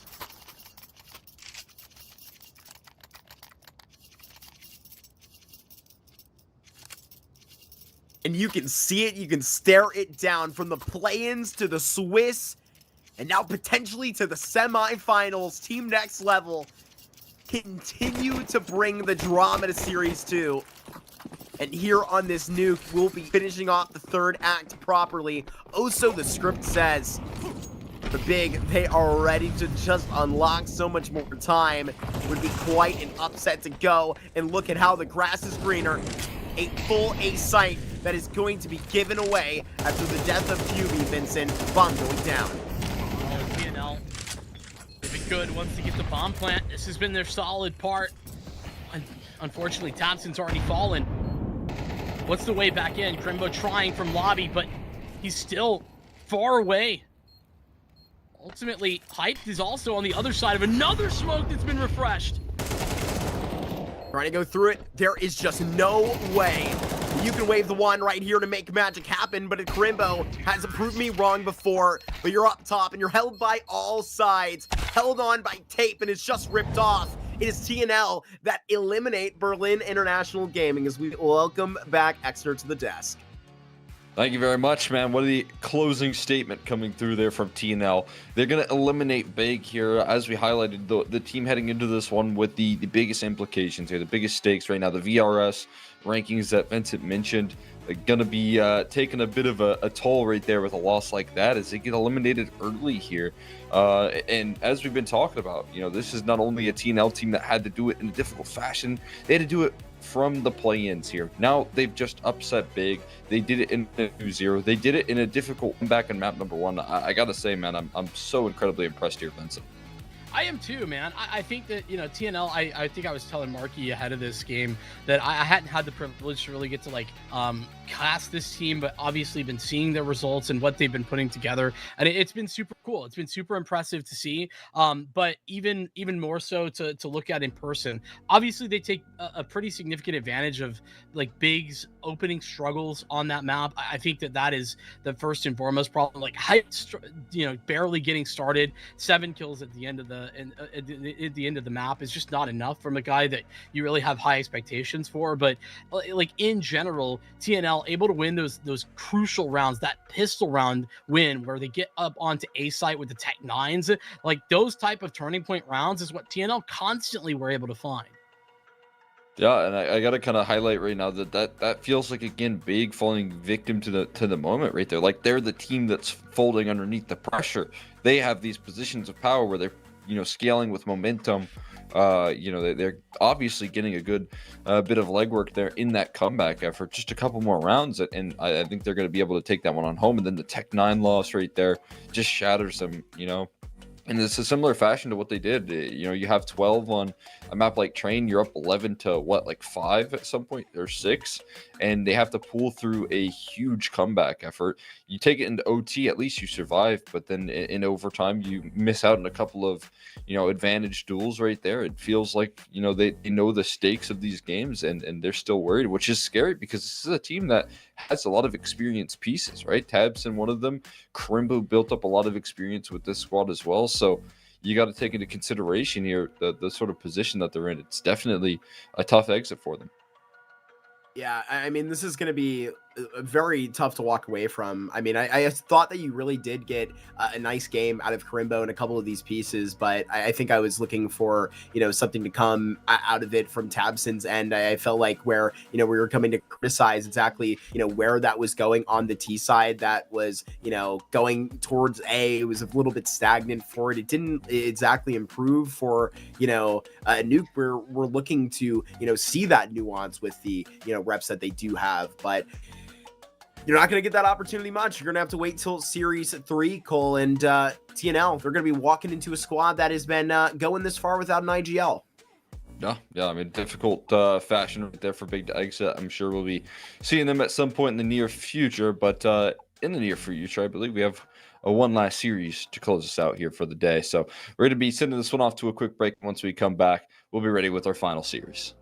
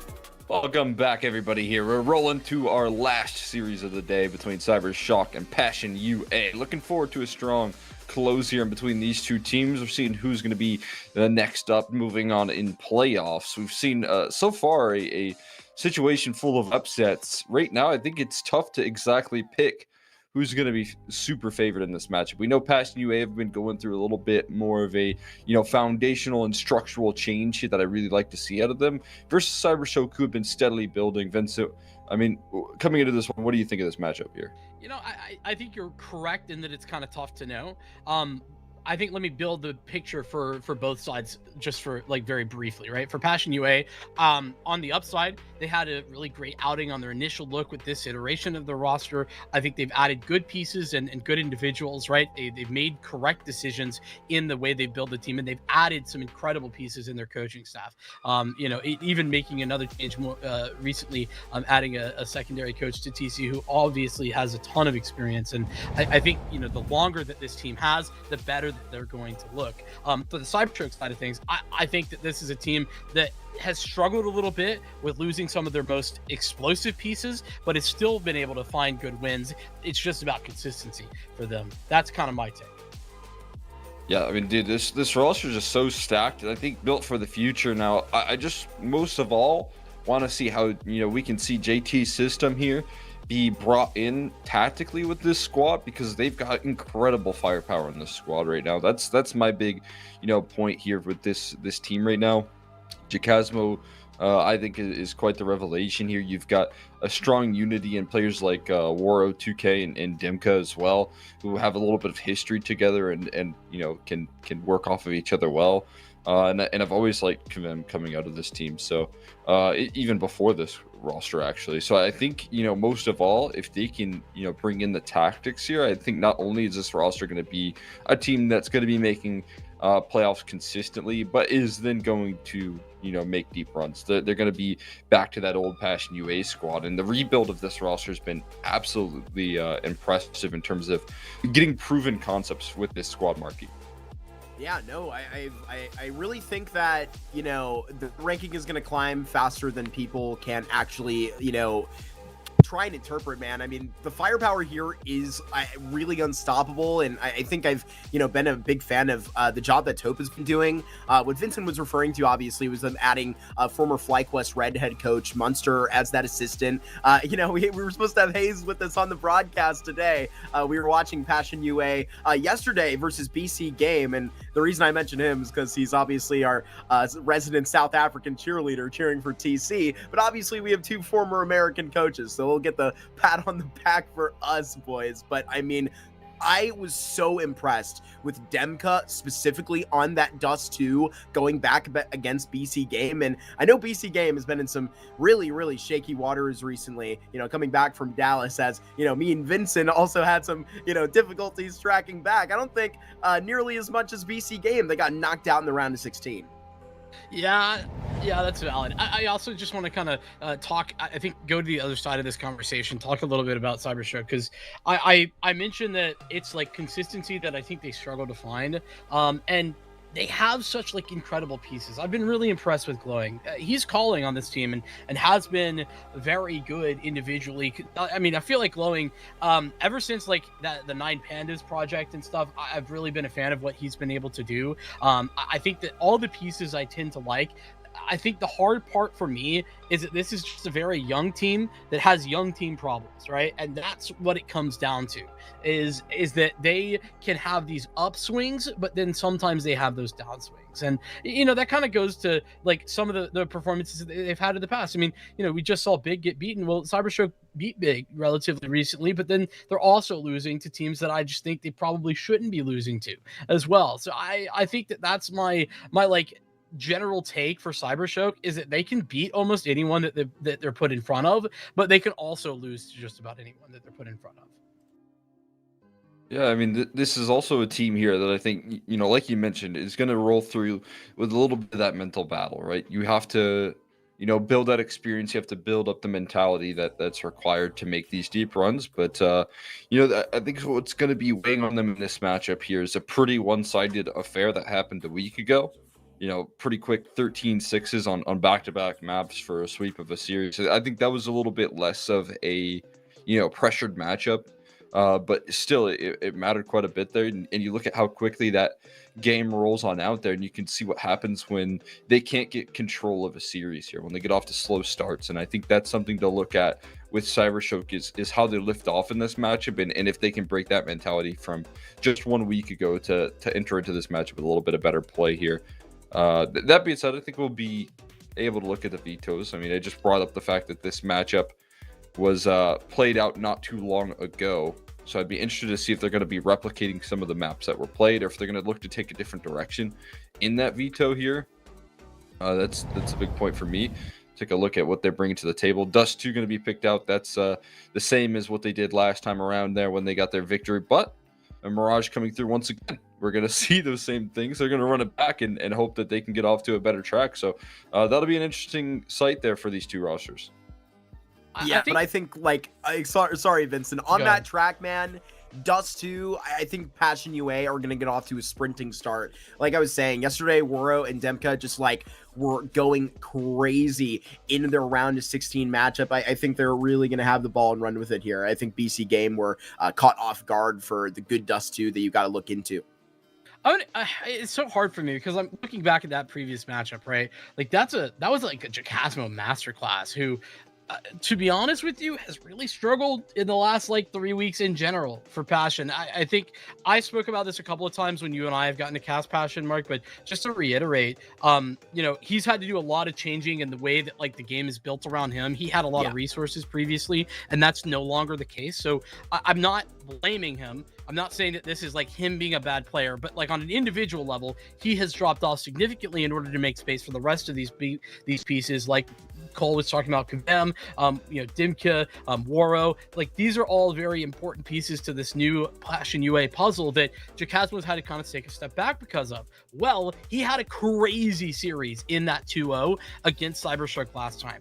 That's something I don't think is going to be super easy to replicate. So as much as this is understandable from Passion's perspective, I think CYBERSHOKE, it makes total sense that they want to come back and try this again, because I think they think there's no way we're going to see the same exact situation from an individual level. Yeah, I mean, it is really interesting to see here, right? I think his job has now become a lot more difficult with firepower that's being built around him. Like you said, the shifts in the roles and the adjustments have taken a huge weight. The thing is, I just believe that, even though maybe the rating isn't showing it right now for Jacasmo, individually, I think some of those rounds that he brings to the table still, even though it's not as flashy, can still bring a lot of influence here, and can still happen again if it's in the back of your mind, right? I mean, I am happy to see that they're confident enough to lean against that idea, but I still have a lot of faith in him as an individual to still bring in some of that level here. We'll take a look at the head-to-head, though, in between these two players. And again, Kavem, also a guy that I think is a big reason as to why Jacasmo is taking a step back. This guy just is super in your face, super aggressive for what he can really assert here. And for me, that's one of the biggest assets here for this Passion UA squad, is that you do have the aggressive rifler that is able to thrive, that can constantly crack things open and provide coverage for the squad. He's definitely been able to blow me out of the water in terms of what he brings to the table, but I want to see him be able to bring it into the server again here and help out and be a consistent piece here. I think that's a reason why Passion UA really build around this piece. Yeah, I think that I'm a really big fan of the core of riflers that Passion UA are working with. They're so good. When Demka is lining up just as beautifully as Kevem, and where you have this, posted up on a line like Jacasmo had on that Dust 2, I mean, they're about as good of a rifling core as Navi Jr., as these other teams that we're all getting really impressed with. And, I name them particularly as we all know where this could, potentially be headed here today. But in where we serve this up, or where I want to in the conversation to pass this on to CYBERSHOKE, Vincent, is where I need that younger core of those riflers to be stepping it up in matchups just like this to show how they can be the ones in that limelight and not being bothered by it. Yeah, it's kind of interesting, right? Because I have seen so many good things from that core where you were talking about is Nataneki, Finneman, Levikas. This is a trio that can perform at a really high level. And I don't know why it's changed. The glowing move in here is kind of where that changed. But it's not the same explosiveness as I saw in the previous iteration of CYBERSHOKE. I can't really put my finger on exactly why, but what I do know is that it comes down to them, and it's not as simple as just like showing up, not showing up, but it's those big impact moments, those like high impact rounds that sometimes I think in particular Nataneki has stepped away from a little bit more, that I haven't seen him as often be able to like pick up the pace, and those are the moments that for me leave me questioning CYBERSHOKE. But at the same time, we keep seeing and we keep talking about it. I think that they can absolutely be the difference maker as well. I've seen that in games recently. It's just a matter of if. Oh, he's muted. Unmute Cole. There you go. Do you think that that's a bit of the influence that comes through with the glowing IGL kind of impact there? You know, if you call around yourself, if you're kind of building up a system that maybe is a little bit more me-centric, for better or for worse, you know, it can take some of the resources. It can be a huge structure change. I mean, we just talked about how that influenced Jacasmo's game here, and now maybe leading into some of the remaining members on CYBERSHOKE. I think it definitely is.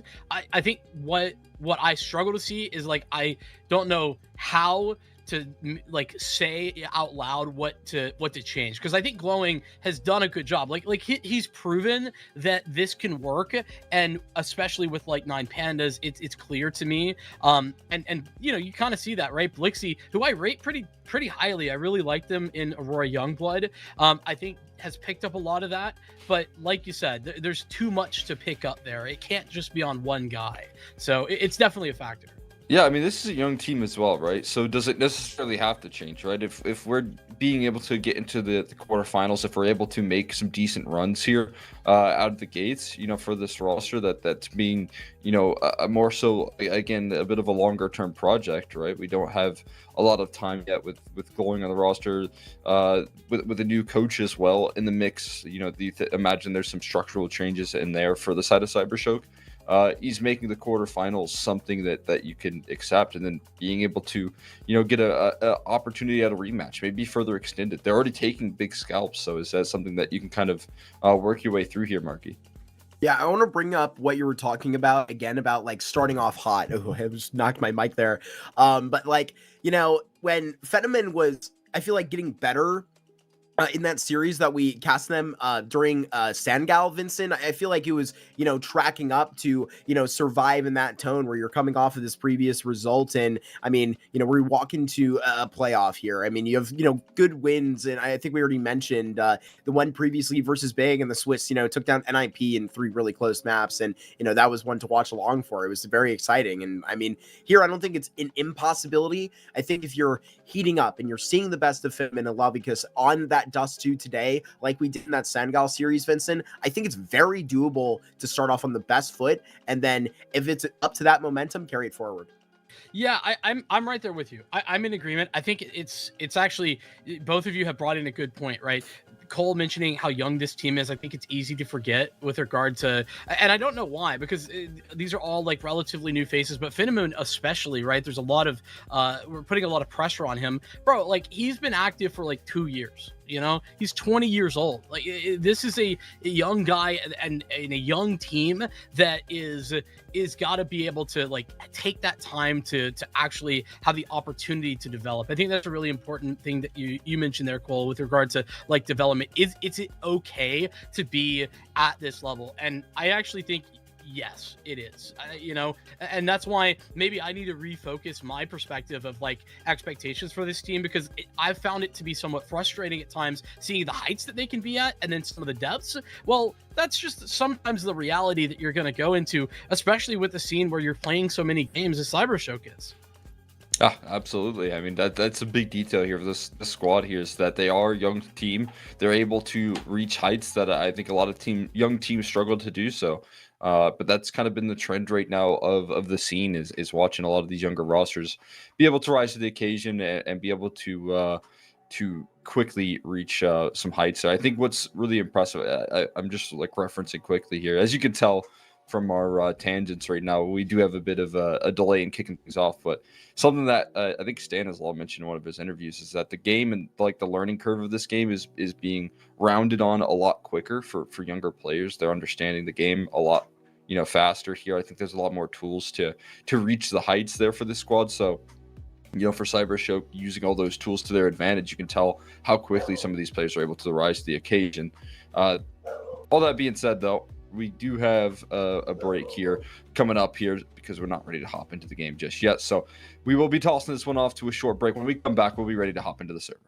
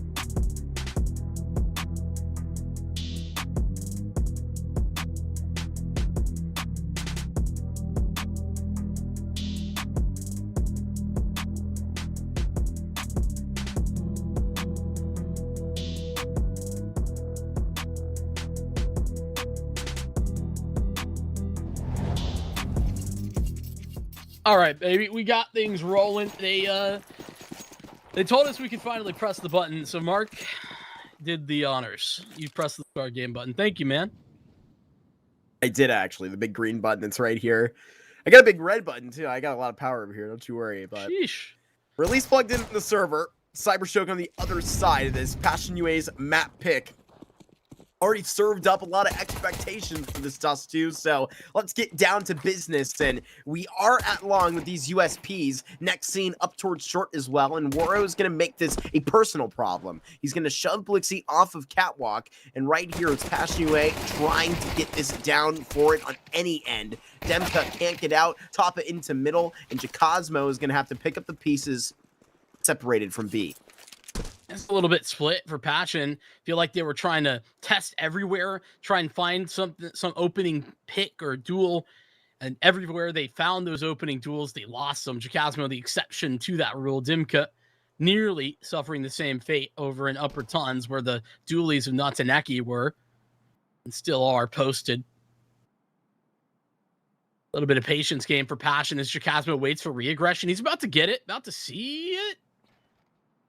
Seen and removed thanks to glowing. Bombs dropped. Not even going to start off the conversation of a 1v4 clutch.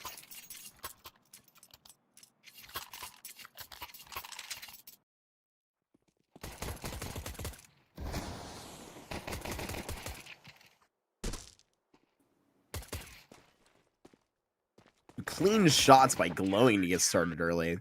I don't know. I was very much a fan of, you know, where this usage was coming from. Glowing on the 9 pandas was a joy to watch. Nataneki gonna get tagged up early. Poor guy. And right here has been continuing on in this CYBERSHOKE jersey. Different colors, but even more impact. The glowing story is kind of really interesting. I'd love to, like, I guess I haven't really searched it out, but I'd love to see an interview with him. Like, just to talk about his career. I mean, he got started, he's 31 now. He got started very late. You know, his pro career, I'm going to use that in like air quotes. Never too late. Sort of started in 2020, which, you know, normally you would consider that like, quote, too old. Jax went pro 27. Yeah, like, and that's exactly what happened here for glowing. It's pretty neat. Don't let all this hype around the young guns, what Cole mentioned with Stanislaw, Donk being however old, fool ya. The old guys can still do it. But we got a young gun up to bat right now, and Finneman is going to line them up and at least get 2 of these down. Out with glowing to get a piece of the pie as well. And CYBERSHOKE are pretty clean early. Only 2 casualties against the bolstering USP Glocks. Excuse me. Ugh. Something. Indeed. CYBERSHOKE gonna be looking good, feeling good to pick that up. Waro, one of my criticisms I've had about the way Passion play this Dust 2 is that they do let, like, Waro just scouts permanently sometimes, and because he's like looking to get damage done, buys a scout in the eco round and then is on a scout the next time. I just don't love it. Not that he can't do well with it, he often does. It's just a matter of like what it could be if he had an op. So we're starting that combo off early. It's a pretty quick move into mid-debate. He's about to be caught. He's not looking the right way. Topa gets 1 trade. And the Levikas will take the single. It's a massive advantage for Passion.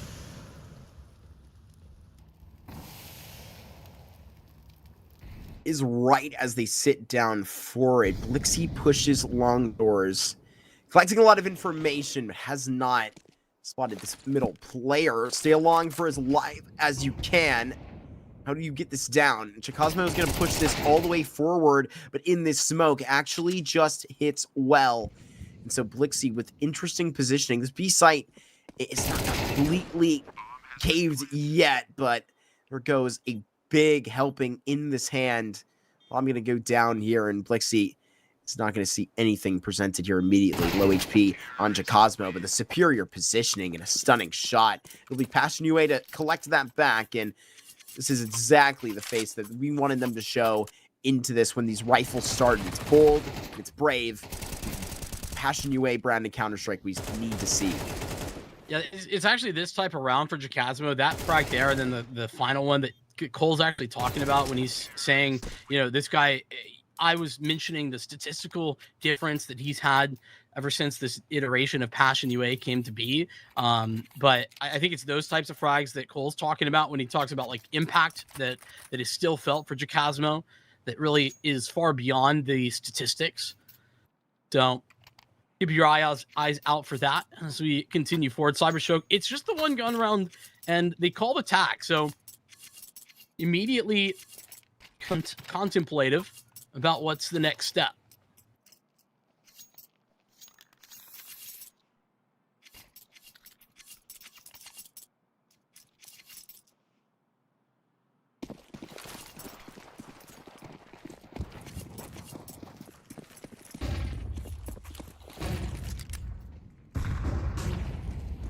Maybe a faster call out of Cooper right now. At least very heavy into the short press. I may even see through that smoke. What do you present? It's a couple of rifles that CYBERSHOKE do have, but it's ran into the pistols and the SMGs first. It's going to be a rude awakening when you're going to be uprooted. Try and flash into the corner. Finally exposed for it, but it is a great trade that Jacasmo has got this back. So bomb will be delivered into this double box. Just got to be put down. And Demka, Jacasmo all together in Waro 2K actually stir the pot as well. Passion UA still pouncing on these rifle rounds, not leaving anybody left. Bit of a tech pause we run into.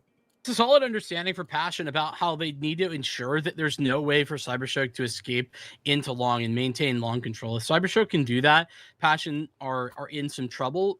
So I like that decision. I don't even know who it was. It might have been Dimka, but drop the bomb on the site, let the lower HP, I think Waro was the lower HP player, let him handle things, and you take the fight to long instead. Ensure that there's no escape for that 5-7. Use the range to their advantage and help to clean up fast.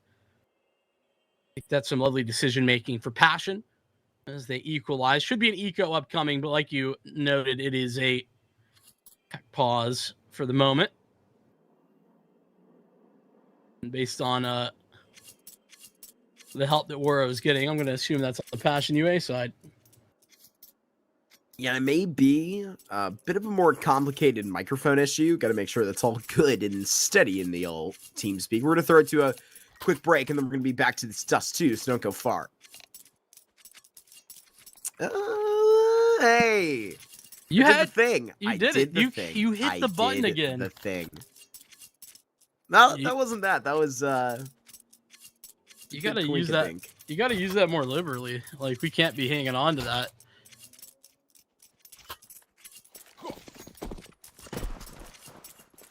Large responsibility, Vincent. That's true. Putting this much power in the game? You are the most responsible person I know, so... Is that so? I may have lied for fun. So? I appreciate that, actually. It's USPs, and that's what Passion are expecting. These two SMGs will tell you that story better than I could. Oh, that is a brutal chapter. These MAC 10s may just read you through the logs quite quickly. Running uphill for a couple of these shots. They're going to pace it down in time. Got a lot of low HP in these parts. Something that may be concerning. A headshot that connects. But it's pretty quick and shifty on where you get these fights down. Demka swings through a bottom middle. How you doing, Demka? Oh, good to see you too. He's doing great. Looking good and playing well. Passion taking a little bit of a lead. That one, the easy round, though. It's quite limited on especially the flashbangs here for CYBERSHOKE. They've only got a few of those. So that's a little bit concerning. They put all their money into the other bits of utility. Those important, as you've just seen. Those two flashes they had, both towards long. And this long take successful for CYBERSHOKE.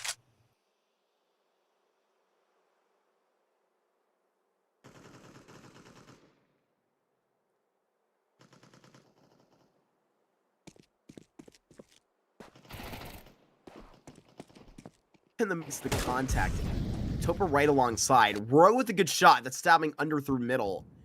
Now maybe this can get a bit better. I think for that's a Passion actually that was waiting alongside.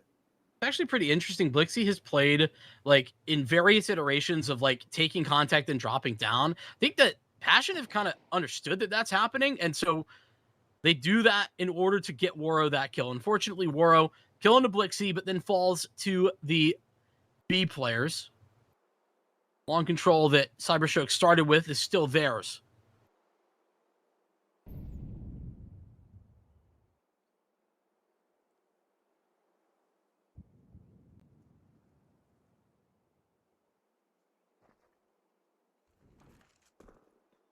Glowing is going to see that Molotov, and it drags him back. What are you doing down there? In CT spawn? I'll go ahead and take that. Glowing knows that there's a second target inbound, and this one's the real deal. Really much a very gruesome fight along the 1v4 on this plane. It's going to be CYBERSHOKE that are just trimming it down. This is a good look for them to just bounce back. It's going to be a couple ricochets in this CT half. We know it's just getting started.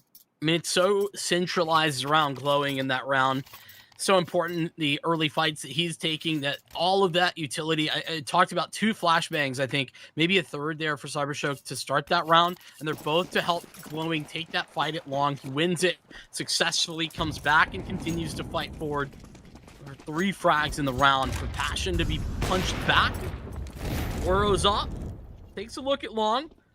Actually, all of that utility not quite in position this time around, dodging the flashbang and even a tag onto Blixie. But even after all that fighting, Passion, they still have to give it up.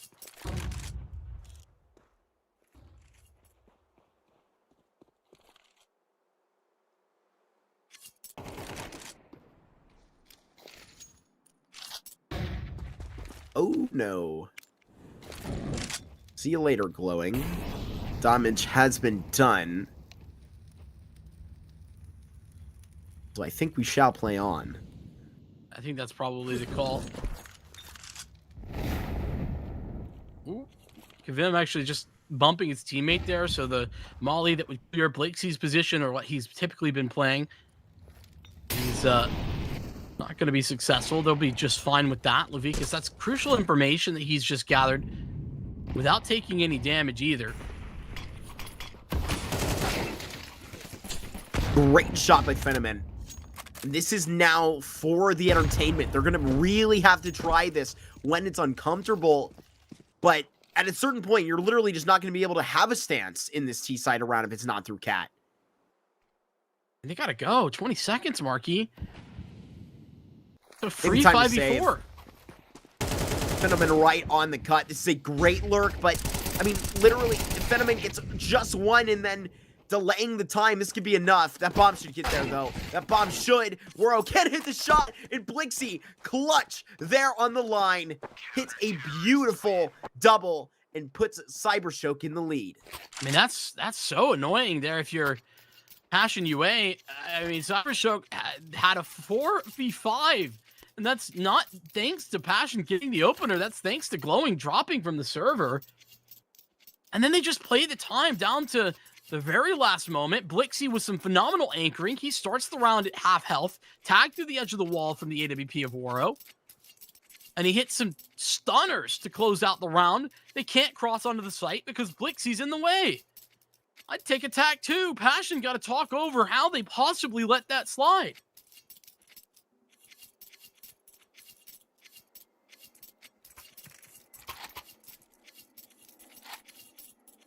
And it's CYBERSHOKE that we need to see get on this type of energy. That's one thing that we spoke about in the pregame with Exner about needing to see this type of start, needing to see neck and neck, because in previous series, it's been Passion UA that have easily dealt with CYBERSHOKE that doesn't fully come up to the court.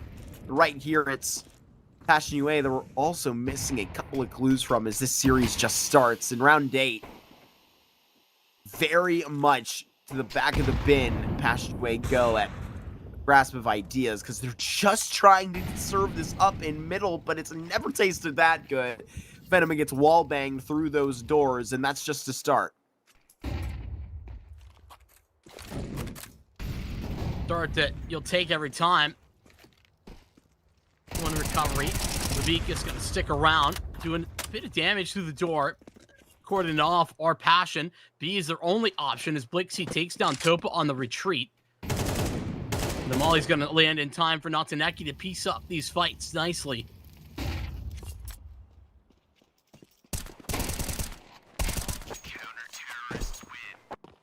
It's a 4 alive round out of CYBERSHOKE. It's one where you're avoiding a very good spell of Passion UA trying to actually shake themselves back into a rhythm. It's the real gun round right now. Stacking back with exactly what you are to expect if it's... Especially with the addition of Oro, who's consistently, as you said, afraid to hop on that scout.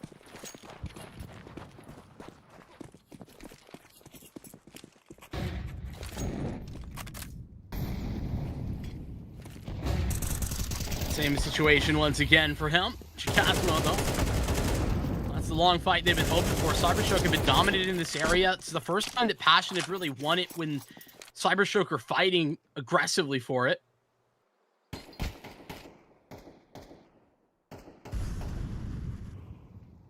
Demka, big fight, and it is just silenced. Beautiful work. Okay. We're just getting this all the way through.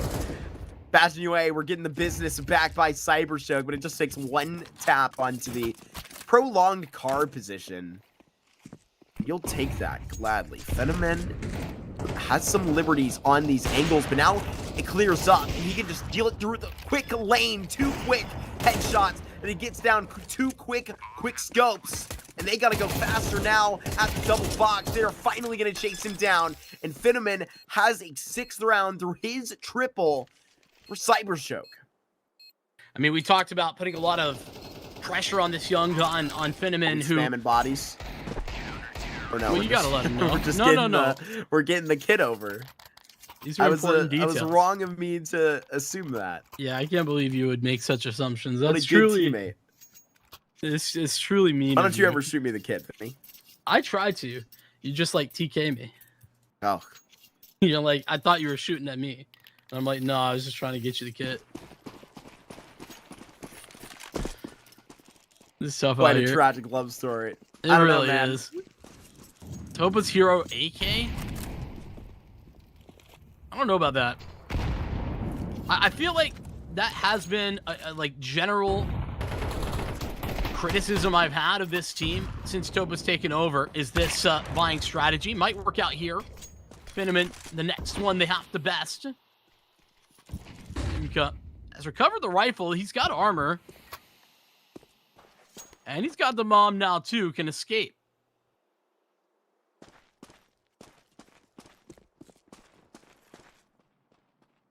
C is the one that has to be ultimately the most shifty in this round. Blowing with a good timing to put this Molotov into middle. There's that notice back on long. Eyes go there after the flashbang. The rest of Passion UA are just so spread, and the bomb is going to take a good look back to T-Spawn to group up with the rest of the pack.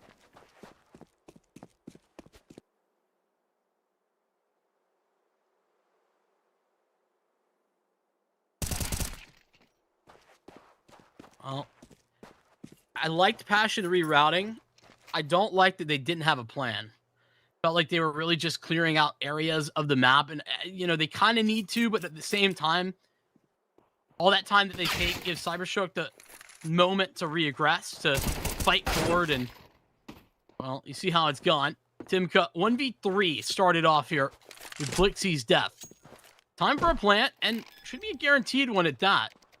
Timka making the right decision to get on the site proper. Glowing, giving him an ideal 1v1. And now they're sticking together. Oh, this is an issue. Demko, whew. Only one angle you're going to be spotting up that ramp, and Phenomen just decks him again, hitting double digits himself. This is CYBERSHOKE up to a pace that I was not sure they were going to be seeing in this first half, let alone in Passion UA's map pick of Dust 2. I really thought they were on a bold coin here. CYBERSHOKE just flipped it onto the tails, and we are on to a new look. Yeah, CyberShoke looking dominant. This is the, kind of what I was talking about, right? Like you have Blixie playing really well. He's your anchor player that's like often throwing a lot of utility as well. And then you have that trio that we've been discussing along with Glowing, who's been consistently good, all firing on all cylinders. That's what you like to see for CyberShoke. That's what can give them these dominant round victories.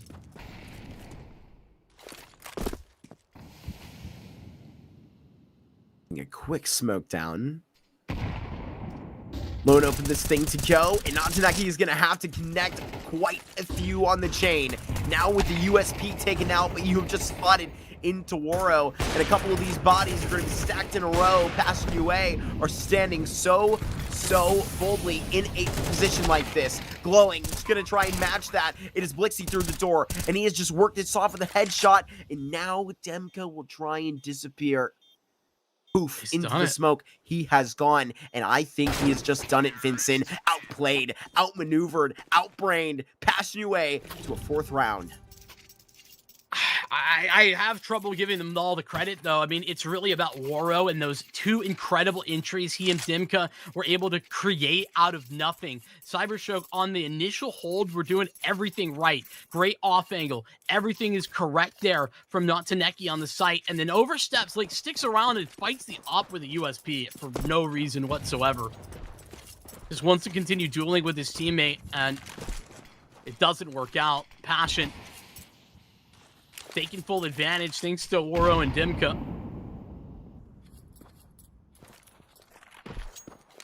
He'll take those wins. Final round of the half incoming here for Passion.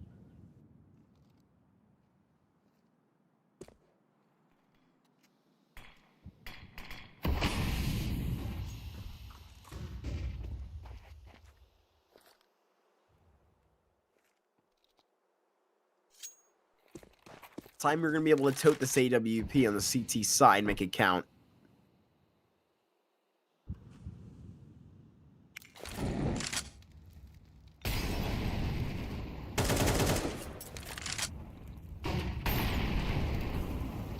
Flash through. There's nothing on the other side of this for CyberShoke. They are still in the positions that are important here, but likely in this gambit are a little bit disorganized. Blixie gotta go multiple here. Actually has a bit still left on the belt, so they're gonna really take a tough notice. Topa really in a interesting rhythm seeing out of those double doors.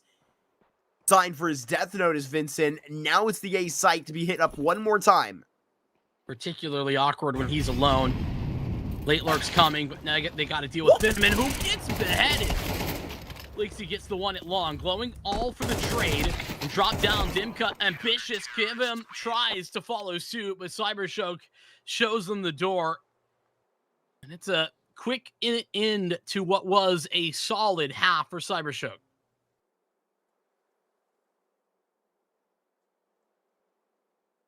I think this is good enough pace to keep on. Boy, I mean, where's the Jacosmo I was seeing in that Sangal series? On this Dust 2 is so hot. We're at 2K in that same vein. Supposed to be an Opera's playground, I thought.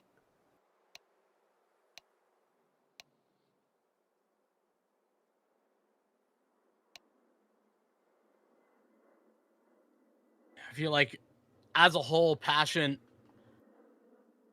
I think my struggles with this T side was kind of well-founded, right? Some buying decisions that were maybe a little bit questionable, or in addition to them struggling to put the finishing touches even on advantaged rounds. You think back to that one where Glowing DCs and Passion, I mean, nearly timed themselves out. Blixie stops that.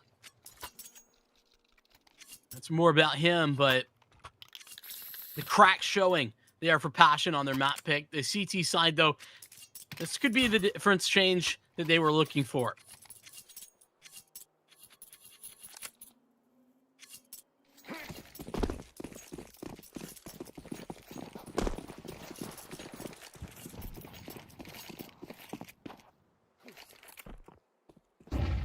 Glowing to spearhead this operation, leading by example. They kept them right around the corner. This isn't going to have to really be the distraction. Demka Avoids the flash. Now they don't even know about his position. Missed shot, finally handles it. And they've got 3 bodies stacked a bit long. Get ready to make it a 4th, and Demka's going to work for it. Probably the most important of the patch because they've got the bomb on their back.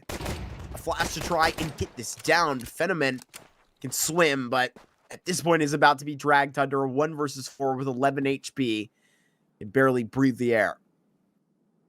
Yeah, swimming skills less relevant when the waves are up above your head. And he finds out the hard way that that is the case. Topa was covering his escape. So none made. His passion, critical victory on their pistol round. Like I said, CT side can be very effective for this team.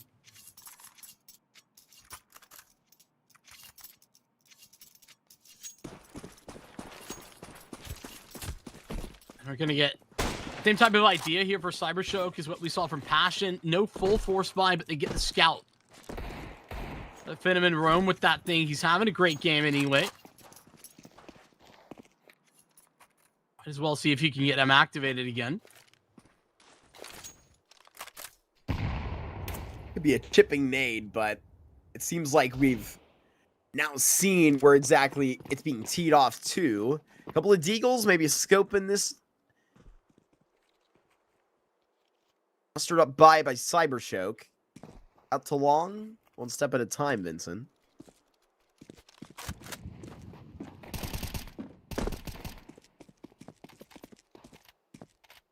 Should be pretty simple, even with the scout.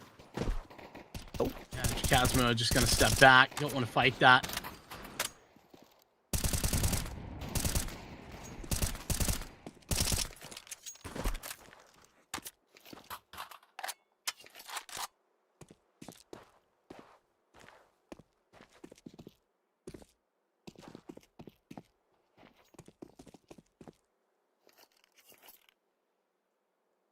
Passion UA not moving, so CYBERSHOKE gotta approach that line of scrimmage with confidence. Look at Passion UA across it and say, we can confidently take these fights with the Glocks. Doesn't mean it's gonna happen. You just have to walk up and have that type of body language. Breathe exactly the air that Passion UA are starting to collect from your side now. This is pulled within 2, excuse me. Yeah, it's not always about how you feel or what the reality is, but it's just what you put onto the server. Use that confidence, and it will be the reality. But Passion are hoping, and it is the first gun round. Same situation that I've been talking about that I dislike for Passion, for CYBERSHOKE. Same thing. Scout out on Phenomen. Everyone else has rifles, but it's a couple of Galeals in the mix too to ensure that utility is forthcoming.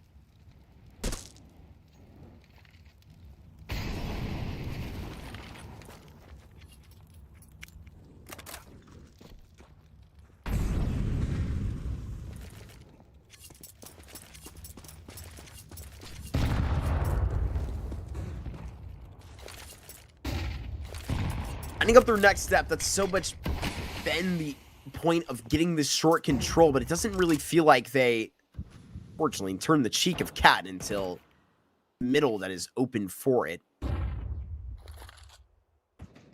Still resisting, and it's taking some time to send the rest of the members of CYBERSHOKE back to long, which is wide open. Both players of A here are right on the corner.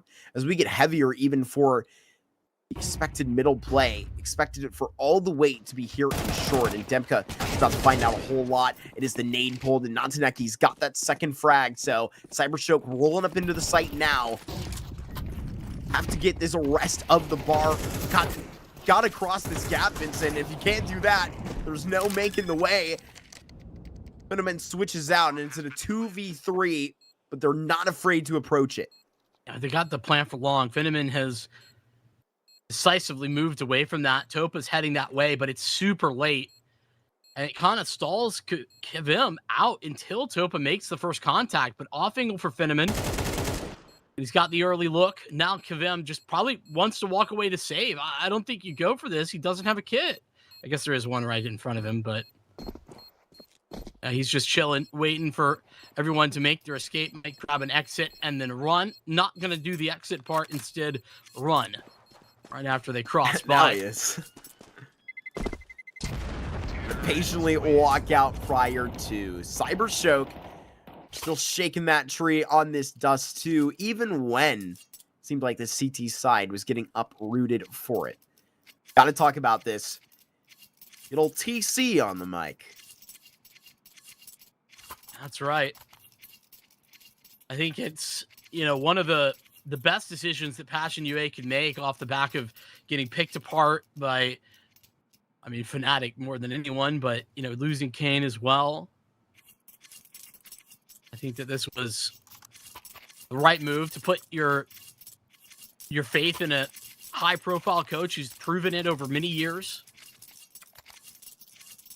In many ways, outside of just like firepower in the server, that's sort of become the most important piece for a lot of these teams that have been able to continuously rebuild, that have been able to continuously find strong rosters. It's all been about the coaching staff, so Absolutely. not a bad decision whatsoever.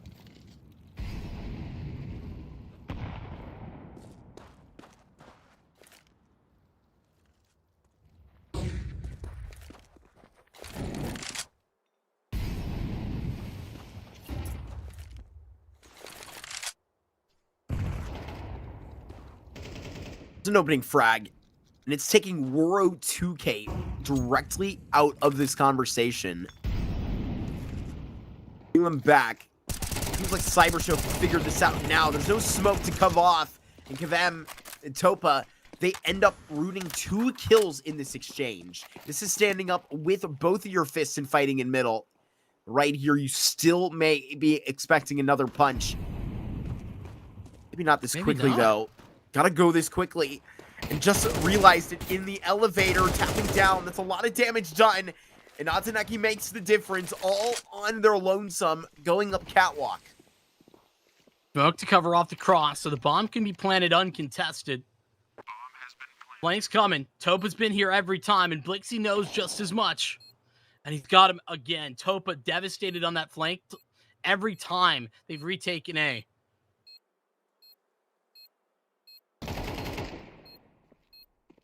He found Cosmo. Gavem is committed to this position, Vincent. He does have a kit available. Would have to be the 4K, and he has this into a 1v1. Gotta be somewhere into the pit. How does Kavem line this up? It's a long-range fight, and then quickly onto the bomb. Kavem with more than enough time avoids double digits for CYBERSHOKE for yet another round and has a 1v3 clutch. Incredible work for Kavem. Talking about how much impact this guy has. He's our player to watch, and that's the reason. High-impact fragging, 1v3 clutch for Kavem. And a clutch that keeps Passion really in this map. If CYBERSHOKE win that round, they just won the first gun round. CYBERSHOKE continue to win. You start to think Passion have lost the chance at victory on Dust. That no longer the case. Nigh impossible crossfire. He just pulls them out left and right. Converts the victory. And it's CYBERSHOKE to get Brain on the mic and start the conversation again. Like the best coaching name ever. True. Got the Brain behind us. We'll all be okay. Hopefully we can... I'm not sure we're going to have to get so reinventive with, a 30-second allotted time on the mic just now. CYBERSHOKE can know that not going to be rocket science to get to 10 right here. Oh, baby. But it's hard to calculate when you don't have the most important piece of the equation. Going to be taken out first. Yeah, he's been top performer there with Nataneki starting to find similar impact in the second half. Been a little bit more troublesome for Woro. Issue being that Woro is not necessarily had so many AWPs on the CT side. He gets his and gets one. Ripped off. Passion can settle back down. They still have long control. They don't need to now fight so aggressively for mid once again. They can make CYBERSHOKE play that game themselves. I will shout out our analysts doing the hard thinking for us. Obviously, we're forgetting about head coach of the Sharks, Mr. Kochi. Nah. Yeah, you can't get much better than that. I disagree. Yeah, look at me walking it back. Listen, Brain is better. Sorry, buddy.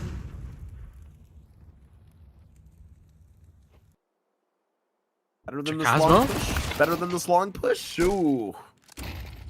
Owen gets that, and at least it's the information kept right here. Just dangled down just into this middle play, but the 1v1 taken in front of that smoke, and Kabemas now have to return into the site where this is actually turning up the heat. I think we're right back down to room temperature, unless behind the big box Topa is found. It would have to be more than that. It would have to be the bomb collected, and the entire concern is going to be kept with the op in hand and an 8th round for Passion UA. Yeah, it was a little bit troublesome. I got very worried. I think that push from Chakazmo, both information rich, but also risk as well that comes with it when he goes down. Great work from Topa. That B site hold, fight for Kavem, equally important into tunnels. Defangs the CYBERSHOKE attack, makes it far less effective than it would have otherwise been. You can focus in, Topa can focus in on just the one side as opposed to the other. It's unfortunately he who takes the flak on the cross. That shot connects for Fenneman. The off back over to Glowing. Interesting.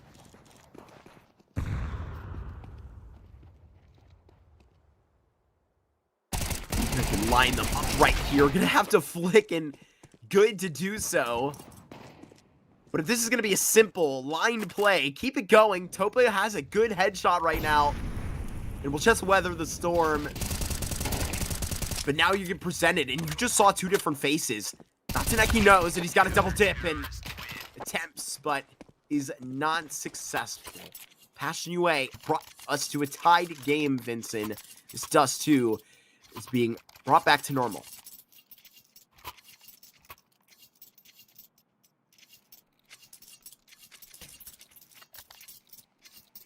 Brought into the conversation, into a comeback that seemed quite far away, but in reality never was all that far from the possibilities.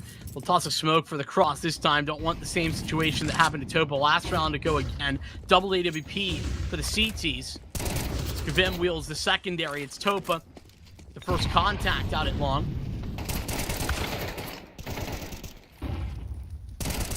See, back and forth, and Topa's got a great second shot and fanned onto Fenneman that are in a trap right now. And Passion UA are about to pounce. They've got the backup here at long, but where is the commitment to it? Not needed, essentially. Gotta put eyes elsewhere. That long crawl is denied. And now it's gonna be like taking the candy back. Fenneman still just avoiding the bullets so closely. Glowing should get a good tap here on the Topa.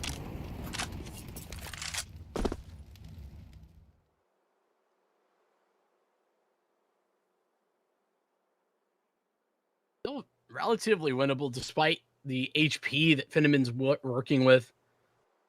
The biggest problem for CYBERSHOKE right now is that they only have one option. They don't know that they're cut off, but they suspect it.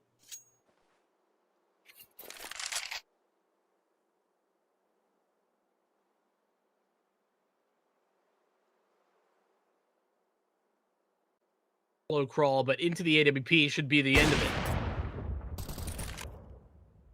Shadow letting that advantage go. It's inevitable, Vincent. 14 to separate. I would get on a gallop. I'm not going down after time. Takes that liberty and takes the tough news straight to the face, straight from World 2K's op. Passion UA, they've stolen the momentum back. They're running away with this Dust 2 in terms of where we have gotten off on this tally. Yeah, I mean, I'm really impressed with their bounce back. I was teeing it up. I was talking about it, how their CT side can be really dominant, how Passion, I think their rotations are pretty on point. They also take a lot of good map control early into the round, but both late as well. They don't let themselves be information starved very often.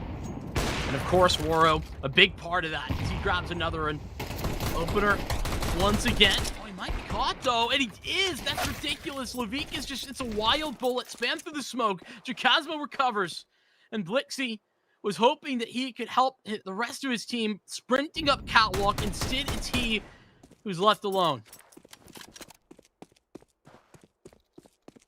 We'll get his hands on some hardware right now. And Blixie now invited to the party. Smoked out, burned out. Pick a problem to have. Gotta see out of this smoke. It's not gonna be exactly up to him. And Topa gets an audible reminder. Loudly hitting the floor was Blixie and set up shop elsewhere. I don't think he's going to be shopping for very long. Quick end to that one, Waro. 3 kills. It's not a crazy tally that he's found, but it's on the CT side that he's really started to find familiar features of this dust too. Passion 1 round away from point on their pick. Get Fenneman's off back in the mix. Another different version of the aggression of the fight towards mid. Waro takes his Ot to lure.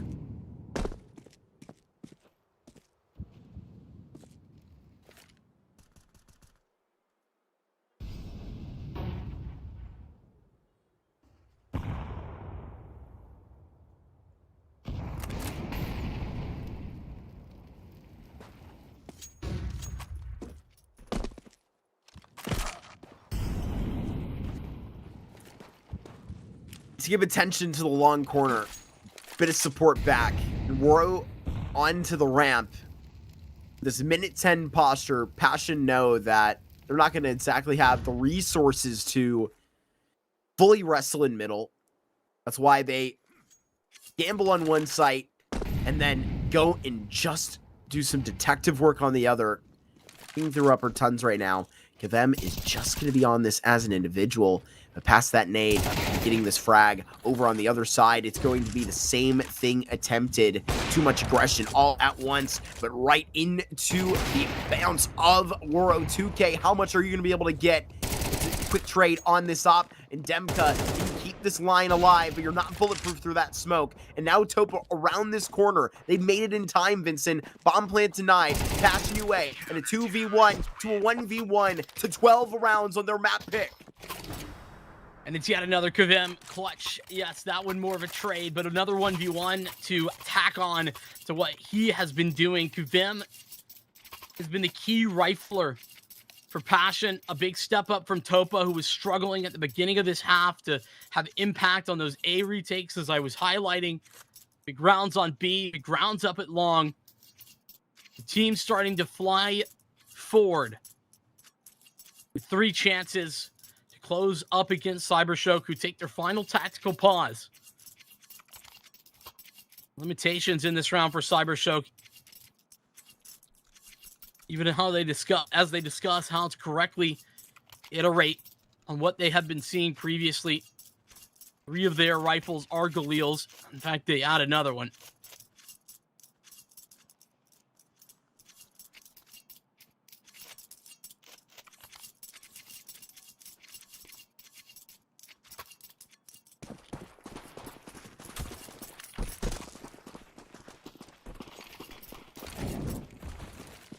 I don't think Waro was seen, so he's gone back to it. This time they're up at B tons. Waro's got a very aggressive stance.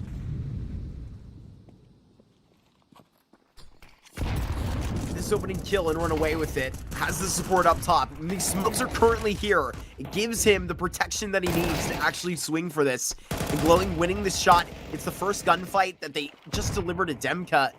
Waro barely escaping with his life. He didn't even fire. They're ready to go under the knife for an opening kill to potentially put them out, Vinny, but it's all gone around. And Waro didn't even get to fire off a bullet there in the entirety of that interaction. Flash is perfect for CYBERSHOKE to push him back at every angle. Dimka up mid, denied. Finally gets vision. They'll toss a nade onto Levikas. Leave him for the time being.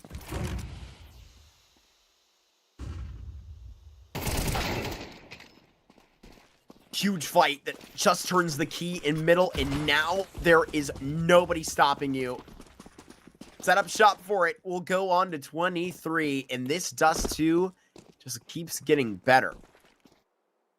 Keeps on providing. Save attempt about to be made, but... I like this by glowing right now. Seems Rustle like the save as much as you can. Even if it costs you your Galil, man. This is a dude that will say, to hell with it. Give me a Mac 10 if I lose it. I mean, look at the money for Passion, right? When the outcome is like another Galil or a Mac 10 for CYBERSHOKE, the opposite for Passion, they're on 5-7 type of money in many cases. Saving these guns is required for a buy into the next round, and even then they might save around it. Very powerful position for Chikazmo, but Wuros missed the shot, so...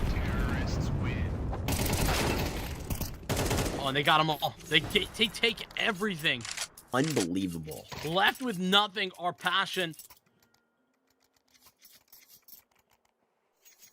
And how do you adjust these finances? The time is not on your side. You just now got the first loss bonus, so...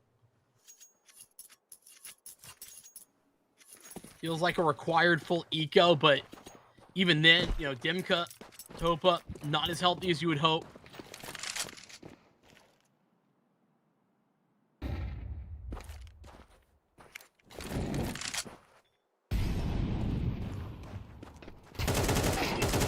You should have enough for a good bit over. I was about to say to drop the op, but Wuros got enough. How much damage can you actually manage here? Not much. Or you get glowing, rather, with that 3K.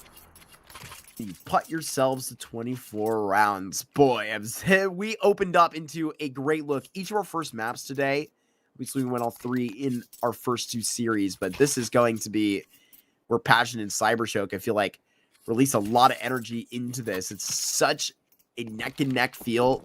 We're going to overtime yet again. Been a little bit of a struggle for Passion, by the way, closing out games, so this is where they could kind of make that statement. That is no longer the case, that they have shrugged that off of their back. Nonetheless, clear statement for CYBERSHOKE about mid-control. They look to fight for it.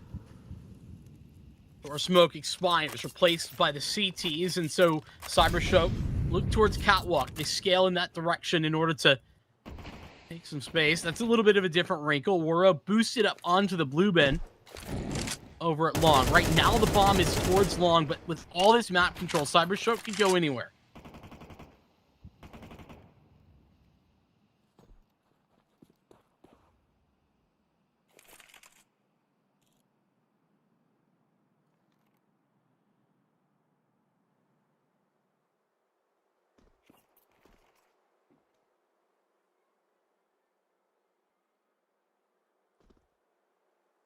This is a call that we're going to get down so far. What does Glowing have saved for us?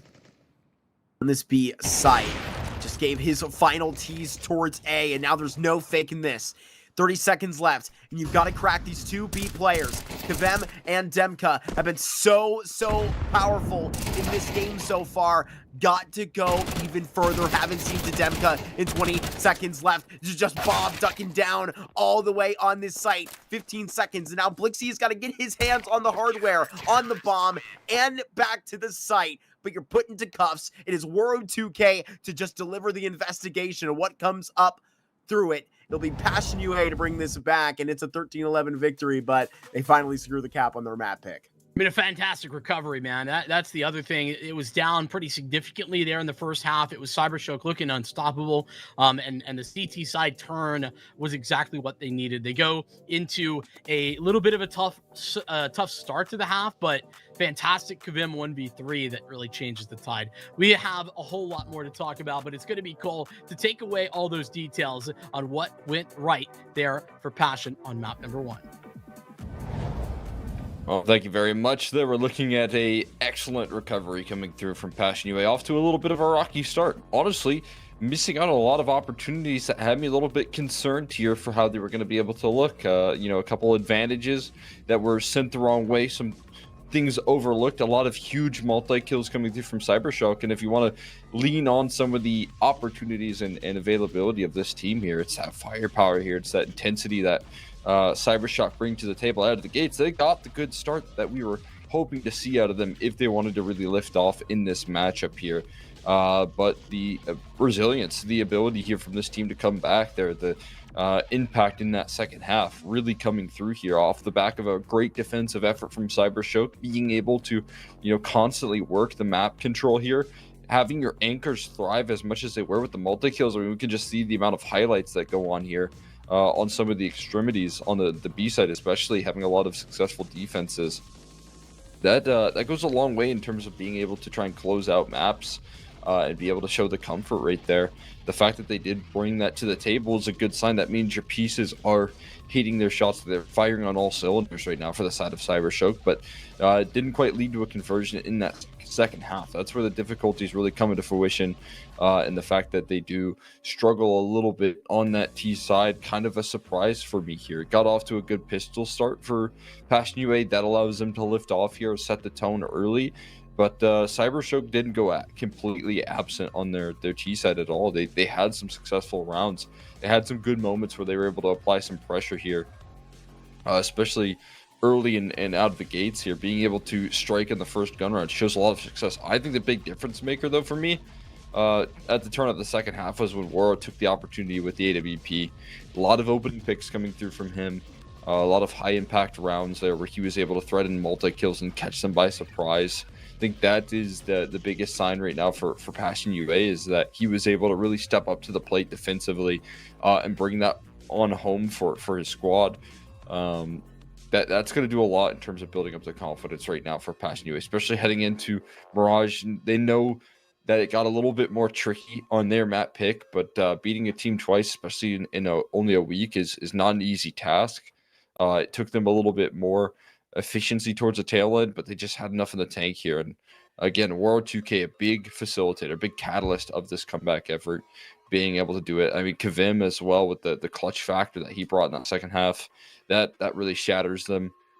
And CYBERSHOKE taking us the distance. They take us to the final hurdle, to the 24th round, by capturing some of that economic control, but set up defensively, looking strong. Again, Kavim, the catalyst to close out this thing here. With a little bit of extra impact coming through from Dimka.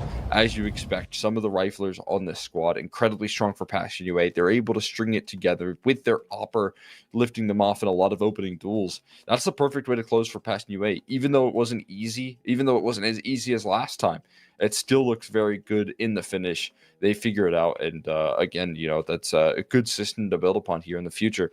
We'll see if they can continue it, though. We do have another map waiting for us here. It's going to be on Mirage. It's going to be after this short break, guys. So stay tuned.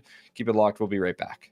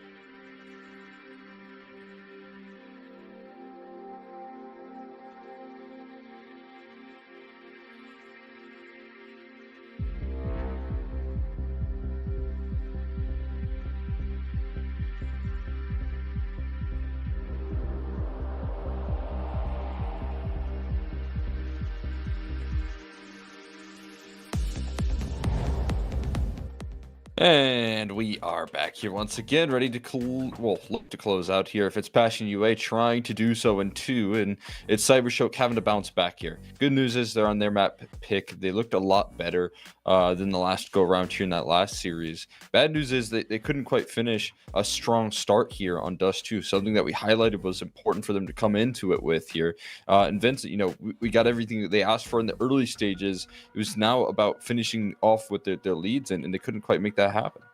No, and it's kind of funny because I was talking about Passion as a team that kind of like struggles to close sometimes. Well, CYBERSHOKE having those struggles right there, not able to find a way in, and it's onto a Mirage, which on paper is good news, but you look a little bit deeper, and I wouldn't call it bad news, but bro, we're just like 2 Mirage merchant teams is what we're walking into. So it's hard to like have any confident feelings about the way this Mirage is meant to go.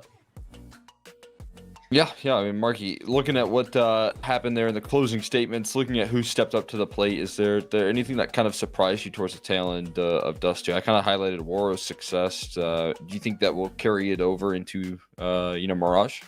Yeah, I really hope it does, considering I feel like it was, very much a deciding factor of that Dust 2 in needing somebody else, to really have that important impact for Passion UA. I was really impressed with Kavem in that end game where I feel like you're, popping up as, the most impact with it down, but I really am not convinced, walking out of that for CYBERSHOKE. I think it could be a very interesting, Mirage. I think Vincent put it perfectly, if we want to like measure it up like that, because it was really tough. And I feel like you could be easily up 1-0 CYBERSHOKE if you don't have some good calls there for Topa. Yeah. I mean, I'm right there with you. They're calling, especially towards the tail end as they kind of got things figured out. The CT side, very active there. They had some good flank attempts, even when those flanks weren't working, right? They were still giving them a lot of information as to where they needed to set up the defense there. So map control, all the details that we expect Passion UA to be good at and building into with this new system, with this new coaching staff, looking very well prepared for this matchup, as they should be. Now, will they be able to continue that onto Mirage here? You talk about this being kind of a tale of 2 very good Mirage teams right now, Vincent, and obviously that being the case, do you think CYBERSHOKE showed enough of what they're able to? The rifling core looking really promising. Again, I talked a little bit about the anchors there coming through. That was super impressive to me there, what they were able to do in terms of just straight sight defenses, looking rock solid. If that carries over into this next map, are they going to be much better positioned to try and close this thing out? I mean, I think so. I think that's super helpful, especially when you're talking about Mirage, where like as an anchor, particularly like on the deep extremities, you have to be both self-sufficient and willing to take some risks, take some fights. That's exactly what you were just highlighting that Passion UA did a good job of on the CT side of Dust 2. I think it's one of their strengths, and they showed it off right there. Part of the reason that they're a good Mirage team. I also just want to highlight though that CYBERSHOKE's CT side on Dust 2 was similarly strong. Right? We had some really good anchoring moments from Blixie. Like, he was really active on Catwalk. I thought he did a great job at Long as well. Both Natsaneki and Finneman that were at times towards the B site were very individually strong. Like, there was a lot of good stuff there too. So I think it's kind of funny, right? We're talking about like some parallelisms here between these 2 teams with regard to their map pool and this Mirage. Well, there was some parallels in their play on Dust 2, and I think we're probably going to see that come to fruition again. It's just a question of who's going to be able to be a little bit better at that. And Passion were on Dust 2, and so that gives me confidence that they can do that again. Yeah, I'm right there with you. I think, right now out of this Passion squad, I did notice that they were having some growing pains early on. That sort of closing statement that they were able to put on that last map, and the fact that they are able to make these deep playoff runs, that they have been able to consistently prove what they're capable of, to me is showing that they're already gelling with this new style. I know it's very challenging to get a new coach. This roster's been very much so uprooted in terms of their core as well. I mean, this is a brand new system that they're bringing to the table. But I do see some of that structure there that maybe it was a little bit missing on the T side. I want to see that the great execution power that JT would bring with some of his old teams there, especially in Complexity, where he was able to line up some really cool and creative strats there with the execution power, and especially given that their T side wasn't necessarily all that lifted off there, got a little bit activated towards the tail end of that first half, but did have some struggles to get past some of the anchors. That's kind of one thing that I'm really looking forward to here in this next map, Mark. I think if I could just jump in, Sure. I think it's interesting, right, that you talk about that. Well, I part of my like criticisms of some of the buying decisions that Passion have been making, I think are problematic because of those strengths that you're talking about. If they focus on getting more of that utility, that way they can have those executes, I think they'll be better off.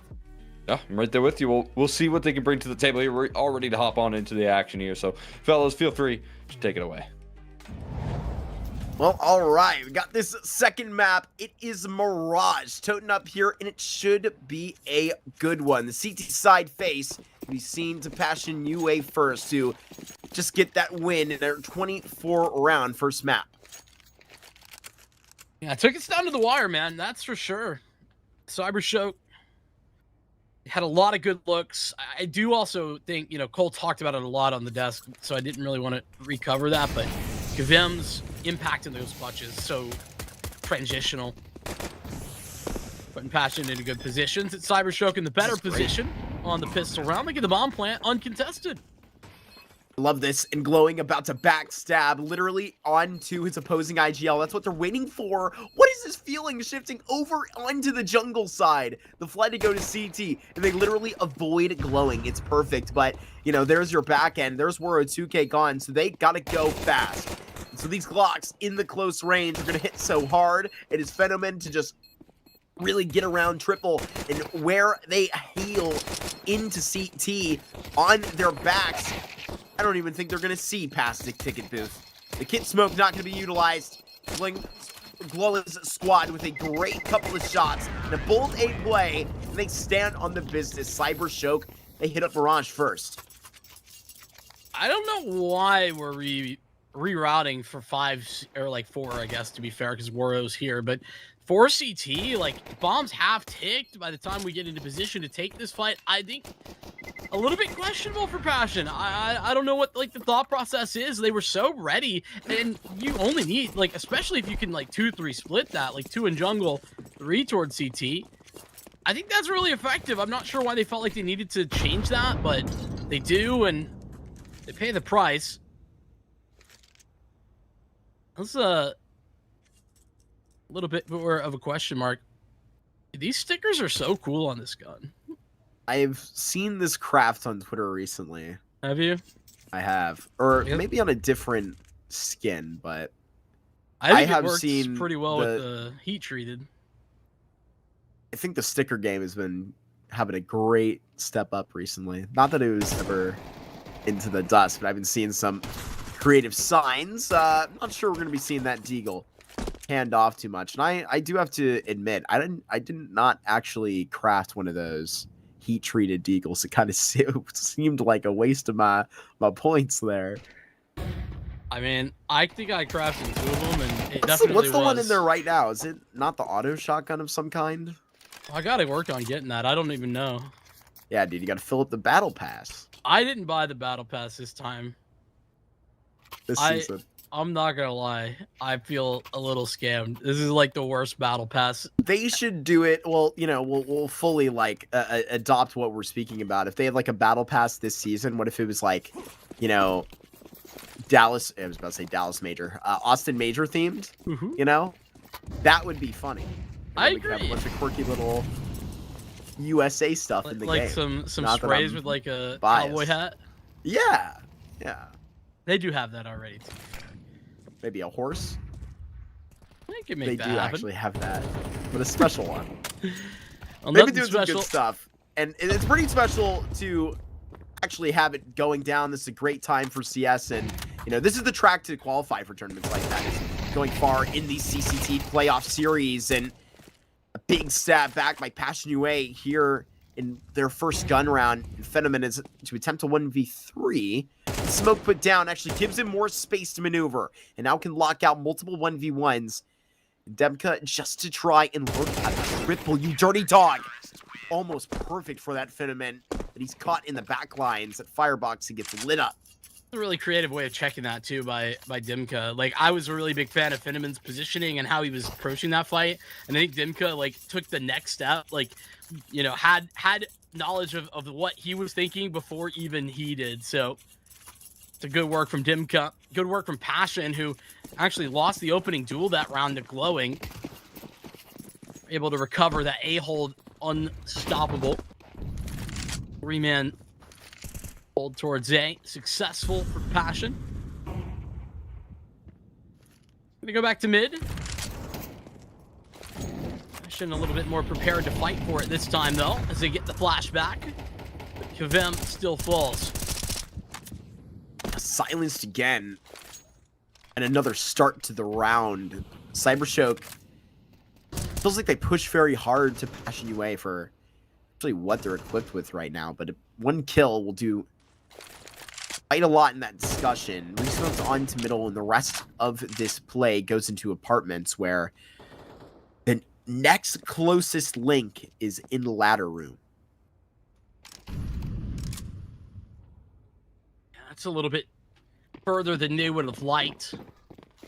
Brent going out. Dimka probably not going to be able to do too much, especially these flashes are good. He's going to stick around on Catwalk. It's a little bit of an aggressive tack, but he's going to fall back. Bomb planted. CYBERSHOKE still have 5.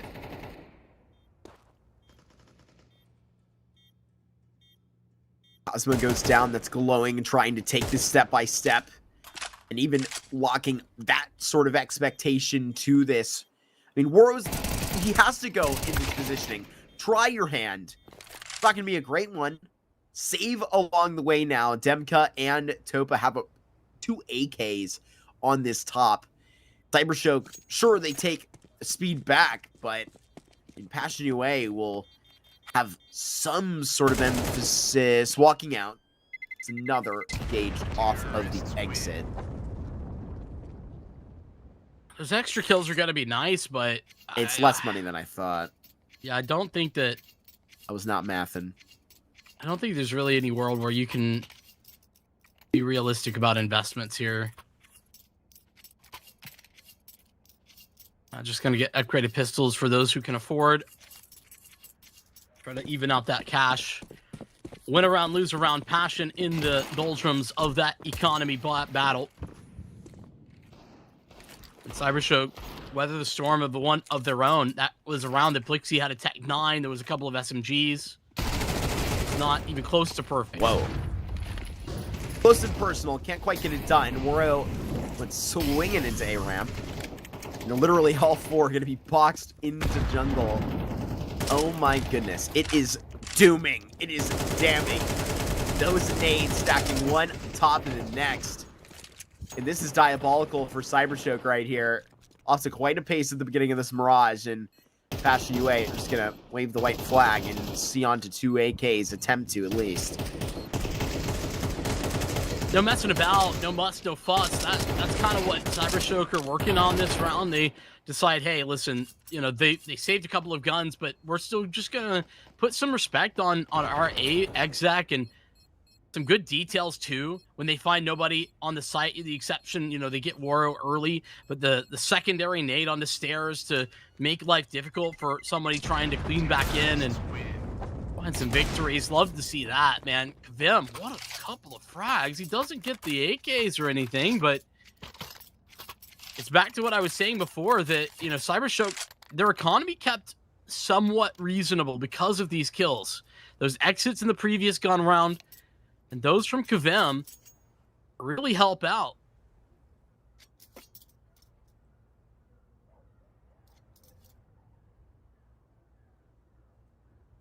DC with his time to give his 2 cents. Into the brain as well. Their coach, the leader from Marvel Comics, dude. With the big brain. You know? Back in the one movie. Yeah, I know. The deep cut. Well, it doesn't sound like you do. I do know. Well, you haven't seen 2008's The Incredible Hulk? I have indeed. They released The Incredible Hulk 2 in 2025, actually. Didn't happen. They did? This one had a different name. Oh, okay. So we're just lying. Wouldn't be the first time.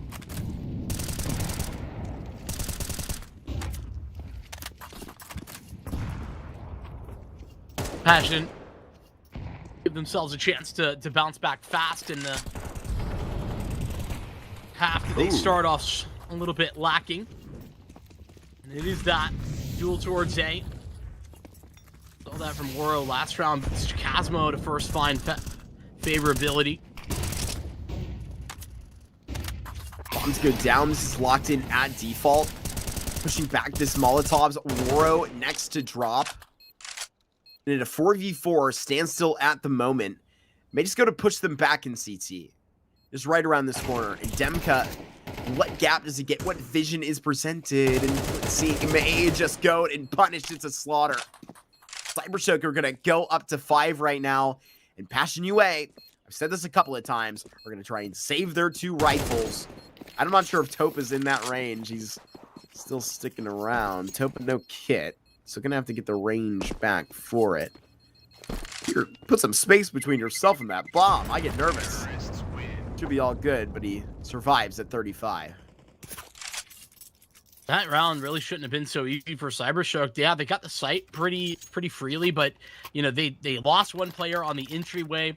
Passion survive. They don't overstep, and then beyond that, they still have control of CT. There's no flashes for CYBERSHOKE, but Blixey just plays the smoke fade, and he catches them both.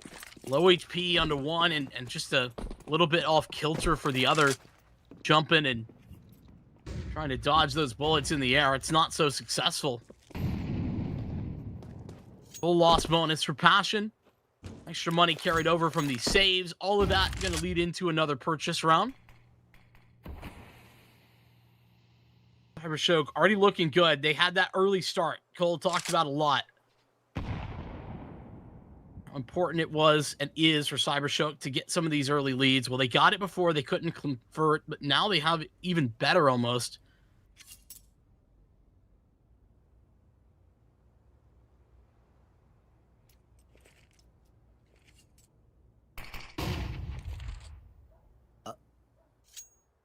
Got the turn. That happens to me too, brother. It's all good. We'll take their steps. It's okay to slip up, man. Even these guys are human. Didn't know.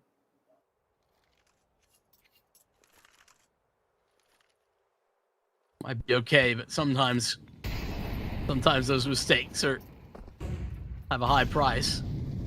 Thankfully, no price paid this time. Good margin for error when we're flashing into nobody in underpass. But right here, there's going to be a lot that happens in short time. Onto the A site. Oh, it is quick and clean. And just the same result. Woro 2K going to be back here and likely to just scene in. I wouldn't blame him for being a little bit frustrated and just wanting to take a couple of these fights. But it's like, you need to save this gun. Demka's already out. And this is basically your line back to saving.